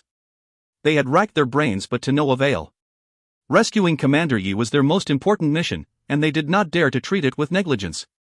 However, they did not expect the target they had been arduously searching for to be right beneath their feet, less than 5 kilometers away. The combined presence of water elemental energy, fire elemental energy, and metal elemental energy had caused the environment of the cavern to be extremely vile. However, it also formed an exceptional natural barrier against the outside world. Even in such a dire straits, Shi Beihai was still sitting upright and recuperating while having his eyes closed. Yi Bai was lying unconscious beside him. There wasn't a single speck of dust on his body and his white robe was sparklessly clean. Shi Beihai's composure boosted everyone's confidence. Hiding beneath the enemy encampment was a brilliant move that made use of the enemy's blind spot. One would require both courage and luck to pull this off. They had never doubted Shi Beihai's courage. However, his luck was exceptionally good as well. This made everyone grin from ear to ear, boosting their morale in the process. For the sake of safety, everyone spoke in a soft volume, but their tones were still very relaxed. Sigh, whenever I think of the fact that we're sitting beneath their butts, I feel like giving them a stab. What should I do? Most importantly, what should we stab them with? And how should we do it? Both of you are cancerous to the North Sea Division. Hey, Erden, what's that look on your face? The North Sea Division's culture isn't what you think it is. There's no need for you to explain anything, the North Sea Division is indeed unpredictable. Everyone stopped chatting and shifted their gazes to Shi Beihai. Beihai opened his eyes and nodded at them. Thank you for your hard work. How was it? The members of the North Sea Division reported their findings one by one. The layout of the underground river system was very complicated and there were many tributaries. Almost all of their equipment was used up and they could only rely on themselves to carry out the exploration. As long as they were in this place, they did not need to worry for their safety. However, it wasn't feasible as a long-term plan. As the enemy forces kept on reducing their searching range, the situation would become more and more dangerous for the North Sea Division. Beihai wanted to find an underground river that passed through the bottom of the valley. This way, they could return to the elementalists' encampments safely. However, the chances were very slim. Beihai had come across several archived files regarding Windy Pearl Bridge. In the past, the Elders Guild had formed a team of people to explore the underground of the Windy Pearl Bridge, but they couldn't find such an underground river. His subordinates were utterly tired and bruised. After suffering a crushing defeat, any tinge of hope, even if it was non-existent, was extremely precious to them. Beihai also wanted to know where the tributaries of these underground rivers led to. This way, he could determine which direction to escape to if they encountered dangers. The thick layer of soil and the combined presence of the three elemental energies had isolated them from the enemy forces and blocked their perceptive awareness of the outside world at the same time. They did not know that an earth-shaking change had taken place in the outside world, and they also did not know that Hinanshan was no longer in the mood to search for them. As such, the North Sea Division still maintained a high level of vigilance. Suddenly, Yibai's body moved. Everyone in the cavern stopped talking. They turned around and looked at Yibai's body attentively. Yibai had not moved for many days already. Not even a single strand of his hair moved. If it weren't for the faint sound of his heartbeat, everyone would have thought he had died. The sudden movement of his body gave everyone a shock. Subconsciously, everyone scattered and surrounded Yibai's body. They had attentive looks on their faces. As long as Yibai did something odd, they would attack him without any hesitation. Beihai was doing the same thing as well. Even though he cared for his old friendship with Yibai and he hoped that Yibai wouldn't die by his hands, he still wouldn't hesitate to kill him to prevent future repercussions. Yibai was mumbling, but his eyes were still closed. His eyebrows were knitted, appearing to be in great pain. Be careful. His heart. In the dark, a flickering, faint, red glow emitted from Yibai's heart. If you find any errors, ads pop up, ads redirect, broken links, non-standard content, etc., please let us know. Report chapter so we can fix it as soon as possible. Chapter 690, Commander Red. Chapter 690, Commander Red. Translator, YH Editor, Lucas, TYZ. The heavily guarded border between Jadeite Forest and God Nation. Lu Xian was on her usual patrol. She was not exactly good-looking, with her wide face and thick eyebrows. She had a heroic demeanor and only revealed her girlish side when the corners of her eyes turned up in a smile. Most people thought that she was a strange girl. While other girls focused on their appearances during physical training, she never once bothered with such things. Her day-to-day behavior was similar to that of the other men. She never complained about hardships and led a carefree life without worry. Anyone who thought she was easy to bully would, however, get a good taste of her iron fist. Nobody understood why Commander Red would pick such a weirdo as his deputy. Everyone knew that Commander Red was deeply in love with the princess inside the Devil Palace, but did not feel that that was reason enough to pick a tomboy as his deputy. Would it not have been better to pick someone prettier since they were going to meet every day? Besides being a tomboy, everything else about Deputy Lu was great. She was valiant, strong, diligent, and followed Commander Red's orders to the letter. Take patrolling for instance. It was highly unlikely for any incidents to happen since the Jadeite Forest must be in chaos after the battle between Grandmasters. There was no way Deputy Lu did not know about this, yet she continued checking all the guard posts diligently. Nobody else dared to slack off after seeing that. Someone went to confront her about it and asked her to cut them some slack. Deputy Lu raised her eyebrows and retorted that there was still a threat. What if Lu Buling came? Everyone was dumbstruck by her response. This newly promoted Grandmaster was reportedly extremely temperamental. It would be terrible if he came over and wrecked their encampment on a whim. What's more, this new Grandmaster was very open about his hatred towards blood elementalists. On the other hand, what could they even do about a Grandmaster? Deputy Lu seemed really annoyed and looked as if she was ready to hit someone. Nobody dared to make any more comments after that, but they all thought the same thing. Would there be a difference whether they were on guard or not? Everyone was relieved that the days of being on edge had come to pass without incident. What's more, Commander Red was around. Even though he could not compare to a Grandmaster, Commander Red surely had the means to put up some resistance. Back when Commander Red took command of both the God Dragon and God Shaman divisions, he used a simple yet violent method to gain control. Every high-ranking exponent in the two divisions were beaten up by him. Since then, the two large God divisions listened obediently to Commander Red. Lu Xian only returned after patrolling the entire camp. News had arrived from the other side. It was reported that something big had happened, and that there were devastating losses incurred. Even Commander Ye's whereabouts was unknown. Prior to this, Lu Xian was very bitter about not being able to gain merits out on the front lines. Now, she was glad that she did not get sent up front. Commander White and Commander Red were often referred to as the Red and White Commanders. Yi Bai was Commander White, while Red Devil was Commander Red. Commander White was higher ranked than Commander Red, something evident from the number of God divisions under their charge. In terms of power, everyone felt that Commander Red was slightly weaker as well. Commander White established the 6 God divisions on his own and was renowned and respected throughout God Nation. Commander Red's greatest strength was his valor. Everyone had the impression that he was a man of great valor, and the incident with the 2 God divisions strengthened it. Lu Xian used to think the same way, but after spending such a long time by his side, her admiration for him grew with each day.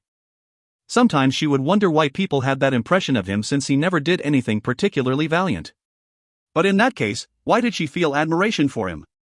After completing her patrol, Lu Xian prepared to report her findings to Commander Red. She entered the tightly guarded commander's tent to find him alone inside. The tent was minimally furnished since Commander Red did not pay particular attention to hedonistic pursuits. Because of that, nobody under his command dared to lead an extravagant lifestyle. Commander Red always had the same unfeeling mask on no matter the occasion. The black and red mask combined with his ocean blue pupils gave an exquisite sense of beauty. It adequately captured the mysteriousness of an ocean, the dark night, and an unending flame. Lu Xian made her report as usual, but she felt that Commander Red seemed rather distracted. She wondered if there was an emergency. Lu Xian was a woman of candor, and hence easily vocalized what was on her mind. "Sir, is there something wrong?" Red Devil looked as if he was roused from a deep sleep. He shook his head. "Nothing's wrong." After hearing his reply, Lu Xian did not ask any more questions. She bowed and said, "I'll take my leave then." Red Devil suddenly shouted, "Hold on." Lu Xian stopped in her tracks. Her mind was filled with even more questions since she had never seen Commander Red like this before. Red Devil muttered, "Instruct the others to be on high alert." Lu Xian promptly asked, "Is Grandmaster Lu on his way?" Red Devil laughed bitterly. "Lu Buling isn't coming, but His Majesty has just entered Jadeite Forest." Lu Xian was dumbstruck. Her face was drained of color as she stumbled out of the tent in a hurry, forgetting to salute her commander. Her brain was buzzing with activity. Was there going to be another epic battle? Biting cold winds blew tirelessly above the clouds. While rivers flow ceaselessly back to the sea, winds blow ceaselessly with no end in mind. An ocean of clouds with no end in sight filled the sky. Large clouds rolled across the sky like pure, white waves, some vanished in the wind, while others formed spontaneously. This endless cycle rendered the skyscape ever-changing. 2 figures stood facing each other amid the strong winds. Like a majestic mountain, the Holy Emperor stood loftily with his back perfectly straight. His observant eyes looked down from high above, crushing those beneath his gaze with immense pressure.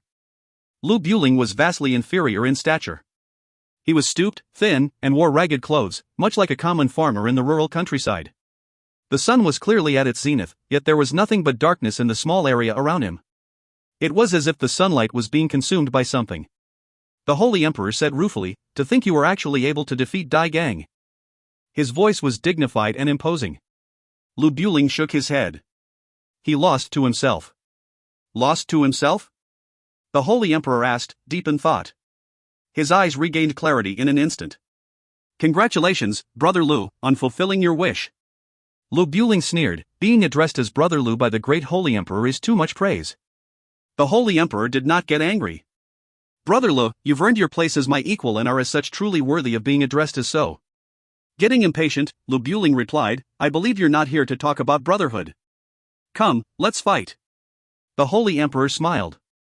"Why are you putting on a show, Brother Lu? If I'm not wrong, you're quite badly injured." Lu Buling laughed out loud.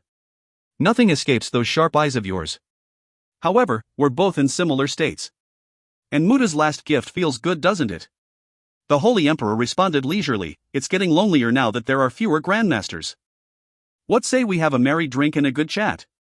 I bear no grudge with Brother Lu." Lu Buling was irritated. "Cut the crap. Such a small mind within a dignified shell, are you here to pick up scraps? Looks like Dai Gang isn't dead." The Holy Emperor laughed. He continued, "I don't quite understand why you're protecting him. Aren't you enemies?"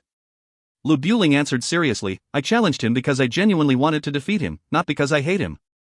I have yet to defeat him, so how can I hand him over to you?" Looks like he really lost to himself then.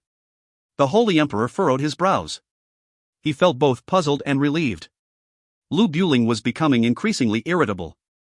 "I don't wish to waste any energy on you. But I can't help it if my hands get too itchy, so you'd better leave soon." The Holy Emperor had gotten the answer he wanted. Satisfied, he chuckled. "Brother Lu has such a noble nature. I'll make a move first then. We shall meet again." He left right after saying his piece. Lu Buling had a complex look in his eyes as he watched the Holy Emperor leave. Lost in his thoughts, he turned around to look at the jadeite forest. The people on the pinwheel sword were exhausted beyond belief. Everyone's faces were filled with anxiety, and the atmosphere was one of panic. They had yet to find any traces of AI Hui despite having been out searching for a couple of days. Something must have happened to him. Everyone knew AI Hui very well. He would never leave them unless something went wrong. The bloody glow that day inevitably brought them all to the same disturbing speculation. If AI Hui had really become a blood elementalist.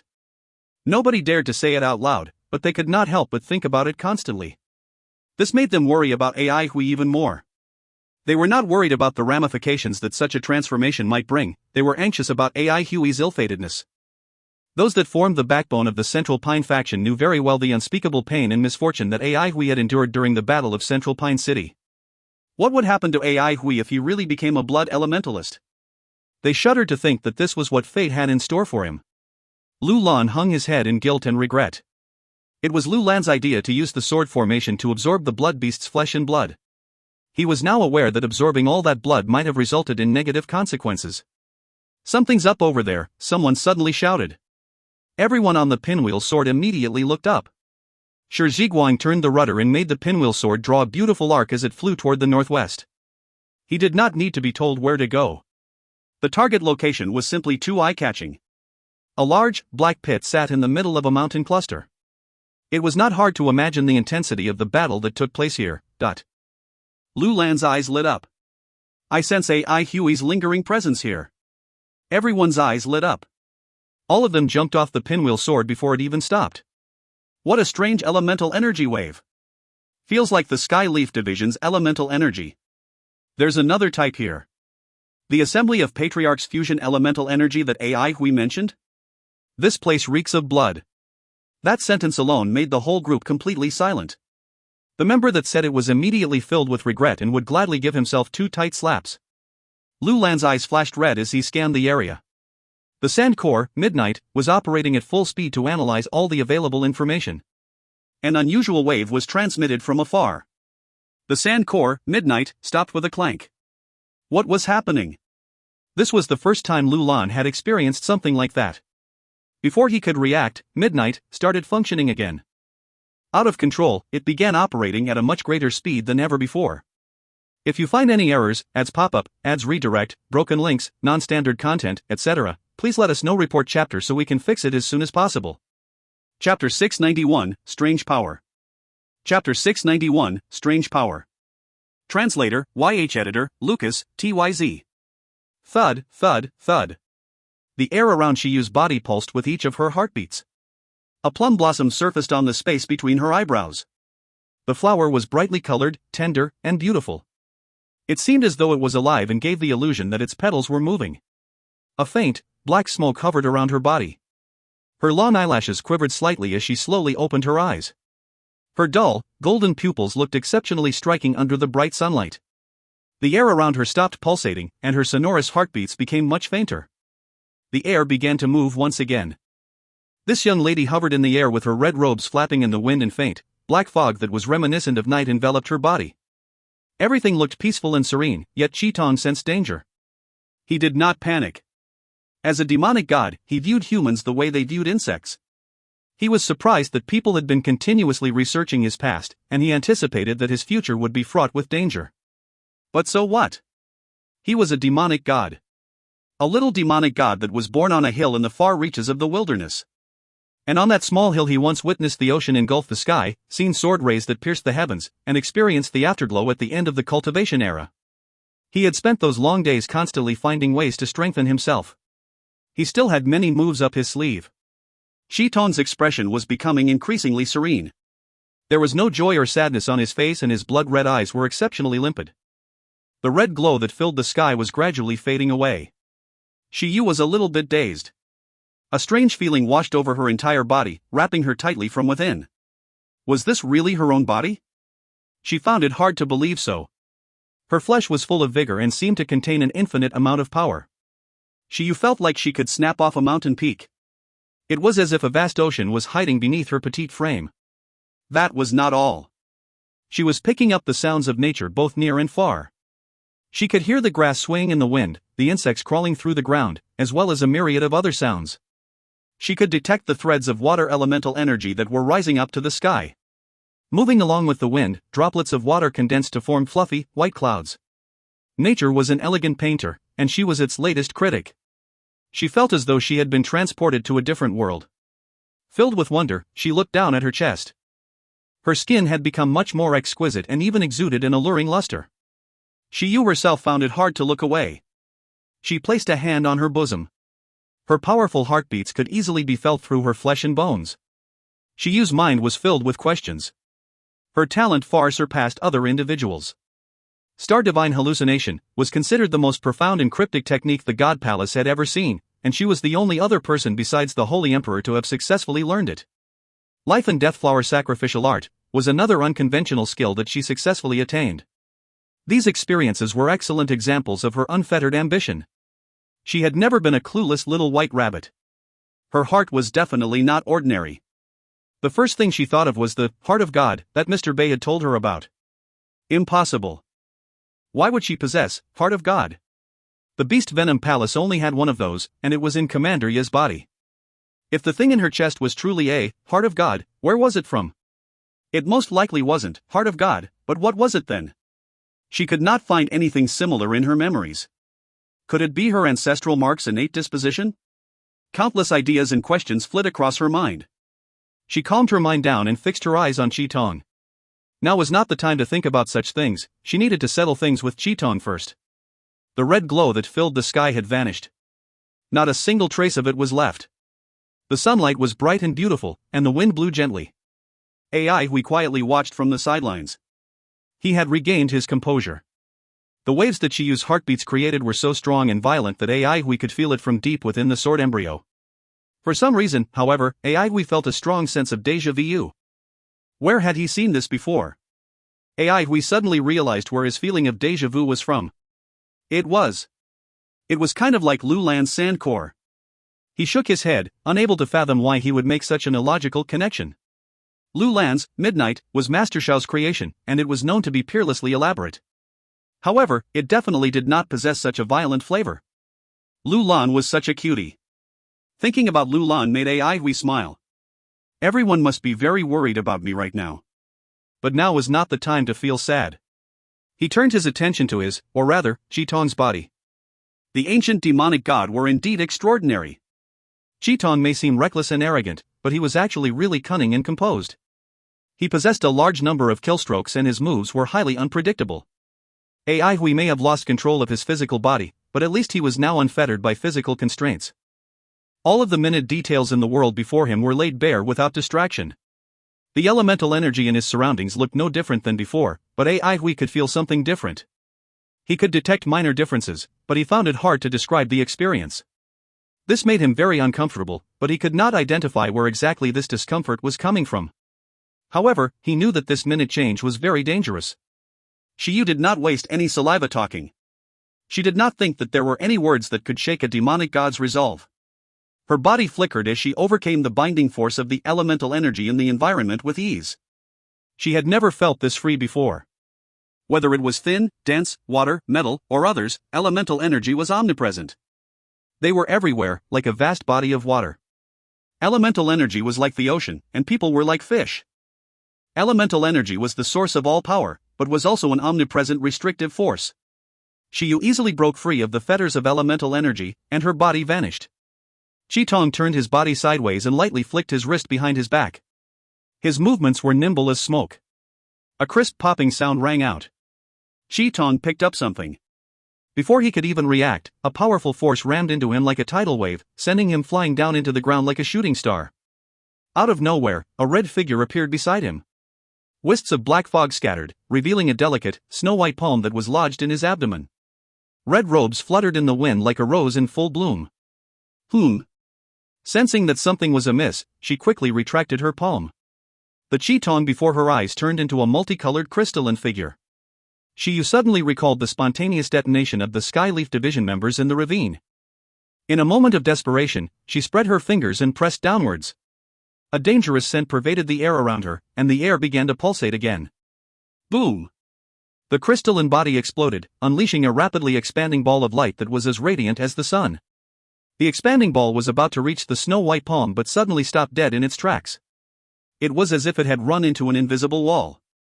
The ball of light's white-hot boundary was only inches away from Shiyu's hand, but it could not get any closer despite its raw power. All it could do was announce its anger to the other party from behind a barrier. The ball of light continued to expand downwards, turning from a circle into an oval before spitting out flares from its bottom. Sparks and flares shot out from the bottom of the ball of light. It was a beautiful sight, much like fireworks in the dead of night.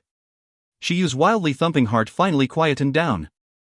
Her wrist was trembling to the point where it felt numb, and she was panting hard. The next moment, however, she was on guard again. Was that the end of Qitong? Impossible. The ground below was filled with holes of all sizes. These pits were the result of the explosion that just occurred. The largest pit was slightly over 20 feet wide, while the small ones were at least 3 to 4 feet wide. The ground was terribly scorched, and spirals of smoke could be seen rising out of the pits. Qitong was nowhere to be seen. Shiyu was boggled by the explosion. That self-detonation technique was clearly the Skyleaf Division's means of mutual destruction. Why would Qitong be able to use it? Did he copy it that fast? Clap, clap, clap. Someone was clapping behind Shiyu's back. Shiyu's figure disappeared with a flash. She reappeared a few hundred feet away out of thin air and turned to face Qitong. Amazing stuff, Qitong said as he licked his lips. He looked at Shiyu with a piercing hot gaze, as if he had just discovered some unique treasure. He muttered to himself, such vitality, this must have been prepared to handle the god's blood. It's such a pity that none of you will ever be able to utilize its full potential. It's better if I hold on to it first. Only I am worthy of such a powerful heart. Shiyu's figure flickered again, dissipating like a puff of smoke. A palm pierced its way out of Qitong's chest, causing blood to splatter everywhere. Qitong did not reveal any signs of anguish. Instead, he cackled, "Kiki, it's no use." The fresh blood meandered down his clothes while an eerie smile appeared on his face. Qitong's body rapidly became insubstantial. Bad news. It's another fake. Shiyu was about to retreat when Qitong's limbs contorted backwards and wrapped tightly around her. Qitong's skull twisted 360 degrees with a crack. He grinned widely at her. With Shiyu bound by his boneless limbs, Qitong's body once again became translucent. Like a wild beast being cornered, Shiyu's heart tensed up in the face of impending danger. The next moment, her heart abruptly released all tension. Her head was ringing and her vision blurred. Qitong's exploding body suddenly started to break apart. Deep cracks widened his malevolent smile and continued to spread throughout his body. Spirals of black fog wafted out of Qitong's gaping mouth. Qitong's body rapidly shriveled up like a plant being drained of water. The black fog grew denser, churning in the air around them before returning to Shiyu's body. Shiyu's eyes regained their focus when the last wisp of black fog returned to her body. She turned around and saw that Qitong remained completely unscathed. If you find any errors, ads pop up, ads redirect, broken links, non-standard content, etc., please let us know. Report chapter so we can fix it as soon as possible. Chapter 692, Star Divine Hallucination. Chapter 692, Star Divine Hallucination. Translator, YH Editor, Lucas, TYZ. How powerful. AI Hui was bewildered. He had the best seat in the house, which allowed him to see much more than anyone else. He was both a spectator and an actor. Protected by the sword embryo, he was able to spectate the battle from an excellent perspective. Since Chi-Tong was using his body, AI Hui was also able to experience the various changes that occurred during combat. This allowed him to have a feel of the nuances in his moves as well. The 2 rounds of intense combat were over in the blink of an eye, but the experience left AI Hui in awe. The Shiyu he saw in front of him was so powerful that AI Hui felt estranged. It was hard to imagine that her delicate-looking frame actually possessed the strength of a rampaging dire beast. Every movement of hers was capable of wanton destruction, and she managed to evade Chi-Tong's 2 killing moves through the use of pure, unadulterated power. In addition to all that, the black fog that shrouded her body gave off a dangerous presence. For some unknown reason, AI Hui could smell a familiar scent within it. This made him slightly puzzled. Chi-Tong's action shocked AI Hui to a much greater extent than Shiyu's immense power. Chi-Tong was manipulating elemental energy. Although it did not sound particularly impressive, the way Chi-Tong did it was unlike anything AI Hui had ever known. His method left no traces. Chi-Tong was able to manipulate the elemental energy within the area at will. Production, destruction, and transformation of elemental energy were all within his control, and he could do it in an instant. To him, the 5 significantly different elements were all the same, as if there were no boundaries between them. Everything that AI Hui knew about the way they interacted did not appear to exist in Chi-Tong's eyes. The 2 full bodies that he had used earlier were completely formed from elemental energy. He managed to copy the Skyleaf Division's self-detonation technique with ease. It's just brilliant. AI Hui's foundational beliefs were thoroughly subverted. Amid all the surprises, he felt very inspired. How fortunate that he was able to witness and experience an ancient demonic god's techniques firsthand. His curiosity overpowered his wariness. Chi-Tong was not discouraged by the loss of his 2 full bodies. He was, in fact, getting excited. His eyes burned brighter than ever as he stared at Shiyu's chest, ready to dig her heart out. What an interesting thing! What an amazing thing! Who is the genius behind this work of art? It is even capable of devouring the god's blood and normalizing its demonic consciousness. Sadly, you're defiling it. What a waste of a good heart. Listening to Chi-Tong's monologue, AI Hui had a moment of realization. No wonder he thought that the black fog felt familiar, it was deathly seeds of demonic consciousness. Shiyu was momentarily distracted. Deathly seeds of demonic consciousness. Chi-Tong shook his head. The person who forged this heart is a genius, no, a legendary figure. How pleasant would it be if I could befriend this person? Shiyu saw a less sinister side of Chi-Tong when she saw the raw admiration on his face. Perhaps a demonic god wasn't as malevolent as she thought. This thought of hers vanished in an instant. Chi-Tong sneered coldly, it's a real pity that you're too weak to draw out even 1% of its power. Before he even finished speaking, all the elemental energy within a 50-kilometer radius became extremely active. The energy began to condense, forming countless elemental energy orbs that surrounded Shiyu in a snap. They were each around the size of a watermelon, and were pure and limpid like glass marbles. They whirled ceaselessly, becoming brighter with each revolution. Chi-Tong's maniacal laughter reverberated through the air. Hand it over. Divine artifacts are meant to be used by gods. The elemental energy orbs fell on her like a torrential rain. The light trails left behind by the orbs as they flew looked like arrows of light. Shiyu had nowhere to dodge. After seeing what he was capable of doing, AI Hui respected Chi-Tong a lot more. He could tell that Chi-Tong was not at all familiar with elemental energy, and the moves he had used were obviously derived from the Skyleaf Division's self-detonation technique. But this one move that he had copied was so much deadlier in his hands. Chi-Tong did not do anything fanciful. Rather, his methods were simpler and more crude. His sheer power was what made his simple methods extraordinarily terrifying. He was capable of manipulating an insane amount of elemental energy, instantly combining them in complex ways. AI Hui had a poor understanding of deathly seeds of demonic consciousness, but he knew that the recently awakened Chi-Tong was still fairly weak. He simply could not imagine Chi-Tong at full strength. However, Shiyu's hair stood on end as she realized how close she was to death this time. She imagined that the god of death was standing right beside her, his breath smelling of death and decay. If even a cornered beast would fight with all its remaining might, how could she surrender now? Her body flickered and 9 clones immediately appeared within a 5-foot radius around her. She had created 9 clones around her in an instant.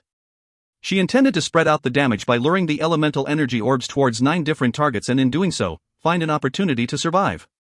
She had grossly miscalculated. Chi-Tong did not lock onto her and was using a much simpler method instead. There were more than enough elemental energy orbs to destroy everything within a range of several hundred kilometers. The first elemental energy orb had become terribly glaring. It exploded spontaneously. The air around it burned bright with radiant light. Orb after orb followed suit, exploding in a brilliant display of light rays. Boom! A chain reaction sent the orbs exploding one by one, each one detonating closely behind another. Qi retreated a few kilometers away from the epicenter. His face was slightly pale from the effort used to generate the orbs. He had spent all his energy on this killing blow. He could not afford to be indecisive, not when he was this weak. There was no way he could win a battle of attrition in his current state. The bright white light before him made his face look even whiter, more ghastly. A solemn grin crept up on his lips as he mumbled to himself, "What a spectacular sight." He knew just how powerful his attack was and hence steered clear of the explosions. He was definitely not able to withstand such an impact in his current state. He retreated the moment he triggered it. The brilliant white light grew brighter and brighter, with more and more explosions occurring before the old ones could even die down. The explosions raged on for 10 breaths, sustaining the brilliant white light that lit up the entire area. It was as if the sun had fallen from the heavens. The brilliant rays died down after the last elemental energy orb exploded. Rumble! The explosion produced massive elemental energy waves that swept across the ground like a violent hurricane. Qi remained in the same upright position. The elemental energy waves made his clothes flutter and his hair was blown all over the place. Qi was satisfied. He did not think that anyone could have survived such a concentrated blast. Even he himself would hardly dare to take such an attack head-on, especially in his current state. He was, however, worried about that glorious heart. He hoped that the heart had survived the blast without too much damage. After the last wave shot past him, Qi saw that there was nothing left where Shiyu had been. The point of greatest impact was several kilometers above the ground, but the ground below was badly damaged as well. Looking down from above, one would clearly see that there was nothing left on the ground within several hundred kilometers. The surface was unnaturally smooth, as if someone had flattened it with a gigantic rolling pin. The ground was a good 6 feet lower than before. The part of the ground that was nearest to the blast's epicenter was charred black. A huge pile of ashes sat nicely on the ground. Qi happily flew towards the spot where Shiyu was. In his current state, he was unable to use his demonic consciousness to scan the area for her corpse. All he could do was manually search through the ashes himself. He was quite lucky and soon found her corpse amid the ashes. A good part of Shiyu's body was buried in ashes. Qi walked over and swept the ashes aside. He could not help but click his tongue in mild disgust. Shiyu had died in a horrible manner. Her right arm was completely blown off, and only half of her upper body remained. The lacerations on her body were so severe that some of her internal organs could be seen.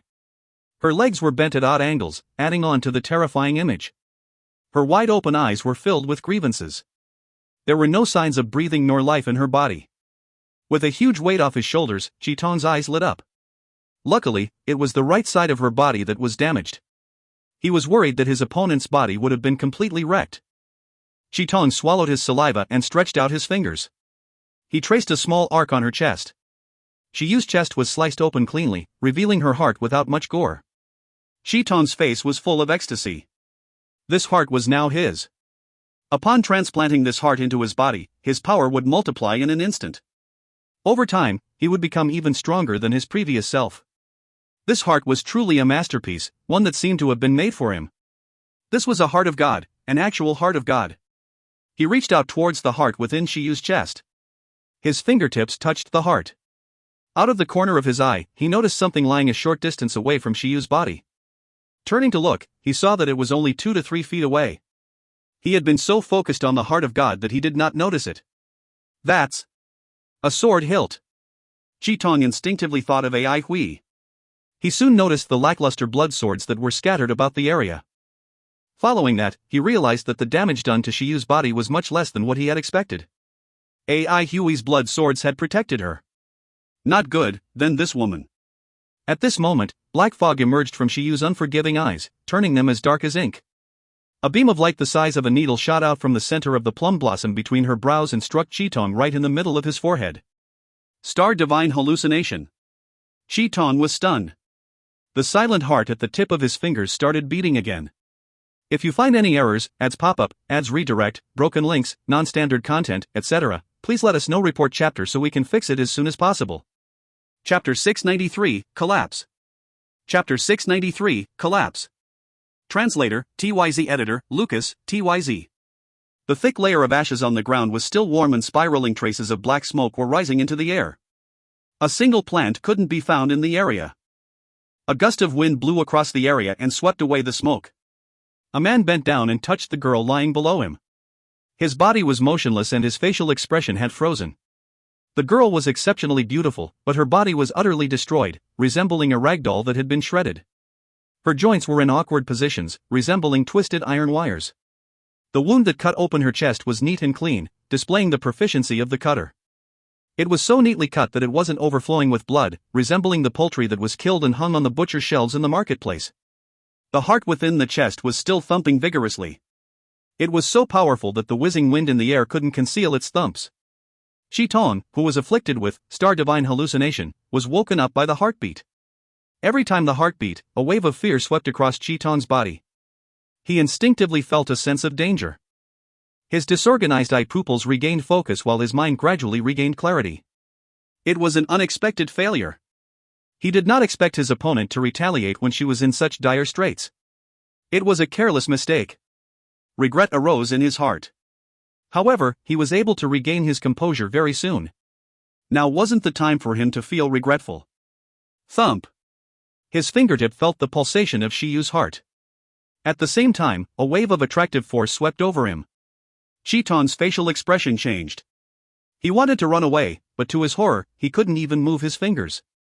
Damn it! What's going on? Thump, thump, thump. Chi-Tong's face darkened as the heart continued to beat. Every time the heart beat, his mind would tremble and he would be dazed momentarily. He felt a deep sense of fear.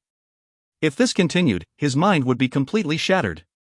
When that moment arrived, he would be like a delicacy that had been cut into small pieces waiting to be eaten. Why would things turn out like this? This heart could actually subdue deathly seeds of demonic consciousness. No! Chi-Tong was snarling deep in his heart, resembling a lone wolf that was trapped in desperate straits. Who created this heart? It was a pity he couldn't make any sound and no one could hear him.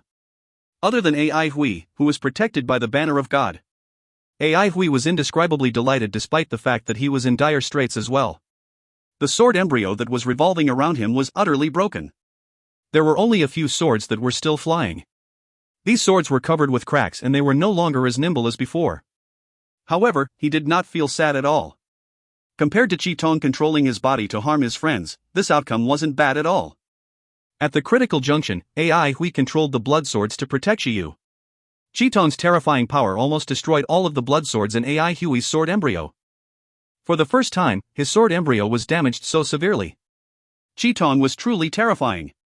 Chi-Tong had just revived and he had a shallow understanding of this world and the elemental energy system.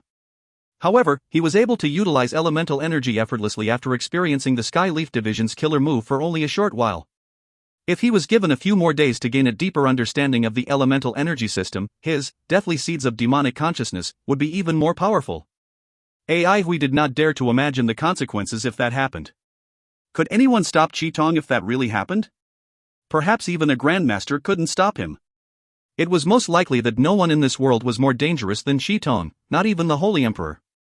Ai Hui's mind was severely damaged and his sword embryo was on the brink of being destroyed completely. He could feel the adverse effects on him. If it weren't for the protection of the banner of God, he would have been annihilated. At this point in time, he was like a withering candle that could be extinguished at any moment. Ha ha ha ha. Ai Hui was laughing happily. It's you! Chi-Tong roared. Ai Hui felt an indescribable sense of relief. His biggest worry had been settled. Even if he was annihilated, he would die with no regrets. The fear and reverence he had for Chi-Tong had vanished completely. Ai Hui let out a whistle happily. Are you surprised? Are you surprised? The enraged Chi-Tong calmed himself down. Then he sneered, do you think you can survive? It will devour your consciousness as well, so neither of us will survive. The banner of God can stop me, but not her. Ai Hui let out a mocking laugh and replied, you still think that I want to live? I didn't know that a demonic god could be so naive. Chi-Tong became silent. Soon after, he lowered his volume and replied, all right, I was wrong about you. However, I can promise you that I will find a new host body if you help me survive this ordeal. With a gentle voice, he continued, both of us can survive. If this is the case, why should both of us die? Why make it convenient for the enemy? Don't you hate the blood elementalists the most? AI Hui looked at Chi Tong with doubt. Chi Tong continued with a sincere tone, I can promise you that we will part ways after this incident. I'm willing to apologize for the mistakes I have made. I can teach you, deathly seeds of demonic consciousness. It's a supreme absolute art and you're naturally suitable to learn it. Your consciousness is much stronger than ordinary individuals. I can promise you that you will become a grandmaster in 3 years' time. And in 10 years' time, you will be peerless. This world will be yours, and who else will dare to defy you by then? You hate blood elementalists and all of them shall die in your hands. Even time will not be able to defeat you, you will be indestructible eternally. Chi Tong's voice was filled with temptation. He was able to use only a few words to draw a comprehensive blueprint for AI Hui. AI Hui was still looking at him with doubt. Suddenly, a moment of daze swept across Chi Tong's consciousness.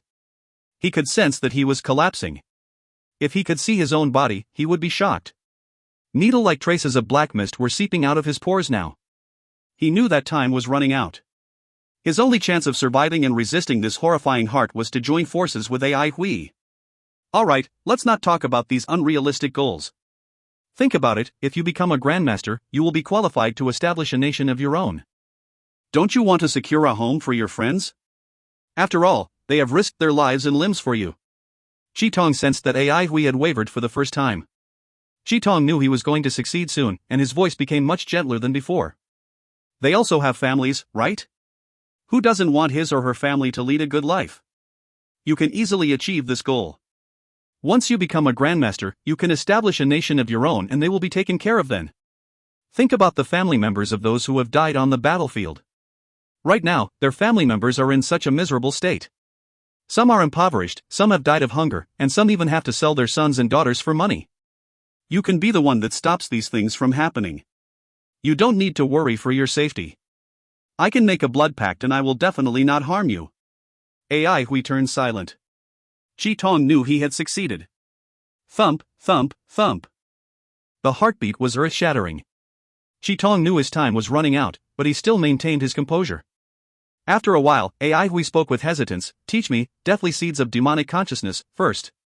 Chi Tong feigned hesitance for a moment before replying, Alight, you have to enter the banner of God first. So it's the banner of God. Realization dawned upon AI Hui. He almost believed Chi Tong's words when he said that the banner of God couldn't save him. That's right, Chi Tong said calmly. After all, the banner of God used to be my body. It is a very useful artifact for one's mind, it's just that you still don't know how to use it. I have already severed my karma with it and therefore I can't control it, but you're able to do so. Time was running out and Chi Tong did not dare to stop talking. He continued with a rapid tone, it was a place for me to carry out my cultivation so that even if my physical body is destroyed, my soul has a home to continue to exist. It has absorbed your blood and you're its master, but you have yet to activate it. This totem was born out of fire, which is why I left a wisp of heart flame in it. You need to leave your mind seal on it before you can control it. Mind seal? AI Hui's mind jolted. Suddenly, he reached out his hand to grab one of the few broken swords flying around him. Then, he threw it towards the banner of God. The sword was quickly devoured by the banner of God. The next moment, the blood eye on the banner of God disappeared and was replaced by a picture of a blood sword. Chi Tong had mixed feelings. He could sense that the last trace of connection he had with the banner of God had been severed. From today onwards, he was no longer related to the banner of God in any way. The remaining swords that flew around AI Hui entered the banner of God and disappeared as well. A faint sword gleam engulfed AI Hui.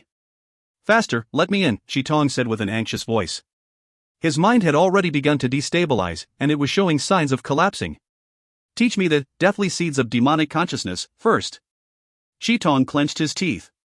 Following which, a pigeon-egg-sized light orb shot out from his mind and flew towards AI Hui.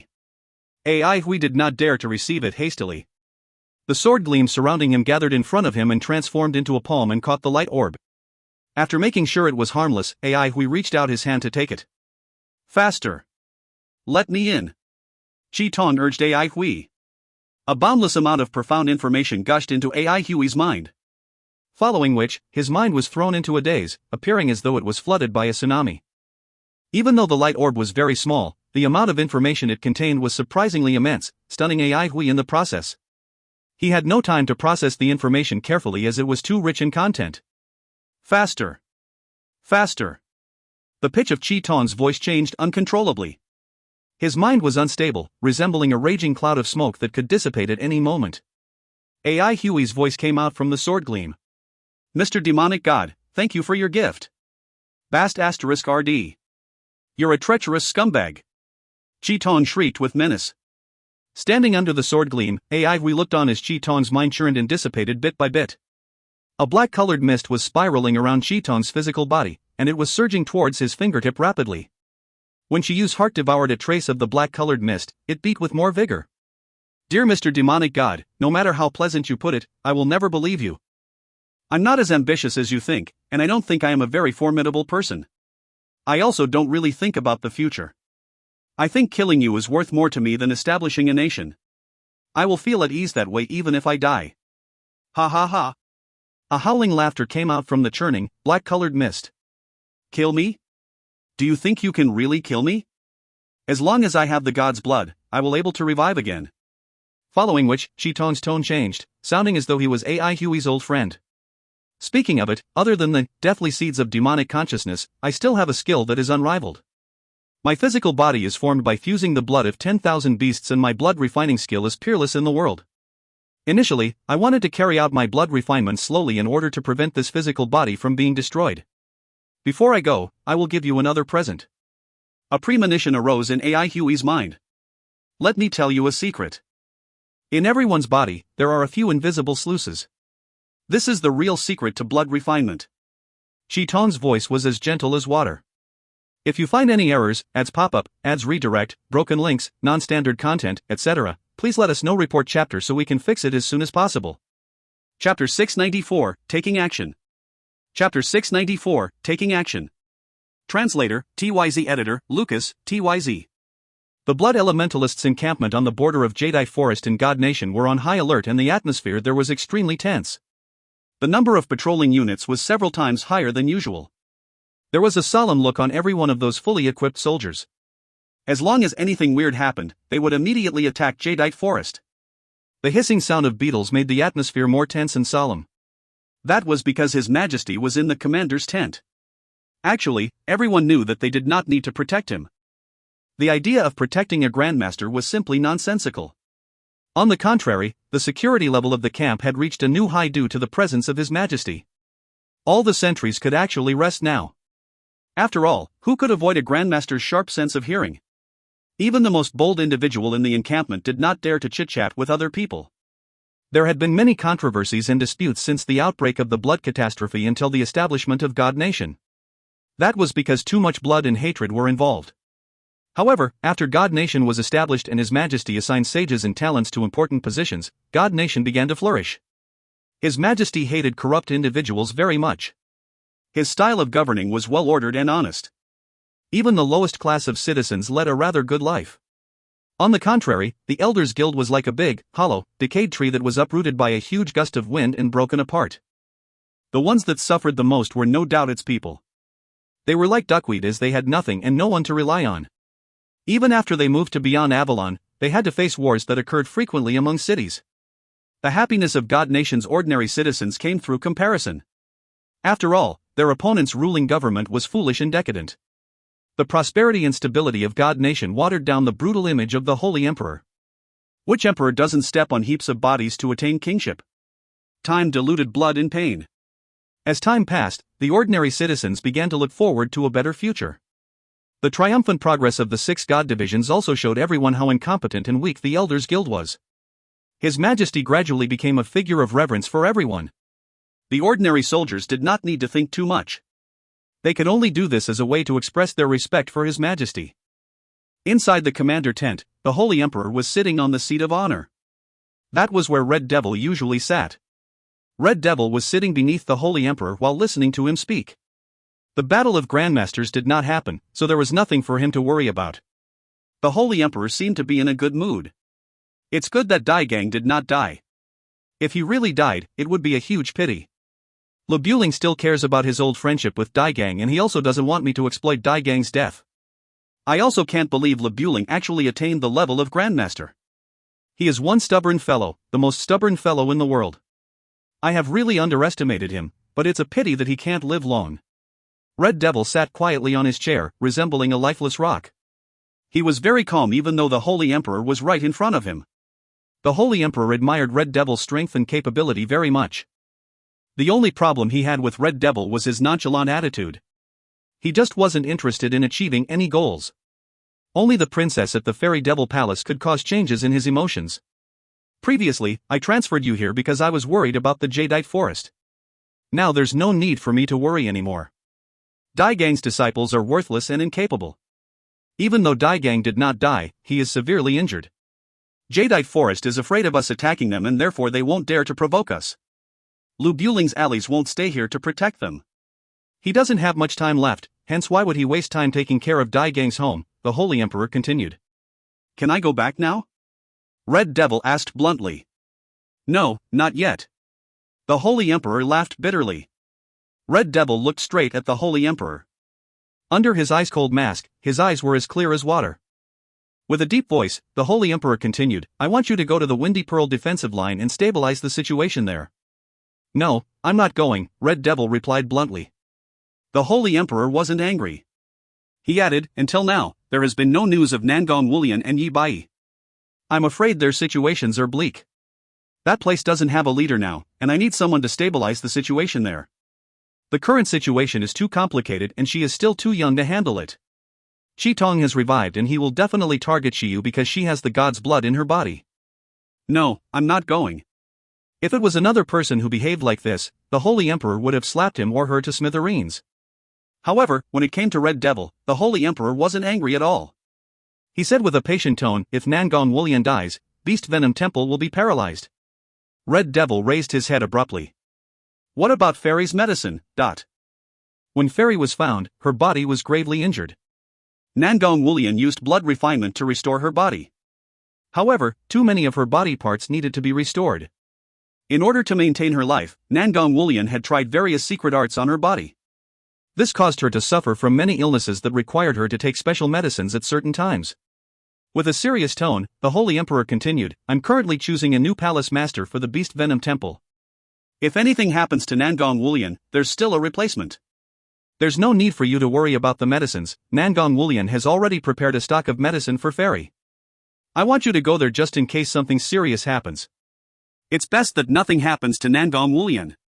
Otherwise, it will be very troublesome to assign a new palace master to the Beast Venom Temple at this critical juncture.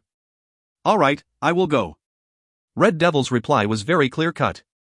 The Holy Emperor wasn't surprised by Red Devil's reply.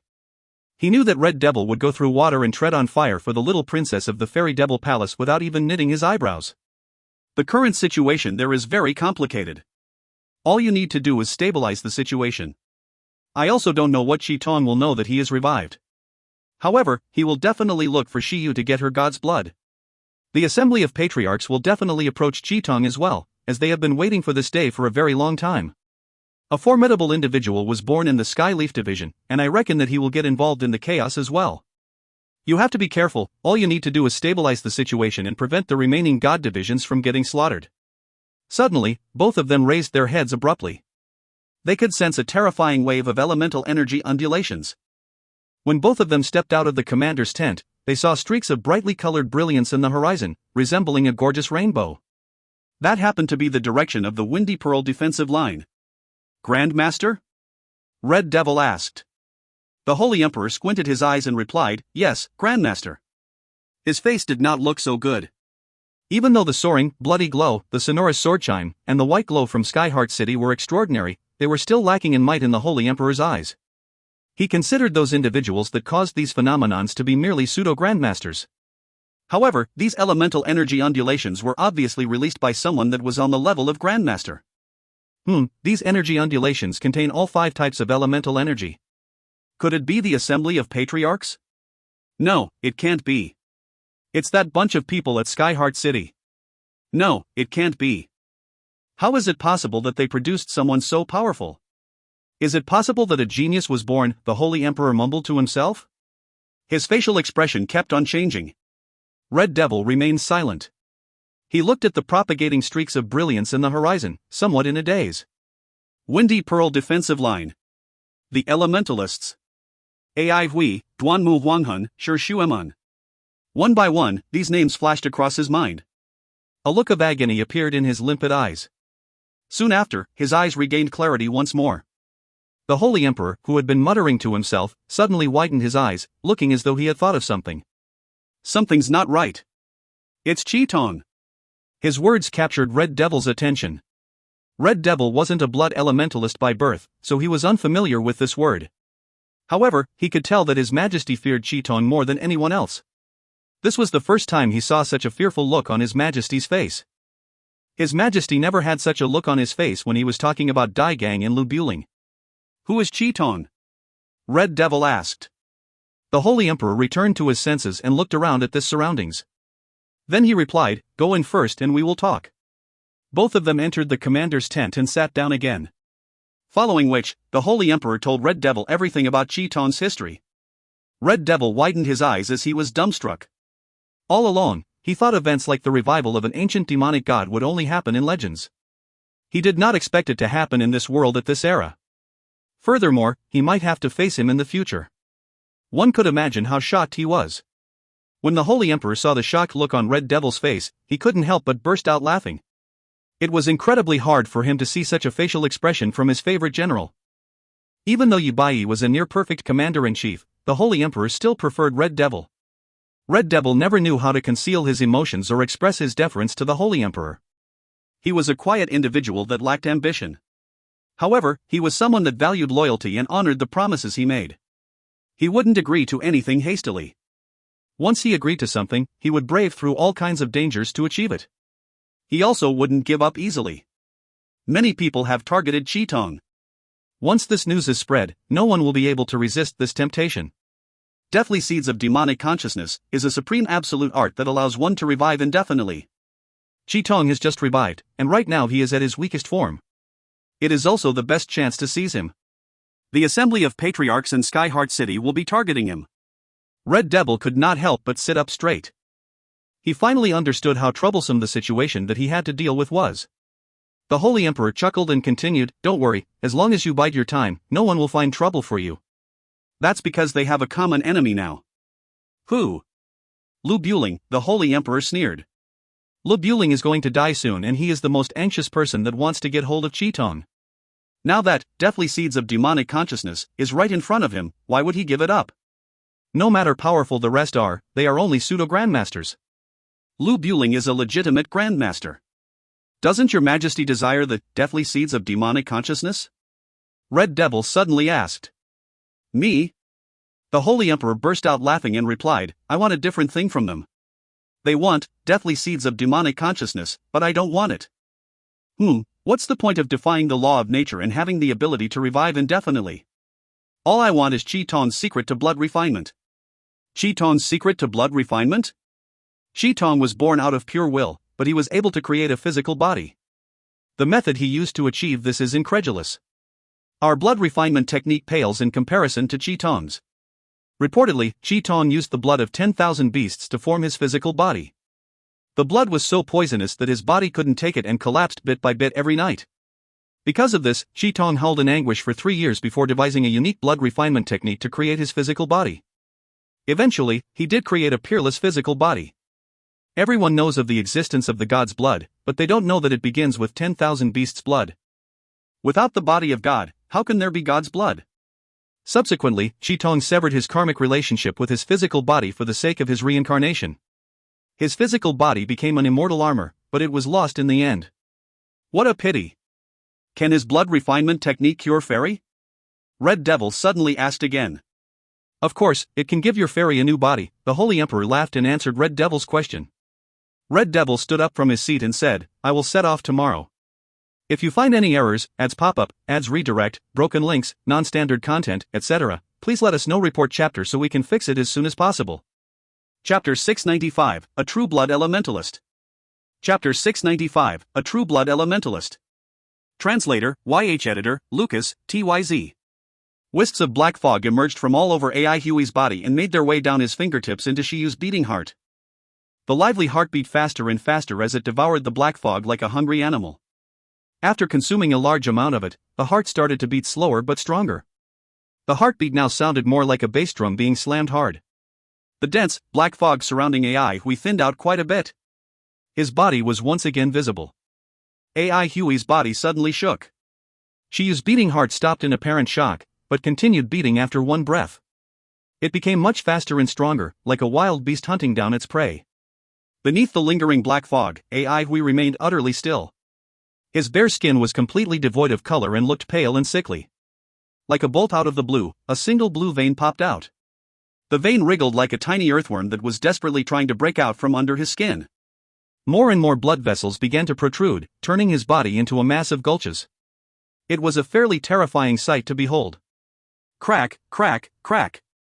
The bones in his body seemed to be groaning under a crushing grip. Blood vessels were fast becoming visible all over his body. His cheeks, forehead, and even the corners of his eyes were crawling with earthworms. AI Hui was not exactly handsome, but his face looked terribly gruesome at this moment. His body was trembling uncontrollably, as if 1,000 monsters were wreaking havoc inside it. One of his cheeks split open with a pop. Blood seeped out of the wound to form a fine blood trace along his cheek. This first popping sound seemed to act like some sort of signal. Pop, pop, pop. Blood traces started to appear all over his body, as if an invisible scalpel was making surgical incisions on it. The fine blood traces were densely scattered like a red spider web. AI Hui's densely covered face had an expression of pain plastered over it. His mouth opened wide, but not a single sound came out of it. His eyes started to fog over and his pupils were the color of muddy water. The muddiness in his eyes swiftly faded away, revealing two pupils that looked like almond-shaped citrine crystals. His eyes were unbearably cold, reminiscent of the cold stares of snakes and felines. His jet-black hair grew at an alarming rate, reaching his waist in a matter of seconds. His 10 fingernails visibly grew into pitch-black claws. His newly developed claws dug deep into Shiyu's heart. Her heart was seemingly indestructible, maintaining its function despite its loss of shape. A metallic liquid oozed out of the blood traces that covered AI Hui's body. They flowed down his body, forming armor scales. They piled on layer by layer around AI Hui's body and glistened brightly in the sun. AI Hui's premonition was very accurate. This is no great secret. Blood spiritual force is poisonous, and the body repels all kinds of poisons. But once these sluices are open, the body becomes a defenseless castle. It will then welcome blood spiritual force with open arms, and you'll become a true blood elementalist if you manage to survive this without exploding. Look forward to it. The churning black fog became even thinner, but the malicious words never stopped coming. Please overlook the resulting ugly appearance. Why did I amalgamate 10,000 beasts' blood to forge the ultimate physical body? I wanted to combine the strong points and the essences of all of them. The sharpest fangs, far-seeing eyes, impenetrable skin, and limbs that could crush mountains. Oh, and the soul of a sword embryo. Such a thing of beauty. Oh, do not concern yourself with those half-baked blood elementalists. You will become a true blood elementalist, one with an insatiable thirst for fresh blood and an unappeasable hatred for elemental energy. You will put them all to shame. When your beloved companions pour their hearts out in front of you, all you will be able to think about is how alluring they smell. Oh, and all you will want to do is to devour them. Your body will tremble with excitement as you imagine how delightful their flesh will be. Devour them, devour every last bit of flesh and blood in them. You'll be together with them, forever and ever. Are you ready? AI Hui. It's time for you to become a true blood elementalist. This is my final gift to you. Ha ha ha. Chiton's voice became weaker as the black fog continued to thin. Despite that, his madness and brutality continued to linger in the wind. AI Hui watched Chiton tenaciously until the voice disappeared along with the last wisp of smoke. Become a blood elementalist? AI Hui was at a loss for what to do. How did he end up like this? He could hardly find the words to describe his present emotional state. Was he regretful? Nope, he did not feel regret. Not killing Chiton would have been the bigger mistake. If Chiton was willing to do anything just to destroy AI Hui's consciousness, he was definitely capable of doing all kinds of malicious deeds. AI Hui's survival instincts have always been strong, and he would always fight for a chance to live. When his friends' lives were concerned, however, AI Hui was more than willing to give up his life. He had been straddling the line between life and death ever since he entered the wilderness. He had a thirst for life, but was undisturbed by death. Fate was a ridiculous thing. In spite of everything, he was actually going to end up as a blood elementalist.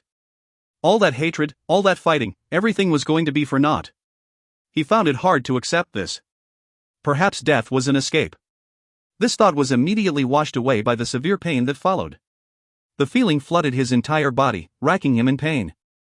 The darkness in Chiyu's eyes subsided and they regained clarity after the last bit of black fog vanished. Upon regaining consciousness, Chiyu struggled to open her eyes against the blinding light. It took quite a while before her eyes adjusted to the brightness. In front of her was a monster that she had never seen before. Its entire body was covered in scales. The sun's rays reflecting of these scales were what blinded her. It had waist-length hair that draped over its body like a waterfall and moved nimbly in the wind. For some reason, the monster's hair reminded her of a writhing bunch of snakes. The monster's body was large and sturdy, with arms the size of regular people's thighs. Needless to say, its thighs were out of this world. With hands the size of palm leaf fans, Chiyu thought it looked a lot like an ape-dire beast. Nails as sharp as daggers lined its fingertips, ready to slice open human flesh in an instant. One of those daggers was pressing against her heart. Was this Chiton's true body? Chiyu's mind shuddered. Had her final struggle failed as well? She was slightly disappointed. At the last moment, she had placed all her hope on this heart of dubious origin. While she was out, she felt as if the heart had consumed something. She thought she had one, but it appeared otherwise. No, not yet. She noticed that Chiton's eyes lacked focus. Chiyu smiled bitterly when she realized that her heart had done its job. She would have been dead otherwise. Regardless, she was still alive. She tried to remove the finger that was stabbing her heart, but then she realized that it would not budge no matter how hard she tried. Chiton's arm felt like it was cast in bronze. All she could do was shift her body through clenched teeth and attempt to crawl away. Her beating heart gave her strength. She knew that the heart had undergone some changes, but now was not the time to look into it. The black fingernail scratched her heart as she moved, and the sharp pain made her gasp. Ai Hui. Is he dead? Blood swords had silently appeared at the critical moment to block off a large portion of the impact. Her entire body would have been reduced to dust if not for that. She finally broke away from Chiton's body and stood up. Her grievous injuries made her move weirdly. The extensive injuries she suffered were a ghastly sight, but for some reason, she did not feel any pain. She fixed her gaze on the monster that stood motionless like a statue. She could feel an enormous amount of blood spiritual force within its body. Ai Hui, he's dead. The monster before her felt nothing like Ai Hui. A complex emotion arose within her. They were enemies, rivals, people belonging to two opposing camps. Ai Hui was a weakling the first time they met in Central Pine City. Ai Hui's exceptional improvement rate led Chiyu to notice his shocking potential and innate skill. That was why she implanted Life and Death Flower sacrificial art in him. That was only the beginning of Ai Hui's legend. Chiyu was thrown into a state of chaos when their positions later reversed. Chiyu admired and respected Ai Hui a little. Ai Hui is dead, his legend has ended. She would have merely sighed and felt a tinge of pity if she had only been a spectator of his tale. There was nothing shameful about dying at the hands of a powerful demonic god. But she was saved by him at the critical juncture. The blood within the monster's body was churning angrily, so much so that Chiyu could feel its blood spiritual force surging from a distance away. She did not have the ability to kill it in her current state. Furthermore, it was about time for her to leave. The monster would wake up once its blood spiritual force had settled down. She sensed that Chitong had completed his resurrection. Ai Hui did not leave anything behind.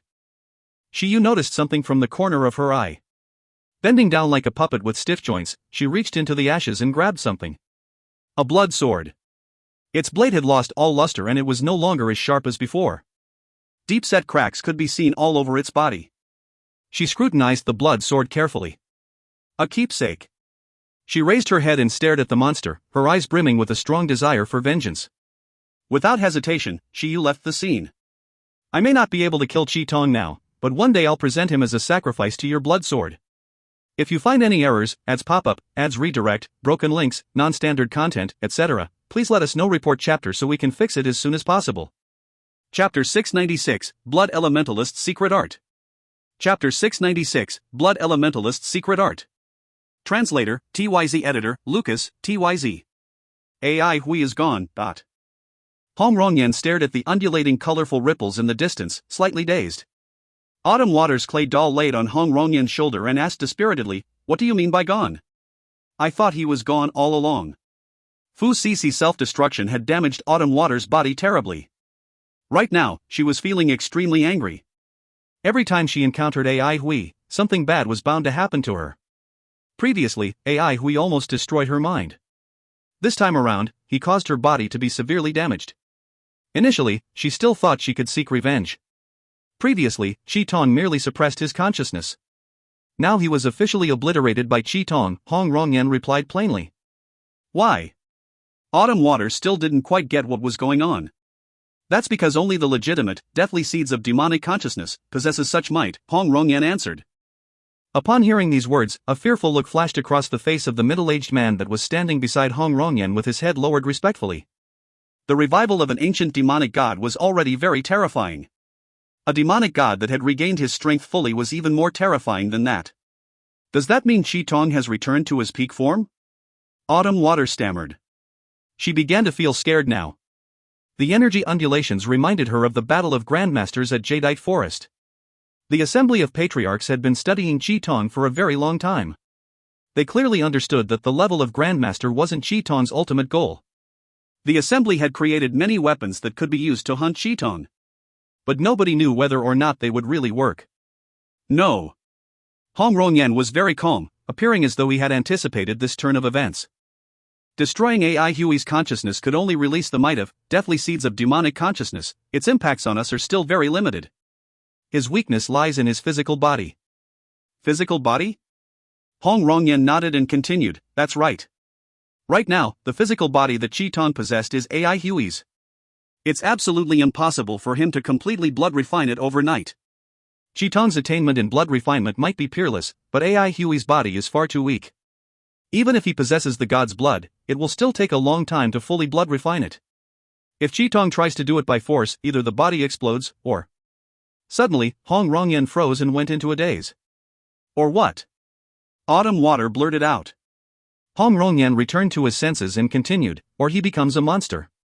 A monster? That's right.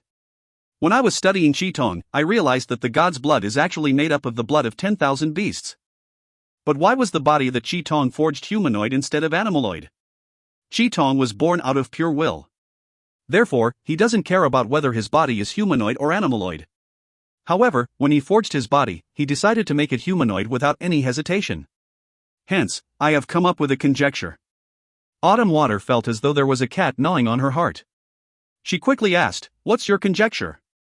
A humanoid body is really the ultimate state of blood refinement, Hong Rongyan replied. A humanoid body is really the ultimate state of blood refinement. Autumn Water muttered to herself. Yeah, Hong Rongyan continued, subsequently, I coincidentally read in a book that there were a few times where Qi Tong transformed into a monster after he forged his body. The monster looked neither humanoid nor animaloid. It consisted of characteristics from many different beasts, and it looked different each time. I called it monsterification. It's only after Qi Tong succeeded in developing a peerless blood refinement technique and stabilized his physical body that this phenomenon never occurred again. Think about it, after a blood elementalist awakens his or her ancestral mark, he or she displays the characteristics of a certain beast. Can you see that they are very alike? The clay doll on his shoulder was biting its palms. Then it tilted its head and asked, now that you mentioned it, it does seem like it. If Qi Tong transforms into a monster, it is actually our best chance to capture him, Hong Rongyan continued. The clay doll's eyes lit up. Why? Is it because he would be overwhelmed by the brutal nature of the beasts? Hong Rongyan shook his head and replied, no, but rather, he would be overwhelmed by the different beast natures. The god's blood is made from the blood of 10,000 different beasts. Every one of these beasts has a different nature. Their natures clash with each other terribly and intensely, but Qi Tong was able to suppress it through an unknown method. However, once monsterification happens, he won't be able to suppress it anymore and the different natures of the 10,000 beasts would overwhelm him. Even, deathly seeds of demonic consciousness will be suppressed and sealed by this phenomenon, causing Qi Tong to lose his rationality. I see. Realization dawned upon Autumn Water's clay doll. Suddenly, she asked with doubt again, does this mean that the training system of Blood of God's blood elementalists is flawed? That's right, Hong Rongyan said, Beast Venom Temple has always been so obsessed with creating new blood beasts because they want to find a breakthrough in this aspect. However, they have not made much progress. At this moment, a concentrated beam of bloody glow shot up into the sky, resembling a bloody sword that pierced through the layer of clouds, but The colorful energy ripples in the sky behaved as though they had encountered their predator, spreading outwards and avoiding the bloody glow hastily. Following which, they disappeared like popped bubbles. Roar! A brutal and savage beast roar echoed across the air from the distance. The clay doll was stunned. Then it stammered, "Don't tell me, he has undergone monsterification." Hong Rongyan returned to his senses and replied anxiously, "Go." In the darkness, a figure's chest was flickering with a red glow. He was standing there like a wooden stake, motionless. Whenever his chest lit up with the red glow, one could indistinctly see his chiseled jaw. His eyes were tightly shut and he had a blank look on his face. The red glow gradually dimmed.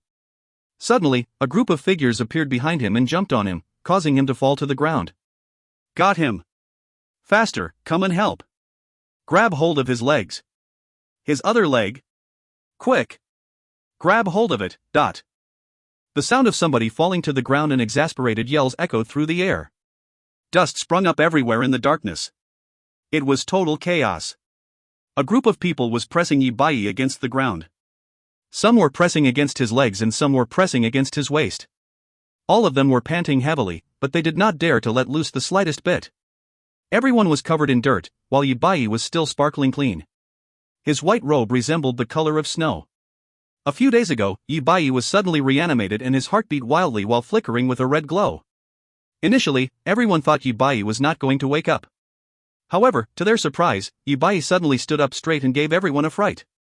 During his days in the Avalon of 5 Elements, Yi Bai was already incredibly powerful. Now he was even more powerful than before. The only person who could contend against him was Shi Beihai, but he had not fully recovered yet. Everyone knew something was wrong, but they behaved as though they were preparing for the arrival of a powerful enemy. Very soon, those who had sharp eyesight realized that Yi Bai's eyes weren't opened. However, before they could tell everyone this observation, Yi Bai suddenly jumped into the darkness like a spring. Everyone was dazed momentarily before chasing after him. Soon after, all of them realized that something was wrong with Yi Bai. His posture was exceptionally weird. His eyes were closed, his body was upright and rigid, his waist and legs were straight, and he was jumping forward like a spring. None of them had ever seen such a weird scene, and they felt a cold shiver go down their spines. If Yi Bai had his arms raised horizontally, he would be no different from a jiangshi. Right now, he looked incongruous with the surroundings and he was extremely fast. Whenever he jumped, one could even hear the whiz echoing through the air. The more terrifying thing was his destructive power. There were a few times where there was no path ahead of Yi Bai and yet he continued to jump forward and force out a path. He broke and jumped through the hard and sturdy rocks as though they were tofu. Thud, thud, thud. Yi Bai was like a human-shaped chisel, leaving a human-shaped hole on every rock wall that he jumped through. He could disappear into the midst of the rocks and crevices in the blink of an eye. There were numerous passageways, byways, and crevices, but nobody knew where they led to. If it weren't for Shi Beihai, they would have lost Yi Bai. After chasing Yi Bai for a few days, they finally caught up to him. Everyone was exhausted, but they did not dare to slack off. They continued to press him against the ground and resisted the terrifying strength that he exerted. Thump, thump, thump. Yi Bai's heartbeat was unusually loud and clear in the darkness. Gradually, the sound of his heartbeat softened. Those who were sharp could sense that the resisting force coming from Yi Bai was becoming smaller. It seems like he is not moving anymore. He is really not moving anymore. Thank God. He finally stopped moving. Be careful. What should we do if he reanimates again? Everyone began to talk at once. At this moment, Shi Beihai's gentle voice rang across everyone's ears. Everyone, get up. Everyone behaved as though they had been granted an amnesty.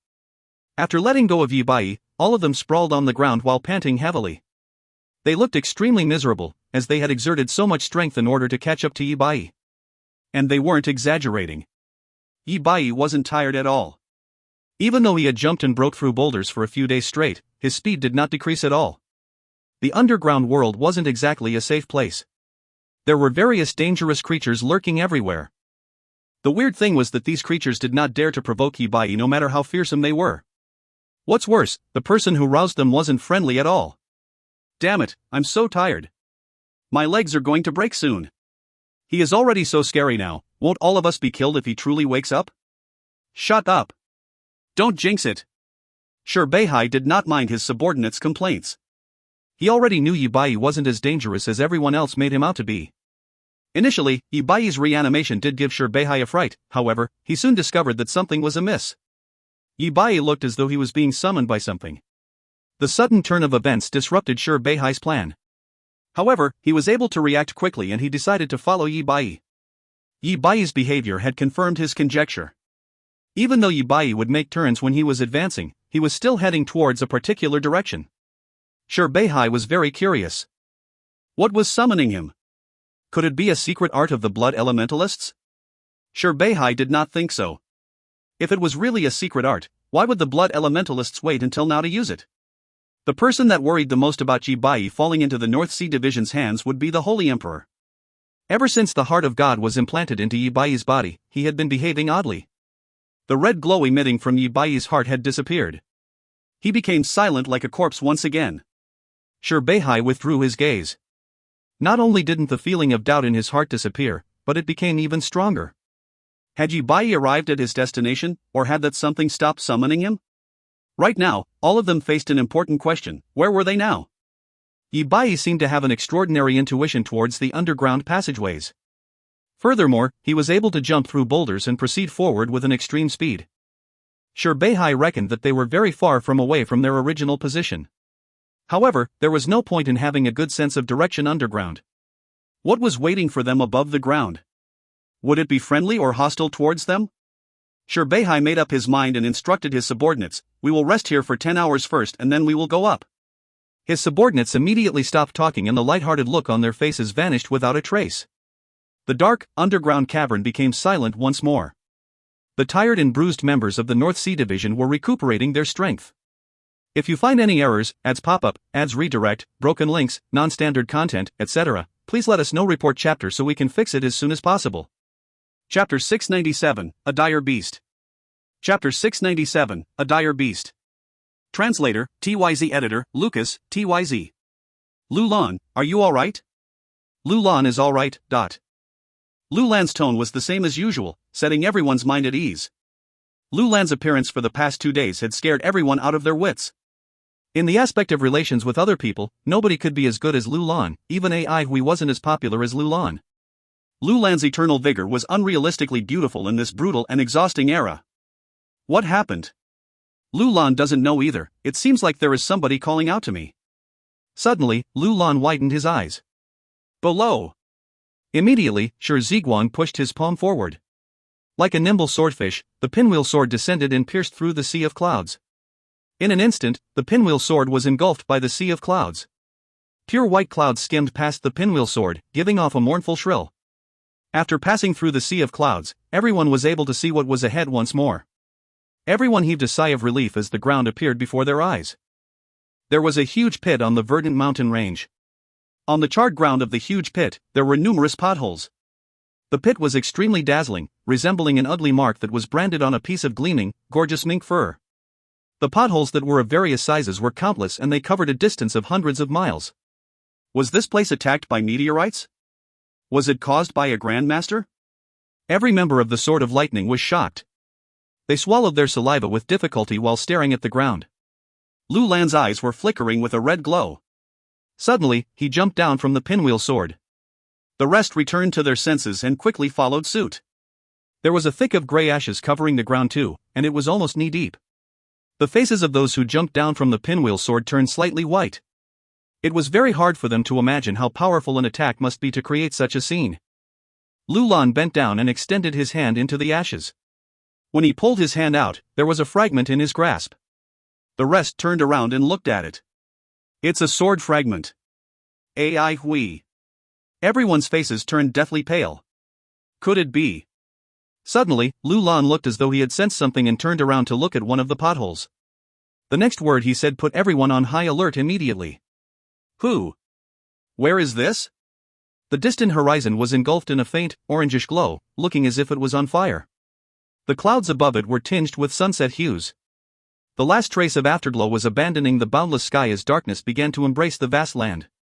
When AI Hui regained his consciousness, he realized that he was floating in midair by himself.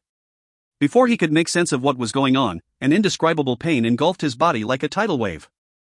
We always felt that he had strong willpower, just like how he felt that his ability to endure pain was one of his few essential strengths that allowed him to strive in his cultivation despite his lack of genius. It's so painful.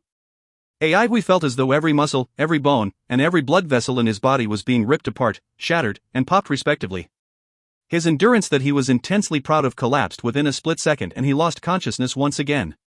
His eyes that had just regained clarity lost focus once more.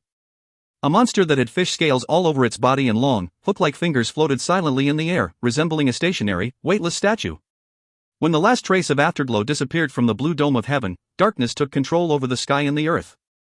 Wind whizzed through the air and the temperature dropped rapidly. Little nocturnal creatures crawled out of their nests and brought vitality and energy to the night. Pop! One of the monster's arms suddenly exploded and blood violently spurted out of its wound.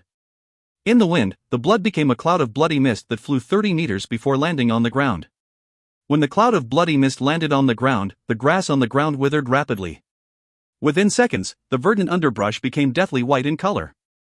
As the faint bloody mist seeped into the bodies of the bugs in the underbrush, the bugs froze and then exploded with a pop. Pop, pop, pop. The bodies of the bugs in the underbrush kept on exploding. Even though the impact of the bugs' explosions wasn't really significant, it was strong enough to turn the withered, deathly white plants into white-colored powder that disappeared along with the wind. The body of the monster in the sky was undergoing violent changes. It looked as though there were countless snakes wriggling under its glistening fish scales. Under the faint starlight, the scene was extremely horrifying. Pop! Another part of its body exploded again, releasing another cloud of bloody mist into the air. However, the next moment, the flesh at its badly mangled wound wriggled and regenerated with a visible speed. In the blink of an eye, the wound was healed. It looked as good as before without any scar. Various parts of the monster's body kept on exploding, healing, and growing. During this process, the monster's shape was silently transforming. All this time, the monster's figure did not move, it looked as though it had died.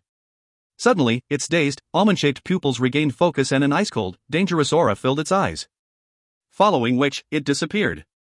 Under the night sky, two figures were flying through the air like two huge birds. They weren't flying very high, thus allowing them to scan the ground for their target. However, until now they were still empty-handed. Is it possible that Vice Leader Fu has already died? Most likely. Only the Skyleaf Division's members know how to execute that move. Maybe not. Wasn't there a more terrifying self-destruction 2 days ago? That one was exactly like ours. Sir said that it is Chiton's, deathly seeds of demonic consciousness. Chiton can imitate any move just by looking at it once. Are you sure he is that scary? My hair is standing on end now. Yes, I'm sure. Hey, he is an ancient demonic god after all. Who wouldn't be scared of him? What does Chiton look like? Sir's instructions aren't really clear. If we don't know what he looks like, how are we going to find him? It was very easy for one to get tired after staring at the ground from such a height for so long. With an irritated tone, one of them said, "Why? I'm just speaking the truth. Am I wrong to say that? If we don't know what Chiton looks like, how the hell are we going to find him? Finding a needle in a haystack is already incredibly tough.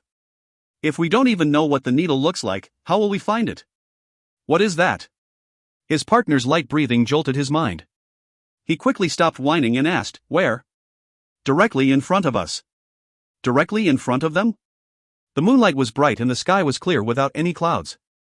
As such, they had an excellent view of the sky and they were able to spot their target quickly. Due to the long distance between them and the massive shadow basking under the moonlight, they could only see its silhouette. They were sure that it wasn't a human, as it looked much larger than a human. Is it a dire beast? Let's take a look. After the outbreak of the blood catastrophe, the number of sightings of dire beasts had decreased sharply, especially the sightings of powerful dire beasts. It was as though they could intuitively sense danger and had fled to the depths of the wilderness. The blood catastrophe was the prologue of a war. Even though the war that lasted several years had taken countless lives, it had spurred a great development in the elemental energy system. Under intense pressure, various new and efficient absolute arts and training methods emerged rapidly. The overall strength level of elementalists had increased dramatically since the outbreak of the blood catastrophe. This could be shown through the significant increase in the number of masters. In the past, the dire beasts were the elementalists' nightmare. Now, the elementalists were at the top of the food chain. Both of them were very confident in their strength, but they were still on high alert. As they drew closer to the figure, they could gradually see what it was. Its body was roughly the size of a small hill and it had its back facing the moonlight. More than half of its body was covered in shadow. The outline of the shadow gave off a gleam of light, resembling clear and crystalline water ripples. This was caused by the fish scales reflecting the moonlight. It seems like an ape-type dire beast, but I can't figure out which species it belongs to. There were countless types of dire beasts. Dire beasts of the same type had different breeding methods and evolution paths, causing them to have huge differences in their physical forms. Most of the time, the type of a dire beast could only be differentiated by humans after it died. When the two people realized that it was a dire beast, they felt at ease. Soon after, suspicion arose in their minds. Something is amiss. Why would a dire beast appear in this place? Just as the words resounded through the air, two scarlet glows appeared in the pitch-black shadow. The dire beast had opened its eyes. Be careful! A strong sense of danger engulfed the two people. At this moment, both of them were like two cats with their hair standing on end. They reacted extremely fast and they were well coordinated. They abruptly flew off in directions opposite to each other. The huge figure basking in the moonlight did not move. Its scarlet glowing eyes gradually dimmed. After separating in opposite directions, they both prepared to launch a two-pronged attack. Their facial expressions were solemn, looking as though they were preparing for a powerful enemy. They did not dare to lower their guard. The instant where the monster opened its eyes made them realize how dangerous it was. It was as though a motionless statue had started moving. Crack! The sound of a bone cracking echoed across the air. The monster raised its head slowly, appearing like an old man that had just woken up. Following which, it stretched its arms. The sound of bones cracking resounded through the air incessantly, making the two people wonder if the monster had a metallic bone structure beneath its ice-cold fish scales. The monster was subconsciously stretching its body. The sound of its bones cracking resembled the sound of beans being fried. The two members of the Skyleaf division had their foreheads covered in cold sweat. The air seemed to have frozen at this point in time and the two of them were extremely anxious. The more calm the monster appeared, the more pressured they felt. How could a dire beast give them so much pressure? If someone told them that they could be pressured by a dire beast in the past, they would have felt humiliated. The two of them looked at each other and saw fear and panic in each other's eyes. Since both of them were products of Master's glory, they were telepathically connected and they had exceptional coordination.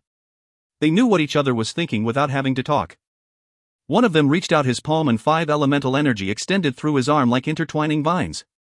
Following which, the 5 elemental energy transformed into a longbow that was brightly and colorfully lit.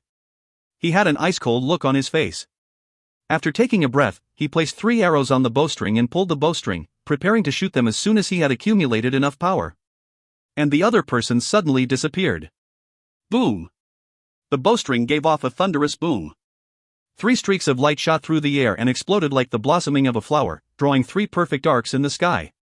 They were aimed at the monster's head, heart, and lower body. In the opposite direction, his partner launched a surprise attack. He held a brightly colored sword in each of his hands, exuding an aura of death. At this point in time, he was less than 100 meters away from the monster and he could finally see the face of the monster clearly. When he saw the eyes of the monster, his heart thumped heavily as a premonition arose in his mind. The monster had a pair of limpid and indifferent eyes and its pupils were almond-shaped, completely devoid of any warmth. For some reason, the monster's eyes reminded him of a deep and calm sea. The next moment, the monster disappeared right in front of his eyes. If you find any errors, ads pop up, ads redirect, broken links, non-standard content, etc., please let us know. Report chapter so we can fix it as soon as possible. Chapter 698, Madame Ya's Plan. Chapter 698, Madame Ya's Plan. Translator, TYZ Editor, Lucas, TYZ. As the sun rose from the horizon, a brilliant ray of golden glow streaked across the vast land, illuminating Hanli, who was sitting cross-legged below a pine tree on the top of a mountain. After a while, Hanli opened his eyes and released the impure air in his thoracic cavity. A sword-shaped trace of white air whizzed through the air, vaguely giving off the sound of a sword chime. He stood up and bathed his body in the sunlight. He could feel a tinge of warmth in the crisp and cold air. He had a panoramic view of Skyheart City, which was situated at the foot of the mountain. The faint mist around the city had yet to disappear, resembling a layer of muslin. Every early morning was Hanli's best time to train. The time where night and day swapped and yin and yang fused helped him greatly to improve and enrich his sword consciousness. The mountain was quite far away from Skyheart City and it was peaceful and secluded. Every day, Hanli would reach the mountain peak 4 hours before sunrise and witness the swapping of daytime and nighttime. When the first trace of sunlight shone upon the vast land, it implied Han Li's training for that day had ended. He stepped on the boulder lightly and vanished into thin air. A sword chime rang across the air as a white streak appeared in the sky. After a few seconds, the white streak was dispersed by the wind. Han Li was walking along a street in Skyheart City. At this point in time, Skyheart City had already woken up and there were many people on the street. Han Li could even see many load basin beasts forming up. Trade caravans always set off in the early morning to prevent any delay. Breakfast shops were also opened already. Spiraling, fragrant steam captivated the pedestrians' attention. Just like every day, Han Li arrived at his favorite breakfast shop. "Boss, a bowl of grass pig noodles please." "All right." Han Li sat down at his usual seat. After a while, a bowl of steaming grass pig noodles was delivered to it. Beyond Avalon was developed from wilderness. The land that was once filled with countless dangers also gave the elementalists numerous unexpected gifts. Every day, new species and minerals were discovered, bringing about a huge impact on everyone's lives. Grass pigs were one of them. A grass pig was a small-sized pig that fed on grass. They could grow up to 30 caddies at most and they ate a large variety of types of grass. Their flesh was fresh and tender, filled with rich wood elemental energy that was largely beneficial to elementalists' cultivation. When they were first discovered, their meat was extremely expensive and was considered a rare food ingredient. Their price dropped drastically only after a wood elementalist discovered a method that could rear grass pigs rapidly. Eventually, grass pig meat became commonly used. Now the delicious grass pig meat could be found at any store. Han Li ate his grass pig noodles at ease. Every day at this moment, he would feel that the war at the front line was unimaginably far from him. As more and more cities in Beyond Avalon capitulated to Skyheart City, more and more trade caravans and diplomatic missions surged into Skyheart City, making this place increasingly prosperous. Horses, people, and carriages could be seen everywhere. The businesses in the city were flourishing as well. Even an ordinary individual could easily find a job these days. The newest Mirage Bean Pod was being played at the counter of the shop. Breaking news. The Battle of Grandmasters has ended. Dai Gang lost and Lu Buling has redeemed himself. Jedi Forest has no leader now and it's hard for Yu Mingqiu to achieve anything without support. More than 15 family heads presented a petition to beseech Madame Yi to ascend the throne.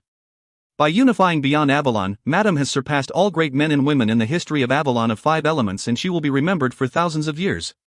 By popular demand, she is expected to ascend the throne of Beyond Avalon. Blood Nation has the Holy Emperor, Beyond has the Holy Phoenix. Han Li continued to bury himself in his bowl of noodles. Recently, the topic of pushing Madame Yi to ascend the throne of Beyond Avalon had become quite hot. This was most likely fueled by Nian Tingfeng in the dark. After finishing the bowl of noodles and paying the bill, Han Li walked out of the shop with satisfaction. The wide street was bustling with activity at this point in time. The thing that caught everyone's attention in Skyheart City was the pillar of white soaring through the sky.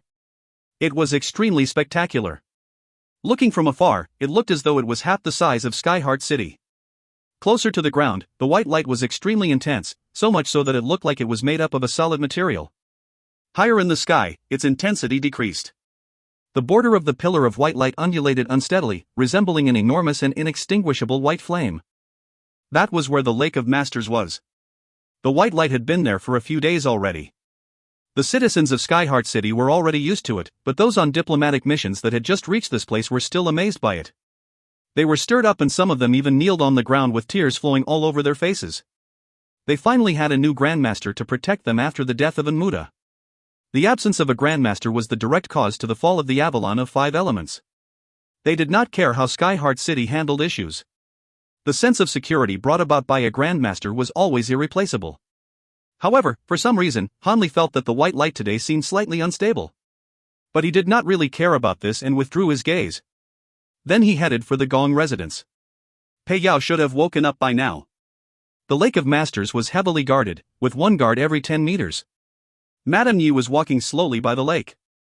Nian Tingfeng walked behind her while reporting to her. A few experts from the Sky Leaf Division surrounded them, maintaining a high level of vigilance. Where is the Sky Leaf Division now? Have they found Qitong? They have already reached the battle scene of Miss Fu and her subordinates and they are still searching for Qitong. We have also discovered traces of the Assembly of Patriarchs. We can't let Qitong fall into the hands of the Assembly of Patriarchs, we definitely can't. Nian Tingfeng shivered in fear. Madame Yi seldom used such a tone to speak.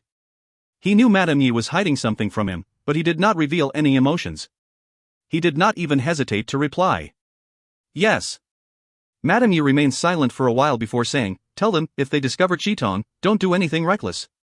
Observe him and wait for reinforcements." Nian Tingfeng understood what Madame Yi was trying to say.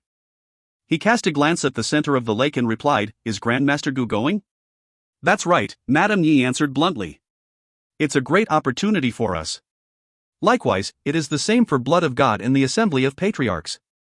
Whoever catches Qitong gets the last laugh." Subordinate understands. The surface of the lake was engulfed in an intense, white light. The white light was undulating slowly, resembling white-colored burning flames. The aura of the white light was calm in nature, like a swirling gust of cool breeze. Nian Tingfeng did not feel pressured by it even though he was standing so close to it. However, he knew how scary the power that it contained was. Even if a sea was dead calm, one would not dare to underestimate its might. Madame Yi stared at the surface of the lake and suddenly asked, "Does it look like the Silver Mist Sea?" "It's more powerful than the Silver Mist Sea." "The Silver Mist Sea doesn't have a Grandmaster nor Madame Yi," Nian Tingfeng replied. Madame Yi gave him a smile. "You really know how to flatter me. You're dismissed." Nian Tingfeng respectfully dismissed himself. Madame Yi continued to stroll along the lakeside. After a while, she saw Ma Shiji, who was standing straight and upright like a bamboo pole by the side of the lake. Ma Shiji had been waiting for Madame Yi for quite some time. When he saw her, he quickly stepped forward and greeted her. "Madam, everything has been prepared already." Madame Yi noticed the look of reverence in Ma Shiji's eyes. With satisfaction, she nodded and said, "Let it begin." "Madam, please." Ma Shiji stepped aside. Not far away from them, a 5-elemental lotus near the side of the lake bloomed. Without any hesitation, Madame Yi stepped onto the lotus and sat down cross-legged. The petals of the lotus began to close slowly. After a while, the white light that erupted from the lake's surface surged towards the lotus and engulfed it happily. The white light surrounding the lotus became increasingly intense, resembling a dazzling light orb. Envy flashed across Ma Shiji's eyes. How lucky it was for her to be baptized by the primordial life force of a grandmaster. Given Xiaobao's love for Madame Yi, Ma Shiji felt that the success rate was very high. Madame has produced a good son. Ma Shiji had mixed feelings. He had doubts about this place. From a long-term perspective, extracting primordial life force from Xiaobao before his base level stabilized was unfavorable towards his future development. The importance of a grandmaster was obvious to everyone. Any damage done to a grandmaster was unacceptable. However, Xiaobao's primordial life force could only be absorbed by Madame Yi before his base level was fully stabilized. Once his base level stabilized, his primordial life force would be stabilized too and it couldn't be absorbed by anyone anymore. Similarly, Madame Yi was also very important. Ma Shiji was worried about another problem as well. If Xiaobao was injured, Madame Yi would be severely injured at least and would die at worst. Even an ordinary elementalist couldn't withstand the power of a grandmaster that had yet to stabilize. Ma Shiji did not know why Madame Yi was so anxious, so much so that she was willing to risk her life. However, if Madame Yi could survive this. Ma Shiji was very nervous as he wasn't confident at all. After something unusual happened to Xiaobao, Madame Yi threw him a proposal. The proposal and its pages looked very old. There was no signature on it either. After he received this proposal, which was called Grandmaster's Sacrifice, he was greatly shocked. The idea mentioned in the proposal was outrageous and brazen, causing him to tremble in fear. It mentioned how to extract a grandmaster's power to nourish one's body. How could there be such an incredulous thing in the world? Grandmasters were so powerful, how could one imprison them? Furthermore, given the pride of a grandmaster, why would he or she share his or her powers with anyone? Whoever came up with this idea must be crazy. This was Ma Shiji's first reaction. However, after he read it thoroughly, he was shocked by it. To his horror, he discovered that there was a chance of this idea succeeding theoretically. The weird thing was, even if the plan worked, Ma Shiji did not know what would happen to Madame Yi. He reckoned that the proposal Madame Yi gave him was incomplete and that there should be more to it. This was a tremendous plan. He was extremely curious about the missing contents, feeling as though there was a cat gnawing on his heart. He did not dare to ask as he was slightly afraid. That was because he suddenly realized that the 5-elemental lotus fitted the Grandmaster's sacrifice perfectly. The 5 elemental lotuses were painstakingly devised by Ma Shiji. Is this a coincidence? Ma Shiji became increasingly scared and he did not dare to think too much about it. Eventually, he suppressed the fear within him, looked at the issue from a professional perspective, and improved the Grandmaster's sacrifice. He chose to extract the primordial life force because it was extremely valuable. Moreover, it wouldn't hurt Xiao Bao and the risk Madame Yi had to take was much smaller. He felt that Madame Yi did not have to personally take part in battles like the Holy Emperor. With the presence of Xiao Bao, even if the Holy Emperor arrived at Skyheart City, Madame Yi wouldn't have to do anything. I hope Madame and Xiao Bao are safe and sound. Ma Shiji prayed in his heart. If you find any errors, ads pop up, ads redirect, broken links, non-standard content, etc., please let us know. Report chapter so we can fix it as soon as possible. Chapter 699, Awakening in Conflict. Chapter 699, Awakening in Conflict. Translator, Irene_editor, Lucas, TYZ. It was AI Huey's sixth time regaining consciousness. He felt as though he was being torn apart once more. The sensation bound him so tightly that he had to open his mouth wide to gasp for air. He could feel an inch of flesh tearing under his skin. It was tearing, regrowing, reorganizing, and tearing again in an endless cycle. His past 5 experiences had been very brief and he had woken up to immediate and immense pain each time. He could acutely sense that his window of consciousness was lengthening. He extended his hand, or rather sharp as a hook claw, and let out a bitter laugh. If the others were to see him in this monstrous state, they would probably be beyond shocked. Was he still considered human? AI Hui lost interest after some self-mocking. Qitong that he feared the most had occupied his body and even harmed his people, something he could never forgive. The thing he was most worried about had not occurred and he had managed to survive Qitong, so was there really anything for him to complain about? Granted, he looked like a beast, but he would gladly accept this consequence over anything else. I'm part human at least, he consoled himself. With that, he diverted his focus onto moving away from this unfamiliar beast's body. AI Hui was an extremely disciplined person, his self-control was instinctive. Even if his window of consciousness was fleeting, his natural reaction was to attempt to gain control over his own body. He knew that his priority was to extend this window, but it really wasn't an easy feat. He felt dizzy and less sharp than usual. The pain in his body was a constant reminder that it would soon engulf and swallow him up. He looked around with a foreign and shockingly sharp vision and could easily spot the traces on the rocks from miles away. He could also clearly see a finger-thin spotted lizard hiding within the shadows. Where is this?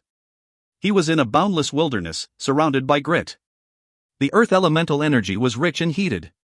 The heat wave rising from the ground warped the distant scenery into an overwhelming blur. At this point AI Huey's ear twitched. He turned to look toward his left. There seemed to be people battling. He flew over, struggling and staggering along the way. Amid the barrenness, he noticed 2 groups of people facing one another in confrontational stances with swords and daggers drawn. The atmosphere was chillingly hostile as Xiao Buyu murderously sized his opponents up. The God Tiger Division, led by Shan Minxiong, proceeded to the front line as the elites of the Radiance Blood Division, led by Xiao Buyu, were in charge of tracking Yi Bai's location. If unsuccessful, they were to join Shiyu as soon as possible. Xiao Buyu was feeling absolutely terrible. His mission, fraught with obstacles, almost convinced him that he had been possessed by an unlucky god. General Yi appeared to have vanished without a trace, and his task to join Her Highness had yet to progress. Initially, he could still locate the secret marks left behind by her, but those had disappeared midway. He searched around the last secret mark and noticed a battlefield in the process.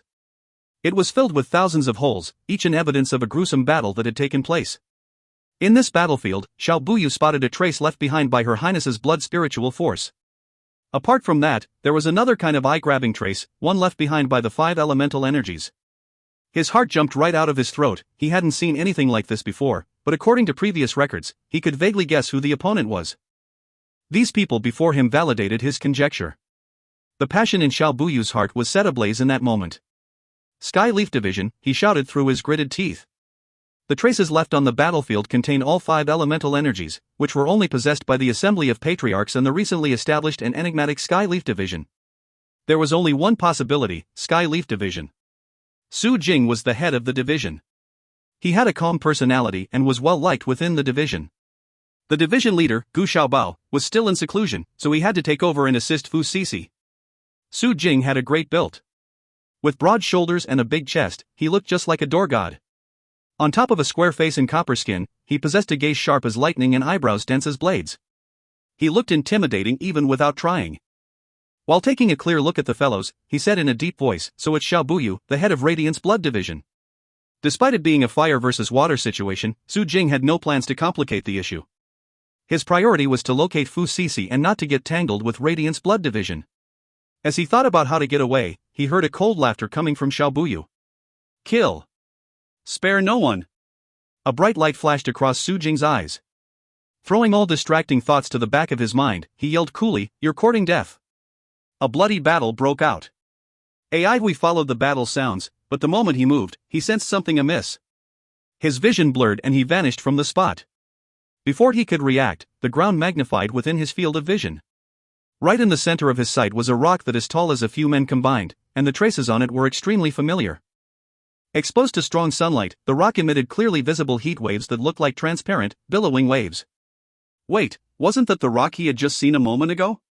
Hui's already muddled brain couldn't react in time, so he could only look on as the rock continued magnifying. The little spotted lizard hiding in the shadows raised its head. Looking at the figure that had appeared suddenly, it was equally taken aback. They exchanged sluggish glances. Like a meteor, Hui slammed straight onto the solid rock with his eyes open since he couldn't close them in time. Pop! A bottomless hole appeared on the rock in an instant. It was like a heated drill had bored a hole through a lump of frozen fat. The spotted lizard turned its neck in confusion as the figure disappeared again. Had its eyes played a trick? Pop! The ground 300 meters away exploded and endless dirt and gravel shot up into the air. The force was so intense that the raised soil and rocks produced a black wave that was over 30 meters tall. Who? A towering figure appeared far away, followed by a loud gush as the black wave started surging.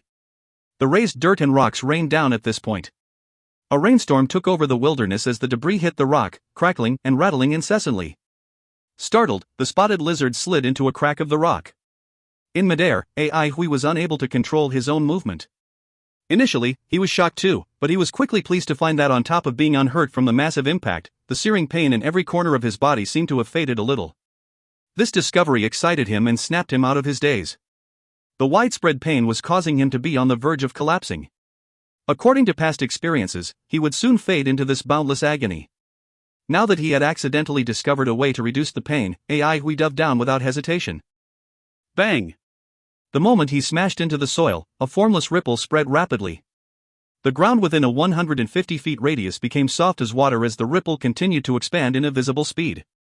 The next moment, more soil and rocks formed another black wave, 10 times as powerful as last time, that rocketed high into the sky. It looked like a black pillar that was holding the sky in place. Boom, yet another black wave shot up into the air miles away. Hui's body wasn't amid the pillar-like wave. He appeared spotless in the air, about 30 feet away from the wave. The striking black wave had become a backdrop for him. He shook his head and his slackened eyes immediately regaining some clearness. He gathered his remaining soberness and inhaled deeply before diving down once more. The battle between the Skyleaf and Radiant's blood divisions was evenly matched and aggressive to say the least. The members of the Skyleaf division possessed skills that baffled Xiao Buyu. Despite there being only 20 of them, none wasn't a master elementalist. Plus, their abilities far exceeded those of average masters. The battle progressed ambiguously with great powers involved and splendid colors accompanying them. Meeting force with force, it came as a shock that the Radiant's blood division wasn't able to gain any advantage. It wasn't Xiao Buyu's first time experiencing something like this. Within a brief period of time, the Radiant's blood division had lost over 10 elites. What he didn't know was that his opponents were suffering as well. Skyleaf members were capable but had inadequate battle experience compared to the veterans in Radiant's blood. Su Jing felt as though they had fallen into a quicksand, and it was indescribably unendurable. Even after taking down over 10 members, the remaining soldiers of Radiant's blood weren't suffering from serious injuries. What Su Jing feared more was the fact that Xiao Buyu seemed to have found a way to deal with them. He could unquestionably feel the pressure building up. It was incorporeal yet becoming forcefully binding. The radiant tigers beneath Xiao Buyu had acute senses and telepathic abilities. Many a times they had managed to dodge most of his killer moves, which made him feel as though he had thrown punches at a pile of cotton. Su Jing felt rather anxious. This couldn't go on. According to the current situation, their elemental energy would be exhausted before getting rid of the opponents. When that happened, they would be like chickens on a slaughter table, with no chance of escaping. The Bluster Blood Division was good at sudden bursts of attack, while the Radiance Blood Division was good with long-range raids, speed, and endurance. This won't work. We have to speed up. Su Jing was determined to execute his killer move. Just then, a sound traveled from the distance and all the battlers present sensed it simultaneously. Rumble, rumble, rumble. Thunder? Xiao Buyu and Su Jing raised their heads in unison. Not a single cloud was spotted in the piercingly hot sky, so how could the sound be thunder? Then, the rumblings became increasingly distinct and loud. They were coming this way.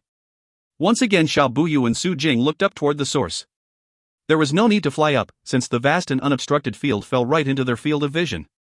All of a sudden, the leveled and smooth horizon pulsed a little. It was a very small movement, but all the keen battlers never could have missed it. What followed after was an astonishingly frequent and increasingly obvious throbbing of the horizon. After some time, Su Jing and Xiao Buyu managed to make out what the throbbing was: balls of soil exploding into the sky. What are those? The exploded dust waves became visibly clearer and more resounding. The waves surged into their sight, as if an invisible giant was striding toward them. Xiao Buyu and Su Jing's faces changed instantly. They had no idea what those things were, but they could sense that they were fatally dangerous. They could no longer care about the battle as they roared simultaneously. Enemy incoming. Radiance Blood Division, retreat. Beware. Skyleaf Division, withdraw. If you find any errors, ads pop up, ads redirect, broken links, non-standard content, etc., please let us know. Report chapter so we can fix it as soon as possible. Chapter 700, Disturbance. Chapter 700, Disturbance. Translator, Irene_editor, Lucas, TYZ. About 10 kilometers away, two blurry figures surfaced in the sky. They were surrounded by a layer of peculiar airflow, akin to a transparent eggshell. Through the layer, two familiar silhouettes, Hong Rongyan and Autumn Water, could be seen. Autumn Water's injuries had yet to heal, so she appeared rather dispirited and had on a dull expression. As usual, she remained motionless like a statue. The clay doll, which was initially on her shoulder, was now sitting on Hong Rongyan's. In spite of its unrefined face, the puppet moved vividly and even cried out occasionally. How amazing! The Radiance Blood Division is so strong. Hong Rongyan looked on indifferently, as if he couldn't hear anything. The eggshell-shaped airflow around him was a concealment orb. It could screen off and isolate their breaths, allowing them to camouflage into any environment. The clay doll crooked her head. Should we take this chance to rob them? Are your injuries healed? Hong Rongyan asked. No, the clay doll answered, somewhat crestfallen. She knew that it was a sign for them to sit still. She wasn't even allowed to come initially and was told to rest, but under Autumn Water's desperate harassment, Hong Rongyan had conceded, much to her surprise. She wasn't one to defy her boss. Even if he had looks more beautiful than a woman's, his heart was harder than steel. Her focus was quickly snatched by Radiance Blood's performance. Having battled with the Skyleaf Division, she understood that these man-made masters were not forces to be trifled with. In fact, she had expected to witness a one-sided battle. While the injuries inflicted were on the Radiance Blood Division, those with a discerning eye could tell that victory was on its side. Autumn Water stayed alert. Skyheart City's Master's glory was a success, as evident from the setup of the Skyleaf Division. Gu Xiaobao was undergoing another breakthrough and was in the process of becoming a Grandmaster. The Assembly of Patriarchs was finally reaping results. Hong Rongyan's self-illuminating Devil Core and her pure fusion elemental body made them rise in the power rankings. Needless to say, there was Lu Buling's victory over Dai Gang and the rebirth of Qitong, an ancient magic. Within a short time, the state of the world had overturned. This inevitably led to Autumn Water's belittling of the traditional influences. It was unfathomable that the Radiance Blood Division, with less than 100 fighters, could maintain control against 20 Skyleaf elementalists. Elites indeed. She was clear that Radiance Blood Division's abilities paled significantly in comparison to the Skyleaf elementalists, but they were better at coordination, had a resolute will to battle, and possessed exquisite military strategies. Overall, the Skyleaf Division relied on individual strength, so members quickly fell into situations where they had to fight alone. Skyleaf was a relatively new division, so in all aspects, it was more crude and clumsy. While its members had grown stronger through Master's glory, they had insufficient experience and maturity. These were weaknesses without an immediate solution. She observed the battle with keen interest and felt good seeing the Skyleaf Division suffer. Suddenly, a vague rumble sounded from afar, something akin to muffled thunder. What was that? The clay doll looked on apprehensively. Just then, a shocking sight befell her. Boom, boom, boom. Amid the condensed rumblings, mud pillars shot speedily up into the distant sky like raised waves. Qi Tong. Hong Rongyan breathed out with his eyes wide open. Sitting on his shoulder, Autumn Water could feel her boss body tense up. She quickly looked over and caught sight of a blurry figure at the front of those pillars. How fast? Autumn Water was dumbstruck. Even with her current ability, she was unable to make out the mysterious figure, which meant that it wasn't moving at an horrifyingly extraordinary speed. How could the battlers below turn a blind eye to such a big movement? Indeed, they were getting ready to resist the incoming impact. Autumn Water could only imagine the carnage that was coming after such an entrance. Something was wrong, she felt. Boss, his shoulder was as hot as a burning iron. She gazed at him and saw that while staring at the battlefield, his mild, jade-like skin had turned into a scarlet-red color. What was going on? Autumn Water felt panic rising within her chest. Boss always had on a cold, sullen expression, so why was he wavering? Hadn't he battled with Chi Tong? Could it be? A silhouette swiftly emerged at the edge of the battlefield. Autumn Water's heart shook. What was that creature? That was the Chi Tong? Bang bang bang. Each strike reduced the pain within Ai Hui's body, though his flesh was still being torn apart, so the pain brought by the metamorphosis was still intense and kept on accumulating. He felt that his body was no different from a volcano. While the rain outside reduced its temperature, the heat inside was endlessly boiling and rising. He was losing power and his vision was blurring along with his consciousness. At least he had managed to stick it out longer this time. That was his last thought before passing out. The fast-moving figure stopped abruptly in midair. Floating in the sky, he became motionless as his eyes started to slacken. The pitter-pattering behind him continued as the dirt and rocks smashed down like hail, causing dust to fly everywhere. As the raised dust rose close to Ai Hui, there seemed to be an impregnable wall obstructing it. The airflow rolled down, causing more dust to surge even higher into the sky. The dust resembled a gray, fang-bearing monster that had taken over half the sky. Similarly, its gray cape was dancing in the air like a gray stage curtain, waiting to be drawn. Was the malevolent and ugly monster quietly waiting to make an entrance or to awaken? The battlefield was eerily silent at this point. Silent as death. Be it the Skyleaf or the Radiance Blood Division, all elementalists had stopped. They stared emptily at the monster before them. It was as if everyone had forgotten how to speak, even the courageous radiant tigers beneath the blood elementalists. Su Jing's mouth was dry. What was that? His voice cracked.